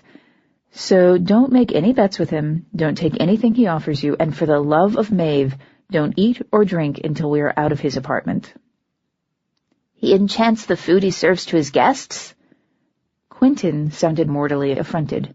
No, I just don't want you getting salmonella. My ragged little parade made its way up the walkway to a gate that was probably state-of-the-art once upon a time. These days, it offered no more than the illusion of security. Someone had long since broken off a key in the keyhole lock, and the deadbolt was open. The only thing the gate did right was creak when I pushed it open, rusty hinges wailing our arrival to anyone and everyone in earshot. No one came to investigate as we stepped into the narrow, cabbage-scented entry hall. There was barely room for the four of us, and there wouldn't have been any room at all if one of us had been bigger. According to Bucer, he was living in apartment number 4 on the 2nd floor. I looked at the rickety stairs, frowned, and turned to push my way past Raj and Connor as I moved back toward the door. "What now?" asked Connor. "Hang on a second." The names of all the current occupants were written in faded, painfully neat ballpoint pen on little slips of off-white paper that had been taped next to their respective doorbells. According to this primitive directory, the person in apartment 4 was actually named K. Lyons. Apartment 7, on the other hand— B. O'Malley, I said, mostly to myself. I turned around again, facing my confused escorts. "We go up." "Up?" echoed Quentin. "The stairs?" "We're heading for the 4th floor." He groaned. "I was afraid you were going to say that." The stairs creaked with every step, and the banister was basically a haven for wayward splinters that would just love to go home lodged in our flesh. The original color of the threadbare runner was obscured by decades of ground-in mud, and the wallpaper wasn't much better off. "I don't think even the Lushak would willingly live here," I muttered. "What?" asked Connor. "Nothing." I grabbed the banister, getting 2 splinters in my palm for my troubles, and kept climbing. Rickety and filthy as the stairs were, they didn't collapse under our feet. That was about all I felt I had the right to ask, given the overall condition of the building. We reached the 4th floor without encountering anything nastier than a few exposed nails at the base of the banister. Half the lights were out, casting the whole hallway into a deep shadow. "Follow me and watch your step," I said, mostly for Connor's benefit. Out of the 4 of us, he had the worst night vision. He muttered something under his breath. I didn't ask him to repeat it, and he didn't volunteer. Bucer's apartment was the one closest to the outside wall. I clapped a hand over the peephole and knocked briskly, picking up more splinters from the half-shredded wood of the door in the process. Footsteps, or something like them, approached the door from inside the apartment, followed by a scuffling sound as whoever was inside tried to get a look through the blocked-off peephole. After a few seconds of this, the sound stopped and the steps retreated a few feet. I knocked again. This time, no one moved. Seconds stretched out in the silence, sliding into each other until they threatened to become minutes. I knocked a 3rd time, pausing longer between each thud of my knuckles. There was more scuffling from inside, followed by silence. That was probably long enough. "Open up and let us in, Bucer," I called, loudly enough that he'd have to hear me, given his proximity to the door. "This isn't the way Devon taught us to treat members of the family, now is it?" A few more seconds ticked by. The steps approached the door again, and Bucer said, "Devon's dead." "True," I agreed, "but I'm not, and you're not, and we can either be family or we can be enemies. Don't you have a preference?" This time the answer was immediate. "Friends is better. But you said I should let us in, like people, plural. I'm not decent right now." I smiled, almost despite myself. If there's one thing Bucer O'Malley has never been in his life, it's decent. "None of us is human, Bucer," I said, pitching my voice lower to keep his neighbors, if he had any in this pit, from hearing me. "Now open the door, or I'll start to think you don't love me anymore." I heard the sound of locks being unfastened. After the 3rd deadbolt was undone, the door creaked cautiously open, Bucer's narrow face peeking through the gap. He wasn't wearing a human disguise, and I could see the hairy edge of one goat-like ear curving upward from the side of his head. More importantly, I saw that there was no chain holding the door in place. "Hi!" I said brightly. "You going to let us in?" Bucer hesitated. I could see him playing out the situation in his head. First, he'd slam the door, and then he'd run for the nearest window, planning to escape to the street. Under normal circumstances, that might have been amusing enough for me to let him get away with it, at least until I chased him down and knocked his head against the pavement a few times. Sadly, I really didn't have time to play around. I stuck my foot in the door before he could finish his thought. "We're coming in, Bucer," I said, all brightness leaching from my tone.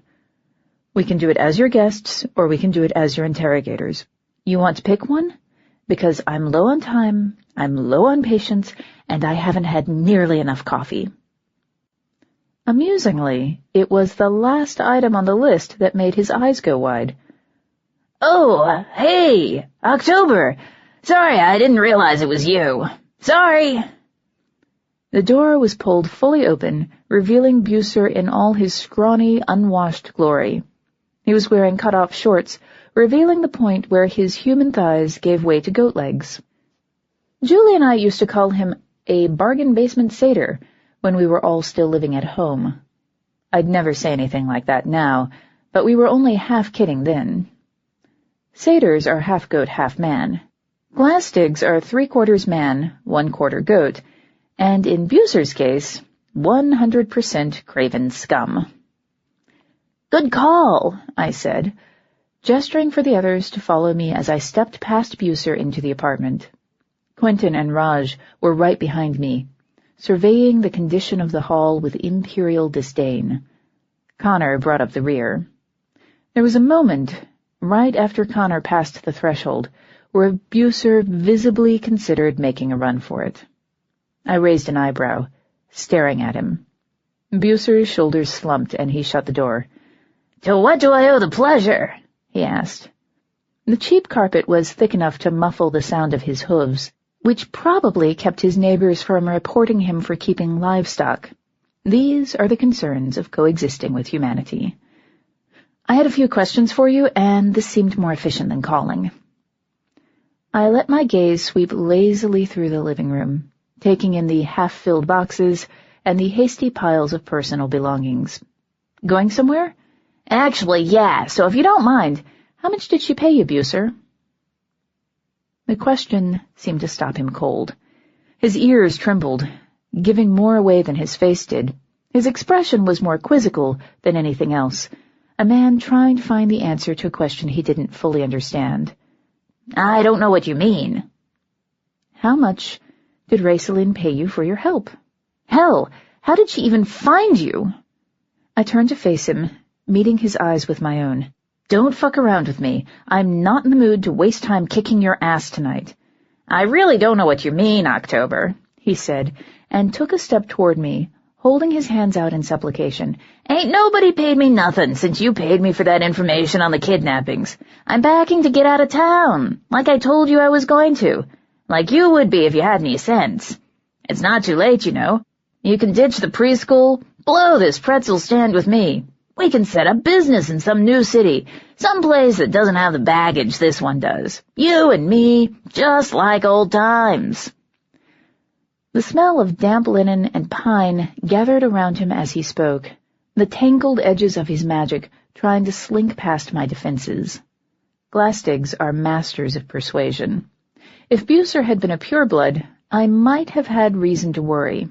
As it was, I glanced to my companions, trying to measure how they were holding up in front of Bucer's barrage of magically persuasive chatter. Quentin looked dubious. Raj looked disgusted. Only Connor looked like he was coming around to Bucer's line of crap. That was fine. Training him wasn't my problem. I turned back to Bucer, took 3 long steps forward, and grabbed the edge of one sensitive ear before he had a chance to react. He yelped. I twisted. He yelped louder, the smell of linen and pine dissipating. "I was trying to do this the nice way, Bucer, but oh no! We can't have nice things, can we? You just had to go and try enchanting me. Now we can't play nicely anymore. That was a mistake, don't you agree?" "You're hurting me," he wailed. "No, I'm showing you that I can hurt you." I let go. He staggered back a step, eyes wide and wounded. Someone told Racel where to find my daughter, Bucer. It wasn't me. It wasn't Connor because he didn't know. Not even the Queen knew where she was. It was a secret, and someone told. Bucer licked his lips, looking cornered. That wasn't much of a surprise. He was cornered. Somebody had to know where she was. Maybe that liege of yours. Sylvester would never have told anyone where to find Jillian. Not even his own daughter knew where to find mine. But Devon knew, didn't he? Devon knew what she looked like because he sent a doppelganger that looked just like her to my door, and if Devon knew, someone had to find out for him. You've always been good at finding things out, haven't you, Bucer? I took a step forward, closing the distance between us again. How did she find you? How much did she pay you? He looked into my eyes. Whatever it was he saw there, he didn't seem to like it very much. I don't know how she found me, he whispered. People like her, they always find people like us when they need to, you know? Someone told her who I was, that we used to work together, that that you'd know where to find my little girl. Bucer took a slow breath before he said, Yeah, that's what she wanted. One of the things, anyhow. Maeve's ass, Toby, you left the kid. She was going to get hurt sooner or later. You had to know that. I was doing you a favor. My hands itched to lock around his throat. I fought the urge back, taking a calming breath. And you don't know who sent her? No. His ears drooped. I just wish whoever it was had sent her to somebody else. This ain't worth it. No, it's not. What did she pay you?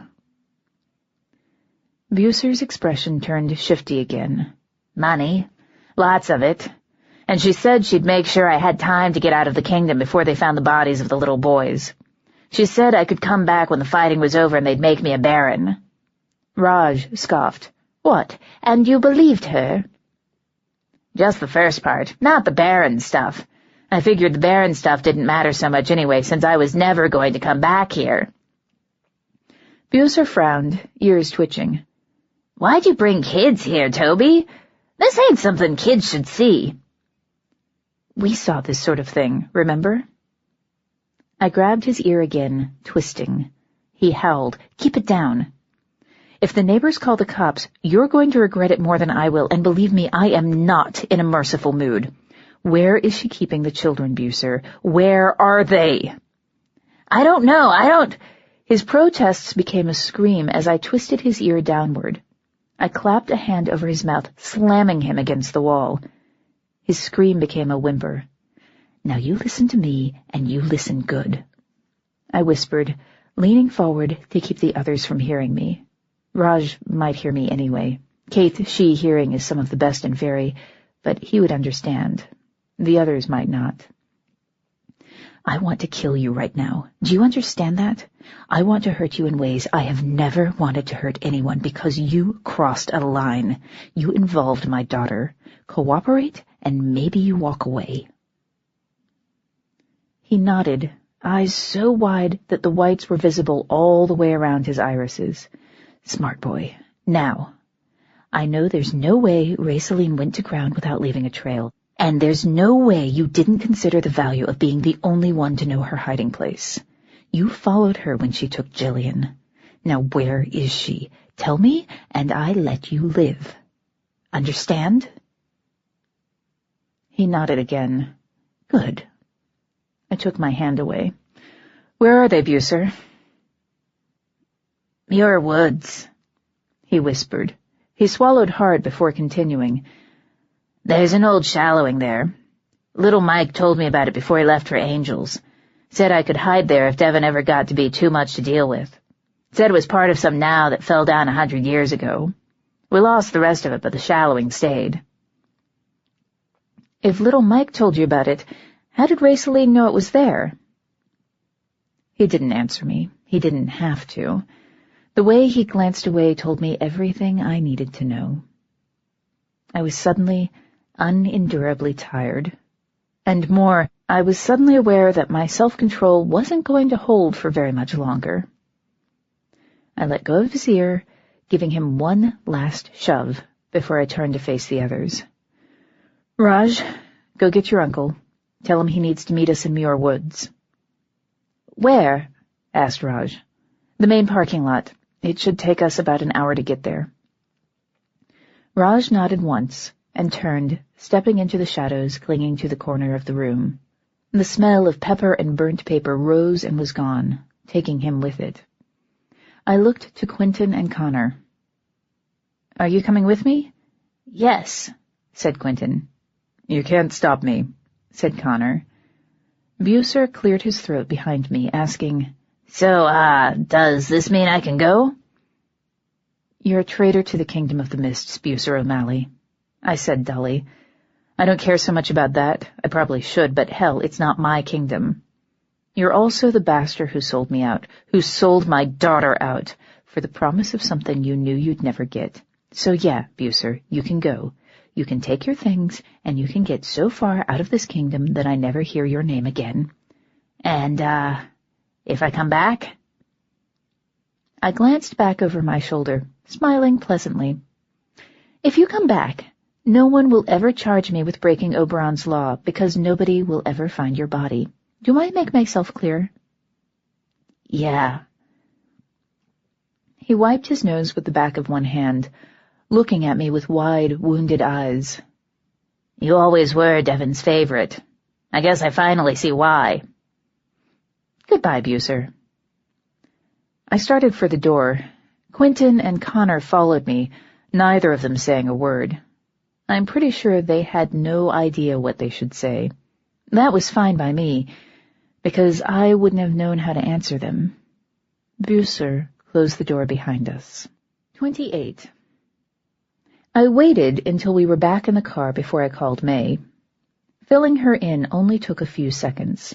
It would have taken longer, but there were no troops for her to send out, no backup for her to offer. Like it or not, my army was already in the car. She did try once to convince me to call Shadowed Hills. Let Sylvester send his knights with you, she begged. I can't wait that long. Etienne can't open gates for them all. Not when we're going into a now. And if Raceline's reached the stage where she's chopping fingers off the kids she needs to keep alive, who knows what she's going to do to Jillian? May's silence told me she knew I was right. Finally she sighed and said, Just be careful. If I can, I said, and hung up. I turned to look at Connor. I'm not leaving you, so don't ask, he said quietly. I smiled. I wasn't going to. Let me make one more call, and then we're out of here. I started to raise the phone again, and stopped as the half-forgotten shell in my jacket pocket began to vibrate. I pulled it out, looking at it in bemusement for a moment before lifting it to my ear. Hello? Come get me, said the Lushak. I blinked. So what? You call me now? This is new. I thought you might appreciate skipping the headache. That's uncommonly considerate. I have my moments. The Lushak sounded tired. You're going to want me for what happens next. Lushak, what are you... Did you really think I wouldn't start keeping tabs on you after the Nighthaunts came and complained to me about you summoning them again? I heard everything that happened in that apartment, and I'm telling you to come and get me now. The Lushak had neglected to mention her shell could be used as a two-way listening device.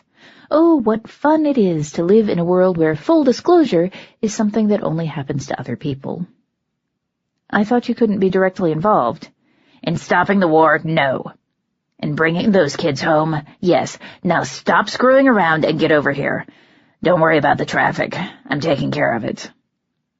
That simple statement was enough to raise 100 horrific images, some of which wouldn't have been out of place in a movie about a giant rubber monster rising out of the San Francisco Bay and starting to lay waste to everything in sight.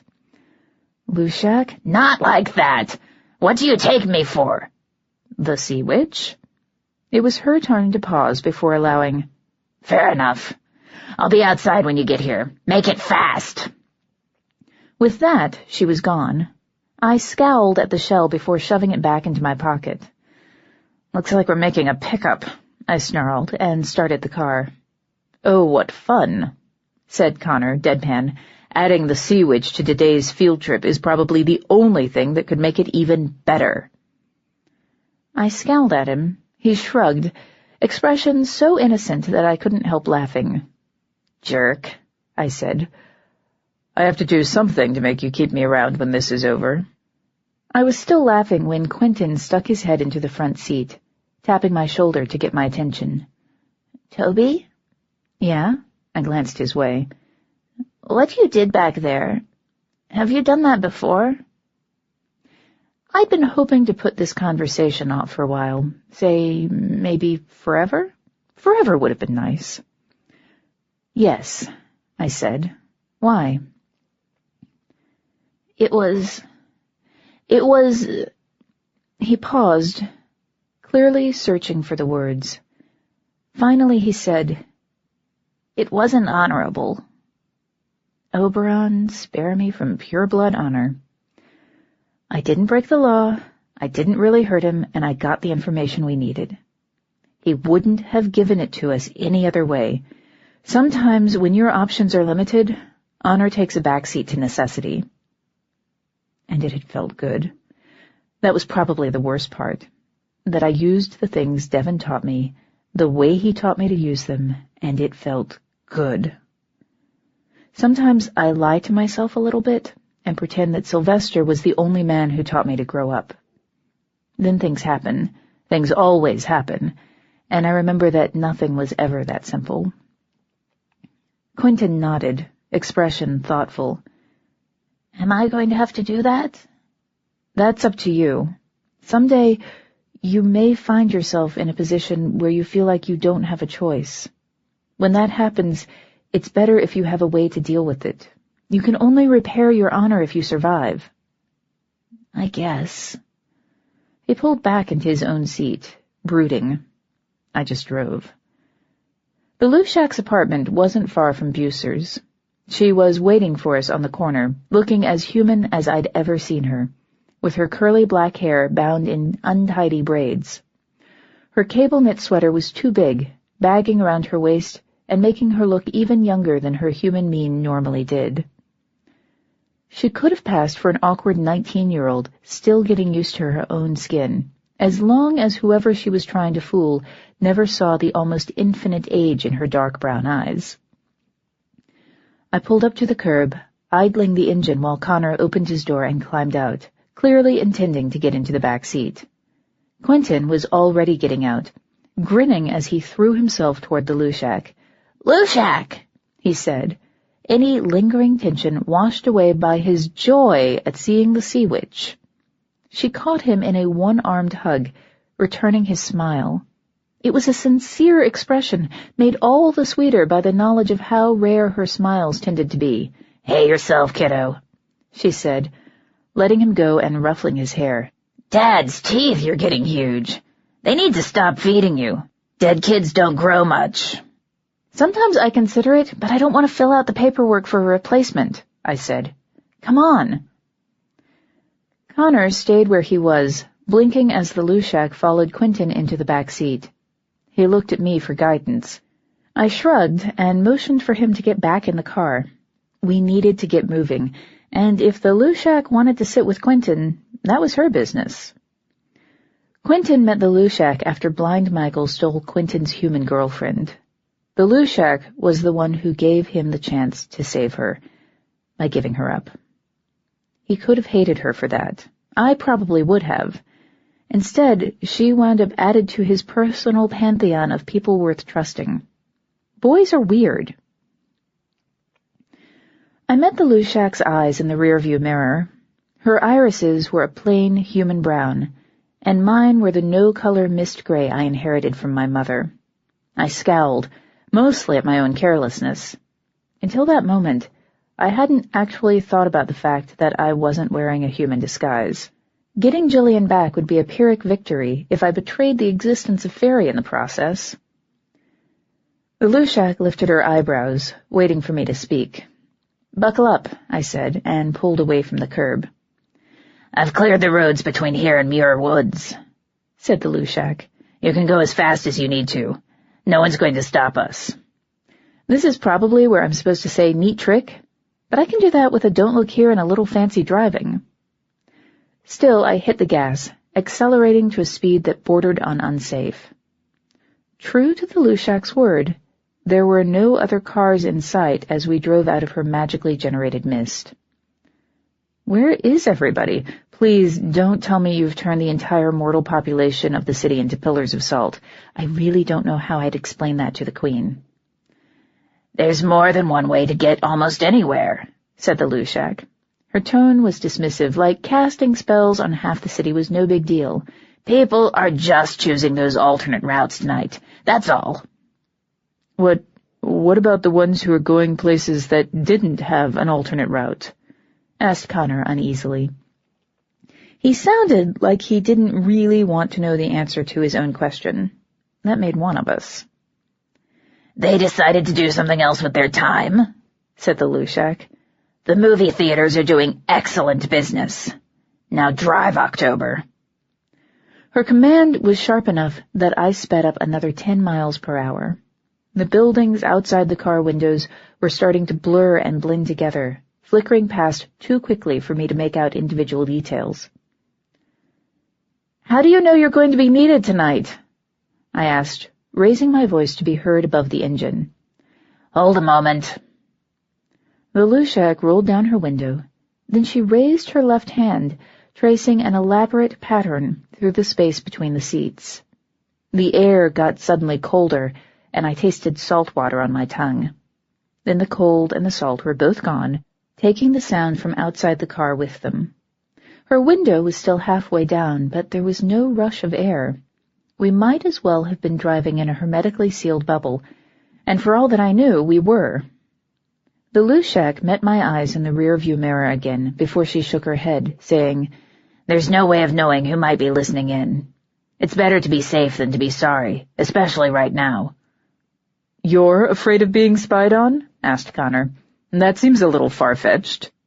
He stopped, reddening as if he was just now realizing he'd spoken aloud. The Lushak's attention swung to him. When she spoke again, her voice was cold, almost without inflection. I don't believe I requested your opinion, Selkie, she said, spitting out the word like it tasted bad. As for things being far-fetched, a year ago you were a married man, and October here was a half-blood knight, living alone and half in love with the idea of her own death. Now your former wife is wanted for treason, October's a countess, her own personal death omen is paying half the rent, and the balance of her blood is a lot harder to read. No one who travels regularly in her company gets to use the term far-fetched around me. She's got a point, said Quentin, sounding almost cheerful. Having the Lushak in the car seemed to have made him feel much better about the whole excursion. That made one of us. Still, I said, feeling like I should contribute, for someone to be listening in, they'd have to be, I'm not the only firstborn left in the world. You should know that better than anyone, daughter of Amandine. She somehow managed to turn the reminder of my mother into an endearment, like being Amandine's child was a special magical thing, rather than the source of half the complications in my life. I don't believe any of the other first are involved in this, but I can't be certain. I can never be certain. And unless I absolutely know that none of my siblings are assisting our kidnappers, I can't assume they're not. Oh, there's a cheerful thought, I said dourly. How much do you know? Did you start listening as soon as the night haunts left Golden Green? No, not immediately. I knew you were going to call them, and it didn't seem necessary. There was quiet sorrow in her voice as she continued. After you met with Duke Lorden, Mary decided the circumstances were dire enough that she needed to call me with what she'd seen. She was worried that something terrible would happen if I didn't go with you to Muir Woods. Something terrible? I asked, hands clenching on the steering wheel. Something terrible like what exactly? She didn't say. I don't think she knew. The Lushak's reflection closed her eyes, letting her head rest against the back of her seat. Mary, quite contrary. She doesn't always understand what she sees, only that she sees it, and that what she sees can't be unseen. She used to be more in control of her prophecy, but that was before. Before what? Asked Quentin. Before the betrayal of the Rhone, said Connor. His voice was barely more than a whisper. If not for the Lushak spell shutting out all sound outside the car, I wouldn't have heard him at all. I frowned, slanting a glance in his direction. What are you— That's a history lesson for another day, October, the Lushak said, her tone leaving no room for debate. She didn't lift her head or open her eyes as she gestured toward the road in front of us. Drive. There isn't time left for anything else. I'm tired as hell of people being oblique and prophetic at me, you know, I complained, pressing my foot down harder on the gas. Do you people take some sort of correspondence course on making no damn sense at all? It's more of a graduate degree, actually, the Lushak replied. I glanced again at her reflection. She was smiling. Only a little bit, but it was there. I got the best grades in my class. Figures, I said, and focused on the road. We were making the trip out of San Francisco at record speed, even for me, and whatever she'd used on the car was much better than an invisibility charm or a don't look here. I didn't even have to avoid the few other drivers who had somehow managed to avoid the Lushak's misdirection charms and stay on the main roads. They just never happened to be where we needed to be next. The Lushak's presence was definitely making Connor uncomfortable. He sat, straight-backed, and watched the road ahead of us like he was counting down the miles to his own execution.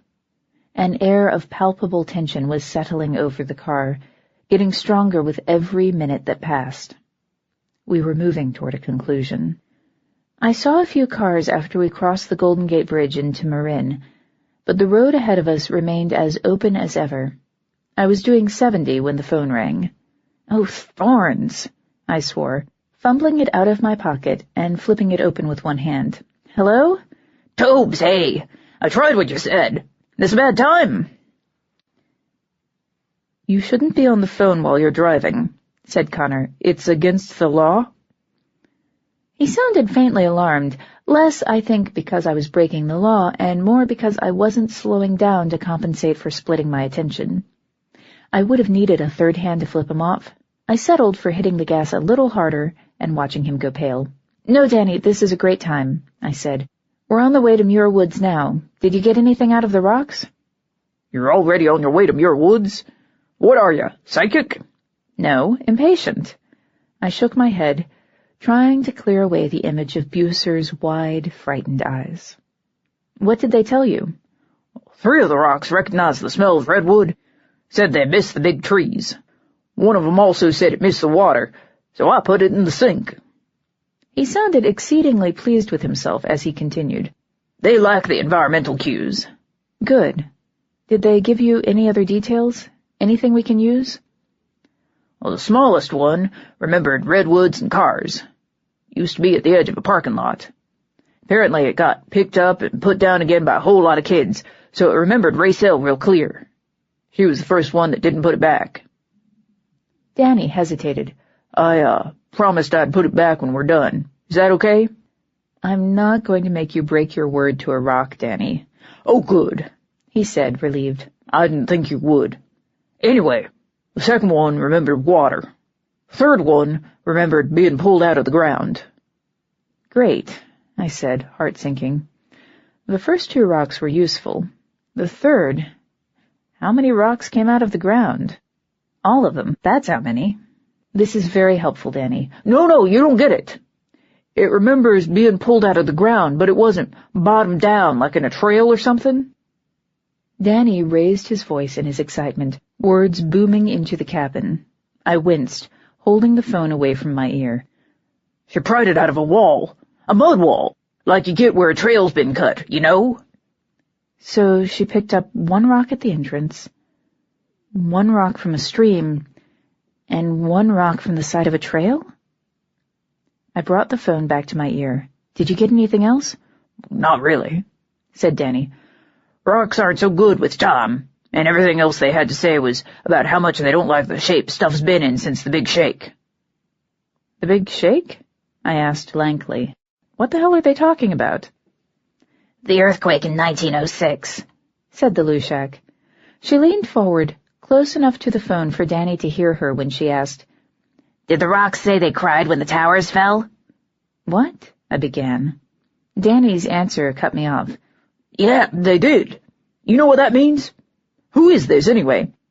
It's a pleasure to finally get the chance to speak with you, Mr. McReady. You can call me the Lushak. Silence fell on Danny's end of the phone. Looking amused, the Lushak sank back into her seat. Finally, Danny asked, Toby, was that really the sea witch just there, on the phone, talking to me? Yeah, Danny, it was. She's not wearing a seatbelt either. I shot a sharp look at her reflection in the rearview mirror. She looked quietly amused. Call if you get anything else out of those rocks, okay? We're almost to Muir Woods. I'm going to need both hands if we don't want to drive off the edge of a cliff. Open roads, and I'll call. Good. Hug the Bargeists for me? I couldn't thank him, and so I just hung up, handing the phone to Connor as I turned my focus back to the road. The closer we got to Muir Woods, the less developed the land around us became. Housing developments and strip malls had already given way to half-hidden private driveways and tiny general stores with rickety wooden porches. The smell of the redwoods was seeping in through the vents, filling the entire car with the living green memory of something older and cleaner than the modern human world. The lack of human development also meant a lack of concern among the local wildlife. Wild turkeys casually strutted along beside the road, their scrawny brown chests fluffed out like little avian gangsters. We startled a pair of deer as we came around a blind curve in the road, and I hit the brakes just in time to keep from getting Bambi pâté all over the windshield. Whoa, said Quentin. My thoughts exactly. I glanced over my shoulder. Everyone all right back there? The Lushak, who was still not wearing a seatbelt, didn't look like our sudden stop had perturbed her in the least. Fine, she said. Keep driving. I kept driving, more slowly now that we were on the treacherous roads marking the final approach to Muir Woods. The Muir Woods National Monument was established to protect one of the last old-growth redwood forests in the state of California. It's kept open to the public, as much to remind them why the forest is important as for any other reason. These used to be everywhere in California, said Connor suddenly. Just about this whole part of the state was redwoods. So why'd they cut them down? Asked Quentin. I don't know. Because they could, said the Lushak. Parking lot's just ahead, Toby. Good. I pulled around the last corner between us and the designated parking area and hit the brakes, swearing as I saw the gate blocking the entrance. Heavy chains held it shut. According to the posted sign, the park closed at sunset. Wait here, said the Lushak, and climbed out of the car. What's she doing? Asked Quentin. At this point, I have no idea. The Lushak walked to the locked gate and lifted the padlock that held the chains in place. She tapped it twice with her index finger, and it popped open, letting the chains fall loose. The Lushak unhooked them and swung the gate open. She smiled into my window as I drove slowly past her, commenting, Once you've pried open the gates of Tir na Lil with nothing but a headache and a stick, padlocks are surprisingly uncomplicated. Sure, I said. She waved me to the nearest parking space, following the car as I pulled in and killed the engine. I stretched as I got out of the car, taking a deep breath of the clean, redwood-scented air. I still wasn't wearing a human disguise. In a place like this, where humans have done their best to step lightly and leave few traces behind, that felt appropriate. Connor and Quentin did much the same, even as they started scanning the woods around us. Too bad we weren't there to sightsee. Quentin, I have a baseball bat you can use, I said, brushing past the Lushak as I moved to open the trunk. Connor, I don't actually have any weapons for you. That's quite all right, said Tybalt, from a point immediately behind my right shoulder. I assumed that would be the case and brought extra. I jumped, but managed not to embarrass myself by shrieking like a girl. Instead I turned, finding myself eye to eye with Tybalt. He smiled with his usual easy arrogance, but I could see the concern in his eyes. "Raj found you," I said. My voice was lower than it had been when I was shouting to be heard by the people still getting out of the car. It felt like louder words had never escaped my lips. "He did," Tybalt agreed. "I was with my subjects, searching for our missing mice, and the rats that stole them." "Did you find anything?" I asked. His expression darkened. "More and less than I wanted to," he said. He dipped a hand into his pocket and produced what looked at first like a children's toy, a bunch of dried sticks tied together with ribbon and string. I frowned at it, not sure what I was seeing. Then the Lushak gasped. Her eyes went black from one side to the other as she pushed her way between us, grabbing the bundle and clutching it against her chest. Her sudden fury would almost have been amusing if the air around us hadn't been getting steadily colder. "Where did you get this?" she demanded, biting each word off into its own separate sentence. "From the hand of a slain goblin soldier," replied Tybalt. He held his ground, somehow managing to meet the Lushak's eyes without flinching. "He told me it had been given as a sign of faith by those who hired him." "Does somebody want to tell me what it is, since we're all getting upset about it?" I asked. The answer came from a surprising quarter. Quentin, who was standing off to one side, staring at the artifact with a look of nauseated awe on his face. "It's a hand of bones," he said. "Someone gave the goblins a hand of bones?" "What in Oberon's name is a hand of bones?" I wasn't asking now. I was demanding. My tone caught the Lushak's attention. She turned to face me, still clutching the bundle against her chest. The things I'd taken for sticks before rattled against each other, and something in the sound sang to me, telling me that yes, these things had once known blood. "A hand of bones is a promise to the land," she said, voice tight. "Each piece comes from the hand of a former reigning monarch, one who no longer reigns for whatever reason. The night haunts leave the bones of the hand behind for us to mark the fall of a regent. This," she touched a bone that looked like all the others around it, "came from the hand of King Gilad, who ruled the mists before your current queen stepped up to claim his empty throne." "Okay, that's charming, but what does it have to do with anything?" I stalked to the back of the car and unlocked the trunk. My baseball bat was on the top. I grabbed it, tossing it to Quentin. "What does a hand of bones do?"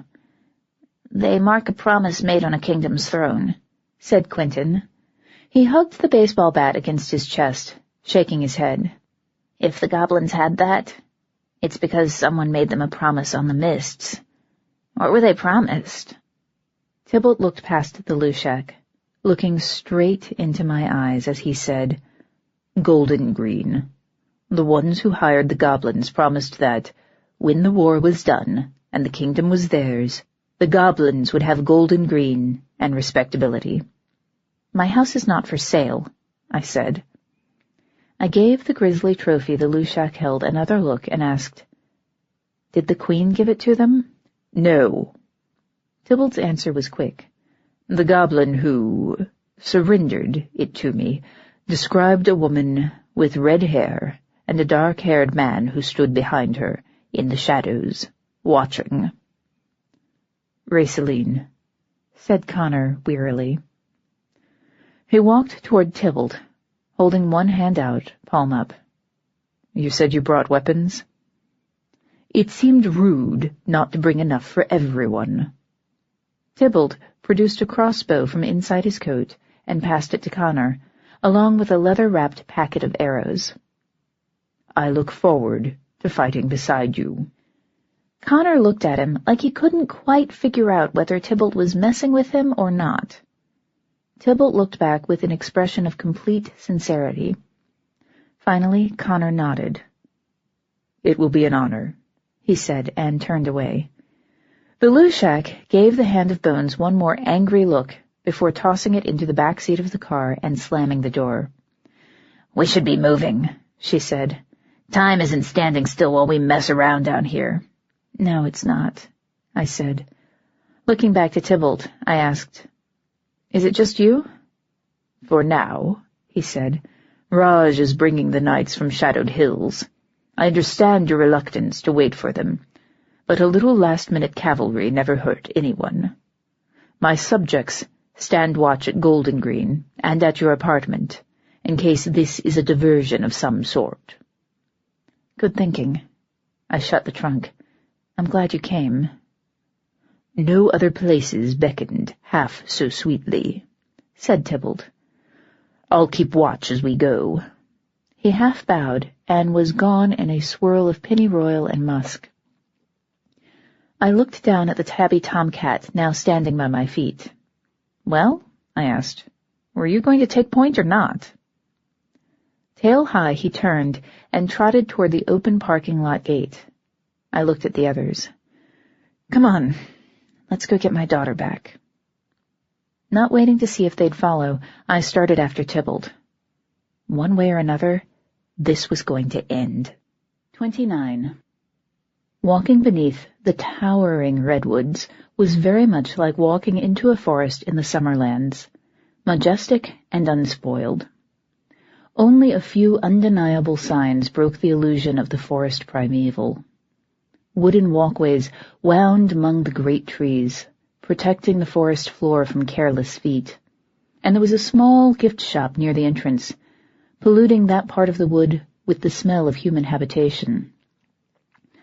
Tybalt lashed his tail as he glared in that direction, then continued down the wooden path, a dark streak moving through the growing shadow as the night descended.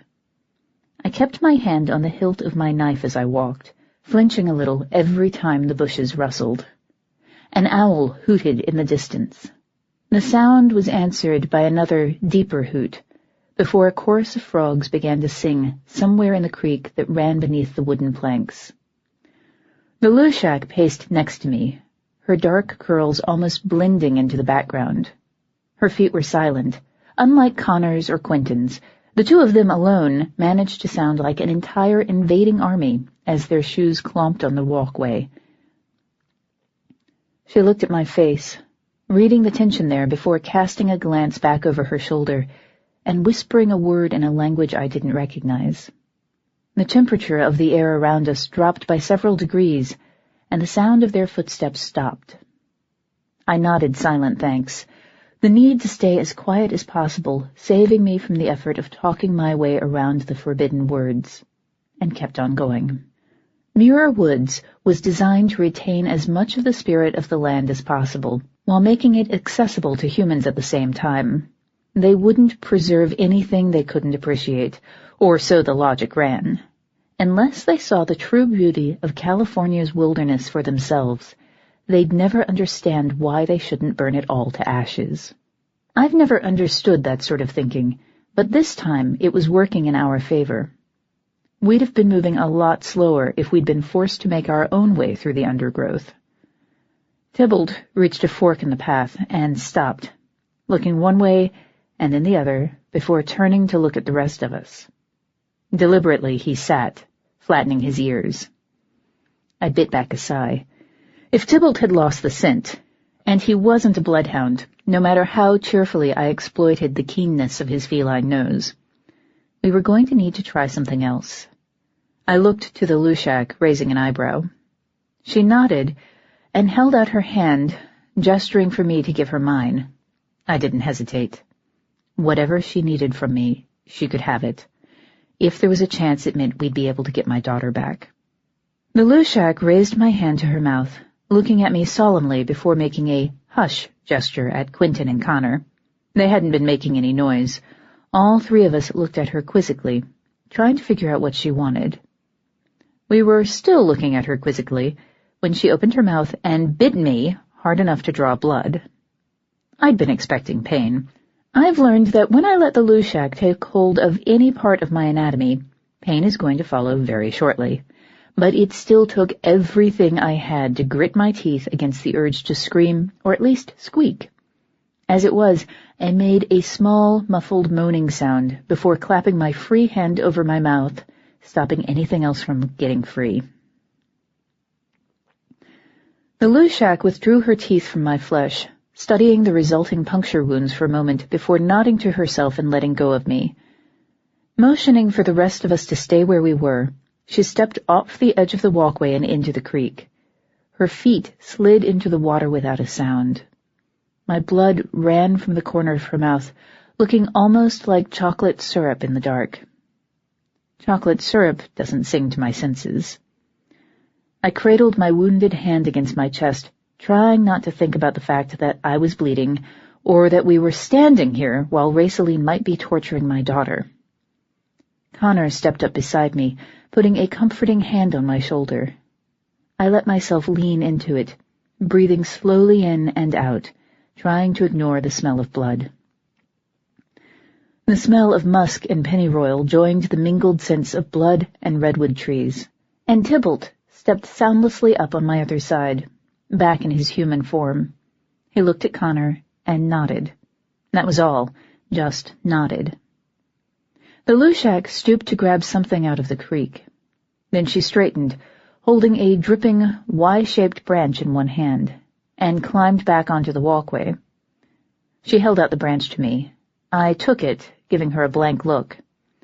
She mimed grasping the two short ends and holding it out like a dowsing rod. Of course. I turned the stick around so that I would be holding it appropriately, only wincing a little as the bark rasped against the wounds made by the Lushak's teeth. My blood ran down the right side of the stick, mixing with the water as the copper and cut grass smell of my magic started to rise. I wasn't the one calling it, not on purpose, but I forced myself to relax and let it come. The Lushak knew what she was doing. My daughter needed me to trust her. As if that thought were the key, the magic locked into place, and the dowsing rod in my hands twitched drowsily to life. It pulled hard toward the path up ahead. I started in that direction, holding the dowsing rod straight out in front of me. The others followed, fanning into a rough diamond formation. Quentin right behind me, Tybalt and Connor walking side by side, and the Lushak bringing up the rear. All of them looked like they really wanted something they could hit. Anything that tried getting the jump on us in this forest was going to have a nasty surprise when it realized what it was dealing with. The dowsing rod's pull led us down one path after another, until I found myself starting up a series of mud and timber stairs cut into the side of the mountain. We were about halfway up when Quentin grabbed my elbow, bringing our whole procession to a stop. I turned to frown at him, and he indicated a hole in the muddy bank beside us, a place where someone had recently pried loose a rock. We were getting close to our destination. I nodded and started forward again, moving a little more cautiously as the dowsing rod urged me to continue ever forward. My hand wasn't bleeding anymore, but it didn't need to be, because the blood I'd already spilled was singing so strongly.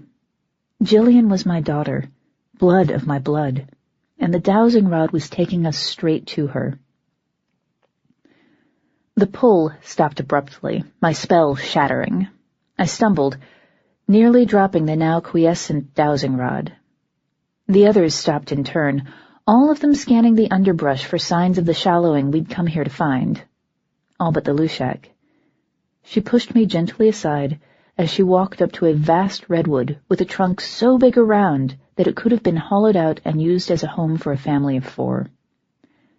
Leaning forward, she pressed one palm flat against the bark of the tree and spoke the first words I'd heard any of us utter since she spelled Quentin and Connor's footsteps into silence. I know where we are now.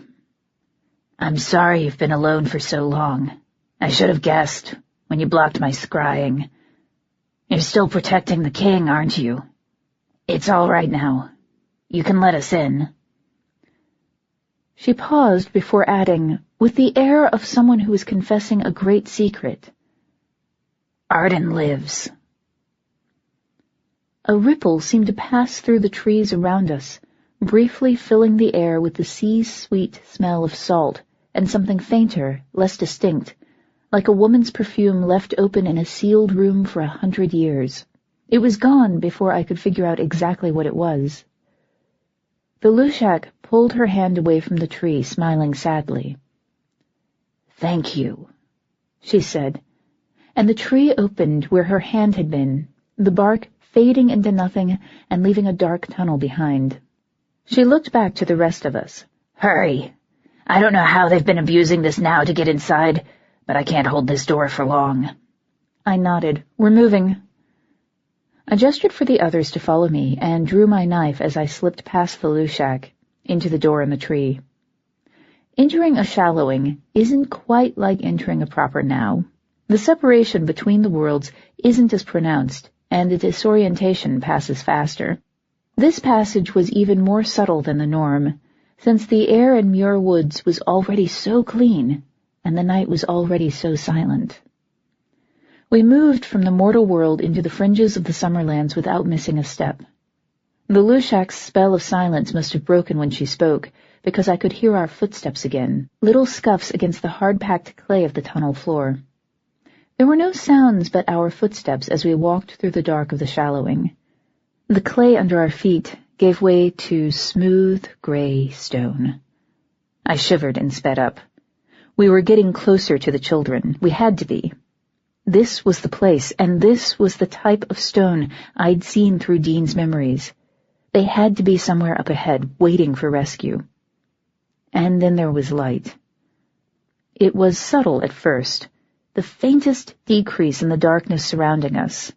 It grew brighter until I could see the walls of the tunnel without needing to be right up against them. There was a corner just ahead. Whatever was casting the light had to be on the other side. I sped up, sticking close to the wall in case someone was waiting with a lantern and a crossbow. When I reached the corner, I stopped, listening. There was no sound. Gripping the hilt of my knife a little tighter, I stepped forward. A hallway with oak-paneled walls and the same stone floor extended on the other side of the corner. That wasn't what caught my attention. The light was coming from a lantern hanging from a hook on one wall, and it seemed to be moving. I took a step closer and realized that it was lit, not with a candle or an oil wick, but with 3 live pixies. They were crammed into the tiny glass rectangle, leaving them with barely enough room to move their wings. Quentin's breath hissed through his teeth as he saw them, and Tybalt scowled. Connor looked away. "Well?" whispered the Lushak, stepping up behind me. "What do you want to do about that?" "We can't have them alerting Rayceline to our presence, and we could use the light." "Hang on." I stepped forward and took the lantern down from the wall, bringing it close to my face. The pixies inside looked at me with mingled hope and terror. Keeping my voice low, I said, "I need your help. We need to have light to find the people who put you in this lantern. If I let you out, will you stay and help us?" The pixies eyed me suspiciously before turning to each other and starting to speak in their rapid, high-pitched language. Finally, the smallest of the 3 turned to me and nodded, folding her arms to punctuate the gesture. "Here goes nothing," I whispered, and opened the panel on the side of the lantern. All 3 pixies immediately flew out, performing an elaborate series of aerial acrobatics in the narrow confines of the hall. Then they turned and zoomed over our heads, vanishing into the hallway up ahead. "Oh, good call," grumbled Connor. "Wait." The pixies in Golden Green were pests, thieves, and tricksters. But they kept their word. I had to hope these pixies would do the same. The seconds ticked by. I was about to admit defeat and move on into the dark when the light came racing back along the tunnel, and our 3 pixies flew back into view, now joined by 6 of their cousins. Quentin grinned. "They just wanted to get their friends out," he said. "Let's hope Rayceline wasn't using one of those lamps," said the Lushak, but she was smiling to herself as one of the pixies landed on her shoulder. The other pixies found perches on the rest of us, their multicolored wings casting a soft glow through the hall. "Come on," I said, and started walking again. The pixies stayed with us as we made our way through the darkened hall, pausing only to free more of their people from lanterns. The sight of them crammed in there was enough to turn my stomach, and only intensified my need to find Jillian as soon as possible. Pixies are essentially defenseless when they're not swarming. Using them as living light bulbs wasn't just wrong, it was unnecessarily cruel. There are plenty of spells and plenty of candles in the world. We'd been walking through the shallowing for a good 10 minutes when we came to the end of the hallway. A large oak door filled most of the final wall, standing ever so slightly open. I gestured to Connor, who nodded and slotted an arrow into his crossbow, raising it to shoulder height. Quentin and Tybalt stepped back, pressing themselves against the wall. Only the Lushak stayed where she was, arms folded, scowling. I crouched, making myself as small a target as possible, and pushed the door slowly open. Then I straightened, all caution forgotten, as the scene in front of me made my mouth go dry and my blood start to boil all in the same instant. Jillian was sitting in front of me, dressed in blood-stained sweatpants and an oversized t-shirt. She wasn't sitting up on her own, no. She was held upright by loops of rope tied into thick knots and binding her to a heavy chair. Her ankles were tied to one of the chair legs, and her hands were bound behind her. She raised her head at the sound of the door opening, and her eyes widened when she saw me standing there. We must have looked like something out of a fantasy novel to her, all pointed ears and inhuman eyes, surrounded by the constantly moving swirl of the pixies. "Mom?" she whispered, her voice raspy and dry. Are you... Mom?" "Oh, baby." I took a step into the room, trusting the others to watch for any dangers. All I wanted was to get to Jillian as fast as possible, to cut her free and hold her and never, never let her go. "It's going to be okay, I promise." "Mom." She swallowed hard, the gesture seeming to take everything she had. Then she whispered in a barely audible voice, "Run." "It's too late for that," said Rayceline, her voice coming acid-sweet and oily from the hallway. We all turned, even the Lushak, to see her standing behind us with a longbow in her hands, an arrow nocked and ready to fire. 4 goblins stood behind her, their weapons raised. "It's been too late for quite some time, don't you think?" Her smile was radiantly bright. "I'm so glad you could come to my party. We're all going to have so much fun together." 30. "Raycel," Connor began. "Shut up, Connor. I have nothing to say to you. As for the rest of you, stay where you are or the girl dies." Raycel took a casual step forward. "And you, sea-bitch. You have no power here. I am a descendant of Titania, and I deny you the right to stand against me, or to aid those who would. Do you hear and honor my words?" "Yes," hissed the Lushak, fury dancing in her eyes. "I hear and honor your words." The glance she cast in my direction confirmed my sudden fear. She wouldn't be able to help us. Power like hers always comes with a price. The phrase Rayceline uttered was apparently part of the price the Lushak had to pay. "Then stand to the side and hold your tongue. This is not your business anymore." Raycel lifted her chin, jerking it imperiously toward the wall. Silently snarling, the Lushak moved as she was ordered, glaring daggers all the way. "Rayceline," I tried to put my body between her and my daughter without it being too obvious that I was doing it. If I'd had any doubts about her willingness to kill Jillian before, her own words had destroyed them. "Shut up or the girl dies" didn't leave much room for argument. "We just want to talk." "Talk? You want to talk? So you come skulking through my new home in the dark, carrying weapons, damaging my things? I don't know what kind of fool you think I am, October, but no one brings the Sea Witch and the King of Cats when they just want to talk. Raceline's smile slipped, revealing the fury behind it. You never had any intention of talking. You came to steal, and I don't take kindly to thieves. It took a moment for me to realize that damaging my things meant freeing the captive pixies. My stomach rolled. The pixies had vanished the moment Racel came into the room, diving for whatever cover they could find. One of them was hiding in my hair. Its body was plastered against my neck, wings vibrating with every anxious breath. As for the rest of them, I just hoped they could escape before Racel bottled them up again. I don't think we have the same definition of theft, I said, struggling to keep my voice as level as possible. Jillian's my daughter. She's your daughter and my honored guest. Racel took another deliberate step forward. We have so much to talk about after all. You failed us both. Why, we're practically sisters, aren't we? Jillian whimpered. Shut your mouth, I snapped, all attempts at reason forgotten in the face of the sudden, fierce need to protect my little girl.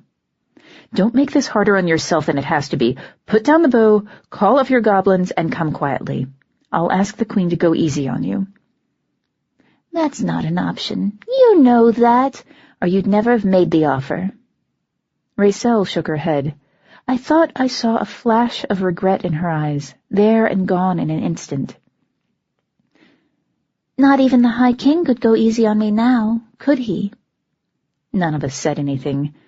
Fury contorted her face as she turned to aim her bow at Quentin, shouting, "Could he?"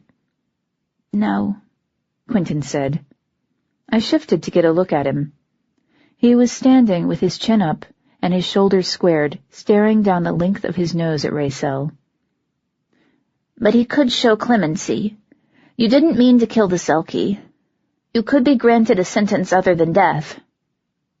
A century decorating some garden as a marble statue doesn't appeal to me, she spat. I chose this. I'll see it through.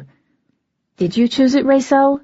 I asked, shifting my weight to put myself a bit more solidly between her and Jillian. Or did someone offer it to you? We know you didn't do this alone. What did Dugan promise you? Did he tell you this would make everything better? It won't. Racel's fury slipped as she turned back to me, and for a moment I saw the little girl I used to know in her face, a child trapped within the prison of her own induced madness. Whether this plan was wise or not, it's mine now, she said. Something had to be. This will be enough. Will it? Or is he just using you to get what he wants? I shook my head. No honor between thieves, remember? He's going to clean up his loose ends, just like Oleander tried to do. Then he'll die, just like Oleander did. The momentary vulnerability passed, replaced by a smug little smile.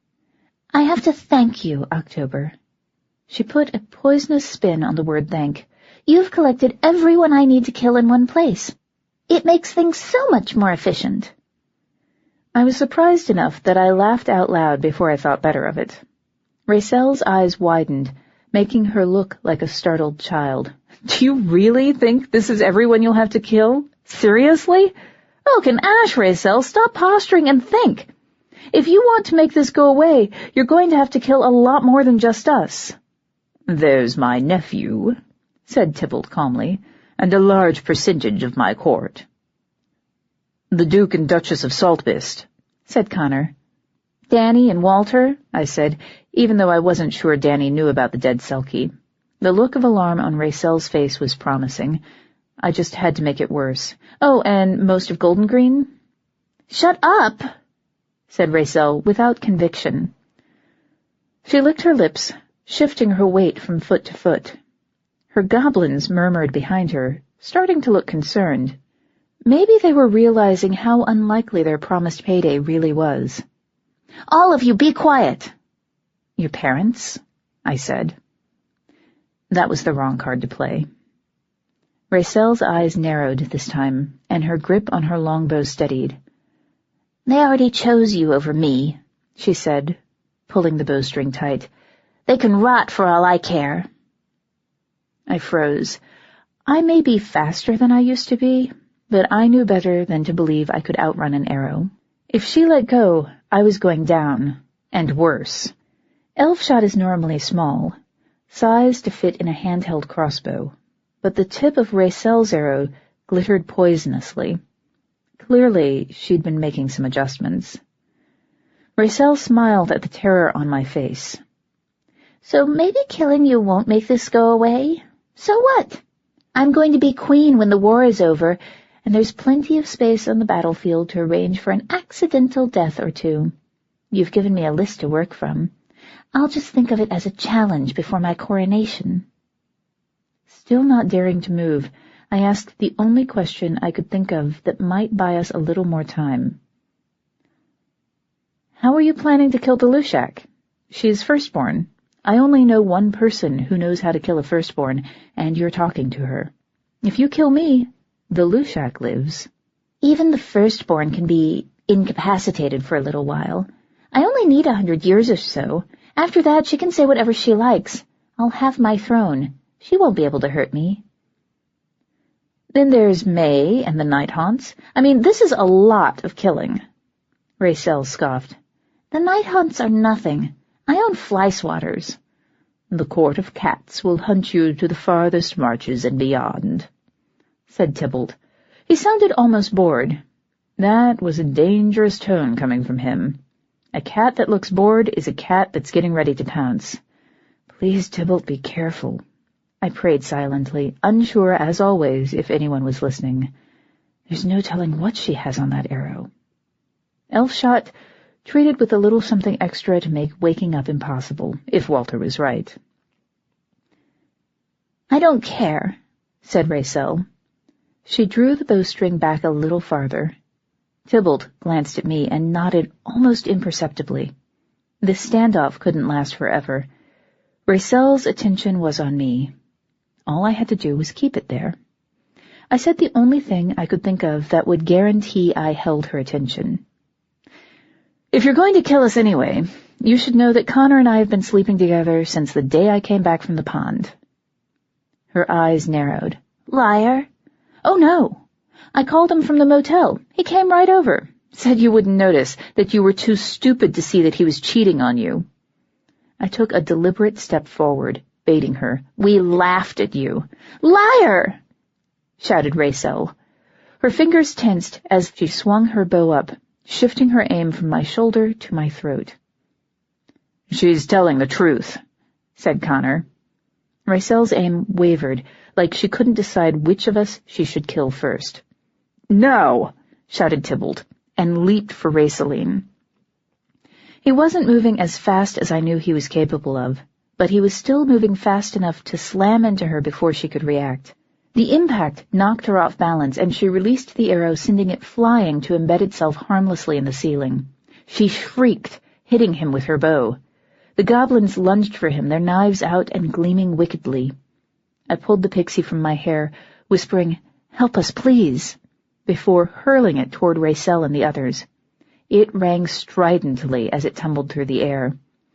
That must have been the pixie equivalent of sounding a cavalry charge, because more pixies came swarming from their hiding places, biting and scratching as they dove into the fray. One of the goblins went for Quentin, and was promptly dissuaded by a baseball bat to the side of the head. Not to be outdone, Connor drew his own bow and shot the goblin in the arm. It howled and dropped its knife. I wanted to help them, but more I wanted to get Jillian away from all this madness.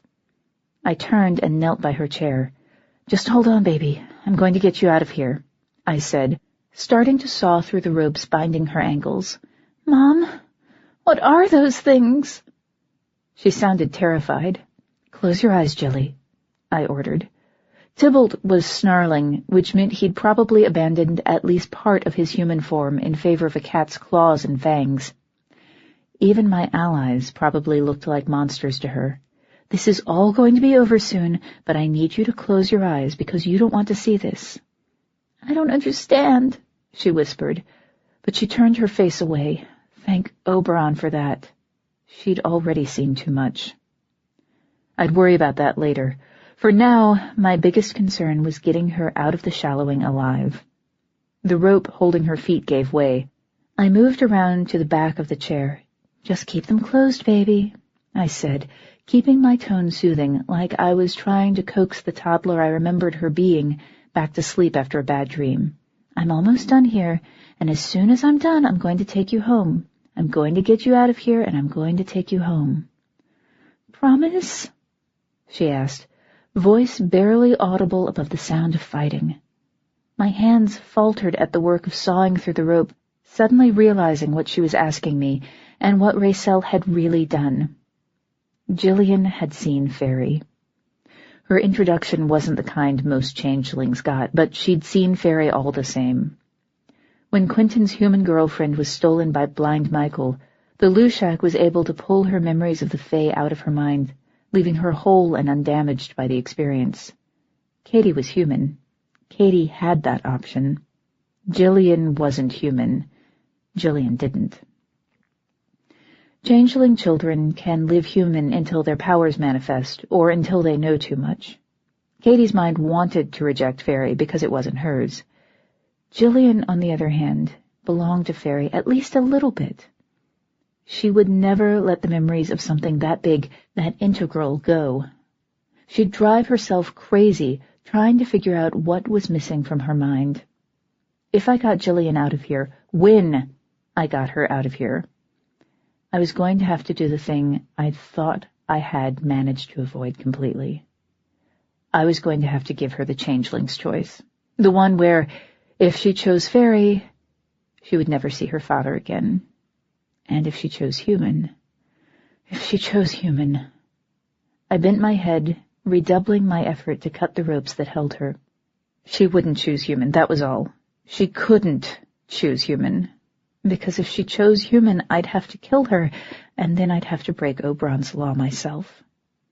If Raisel's actions forced me to kill my own daughter, I'd strangle her with my bare hands and go to the Iron Tree without regrets, and that couldn't happen. I wouldn't let that happen. My daughter would choose Faerie. I was less than halfway through cutting the ropes around Gillian's wrists when Quentin's shout of pain made me raise my head again. Every instinct I had told me to go to him, to do a knight's duty to her squire. I risked a look at the fight. Tybalt was holding off 2 goblins, the 3 of them moving so fast that it was almost impossible to tell where one ended and the next began. Not all of the blood I tasted in the air was theirs. I hoped their weapons weren't poisoned. A 3rd goblin was lying on the floor, his black blood turning everyone's footing unsure, even as it filled the room with the stink of tar and molten rock. He'd been casting a spell when he was killed, reaching into the limited arsenal of goblin magic for something he never had the chance to finish. Raisel and Connor were off to one side, circling one another. They both had their bows raised, waiting for the opportunity to strike. I would have needed to be blind to miss the hatred in her expression, or the sorrow in his. He didn't love her, but he didn't mean to fail her either. Quentin was backed into a corner, the 4th goblin prodding at him with a long spear. My squire was already bleeding from several puncture wounds in his side and shoulders. He'd lost his baseball bat at some point. It was lying on the floor, well out of his reach. The pixies were trying to help by darting in and slashing at the goblin's eyes, but he just batted them away, his attention remaining focused on Quentin. Quentin, meanwhile, was having more and more trouble keeping the spear at bay. I only stared for a second before I made my decision. I straightened, pausing to kiss Gillian's cheek and say, "No matter what you hear, do not open your eyes. Understand me? Do not open your eyes." I didn't wait for her to answer. I was already running across the room, dodging fallen pixies and broken arrows as I charged toward the goblin who was harrying my squire. Quentin pressed himself farther back against the wall when he saw me coming, forcing the goblin to close in just that tiny bit more. The goblin chuckled as he advanced, clearly believing his quarry was finally pinned. He never saw me coming up behind him, swinging my knife in an arc designed to plant it firmly between his ribs. Raisel saw me running. In less time than it took for me to bury my knife in the goblin's back, she abandoned her standoff with Connor, whirling to release her arrow in Jillian's direction. Connor shouted something that was drowned out by the scream of the goblin I'd just stabbed. I turned to see him drop his bow, throwing himself in front of my daughter. The arrow caught him high on the right side of his chest, going all the way through before the fletching on the end stopped it. Connor looked down at it with an almost comical expression of surprise, and then he fell, hitting the floor in a boneless heap. "Connor!" I shouted and ran toward him. I was still running when Raisel pulled another arrow from her belt, fitting it into place, and drew back her bowstring. Tybalt was suddenly behind her, another of her arrows in his hand. He jammed it into the back of her arm, and she fell. But she released her arrow first. The sound of Raisel's bow hitting the floor was surprisingly loud, given everything else that was happening in the room and the smell of her blood. Dunyashi and Kitsune and Blodenbrid, a mixture that should never have been possible, made possible by Luna's desperation and a Kitsune girl's sacrifice, filled my mouth for an instant before it was chased away by another, more urgent flavor. Human blood, spiced, ever so slightly, with Duchess. Her arrow should have gone wild. Every ounce of logic, of fairness in the world said that her arrow should have gone wild. Raisel was still falling as I stumbled to a halt, feeling myself go cold.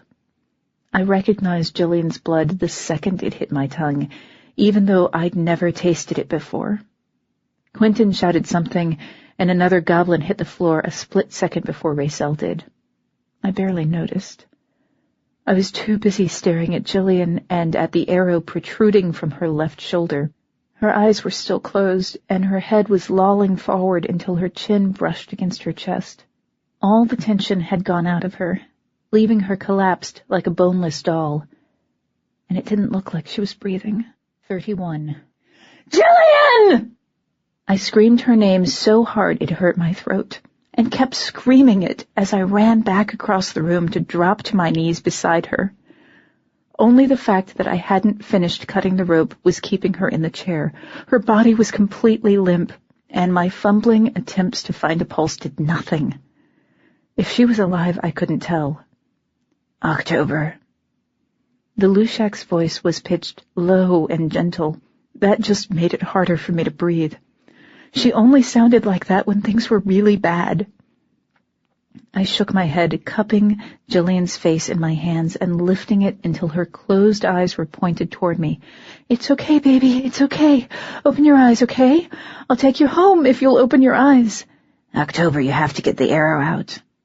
"What?" I twisted around to glare fiercely at the Lushak. "That's the worst thing I could do. We need a healer before we take the arrow out. We need—" "She's been elf-shot. The longer you leave it in her, the less chance she has." The Lushak moved around to my left. "She's too human for this. If you want her to have any hope at all of surviving, you need to take the arrow out." "She can't die," I whispered. "She's my daughter." "Death doesn't care." The Lushak's words hit me like a blow. She was right. Oberon, damn her, she was right. I let go of Jillian's head, bracing a shaking hand against her shoulder. "I'm sorry, baby," I whispered, and grabbed the shaft of the arrow with my other hand, pulling hard. Jilly moaned as the arrow came free. It was a soft, sighing sound, more like a whimper than a genuine cry of pain, but it was there. I stiffened, arrow slipping from my nerveless fingers to clatter on the floor. "Jilly?" I whispered. "Changelings can't survive elf-shot," said the Lushak. The sympathy in her tone was almost buried under a calm, commanding practicality. "It didn't have to be that way, but my eldest sister took it upon herself to improve the original design, and she had her own opinions about such things." "Shut up!" I snapped, raising my head and glaring at her. "She's going to be fine. She has to be." "That's up to you, October." The Lushak knelt, putting a hand on my shoulder. I tried to shrug it off. She tightened her fingers, keeping me where I was. "You can do for her what your mother did for you. You can give her a chance. If you change her blood—" "No!" I shook my head, tears threatening to blind me. "I can't. I don't know how." "That's never stopped you before. If you change the blood, you'll burn away the poison." She clucked her tongue, gesturing to the chair. Quentin stepped into view, my bloody knife in his hand. He moved to crouch behind Gillian. I heard him saw through the rope, and then she was pitching forward into my waiting arms. There was no tension to her at all. It was like holding something that was already dead. "I can't," I whispered again, too terrified to think of anything else. If I tried, if I failed, where's my mother? I want my mother. Amandine isn't coming to save you this time. This time you have to save yourself. The Lushak stood, taking her hand away from my shoulder. Do it, October, or say goodbye to your daughter. Those are your choices. I took a shuddering breath before raising my head, looking around the room until I saw Tybalt crouching next to Connor. He had his hand resting lightly on the Sulky's arm and was watching me with grave, sorrow-filled eyes. I had to make a decision. I had to choose. Oberon, forgive me, but I made my choice based on who needed me more. Connor would be fine when he woke up. I'd just have to wait for him until then. Get over here, I said, as firmly as I could. Help me get her comfortable. Tybalt nodded and rose and came. Quentin was close behind him. The four of us, working together, stretched Gillian out on a relatively clean patch of floor, using our sweaters and jackets to provide a degree of padding. I folded my own leather jacket into a pillow, sliding it under her head. She didn't moan again. For all the signs of life she'd shown since the arrow was removed, it might have already been too late. I looked to the Lushak. You said I could do what my mother did. What did she do? What do I do? I don't know, she said, voice soft. My sister's ways aren't mine. I don't know how her line works its magic. That's what I was afraid of. I held my hand out to Quentin. Give me my knife.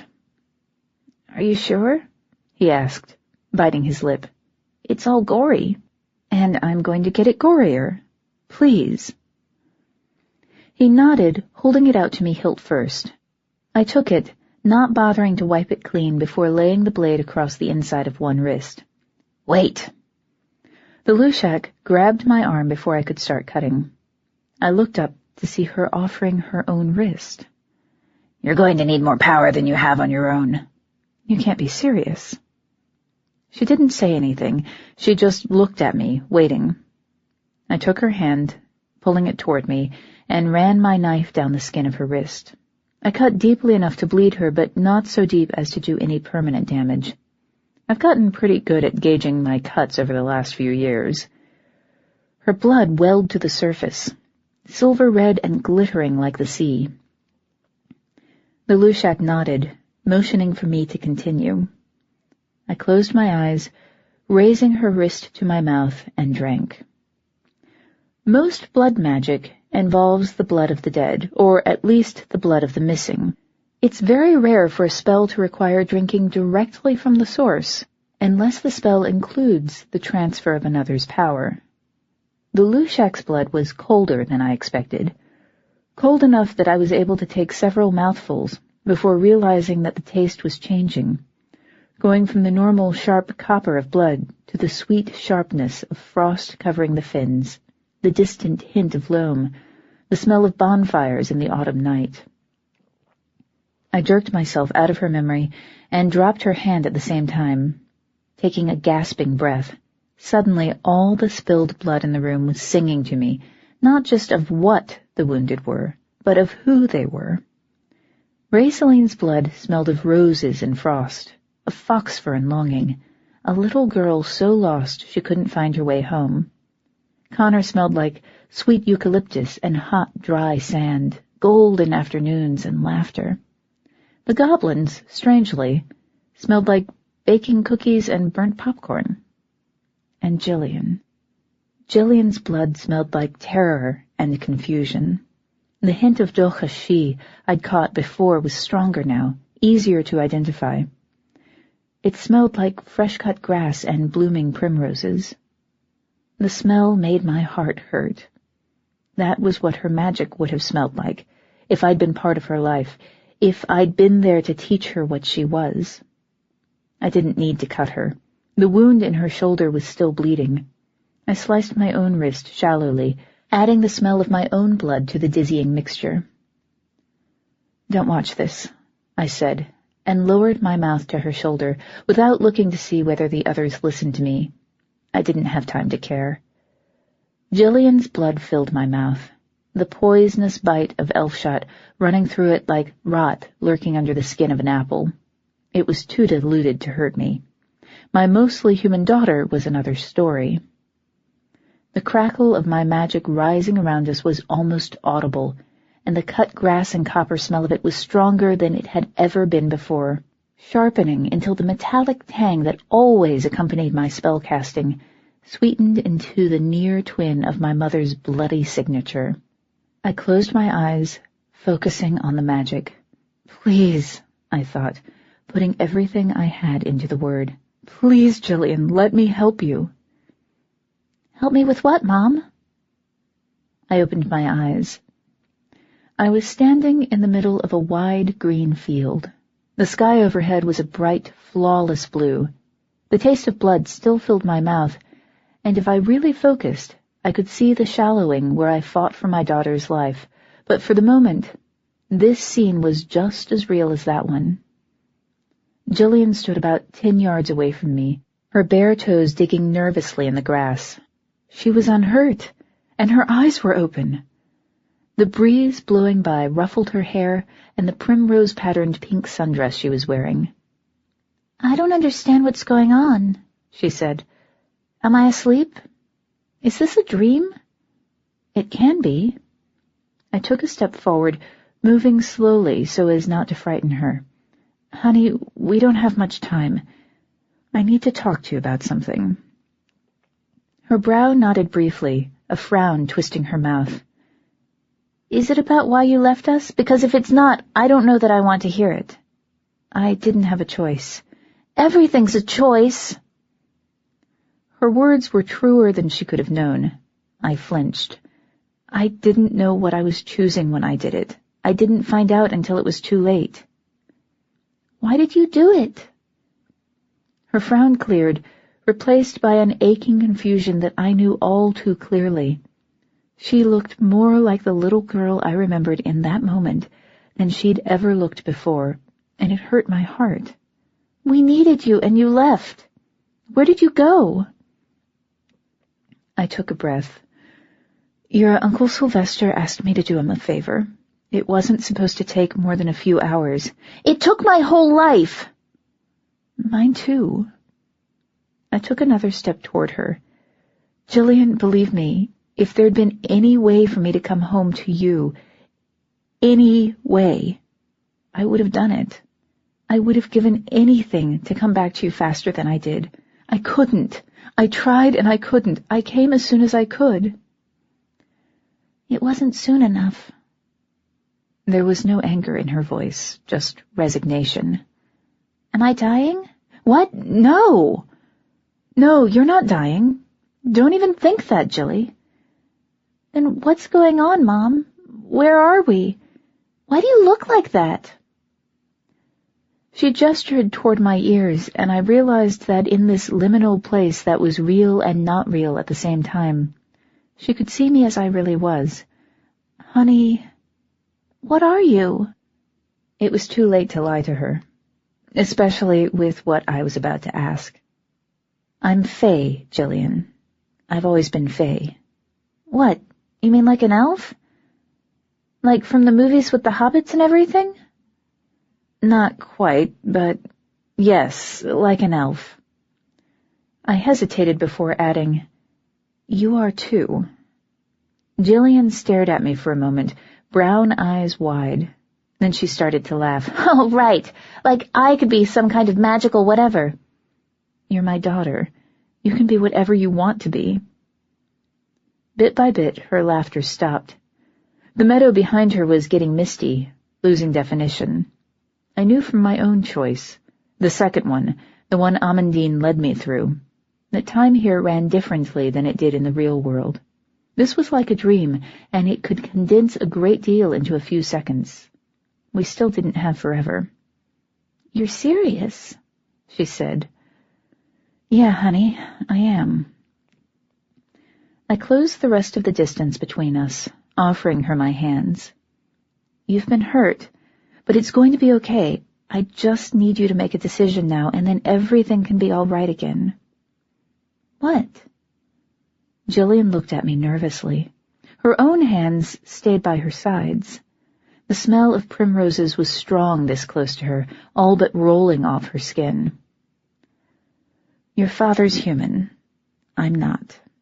Right now you're somewhere in the middle, and that makes you vulnerable.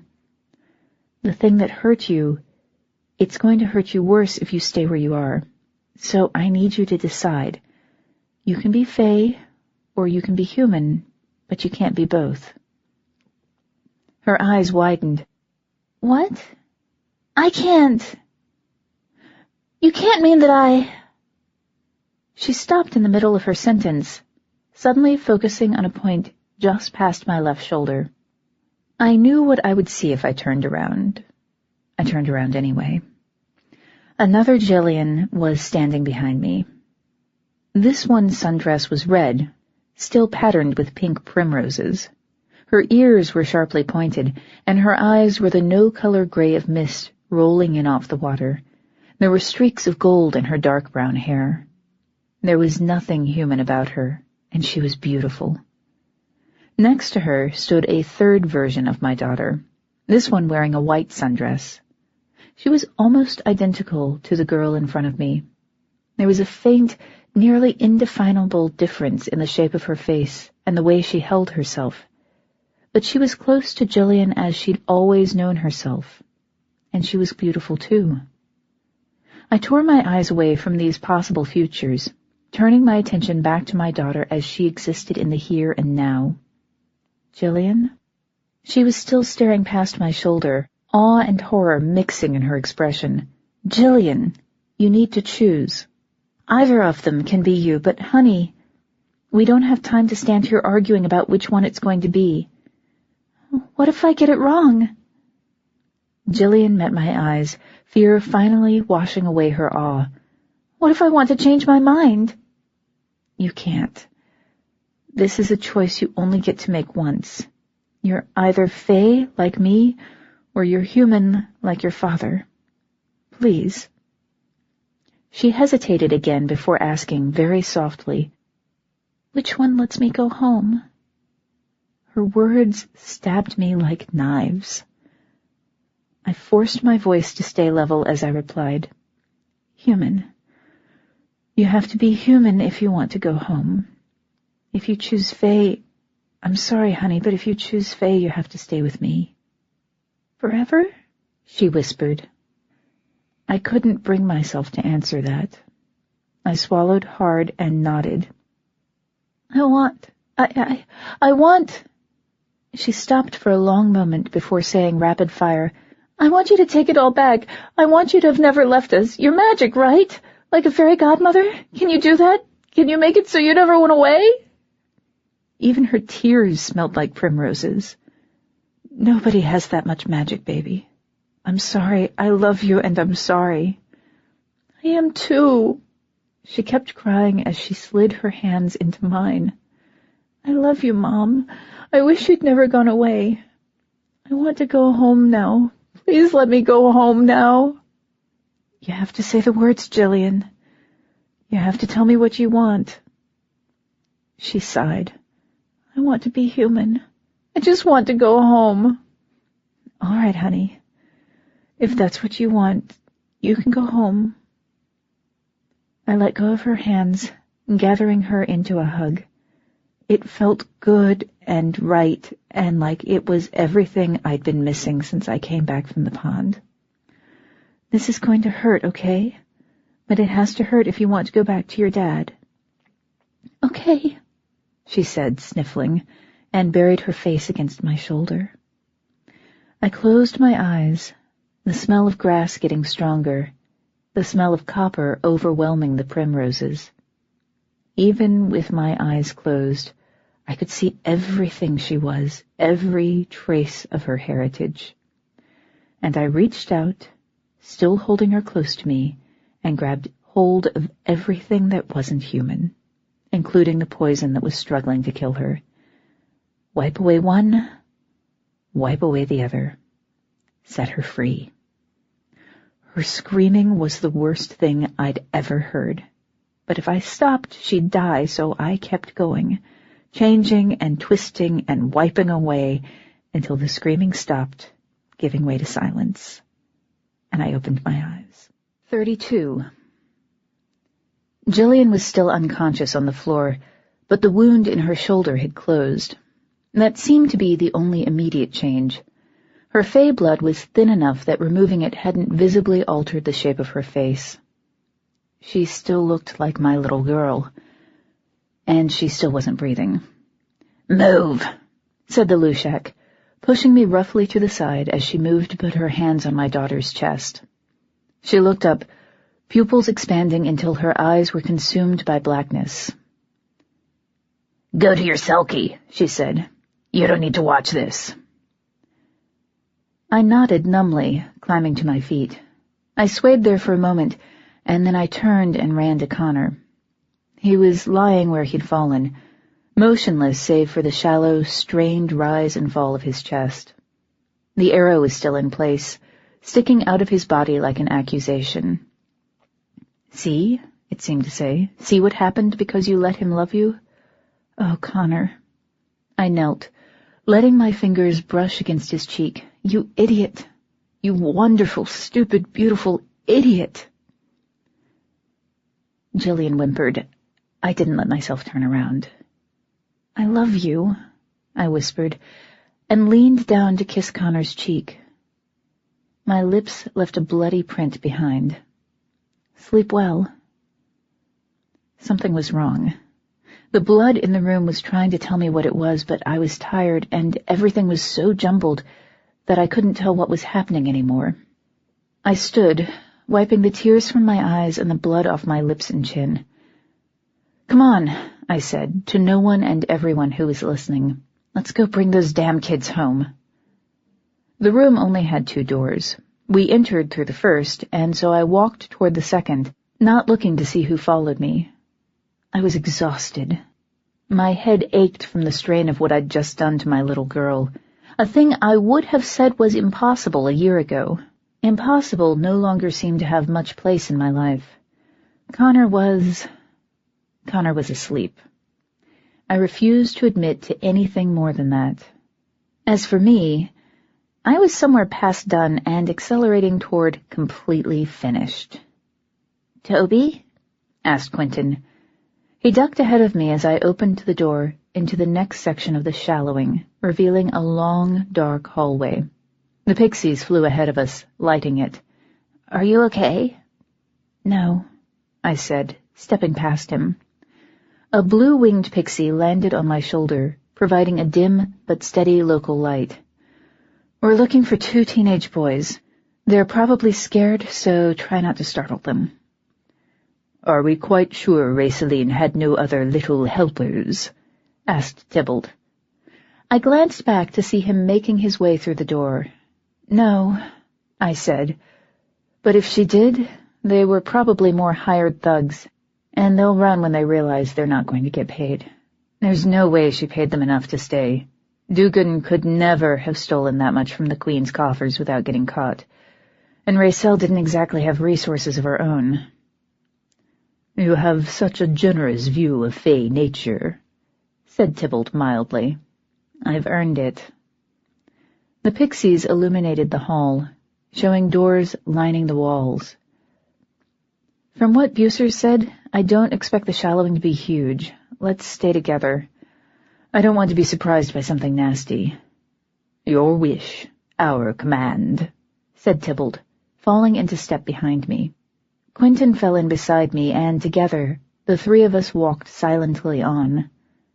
The smell of blood followed us from the main room, but every step we put between us and it made it a little fainter, a little easier to ignore. That was good. That wasn't the blood I was looking for. Tybalt had his sense of smell to depend on. I had something similar. Dean bled when they cut his finger off. If he was here, I'd find him. Tybalt cleared his throat before beginning uncertainly. October. I'm not sure. Are you going to say something useful, or are you just going to see how hard it is to get me to punch you? I'm sorry. The words were offered quietly, almost as if he was apologizing for saying them as much as he was apologizing for everything else. Tears jumped to my eyes, blurring my vision and making it briefly impossible to see. I shook my head, dragging my hand across my eyes as fiercely as I could. I don't want to talk about it, I said, voice sharp. I understand. The worst of it was, he probably did. As King of Cats, he'd buried more subjects than I could imagine losing, and that didn't make a damn bit of difference. Connor was going to sleep for longer than I'd been alive, and no apologies were going to change that. Nothing ever was. We walked in silence, the pixies periodically darting ahead to keep lighting our way. Tybalt and I stopped almost at the same time, both turning toward the same door. "Do you smell that?" I asked. "There," he said. "What?" asked Quentin. "It smells like wet stone and eucalyptus." I stepped closer to the door. A new note introduced itself under the others. Blood. My eyes widened. "Dean's in here." Quentin frowned. "How do you know?" "I can smell him." I was going to have to ask the Lushak what this new level of sensitivity meant, and whether it was going to go away. It was a lot easier to cope with the smell of blood when it didn't bring a person's entire history with it. "Okay, both of you, stay behind me." I opened the door, revealing a small room with a stone floor and stained wooden walls. Dean's memories were right. It smelled like something had died in here a very long time ago. I didn't want to guess at what it might have been. At least the scent of blood was covering up the worst of the decay. The source of the blood was huddled in a corner of the room, clearly feigning sleep. He had his body turned so that his back was to the door. I knew that trick. We used to use it on Devon. If they can't see your face, they can't tell that you're crying. "Hi," I said, moving about halfway into the room before crouching down and resting my elbows on my knees. "Dean, right? I'm Toby Daye. These are my friends Tybalt and Quentin. We're here to rescue you." Dean didn't move. "Your parents sent me," I said. "They're really worried about you. Helmy's really worried about you, too.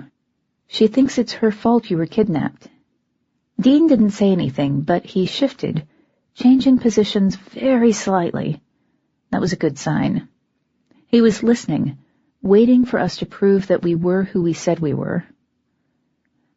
"We don't have Shefali here on the land, so I thought she was a little funny-looking at first. All those tentacles?"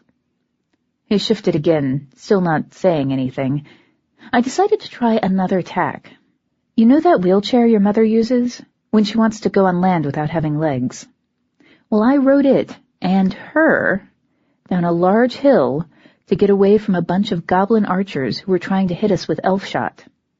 That worked. Dean lifted his head, turning to stare at us with wide, baffled eyes. "You're really here," he said, in a voice that was rusty from disuse. "I can't be dreaming you. My dreams make more sense than this." "I get that a lot," I said. "You don't have to be scared anymore." Dean looked from Quentin to me and back, still huddled in his corner, looking utterly unconvinced. "Where's Peter?" "We're going to find him now that we've found you." A bright orange pixie zipped into the room, ringing excitedly as it circled my head. "Actually," I think one of our friends just found him for us. Tybalt?" "On my way," he said. He bowed to Dean, said, "It is a pleasure to see you safe," and followed the pixie out of the room. "What are we waiting for?" Dean scrambled to his feet, almost toppling over before he caught his balance again. He kept his hands balled into fists, probably to both hide and protect the stump of his severed finger. "Let's go get my brother." I smiled. Yeah, that sounds like a good idea. We had to walk slowly as we made our way down the hall. Dean wasn't willing to be assisted, but he wasn't steady enough on his feet to move at a normal pace. Quentin walked behind him, trying not to look like he was there to catch Dean if he fell. He was a damn good squire, probably better than I deserved. We were barely halfway down the hall when a joyful, unfamiliar voice called, "Dean! Dean, I'm here!" Dean perked up, life coming back into his eyes. "Peter?" For a moment, it looked like he was going to bolt. I put a hand on his shoulder, stopping him. He looked at me with bewilderment, and I shook my head. "Don't run. They'll be here in a moment." Tybalt proved me right by walking out of the dimness up ahead, carrying a dark-haired boy with a slate-gray fishtail where legs would more customarily have been. He was as dirty and thin-looking as Dean, but he was rocking up and down in his excitement, flukes slapping rhythmically against Tybalt's side. Tybalt was doing his best to bear up stoically, but amusement tugged at the corners of his mouth. "Peter!" Dean did break into a run when he saw his brother. This time I didn't try to stop him. There were enough of us that someone would catch him if he fell. "Are you okay? Did they hurt you?" "They threatened a lot. They didn't give me much water, just enough so my scales wouldn't start cracking." Peter stilled his thrashing as he leaned down to put his arms around his older brother's shoulders. "They said they'd kill you if I was bad." Tybalt's eyes narrowed. He didn't say anything. Quentin was less restrained. "We should wake Rissel up so we can beat her up some more." "I'm a bad influence on you," I said. "No one is waking anyone up just to beat on them." "Peter?" The younger of the Lorden boys raised his head. He had his father's eyes. "I'm Toby. Your parents sent me to find you. Can you have legs?" "No," he said mournfully. "I haven't had any salt water in days." "That's okay. Tybalt?" "I will gladly carry him as far as is needed." "Then let's go tell your parents that you're okay." I forced myself to smile as I led the way back to the door connecting to the room where we'd left the Lushak with my now human little girl. Peter babbled the whole time, holding tight to his brother's hand. Jillian was still on the floor when we stepped back into the main room. The Lushak, on the other hand, was pacing, her eyes back to pseudo-human brown. She turned at the sound of our footsteps, a smile splitting her face. "You found them!" "We found them," I agreed wearily. "Now all we have to do is get them down to the water. I think their parents would like them back." "They're not the only ones." She looked meaningfully toward Jillian. I finally allowed myself to look in that direction. Her chest was rising and falling in a steady, even rhythm. I couldn't stop my sigh of relief. The Lushak shook her head. "Yeah, Toby, she's alive. I fuzzed her memory enough that she won't remember this outside of her dreams." "You mean outside her nightmares?" I said quietly. The Lushak shrugged. "I did what I could." I didn't want to ask the question. I had to ask the question. "And Connor? How long before he wakes up?" "He won't." My head snapped up again. I stared at her. "What?" The Lushak shook her head, looking defeated. "I did what I could. We should have taken the arrow out faster. I'm sorry." It felt like the bottom dropped out of the world. What do you mean? It was elf shot, Lushak. Purebloods don't die of elf shot." "No, they don't. But they do die of arrows to the chest." She met my eyes, expression sad. I didn't realize how badly he was bleeding until it was too late. None of us did. There was so much blood already. I'm sorry. I really am. Oh. That tiny sound seemed to be all I was capable of. I wiped my eyes again and asked, "Will the night haunts come soon?" The Lushak nodded. "Then we should go. We should get Jillian out of here before she wakes up." That was something I could focus on. Getting my little girl back to humanity before she saw something that would remind her of Faerie all over again. "I know what to do," said Quentin. We all turned to look at him, even the Lordens, who probably had no real clue what was going on. Quentin's ears reddened, but he pressed on. "Have Tybalt take her to somewhere in the city, like Ocean Beach or maybe the park. If he puts her down, calls the police, and keeps an eye on her until they arrive, they'll take her back to her dad. That's what the police are for, right?" I swallowed hard. "Yeah, I guess it is. Good idea, Quentin." He smiled half-heartedly, clearly pleased by the praise and just as clearly aware of how much this whole situation was destroying me.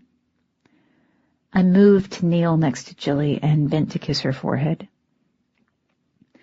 "You're going with a friend of mine now, baby," I whispered. "He's going to take good care of you and make sure you get home. I love you. You can forget everything about tonight, but never forget that. I love you." Tybalt put his hand on my shoulder. "October?" "Yeah." I stood, wiping my eyes before I turned to face the others. The Lushak was holding Peter, who was still holding tight to Dean's hand. "She's ready. Don't let anyone see you." "I'll be back." Tybalt bent to scoop my daughter off the floor, cradling her gently to his chest. Then he stepped forward into the shadows, and he was gone. I took a shaky breath, swallowing my tears before forcing a smile and pulling the second of Dianda's messenger bottles out of my pocket. "Come on, you two. Let's get you back to your parents." 33. We emerged from the shallowing in a cloud of pixies that whirled around us like an honor guard of Christmas lights, their wings illuminating the night. The Lushak led the way, carrying Peter in her arms like the fish-tailed boy weighed nothing at all. He nestled against her chest, flukes swaying, utterly at peace with the world. Even Dean looked calmer. The words, "I'm the Lushak," clearly had some talismanic power in the undersea that they lacked on the land. The sky was dark and clear, lit by what seemed like uncountable pinprick stars. I stopped to look up at it, blinking hard as I tried to make myself stop crying. It wasn't working. The tears hadn't stopped since Tybalt took Jillian away. I wasn't sure they ever would. "October." The sound of Sylvester's voice should have been surprising. I was too tired to be surprised anymore. I turned to see him coming up the path from the woods, with a dozen of his guards close behind. I didn't hesitate. I just started sobbing and ran the few yards between us, flinging myself into the safety of his arms. Sylvester gathered me close, making a soft, shushing sound as he looked past me to the others. I couldn't see them, but I could imagine their expressions. Quentin looking a little lost. The Lushak shaking her head in quiet negation. "Ah," Sylvester said. "I see. Etienne? Tavis?" "Yes, Her Grace," said Etienne. He walked past us, followed by the hulking shape of Sir Tavis, the only bridge troll in Sylvester's service. Raj came close behind them, stopping at the edge of my range of vision. "We came as fast as we could," he said. "I had to get there, and then—" "It's all right, Raj." I pulled away from Sylvester, taking a shaky breath, and wiped my eyes. I wanted to fall apart. I was going to fall apart. I just couldn't do it yet. You did good. You couldn't have gotten here any faster. Whatever Raj was going to say died on his lips as he looked past me to the door into the shallowing. His eyes widened, pupils expanding. What happened? War, I said, and closed my eyes for a moment, willing myself not to cry. This is why it's bad, Raj. Remember this for when you're king someday. People get hurt. I'll remember, whispered Raj. So will I, said Quentin. Good. I opened my eyes and turned to see Tavis standing next to the Lushak, Raceline's body hanging limply in his arms. Peter Lorden was staring at him with undisguised awe. I guess they don't get many bridge trolls in the Undersea. Take her to the car, Tavis, said Sylvester. His voice was tightly controlled. If I hadn't known him so well, I might not have realized how hard he was fighting not to cry. Guard her. We'll be along shortly.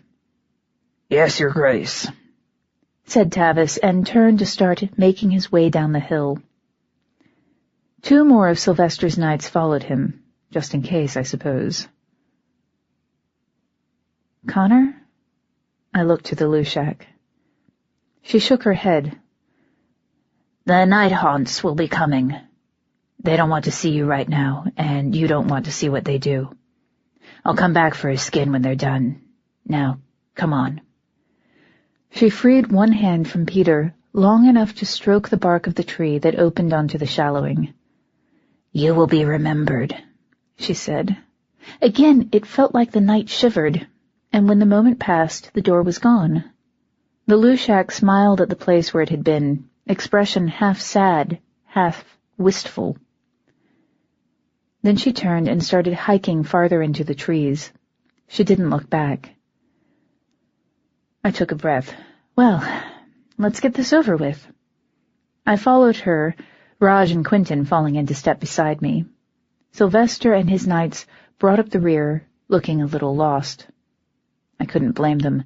I didn't have it in me to explain. The Lushak seemed to know her way through these woods. She led us unerringly over a small ridge and down through the trees to a stretch of beach that was geographically isolated from the rest of the shore, granting us, effectively, total privacy. Peter brightened as soon as the sound of the surf became audible above our footsteps, and started to bounce in the Lushak's arms when the waves came into view. "Get me to the water," he said, flukes slapping against the Lushak's side. "Please!" "That's the magic word," said the Lushak, and walked on. Dean's reaction was subtler than his brother's, but it was just as real. A new confidence in his steps, a light in his eyes. He even started smiling as he watched the waves batter themselves into froth against the sand. "Don't let them go too far, okay?" I called after the Lushak. I didn't wait for her to answer me. I just walked to the water's edge, the bottle with its simple message, "Come now, we've found them, they're okay," in one hand. Quentin and Raj followed me, stopping where the waves turned the sand to dark satin in the night. I walked a few steps further, feeling the foam froth around my feet, and hurled the bottle out to sea as hard as I could. It traced a glittering arc through the air before hitting the water and vanishing without a trace. I stared at the place where it had been, like I expected a miracle to happen. There were no miracles. Not here. Not tonight. Raj and Quentin were watching me with wide, worried eyes when I turned back to them. Sylvester and his knights were a little farther back, clearly worried and just as clearly giving me my space. That made me want to start crying again. Raceline was gone, not dead, but asleep for a long, long time. What right did I have to expect her father to be here with me and not with her? "Are you okay?" asked Quentin. "No, not really." I wiped my eyes surreptitiously as I turned to look down the beach toward the Lushak and the Lorden boys. Peter was standing on his own 2 legs now, hugging his older brother fiercely. We found them. I knew you would. There was absolute conviction in his tone. I glanced his way. You never doubted me? No, Quentin shrugged. I know better. We all do, added Raj. I couldn't quite manage a laugh, but I dredged up a small, sad smile. For the moment, that would have to be enough. I walked out of the water, offering my hands to the boys, to my squires, 1 official and 1 not. Together we walked back to Sylvester and his knights and settled in to wait. We didn't have to wait for long. We were all sitting on the sand, watching Dean and Peter splash around at the edge of the water, when the surface of the water in the distance exploded upward in the strangely familiar sight of a pod of cetaceae breaching. I recognized Anseline, and the green-tailed, black-haired woman who pushed away from her as they both fell back toward the water. I stood. Almost everyone else did the same, until only the Lushak was seated. I looked at her curiously, and she shrugged. I can't intervene directly in the waters, remember? Go tell them it's okay. Go tell them what comes next. I'll stay here. I understand, I said, even though I didn't. I raked my hands through my wind-tangled hair and went trudging down the beach, with the others close behind me. We had barely reached the water's edge when Dianda came running through the surf, a look of pure electric joy transforming her features into something so beautiful it hurt. "Boys! Mom!" shouted Peter and Dean, and threw themselves into her arms. They were still embracing when Patrick came walking more sedately out of the waves, water streaming from his hair, a corked bottle in one hand. Dean's breathing potion. Magic was the only way a Dunya Shi could survive in the Undersea. That was what Dean had to look forward to, a life of depending on other people's magic for his survival. I watched Patrick join his family, the 4 of them holding on to each other like there was nothing else in the world, and felt the slow tendrils of an idea uncurling in my mind. Quentin stopped next to me, tilting his head back so he could look in my direction. I think we did okay, he said. Say that again next week, I said. Dianda raised her head, cheeks gleaming wet with more than sea spray, and started wading toward us. Peter came with her, holding onto her arm like he was afraid one of them would wash away. "You found them," she said, once she was close enough to be heard over the waves. "I told you I would." "But you actually did." She said the words like they were some sort of miracle. In a way, I guess they were. I did. Dianda paused, frowning. "Where's Connor?" This time when the tears came, I didn't fight them. I just let them fall, letting them say all the things I couldn't bring myself to voice. Oh, I am sorry." Dianda reached out, putting her hand on my shoulder. "The tides sing a threnody of sorrow for your loss." It was a ritual phrase. Even if it was one I'd never heard before, it had the cadence and weight of something repeated many times. Somehow it helped. I sniffled, nodding my thanks, and said, "So, maybe this is a bad time to ask, but about that war. I'll send a message to your queen at once. You have the eternal gratitude of my family and of my duchy. You will always be welcome there." "Cool. I can bring Quentin for a visit next time I feel like letting the Lushak use dangerous enchantments on me." Dianda hesitated before asking, "Was she here?" I didn't even have to look to know that the Lushak was gone. "Yeah. She helped us get into the shallowing where Dean and Peter were being held." "It would be nice to see her again," said Dianda wistfully. "It's been a long time." "About that, why is she here? If she's the sea witch, Shouldn't she be in the Undersea and not drinking all the damn Diet Coke in San Francisco? Dianda looked startled. She abandoned the Undersea centuries ago. I thought she would have... She's welcome in the waters any time she wants to come home. She left us, not the other way around. Why? Asked Quentin. The Rhone, said Dianda simply. They were her descendants. Almost all of them died, and she left. I thought back on her behavior around Connor and asked, did the Selkies have something to do with it? Dianda nodded. That was all she had to do. I took a deep breath, preparing to change the subject. Your Grace, I'd like to talk to you about Dean.